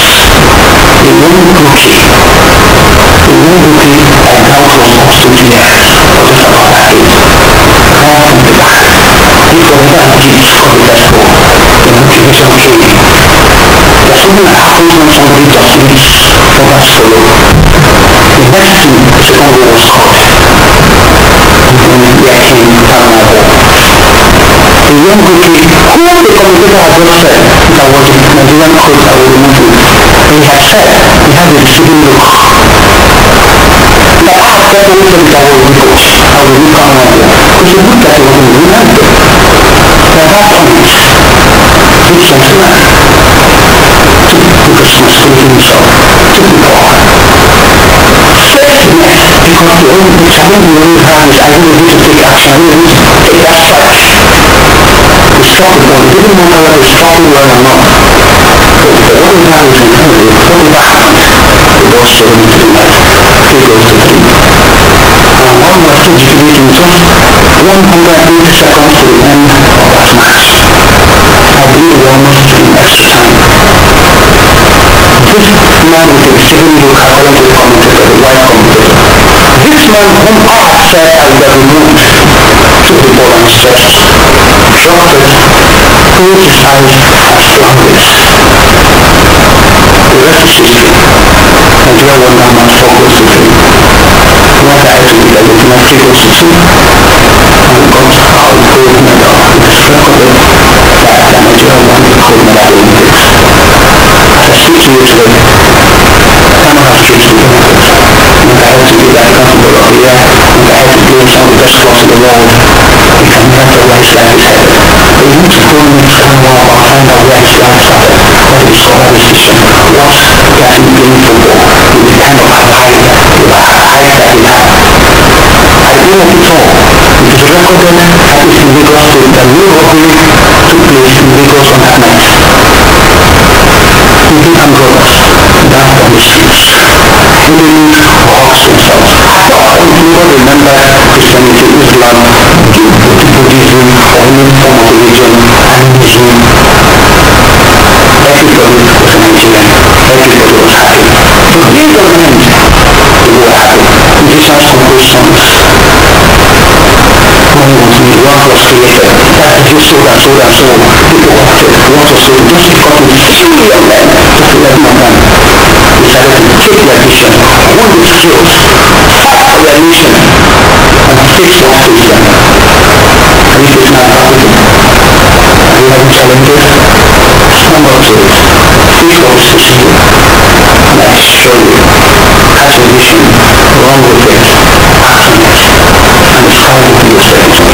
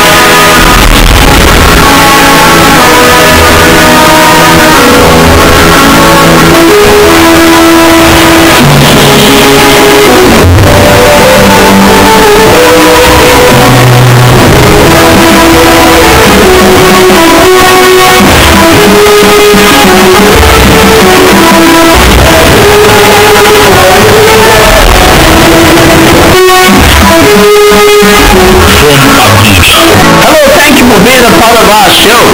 I appreciate you. I'm Magnus Paco, and this is Magnus Paco GBA.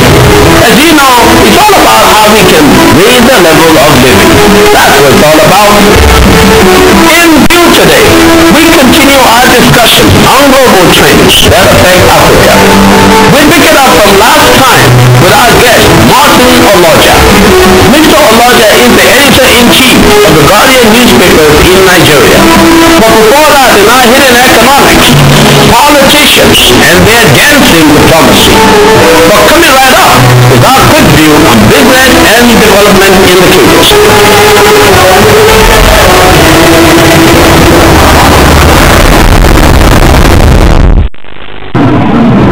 In our quick view today, we take a look at how Africa is trending with the world in terms of critical infrastructure.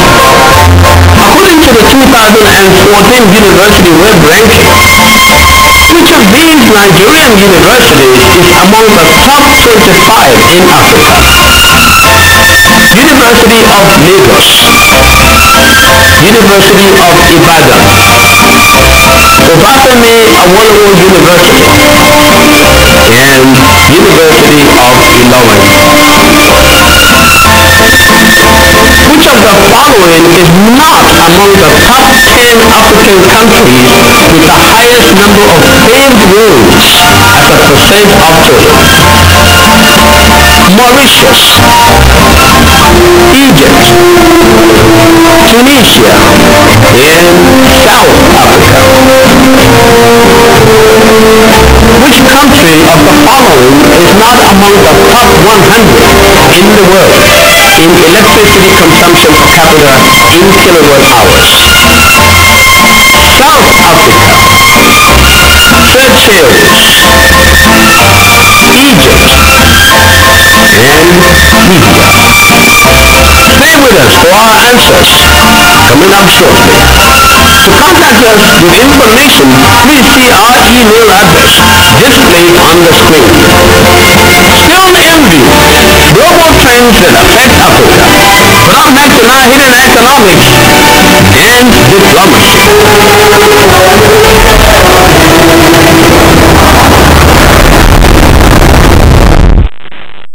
If you want to convince an electorate that you are on the planet as them, dance.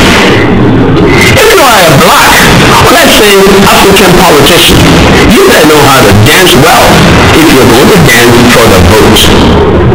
Dancing is perfect for humanizing politicians. It makes them appear normal. Indeed, so normal, they might even begin to appear cool, which is sort of like a very exceptional normal person if they can really get down.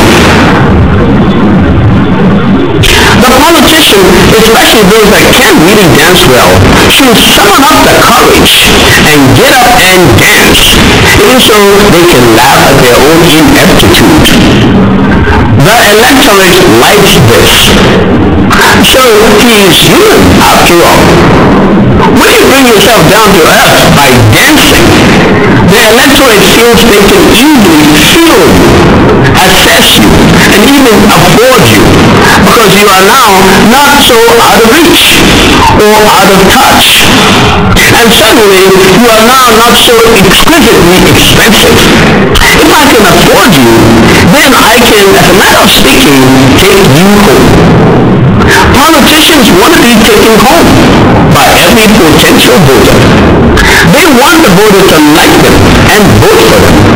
That's why during election campaign periods, politicians shake hands with everybody and hug just about every creature they see. They want to look ordinary. You cannot afford to look costly to the electorate. That usually turns people off. After all, a democratic election is about a government of the people, by the people, and for the people. So the politician better try to appear like a lapdog or pussycat, and certainly not appear like a showy peacock.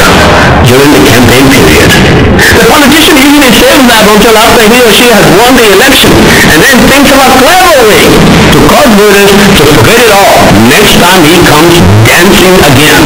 Now, note that dance diplomacy can look ridiculous, but this is mostly intentional.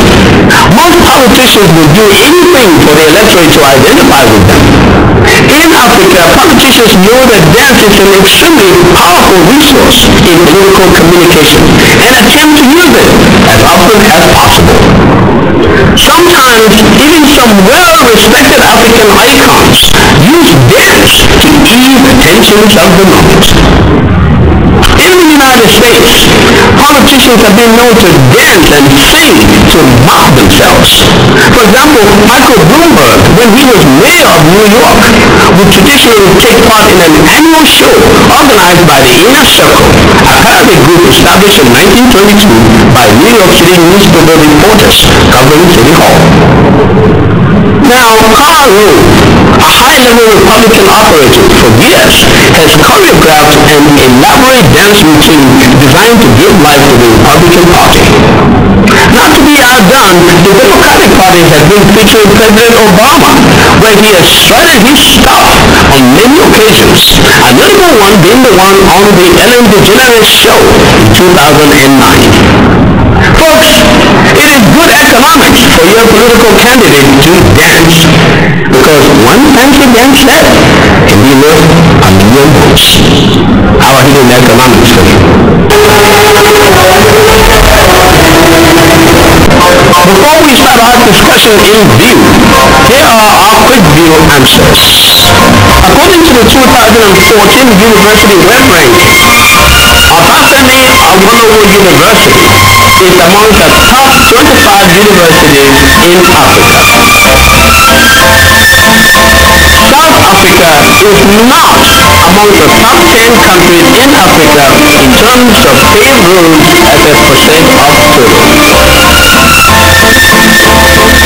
Egypt is the African country listed here not among the top 100 in the world in electricity consumption per capita in kilowatt hours.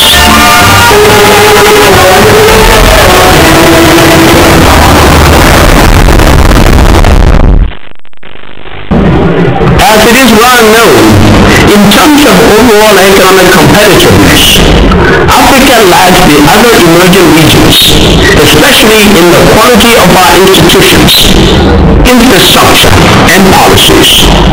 It is possible that this is all mostly the result of poor governance and uncompetitiveness in education, capital accumulation, and technological processes.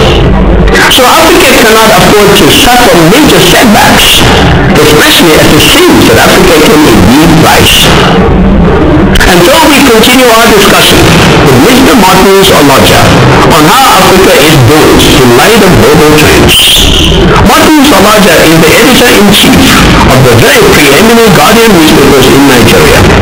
Mr. Oloja is a known expert on trends in Africa and around the world. Please join us as we continue our discussion on how global trends are affecting Africa and Nigeria in particular.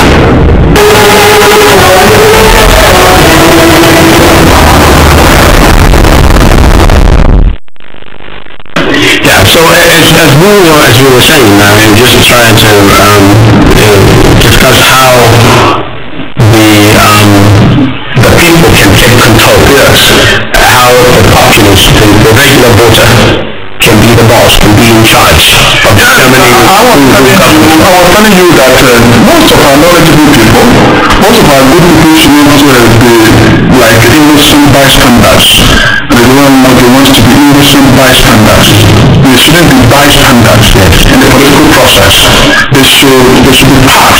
Those who are interested should be part of it instead of waiting to talk after election. Yes, election should be well organized. They should be able to talk, but then they should be inside. Yes, we should be. Okay, let me now link that to what's happening in Nigeria now with the so-called national conference. Okay. And some people have said that there are not many young people selected amongst the delegates that are there. When over 75% of the population is under 35 in Nigeria. Yes. And that that the majority of the people are well over 35 years of age in that conference. Is that going to influence the outcomes of the conference in a manner that might be deleterious to Nigeria's future? You know, a lot of people have been talking about this thing, and it is true. That surprising. But it could have been otherwise. Because it appears like the governments of the day, it's not only the ruling party or anything, so many other parties have the people, like old people. The chairman of until recently, the chairman of the ruling party, close to 80, the chairman of the board of trustees is above 80 now. And some other, the man that was removed very close to 80 as chairman of the party was put in charge of Nigeria Railway, the state they are modernizing. He is the chairman of the Railway Corporation. The same person who is the chairman of board of trustees of the ruling party that is above 80 now is the chairman of Nigerian Post Authority. And there's so many issues like that. So many old people that are still in charge of various institutions that we are talking about. But what's wrong with that? No, not bad at all. In the first place, for the people who define the service, then when you get to be stressful, when you get to this age, you retire because you should retire. No, because they said that because they weren't sure what the stream of people would look like. There might be many bad people. But suppose you know these particular individuals and you know that they can make still very valid and meaningful contributions. Can you not keep them? Even though they are 90 years old. For instance, I wrote, is every 40-year-old person smarter than every 90-year-old person? Definitely should be smarter because when you say the glory of the young man is that in strength to do something. Look at a newspaper reported something. The first time they were meeting seriously, a lot of them were sleeping. And when a journalist captured this, they said, no, why? They said, another young man said, we were not sent here to sleep. You know why? They have to be sleeping because the body is already weak. So that's why they need a young, look at the world trend. Who is in charge in the United Kingdom? Who is in charge even in the United States? Who is in charge in Russia? Now, look, you see, look at the young man greeting the president, which we put on our front page a few days ago from the Netherlands. There are young people all over the world that are in charge. And these men, we want to actually boldly tell them that Because they're bringing new ideas. the young people. Innovation, the age of innovation, Absolutely. the age of technology. Many of the old men cannot operate all this system that we are using. Now, to even access that is still governance. They're not used to some of the new ideas. That is still governance The traditional tools. They are not up to You know that from your Apple you can run this office from outside Nigeria. Even when you visit the United States, e-governance system, you can put applications, you can put software to do a lot of things. But many, with due respect, many of our old men cannot operate these systems. Many of them cannot even record the names into their mobile phones like that. But maybe they can put them together, so when you give them the information to go to certain areas, We should be visiting them. able to put them We should together. be visiting them. There is a member, yes, I will mention it, but there is a member of the conference, this current conference, who was at the London Constitutional Conference before independence. So therefore he brings a lot of experience. No, it's a very valid point that they are not looking in the direction. I was telling you before we came in here that there are some intangible dividends of democracy. But since I believe that most Nigerians want to be together, then it means that to meet with you, How do you believe? well, because I don't think that people want to balkanize and have small villages become countries for themselves. I think that they want a large market, they want a large presence in the international community, they want to be able to say, I'm from Nigeria, it's a strong, powerful, and big country. But in fact, want that. the size behind the problem is not that But people want muscularity, whether it be whatever politics or economics or whatever, especially in terms of markets. Now, I think people want that. Now, if that's the case, then do you think that we can now come up with what would be campaign issues for 2015? What I'm thinking is that, as a conclusion, we may not be able to agree So what will happen? There'll be issues that would have been thrown out. And I'm thinking that these issues should be campaign issues for next year. So that people can now, since we may not be able to agree on a number of the issues, let's say we don't agree, but at least we know what the issues are. And we can bring the issues for discussion to say whoever can be president next year, whoever will be senator, whoever will be governor, these are the issues that you should tell us how you're going to manage them. You know, there are so many issues, but I am going to mention two issues. Look at the power holding. Look at what is happening now. States can generate, but they cannot transmit. They cannot distribute. They can't do anything. I thought they could distribute. I thought it was just a transmission. Before you can even distribute, you have to transmit. Okay. So the state doesn't have the power to transmit. The federal government is holding on to that. They say they can. But it's not the way it happens. We attended the Expo 2000 in Hanover, Germany.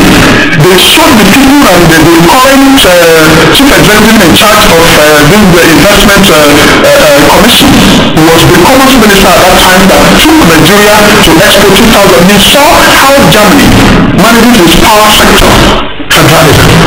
That lower taxes depends on itself, and obviously, and if there is any problem, that then you can ask for enforcement or ask for support from the other areas within Germany. They saw it, everybody, I saw it, and we wrote about this thing. So now the states are stranded.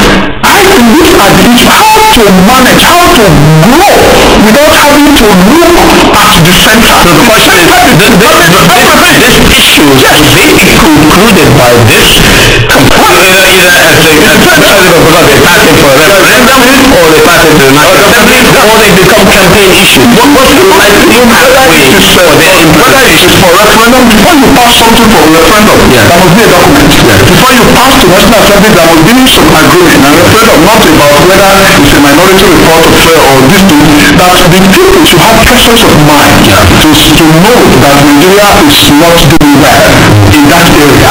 That the kind of federalism we practice, the kind of federation that we manage, we need to restructure it, we need to reform it. That is what is going on around the world. That's number one issue. The second issue, I believe may look intangible in the eye of the people. We need to get people to commit themselves to education. That is, as we said at the beginning of this discussion, if we don't have leaders who will commit a lot of our resources, and we will get a way of getting the private sector to be part of education, without quality in our education, we will not have the development that we desire in the 21st century. Because as we continue to say, the quality of education in the United States is the powerhouse that even behind the military people, when you see military people, when you see police, when you see customers, can you get good quality education without power?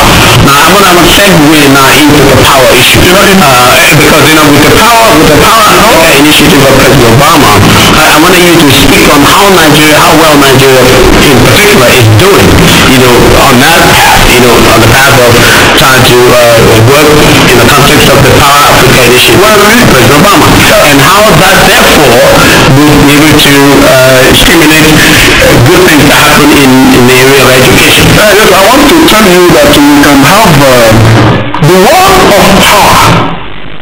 Obama can do his own, collaborate with governments in Africa to have electricity, to have good system. But you cannot wait for that before we get back to basics. That even basic education, people are not enrolling in school. Results of those that are in school are not too good. And this is the future. You can fix power, you can fix road, you can fix some this critical infrastructure, but you cannot fix education foundation that has been destroyed. I know that from the time of Obasanjo's government, some Canadian private funds have approached some government institutions to build, operate, and transfer modern train system. But they met a brick wall. They got frustrated. Yeah, they were talking of modernization. Most of these government agencies want to do this thing on their own unless they are involved. They don't allow the private sector organization from all over the world to come and invest in this sector, this sector. They want to build, operate, and even transfer. They want to modernize. But we always face big walls to the extent that doing business in Nigeria is a huge challenge. And I think most African countries should remove some of these obstacles so that doing business in African countries will not be a huge challenge. They remove the obstacles to all this in Africa. And people already, they have some funds abroad to invest, but when you get to that country, it's so easy. But hopefully, change is happening, even though gradual, and a transformation will take place. I want to thank you so very much. Thank you. Great job.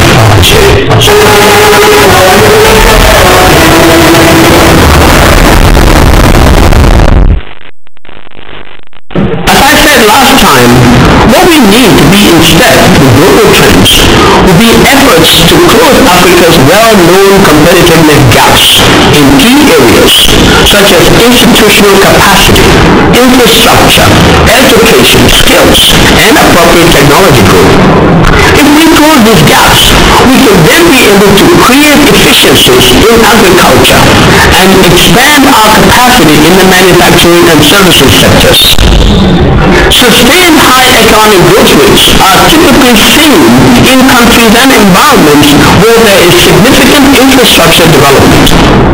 Therefore, national and integrated regional infrastructure projects must have at their foundation a strong legal and regulatory framework that would allow for increased involvement of the private sector, either directly or in a public-private partnership model. Clearly, improved infrastructure investment in Africa is crucial for the continent's competitiveness and productivity and will contribute to gains in job creation and income redistribution. In trying to reduce societal inequities and income inequality, what we need is not to merely increase the amount of labor in farming and overall agriculture. What we need instead is to promote research and innovations that will make farming and agriculture more efficient and more productive so that we can release our young and emerging talents into the sectors that are generating jobs and high incomes and significantly raising living standards around the world. Across the world and historically, a decline in agriculture as a share of gross domestic product has been associated with rapid industrialization, increased economic competitiveness, and significant poverty reduction. The successful global trends are right there before our eyes. Africa can also be a winner. I'm Magnus Paco, and that's my view.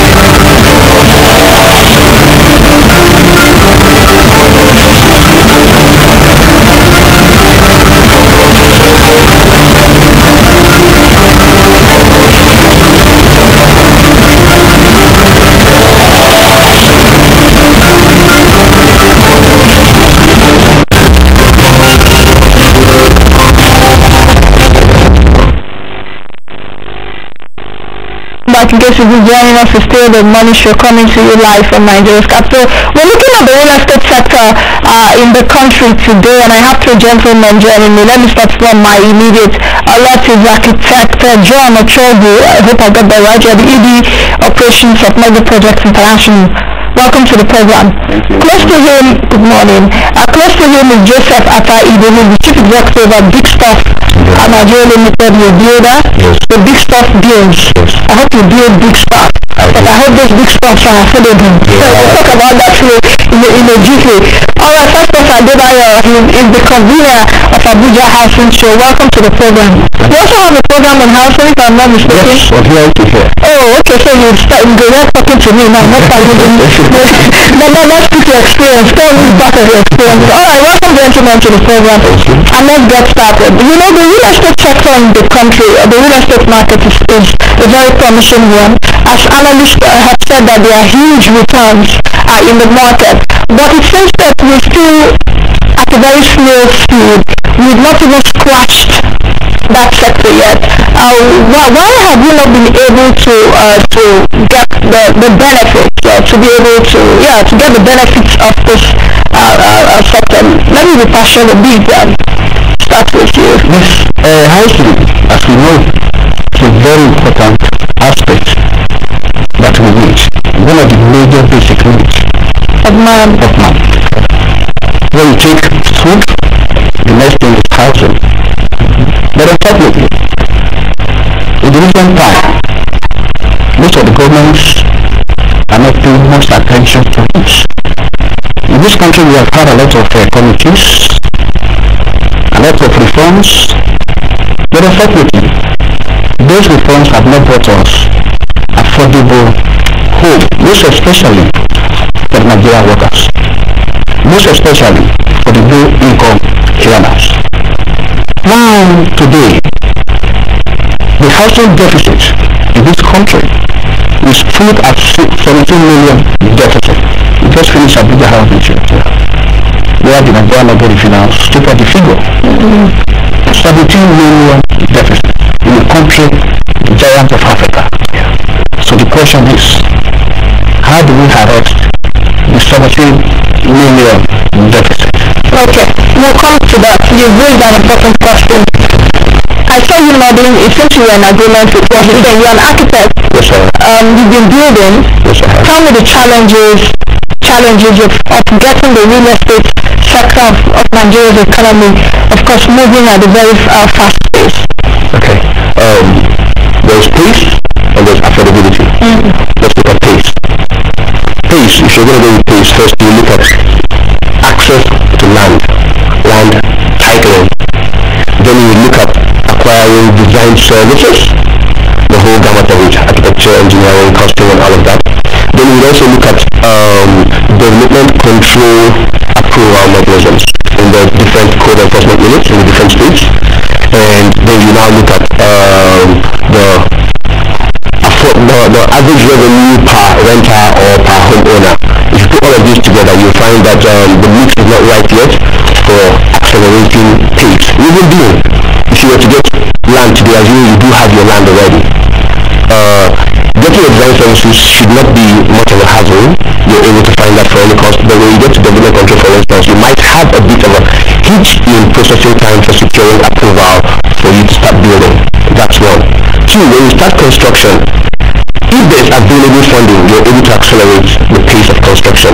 If funding is coming in big centricals, for instance, you're taking on the home for yourself, you find you just might do it at the pace you can afford. But if you had a pool of funds to access, and you had a structured system, for instance, a developer making housing still available for you, and he has access to that deep pool of long-term finance, you find in such a case, you can make the houses really available really fast. So these are some of the reasons I find why we're not at that pace yet. And I was nodding in agreement with him because he talked about the 17 million housing unit deficit. We're talking about a 60 trillion naira deficit, so to speak. And that's a huge opportunity. It's not as a problem or a gap. It's actually a huge opportunity. But so far, we have not been able to match the pool of funds available with this opportunity. I think that successfully captured it for now. NMRC is working on that, Federal Mortgage is working on that, the banks, maybe let it go. But the question is how much capacity does NMRC have? How much capacity do banks have also, the commercial banks, the FDN, the FMDN, the Federal Mortgage Bank, there's also the National Housing Fund and all of that. But how much capacity do all these institutions have? The developer, isn't it? And you guys are like in the middle. But it seems that when we hear of the developer, we think that, oh, they want to cut our throat and you are not friendly to the rest of the value chain. Why did you do like that? Speaking your language. Yeah, I agree with your analysis. Part of the problem we are facing in this country, the government policies we have, they are supportive instead of providing. Let me give you an instance. You are talking about the mortgage financing, the companies and the rest. Like, if most of the time, like we take for instance like a civil servant, the government say okay, they want to do it for a civil servant, and they encourage them maybe go and acquire this, or you tell them go to Federal Mortgage Bank or National Housing Fund to pay those loans. Government is not paying them. The government is just only giving them the supportive role to acquire such loans. So when we get to that point, it's the whole process of maybe taking it out from the Federal Mortgage Bank to the National Housing Fund to then the primary mortgage institutions, and then coming back to the developers on ground. And then some of the problem we the developers we have, how can we talk about affordable housing or this housing for all when the interest rate is double digit for banks? You understand? And most of this interest, that is, we go to commercial bank to get this loan. And when you get some of this loan at times, the loans, they don't give you long time loan. The gestation period is short. At times 30 days the loans are because they're also running on they want to make profit too at the bank, because banks of course give short-term money. You don't how would you have preferred them doing? Because there are raising some issues now, which I'm trying to bridge further to say, should the government even bring money to develop the housing sector? Is it a question we can answer? Yes, look the match. Okay, go ahead. I'll defer to him when he's going to do it. Okay. Yes, the major problem, we don't have long funding resources. I mean, access to finance, access to land. If I start from where my first thought, Federal Mortgage Bank is providing money at 1 digit. What is the capacity of Federal Mortgage Bank? How many estate developer projects can they finance? FMDL have been trying, but despite the fact that they will do their best, most of the Nigerian workers are still trying to come benefit from Federal Mortgage Bank.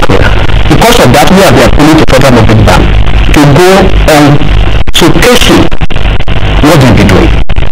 Commercial banks are not giving loan to estate developers. And that is why we are saying the government itself should have the political will. Government should put money into housing. It's not criminal. One of the responsibilities of the government, Chapter 2 of the Nigerian Constitution, is very clear. Is to provide shelter, provide security, provide food. When the government cannot do any of these three, they have the trust in government, they say government. So it's not criminal. Today we have privilege to have Nigerian mortgage finance. This is an idea that somebody brought in. The last administration brought into funds from the World Bank. Today, the recent Abuja Association was finished. They were there. They support what they have done. They are still looking for estate developer, credit union, mortgage bank that they can relate with. Because when the developer is talking to us, some of them are also more credible. That's true. A lot of Nigerians are subscribing to housing estate on flyers, and the project they cite cannot be found.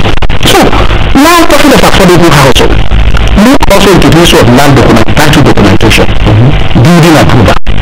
An open developer who has just received a land in Lekki or in Kutene area of Abuja, you need to spend 2 years to get the title. The government of the state government has turned the usuals of title to be a way of making money, not for providing housing. Okay, so I was just going to break down the value chain on matching funding to housing projects. When we try to analyze where to find funding, actually it starts from a project. A project requires 3 key constraints. Scope, what you want to do, time, how much time you require to get done, and then funding, the critical issue, where you're going to get the money from, the cost, and finding the funds for that. That's one. So now let's look at funding in Nigeria as a whole. First, you have the traditional means, ASUSU, AJO, other age group methods of funding and the like. These are traditional methods. Then let's go to the modern methods. In modern methods now you have the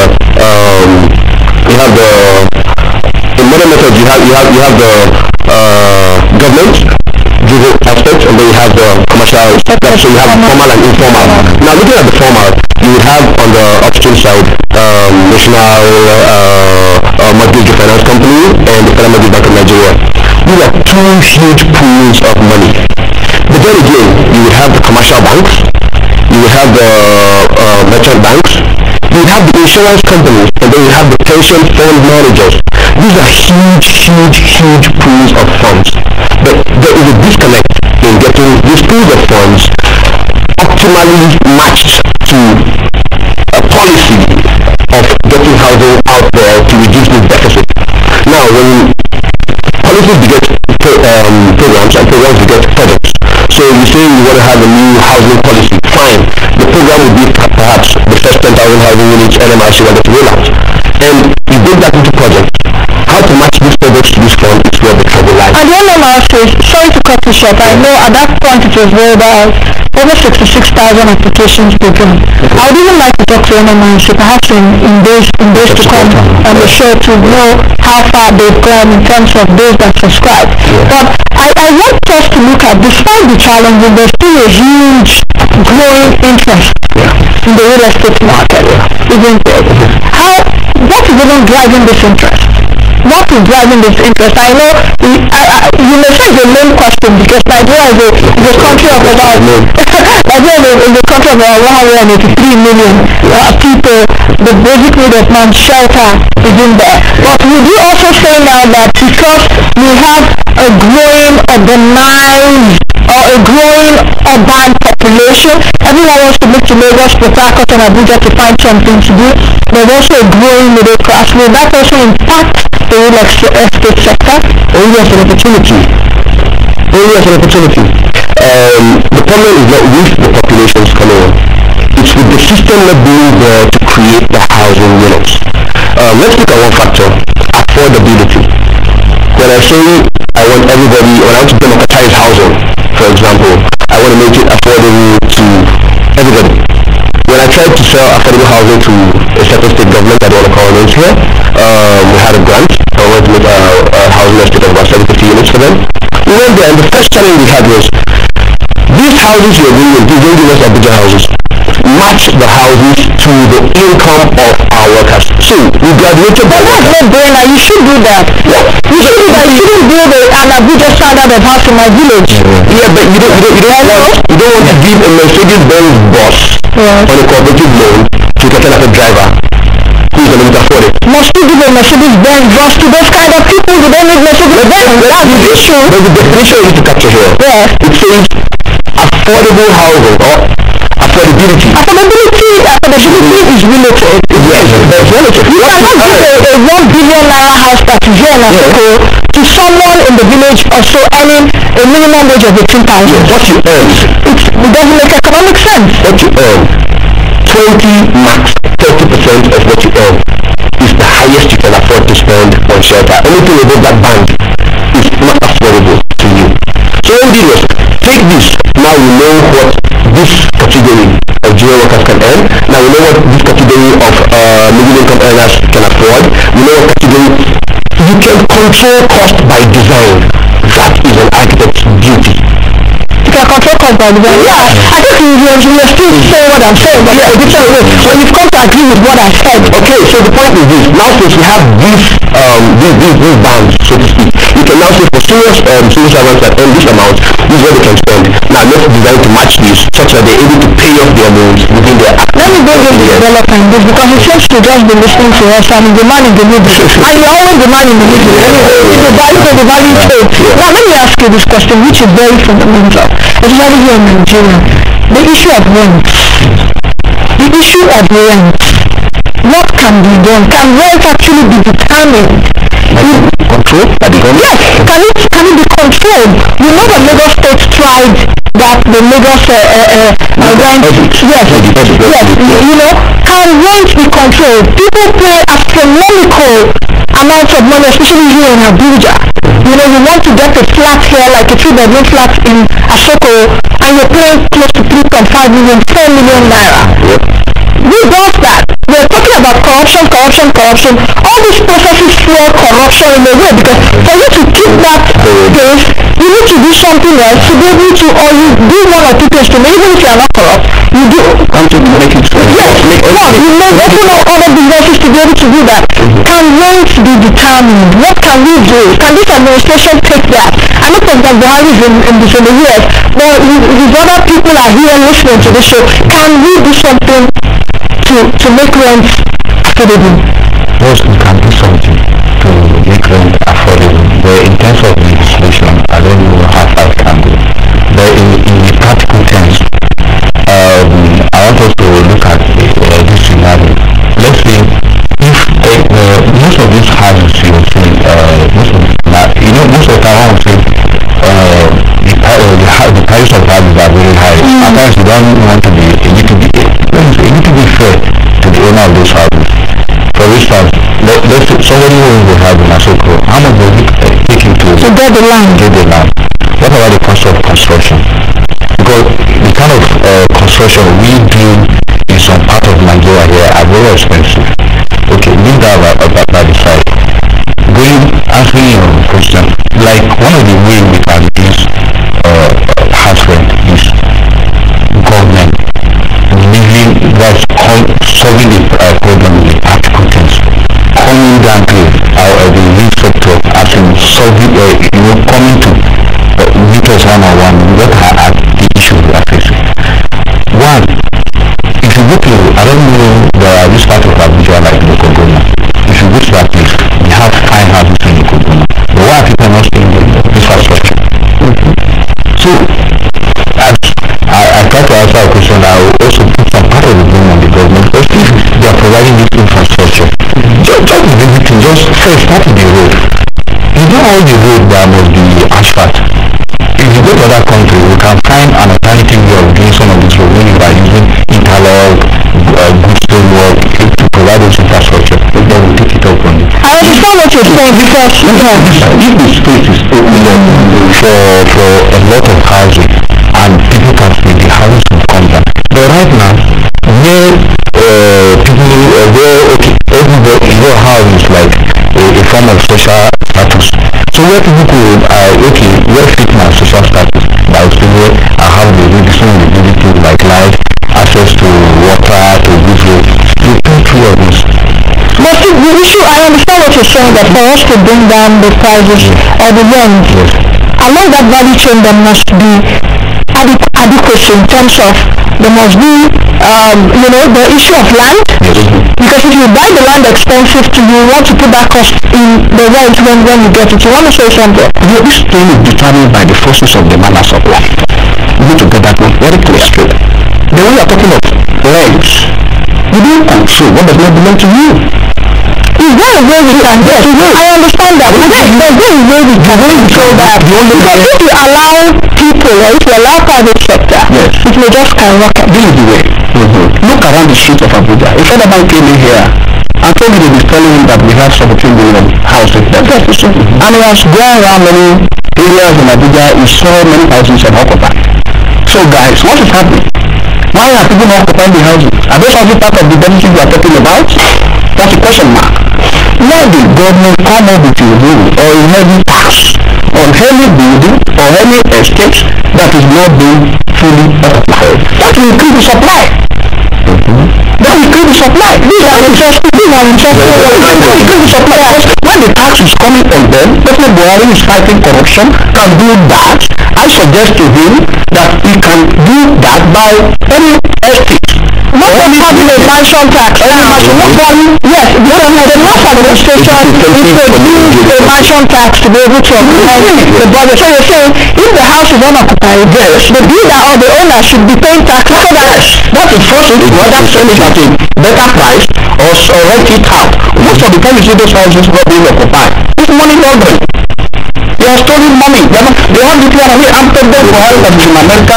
He said he's getting recovery money here and there. And we are looking for funding in the housing sector. We want this, all those are loose. In America, in UK, they should bring it down and give us a good percentage for housing development in Nigeria. Okay, at this point, you can send your comments. I can see some coming through on Twitter. Please go to the handle Nancy and find me, follow, as well as send your comment. Let me just read a bit. Take one or two. Their viewers on Twitter, so please ask your guests what they are doing to stop the problems created by law that is in Lagos, where it takes long to evict a back tenant. Is it a landlord writing?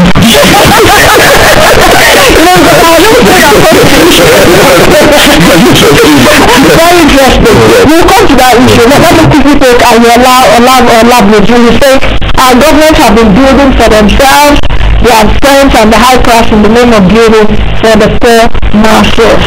Edwin is saying, oh, love your show, carry on. Thank you very much. Alright, where should we start? Should we start from how to lower costs? Yes. Okay, no, let's talk about this. Let's talk about this. You talk about race. It takes a long time to evict the back. The law is very good. There's a procedure in law on how a tenant, either good or bad tenant, I think can be ejected from a home. So to the best of my knowledge, I will not suggest to the person not to follow the due process of the law. So he should go on the right way, go get his lawyer to follow the due process of law and get the person. Nobody is above the law in the country. Once you have a bad tenant, the bad tenant has to get out of the house so that your reputation will not be destroyed. Absolutely. The issue about building for masters, you know, not just, I don't also want to concentrate on the federal government because we have state government and there should be a lot they can do. With the new governors in place, so to speak, because the majority of the states have new chief execs, what should we be doing to build houses for, I don't like saying for masses. I don't like that word masses. But for Nigerians, that acronym, houses for all, is really possible. Let's look at this. The Land Use Act 1978 vests lands in the hands of the chief executive of the state. And it further breaks land into two categories: rural land and urban land. Urban land has to be found out by the governor and his advised by a committee, and then the rural lands by the local government chairman, and I think one gives statutory right of occupancy, the second one gives them customary right of occupancy. Now, this just shows in these offices of the governor and the local government chairman, you're able to make land available. That's step one. On a site and services scheme basis or any of those other combinations, or sites and services where the state takes on the site and the developer takes on the services and the housing units, any combination would do. In some cases, the state could offer the land and say, okay, I give you a moratorium of a certain number of years, they start paying for the value of this land after a certain number of years, that the state has got land. The developer comes in and says, okay, I will bring light, water, and all of this necessary infrastructure here, and you, Mr. Developer, come and build your own house to this design, to this and that. Is the homeowner now. So these are many combinations that are possible, but first you get the land out. The second is this: if you say you want to make housing available, and you now say for all. For all means making it match their average revenue per homeowner. When I do have this average revenue per homeowner, I am able to design to that cost. Two things will happen here.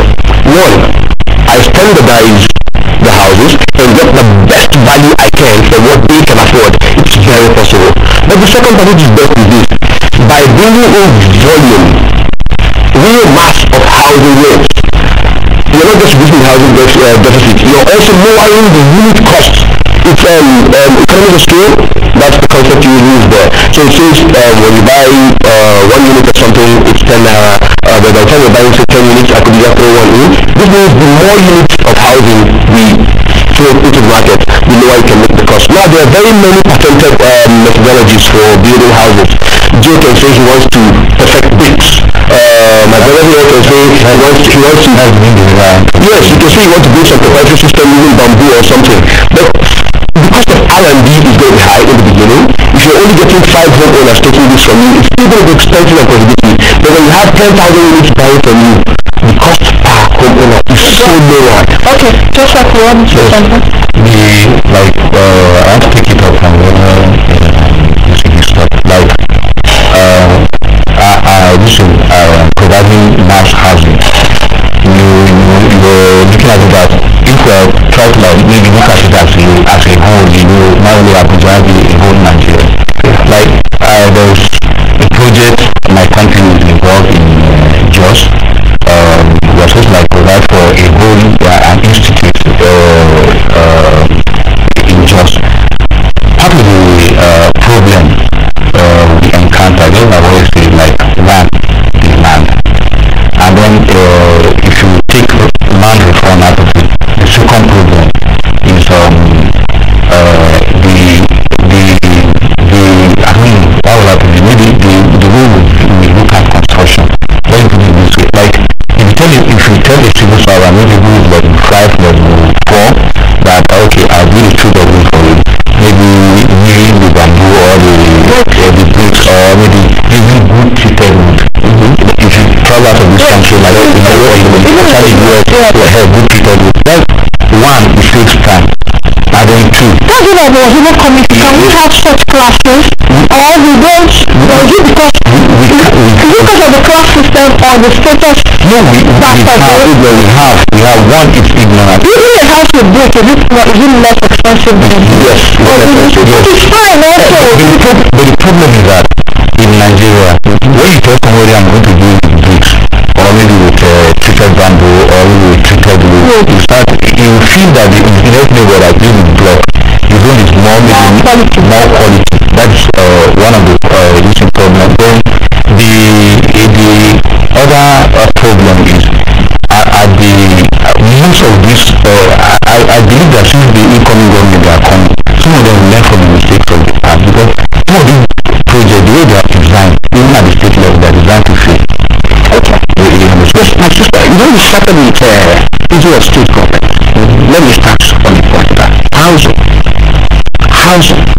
is a tool for economic development. I agree.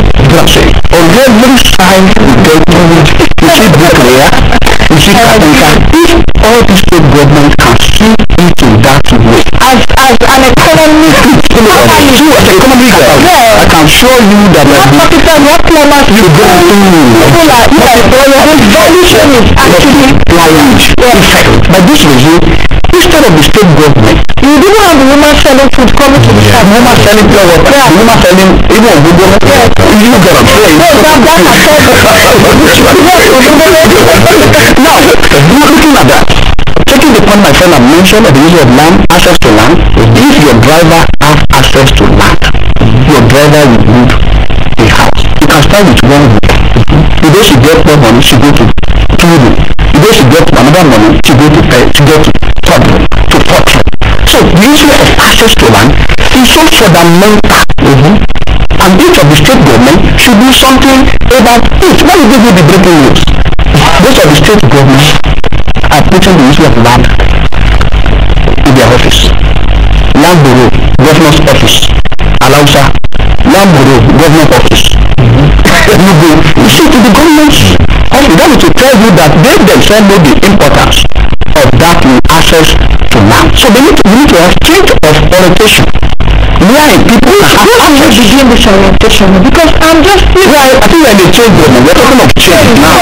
We are talking of change. We are in a change government. 2 weeks ago we came up with the change agenda in the area of housing for President Buhari. We should be shown before to him.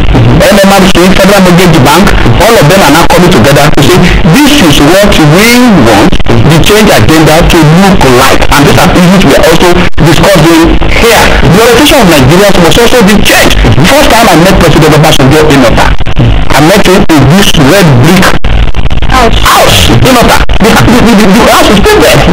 And just then he was clamoring for Nigeria Building and Road Research Institute to be doing more in the production of that brick. But the problem is there's no continuity. Then soldier go, soldier come. New idea today, another idea tomorrow. Okay, gentlemen, I think we just have a few minutes to end the show, and a lot of comments are still coming through. Admin is saying we must end this mass housing without the nurses. Okay, we should please let's talk about the issue of mortgage housing and how Nigerians can benefit, not just only the people in office or government. I think we've said it even within the program. Joshua is saying, well, I think the FG should reduce the price of building materials and building more estates at affordable price to Nigerians. How can they do that? They can have more production. Tax rebate. I think one of the price close to 2,000 now. 1,900, 2,000, depending on the location. Depending on the location. And logistics is Franklin saying, oh, this stuff. Okay, let me read the first I've called his name, Franklin. Your program is always getting more interesting day by day. Thank you very much. Alright, then we get to traffic because we know you're watching. Just we have 2 minutes, just like 2 minutes, and I'm going to share it among the three of you. Where do we go from here? There's a new administration in place. So Nigerians voted President Buhari on the mantra of change in everything, change from the status quo, so to speak. What should he do? If he has not put his ministers together, when we get ministers by September, because he said he would announce his cabinet by September, what should the minister of, that is if they don't put it together, minister of land, housing and whatever, but what should the minister do? Jumpstart the business of housing provision. Business. Push forward some land. Connect the existing pools of funding. Existing, because we're not talking about new funds. There's a drop in the nation's revenue, and also let's leave that aspect. But the pool you have existing between the pension funds, between the insurance companies, these are long-term funds. The National Mortgage Refinance Company and FMBN, what they have, bring it. But stimulate a system where the custodians of land right now, the Minister for the FCT and then the governors, and let them push out someone, promote promote sites and services schemes across the different urban centers, and even in peri-urban areas. If you actually kickstart some affordable housing schemes there, you find that people are able to say, okay, I don't even need to go all the way to Abuja when I can stay in. But it's also dependent on infrastructure. The president can maybe call all the stakeholders, like national stakeholders. We've always had that in the past. Why I'm saying, we're talking about things. And the president that we have right now, at least is the man of his word. So what we are saying, having a national stakeholder, so there are a lot of problems. If things are not working, that means that there is something that is not making some of these things to work. Have a stakeholders meeting to be able to address those challenges. Address some of those challenges, and then at the end of the stakeholders, the governors, because the federal cannot do it. Yeah. Okay, I think I'll help you your time. Yes, sir.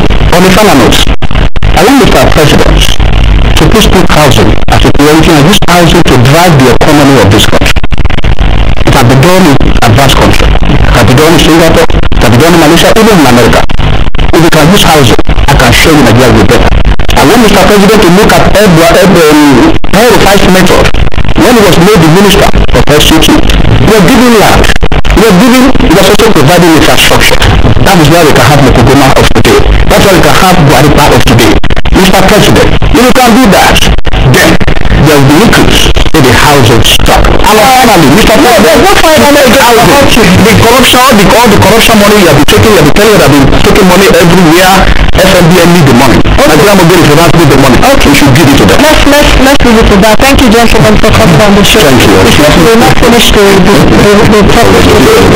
Alright, I've been speaking with architect John Ochovo, the ED Operations Mega Project International, while Joseph Kaido, the CEO of Big Software Developer, the man in the middle, while Francis Adiba is the convener of our Vision Hashim show. That's so much we can say. Thank you all for your tweets today. Please join us again tomorrow. God willing, I'll be here same time 11 a.m. on this channel, taking you through another issue concerning finance and economy in Nigeria and in this you know why you were born? Does your purpose give you a passion for living?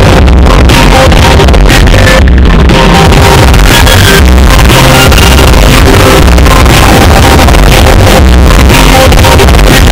think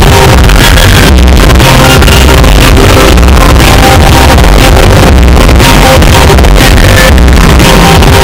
your life journey so far? What thoughts come to mind? What looks right and what went wrong?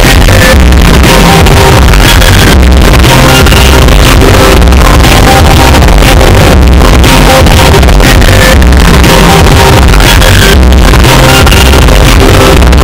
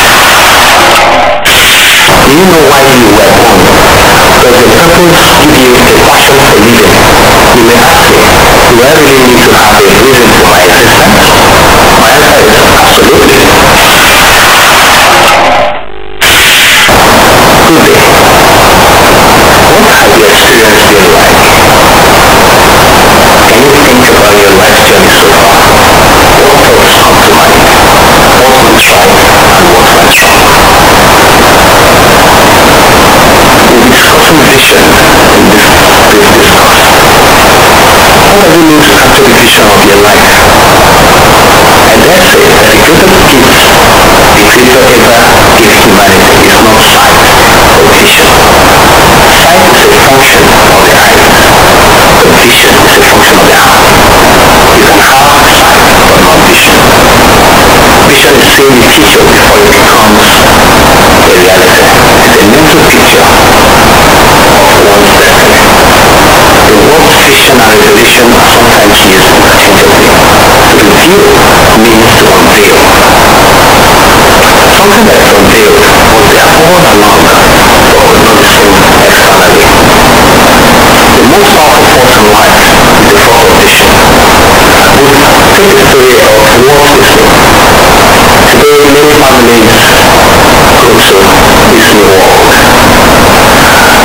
knowing that the inventor of Disneyland never lived to see it. But interestingly, he had an idea of a great children could play and have fun. He just wanted to solve a problem. He never lived to see it physically, but he saw it in his mind's eye. So vision makes you resistant. Once you know what you really want and can see it, then no matter what comes against you, you never give up. Yes, vision is the main key to achieving this objective.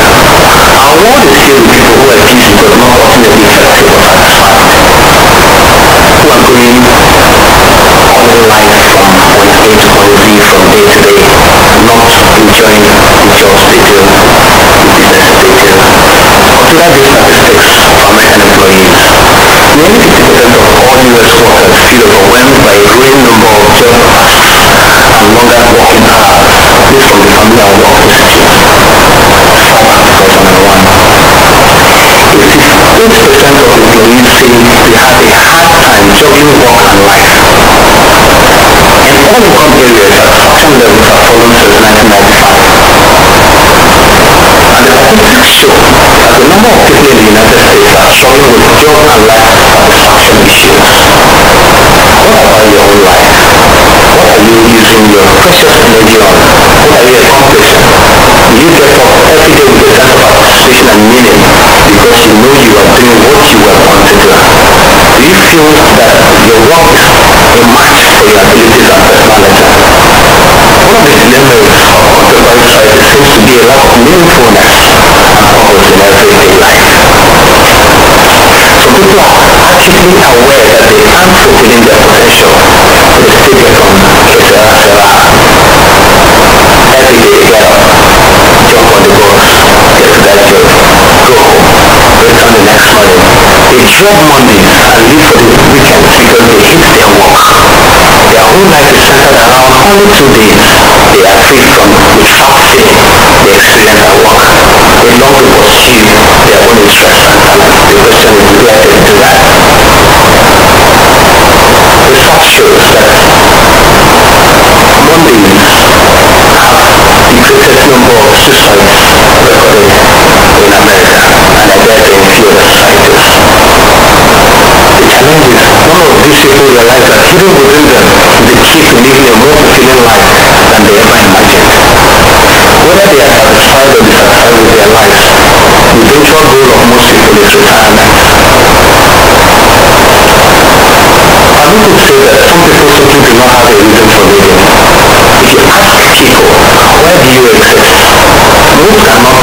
you were born? Does your purpose give you a passion for living? You may ask me, do I really need to have a reason for my existence? My answer is absolutely.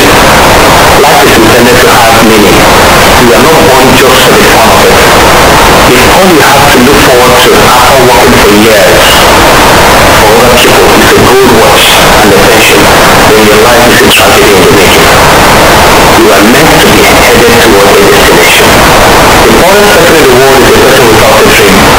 No matter how much money you may have, if you don't have a clear vision for your life, you are truly failed. That being said, if you don't know where you are going, any road will take you there. What's worse, you won't even know when you have arrived. Unless you have a definite idea of where you want to go, the chances that you will get there are remote. The problem is that most people have no vision beyond the present circumstances. Without a vision of the future, life loses its meaning. A visionless life is a poverty-stricken existence. Beyond living without dreams, there's also living with unfulfilled dreams. Having a vision or a dream is inherent in being human. What is your dream? What do you imagine yourself doing?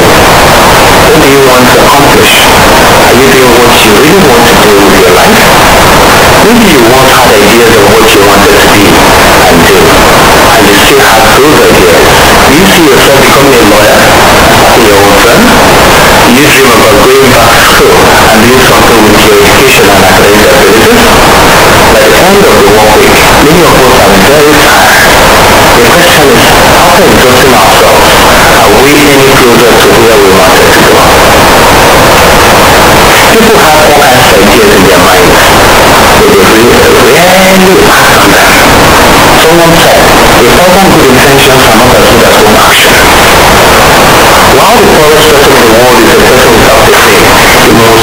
second person in the world is someone who has a dream but doesn't know how to bring it to pass.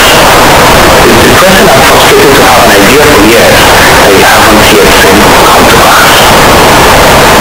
Do you know you are born to be different? You will never be satisfied living an ordinary life because you were not created to be normal. You are designed by your creator not to blend in, but stand out. Every type of tree has leaves with a distinct design. Why? Uniqueness is part of your creator's creation. Individual design is as true of humanity as it is of nature. The creator doesn't want any person to get lost in the midst of everyone else. There are over 6 billion, and talk to you, there are 7.2 billion people. There are over 7.2 billion people on the planet Earth, and not one of them has your fingerprints. You are one of a kind, irreplaceable, original. There is no one else like you on earth. The creator made you that way because he wanted you to be, because you are rare. In economics, the value of something is determined by how rare it is. Gold is costly because it is difficult to find. You will really have to dig deep to find it. You are not like mass-produced clothing. The creator has not placed you on a sale rack. You are designer made. You are born with a unique vision. The creator not only created each person on earth with a distinct design, but he has placed in everyone a unique vision. No person can give you this vision. The poor man, the rich man, the black man, the white man, every person has a dream in his heart. The very substance of life is for you to find that purpose and fulfill it. Until you do that, you are not really living. When you die, you are meant to leave this earth, not on a pension, but on a purpose. What are you wired for? You are born to be known for something. Every human being was created to accomplish something specific that no one else can accomplish. It is crucial for you to understand this truth. You are designed to be known for something special. You are meant to do something that will make you unforgettable.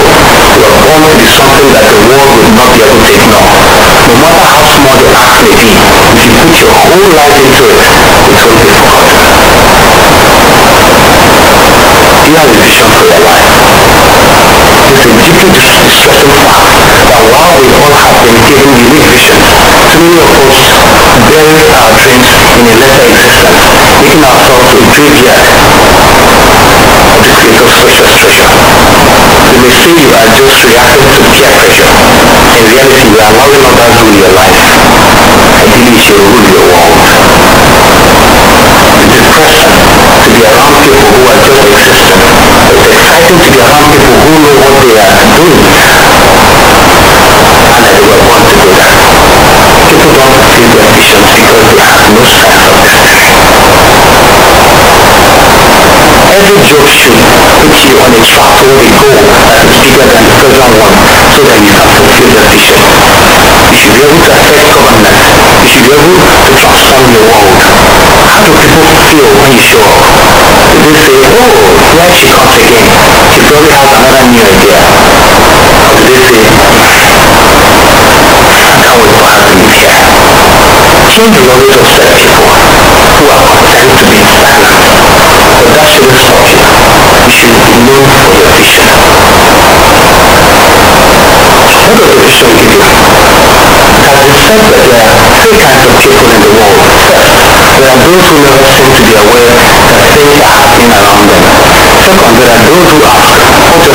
those who make things happen. That I think should be where you should be. Just what Leo says, one person with vision is greater than the perfect force of 99 people who are merely interested in doing or becoming something. Have you discovered what your vision is? Finding something you can put your whole self into. Fulfill your life's hope and purpose. It will give you a reason for living. When you discover your vision, it will give you energy and passion. The vision in your heart is the spark that will enable you to pursue your dream, because unless you do so, with all your enthusiasm and strength, it will not happen. You accomplish only what you fight for. when you set your hands to do something, there will inevitably be resistance, opposition, and difficulty. Therefore, you have to apply pressure in order to fulfill your dream. You must put your whole might behind it. Hard work and diligence are essential ingredients to success, but they require an internal motivation. That internal motivation is vision. Vision is the primary motivator of human action. Therefore, everything we do should be because of the vision the Creator has placed in our hearts. Vision influences the way you conduct your entire life, such as what you spend your time and money on, and what your priorities are. Without vision, you have no values to guide your living. Life has no sense of direction. Activity has no meaning. Time has no purpose. Resources have no application. Vision is the juice of life.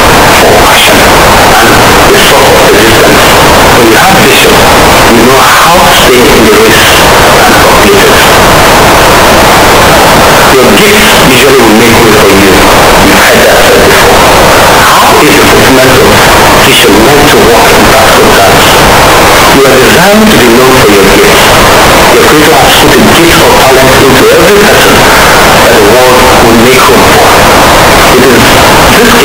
It is this gift that will enable you to fulfill your vision and to make a way for you in life. It is in exercising this gift that you find real fulfillment in your work. A man's education does not make room for him, but his gift does. Education is not the key to success, but its understanding. I believe in education. However, if education were the key to success, then everyone who has a PhD should be financially secure and happy. If you are intelligent but are not exercising your gifts, you are probably going to be happy.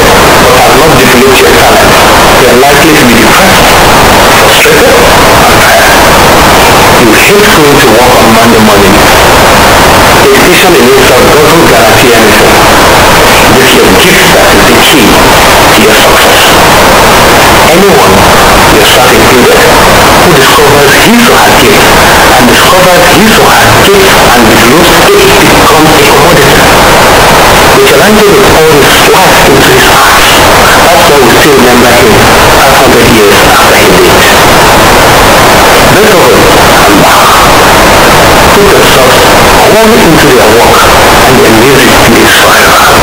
Alexander Graham Bell believed that sound could be converted into electrical impulses and transmitted by wire. No one remembers all the people who thought Bell was crazy. They remember only the man who had vision enough to create the telephone. Thomas Edison reportedly would spend 8 to 9 straight days locked in a room working on his experiments.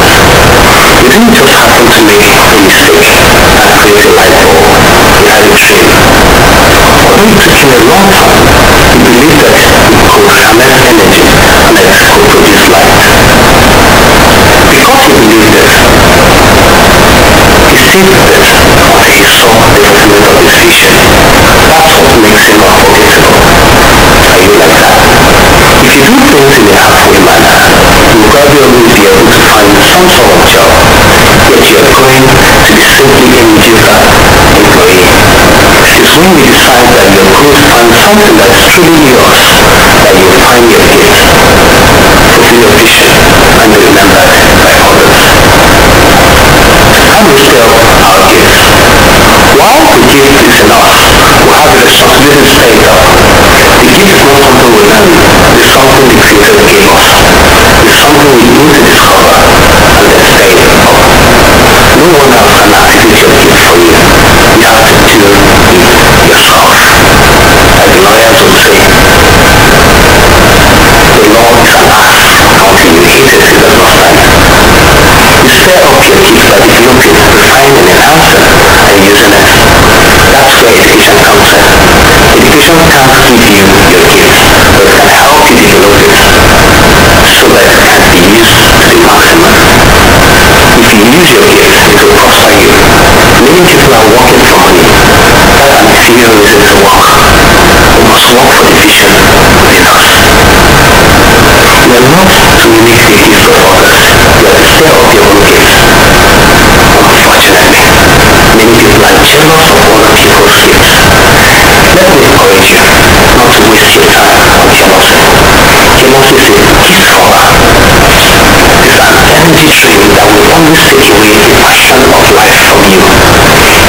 so busy staring up your kids and you don't have time to judge anyone else or feel sorry for yourself.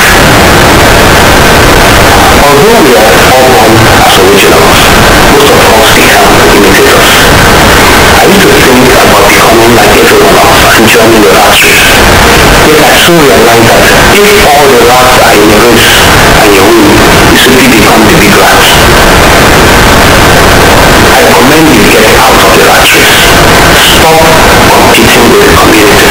Stop being in a competitive society. Stop trying to keep up with the Joneses. Stop trying to please everybody and decide I'm not going to be a rat. I'm going to find my own niche. I'm going to make room for myself in the world by using my gifts. Do you wish you had a better understanding of vision when you were younger? I just say it right now. I'm too old now. I don't have the energy or time to stay up again. If you believe you are too old to use your gift, you're believing a lie. So how do you realize your vision? If you have a dream, or if you want to discover your vision, remember this: the creator loves dreamers. He gives visions. He is attracted to people who love to dream big. Someone said, dream as much as possible, don't be asked for it. When you decide to be part of the norm, your destiny is sure to change. The creator wants you to stay out the gift he has given you and develop it to the fullest. It does not matter where you work. If your own business is not thriving as much as you wanted, or if you own your business and it's doing well and you want it to go, if you want to know how to pursue your goals in life, if you are the leader of an organization or group, if your children are growing and they are all in school now, and you are considering reviving old interests, or wherever you are in life right now, then the principles this discourse with our vision as a slow, in-depth discussion can start to guide you to make progress. My desire is that you will be inspired, motivated, and challenged to get back in the race toward your dream, to get back the passion for fulfilling your goal. You are the sum of the choices and decisions you make every day. You can choose to stay where you are right now, or you can move forward in life and pursue your dream. Nothing moves until you move. I have a story to tell you. Some young man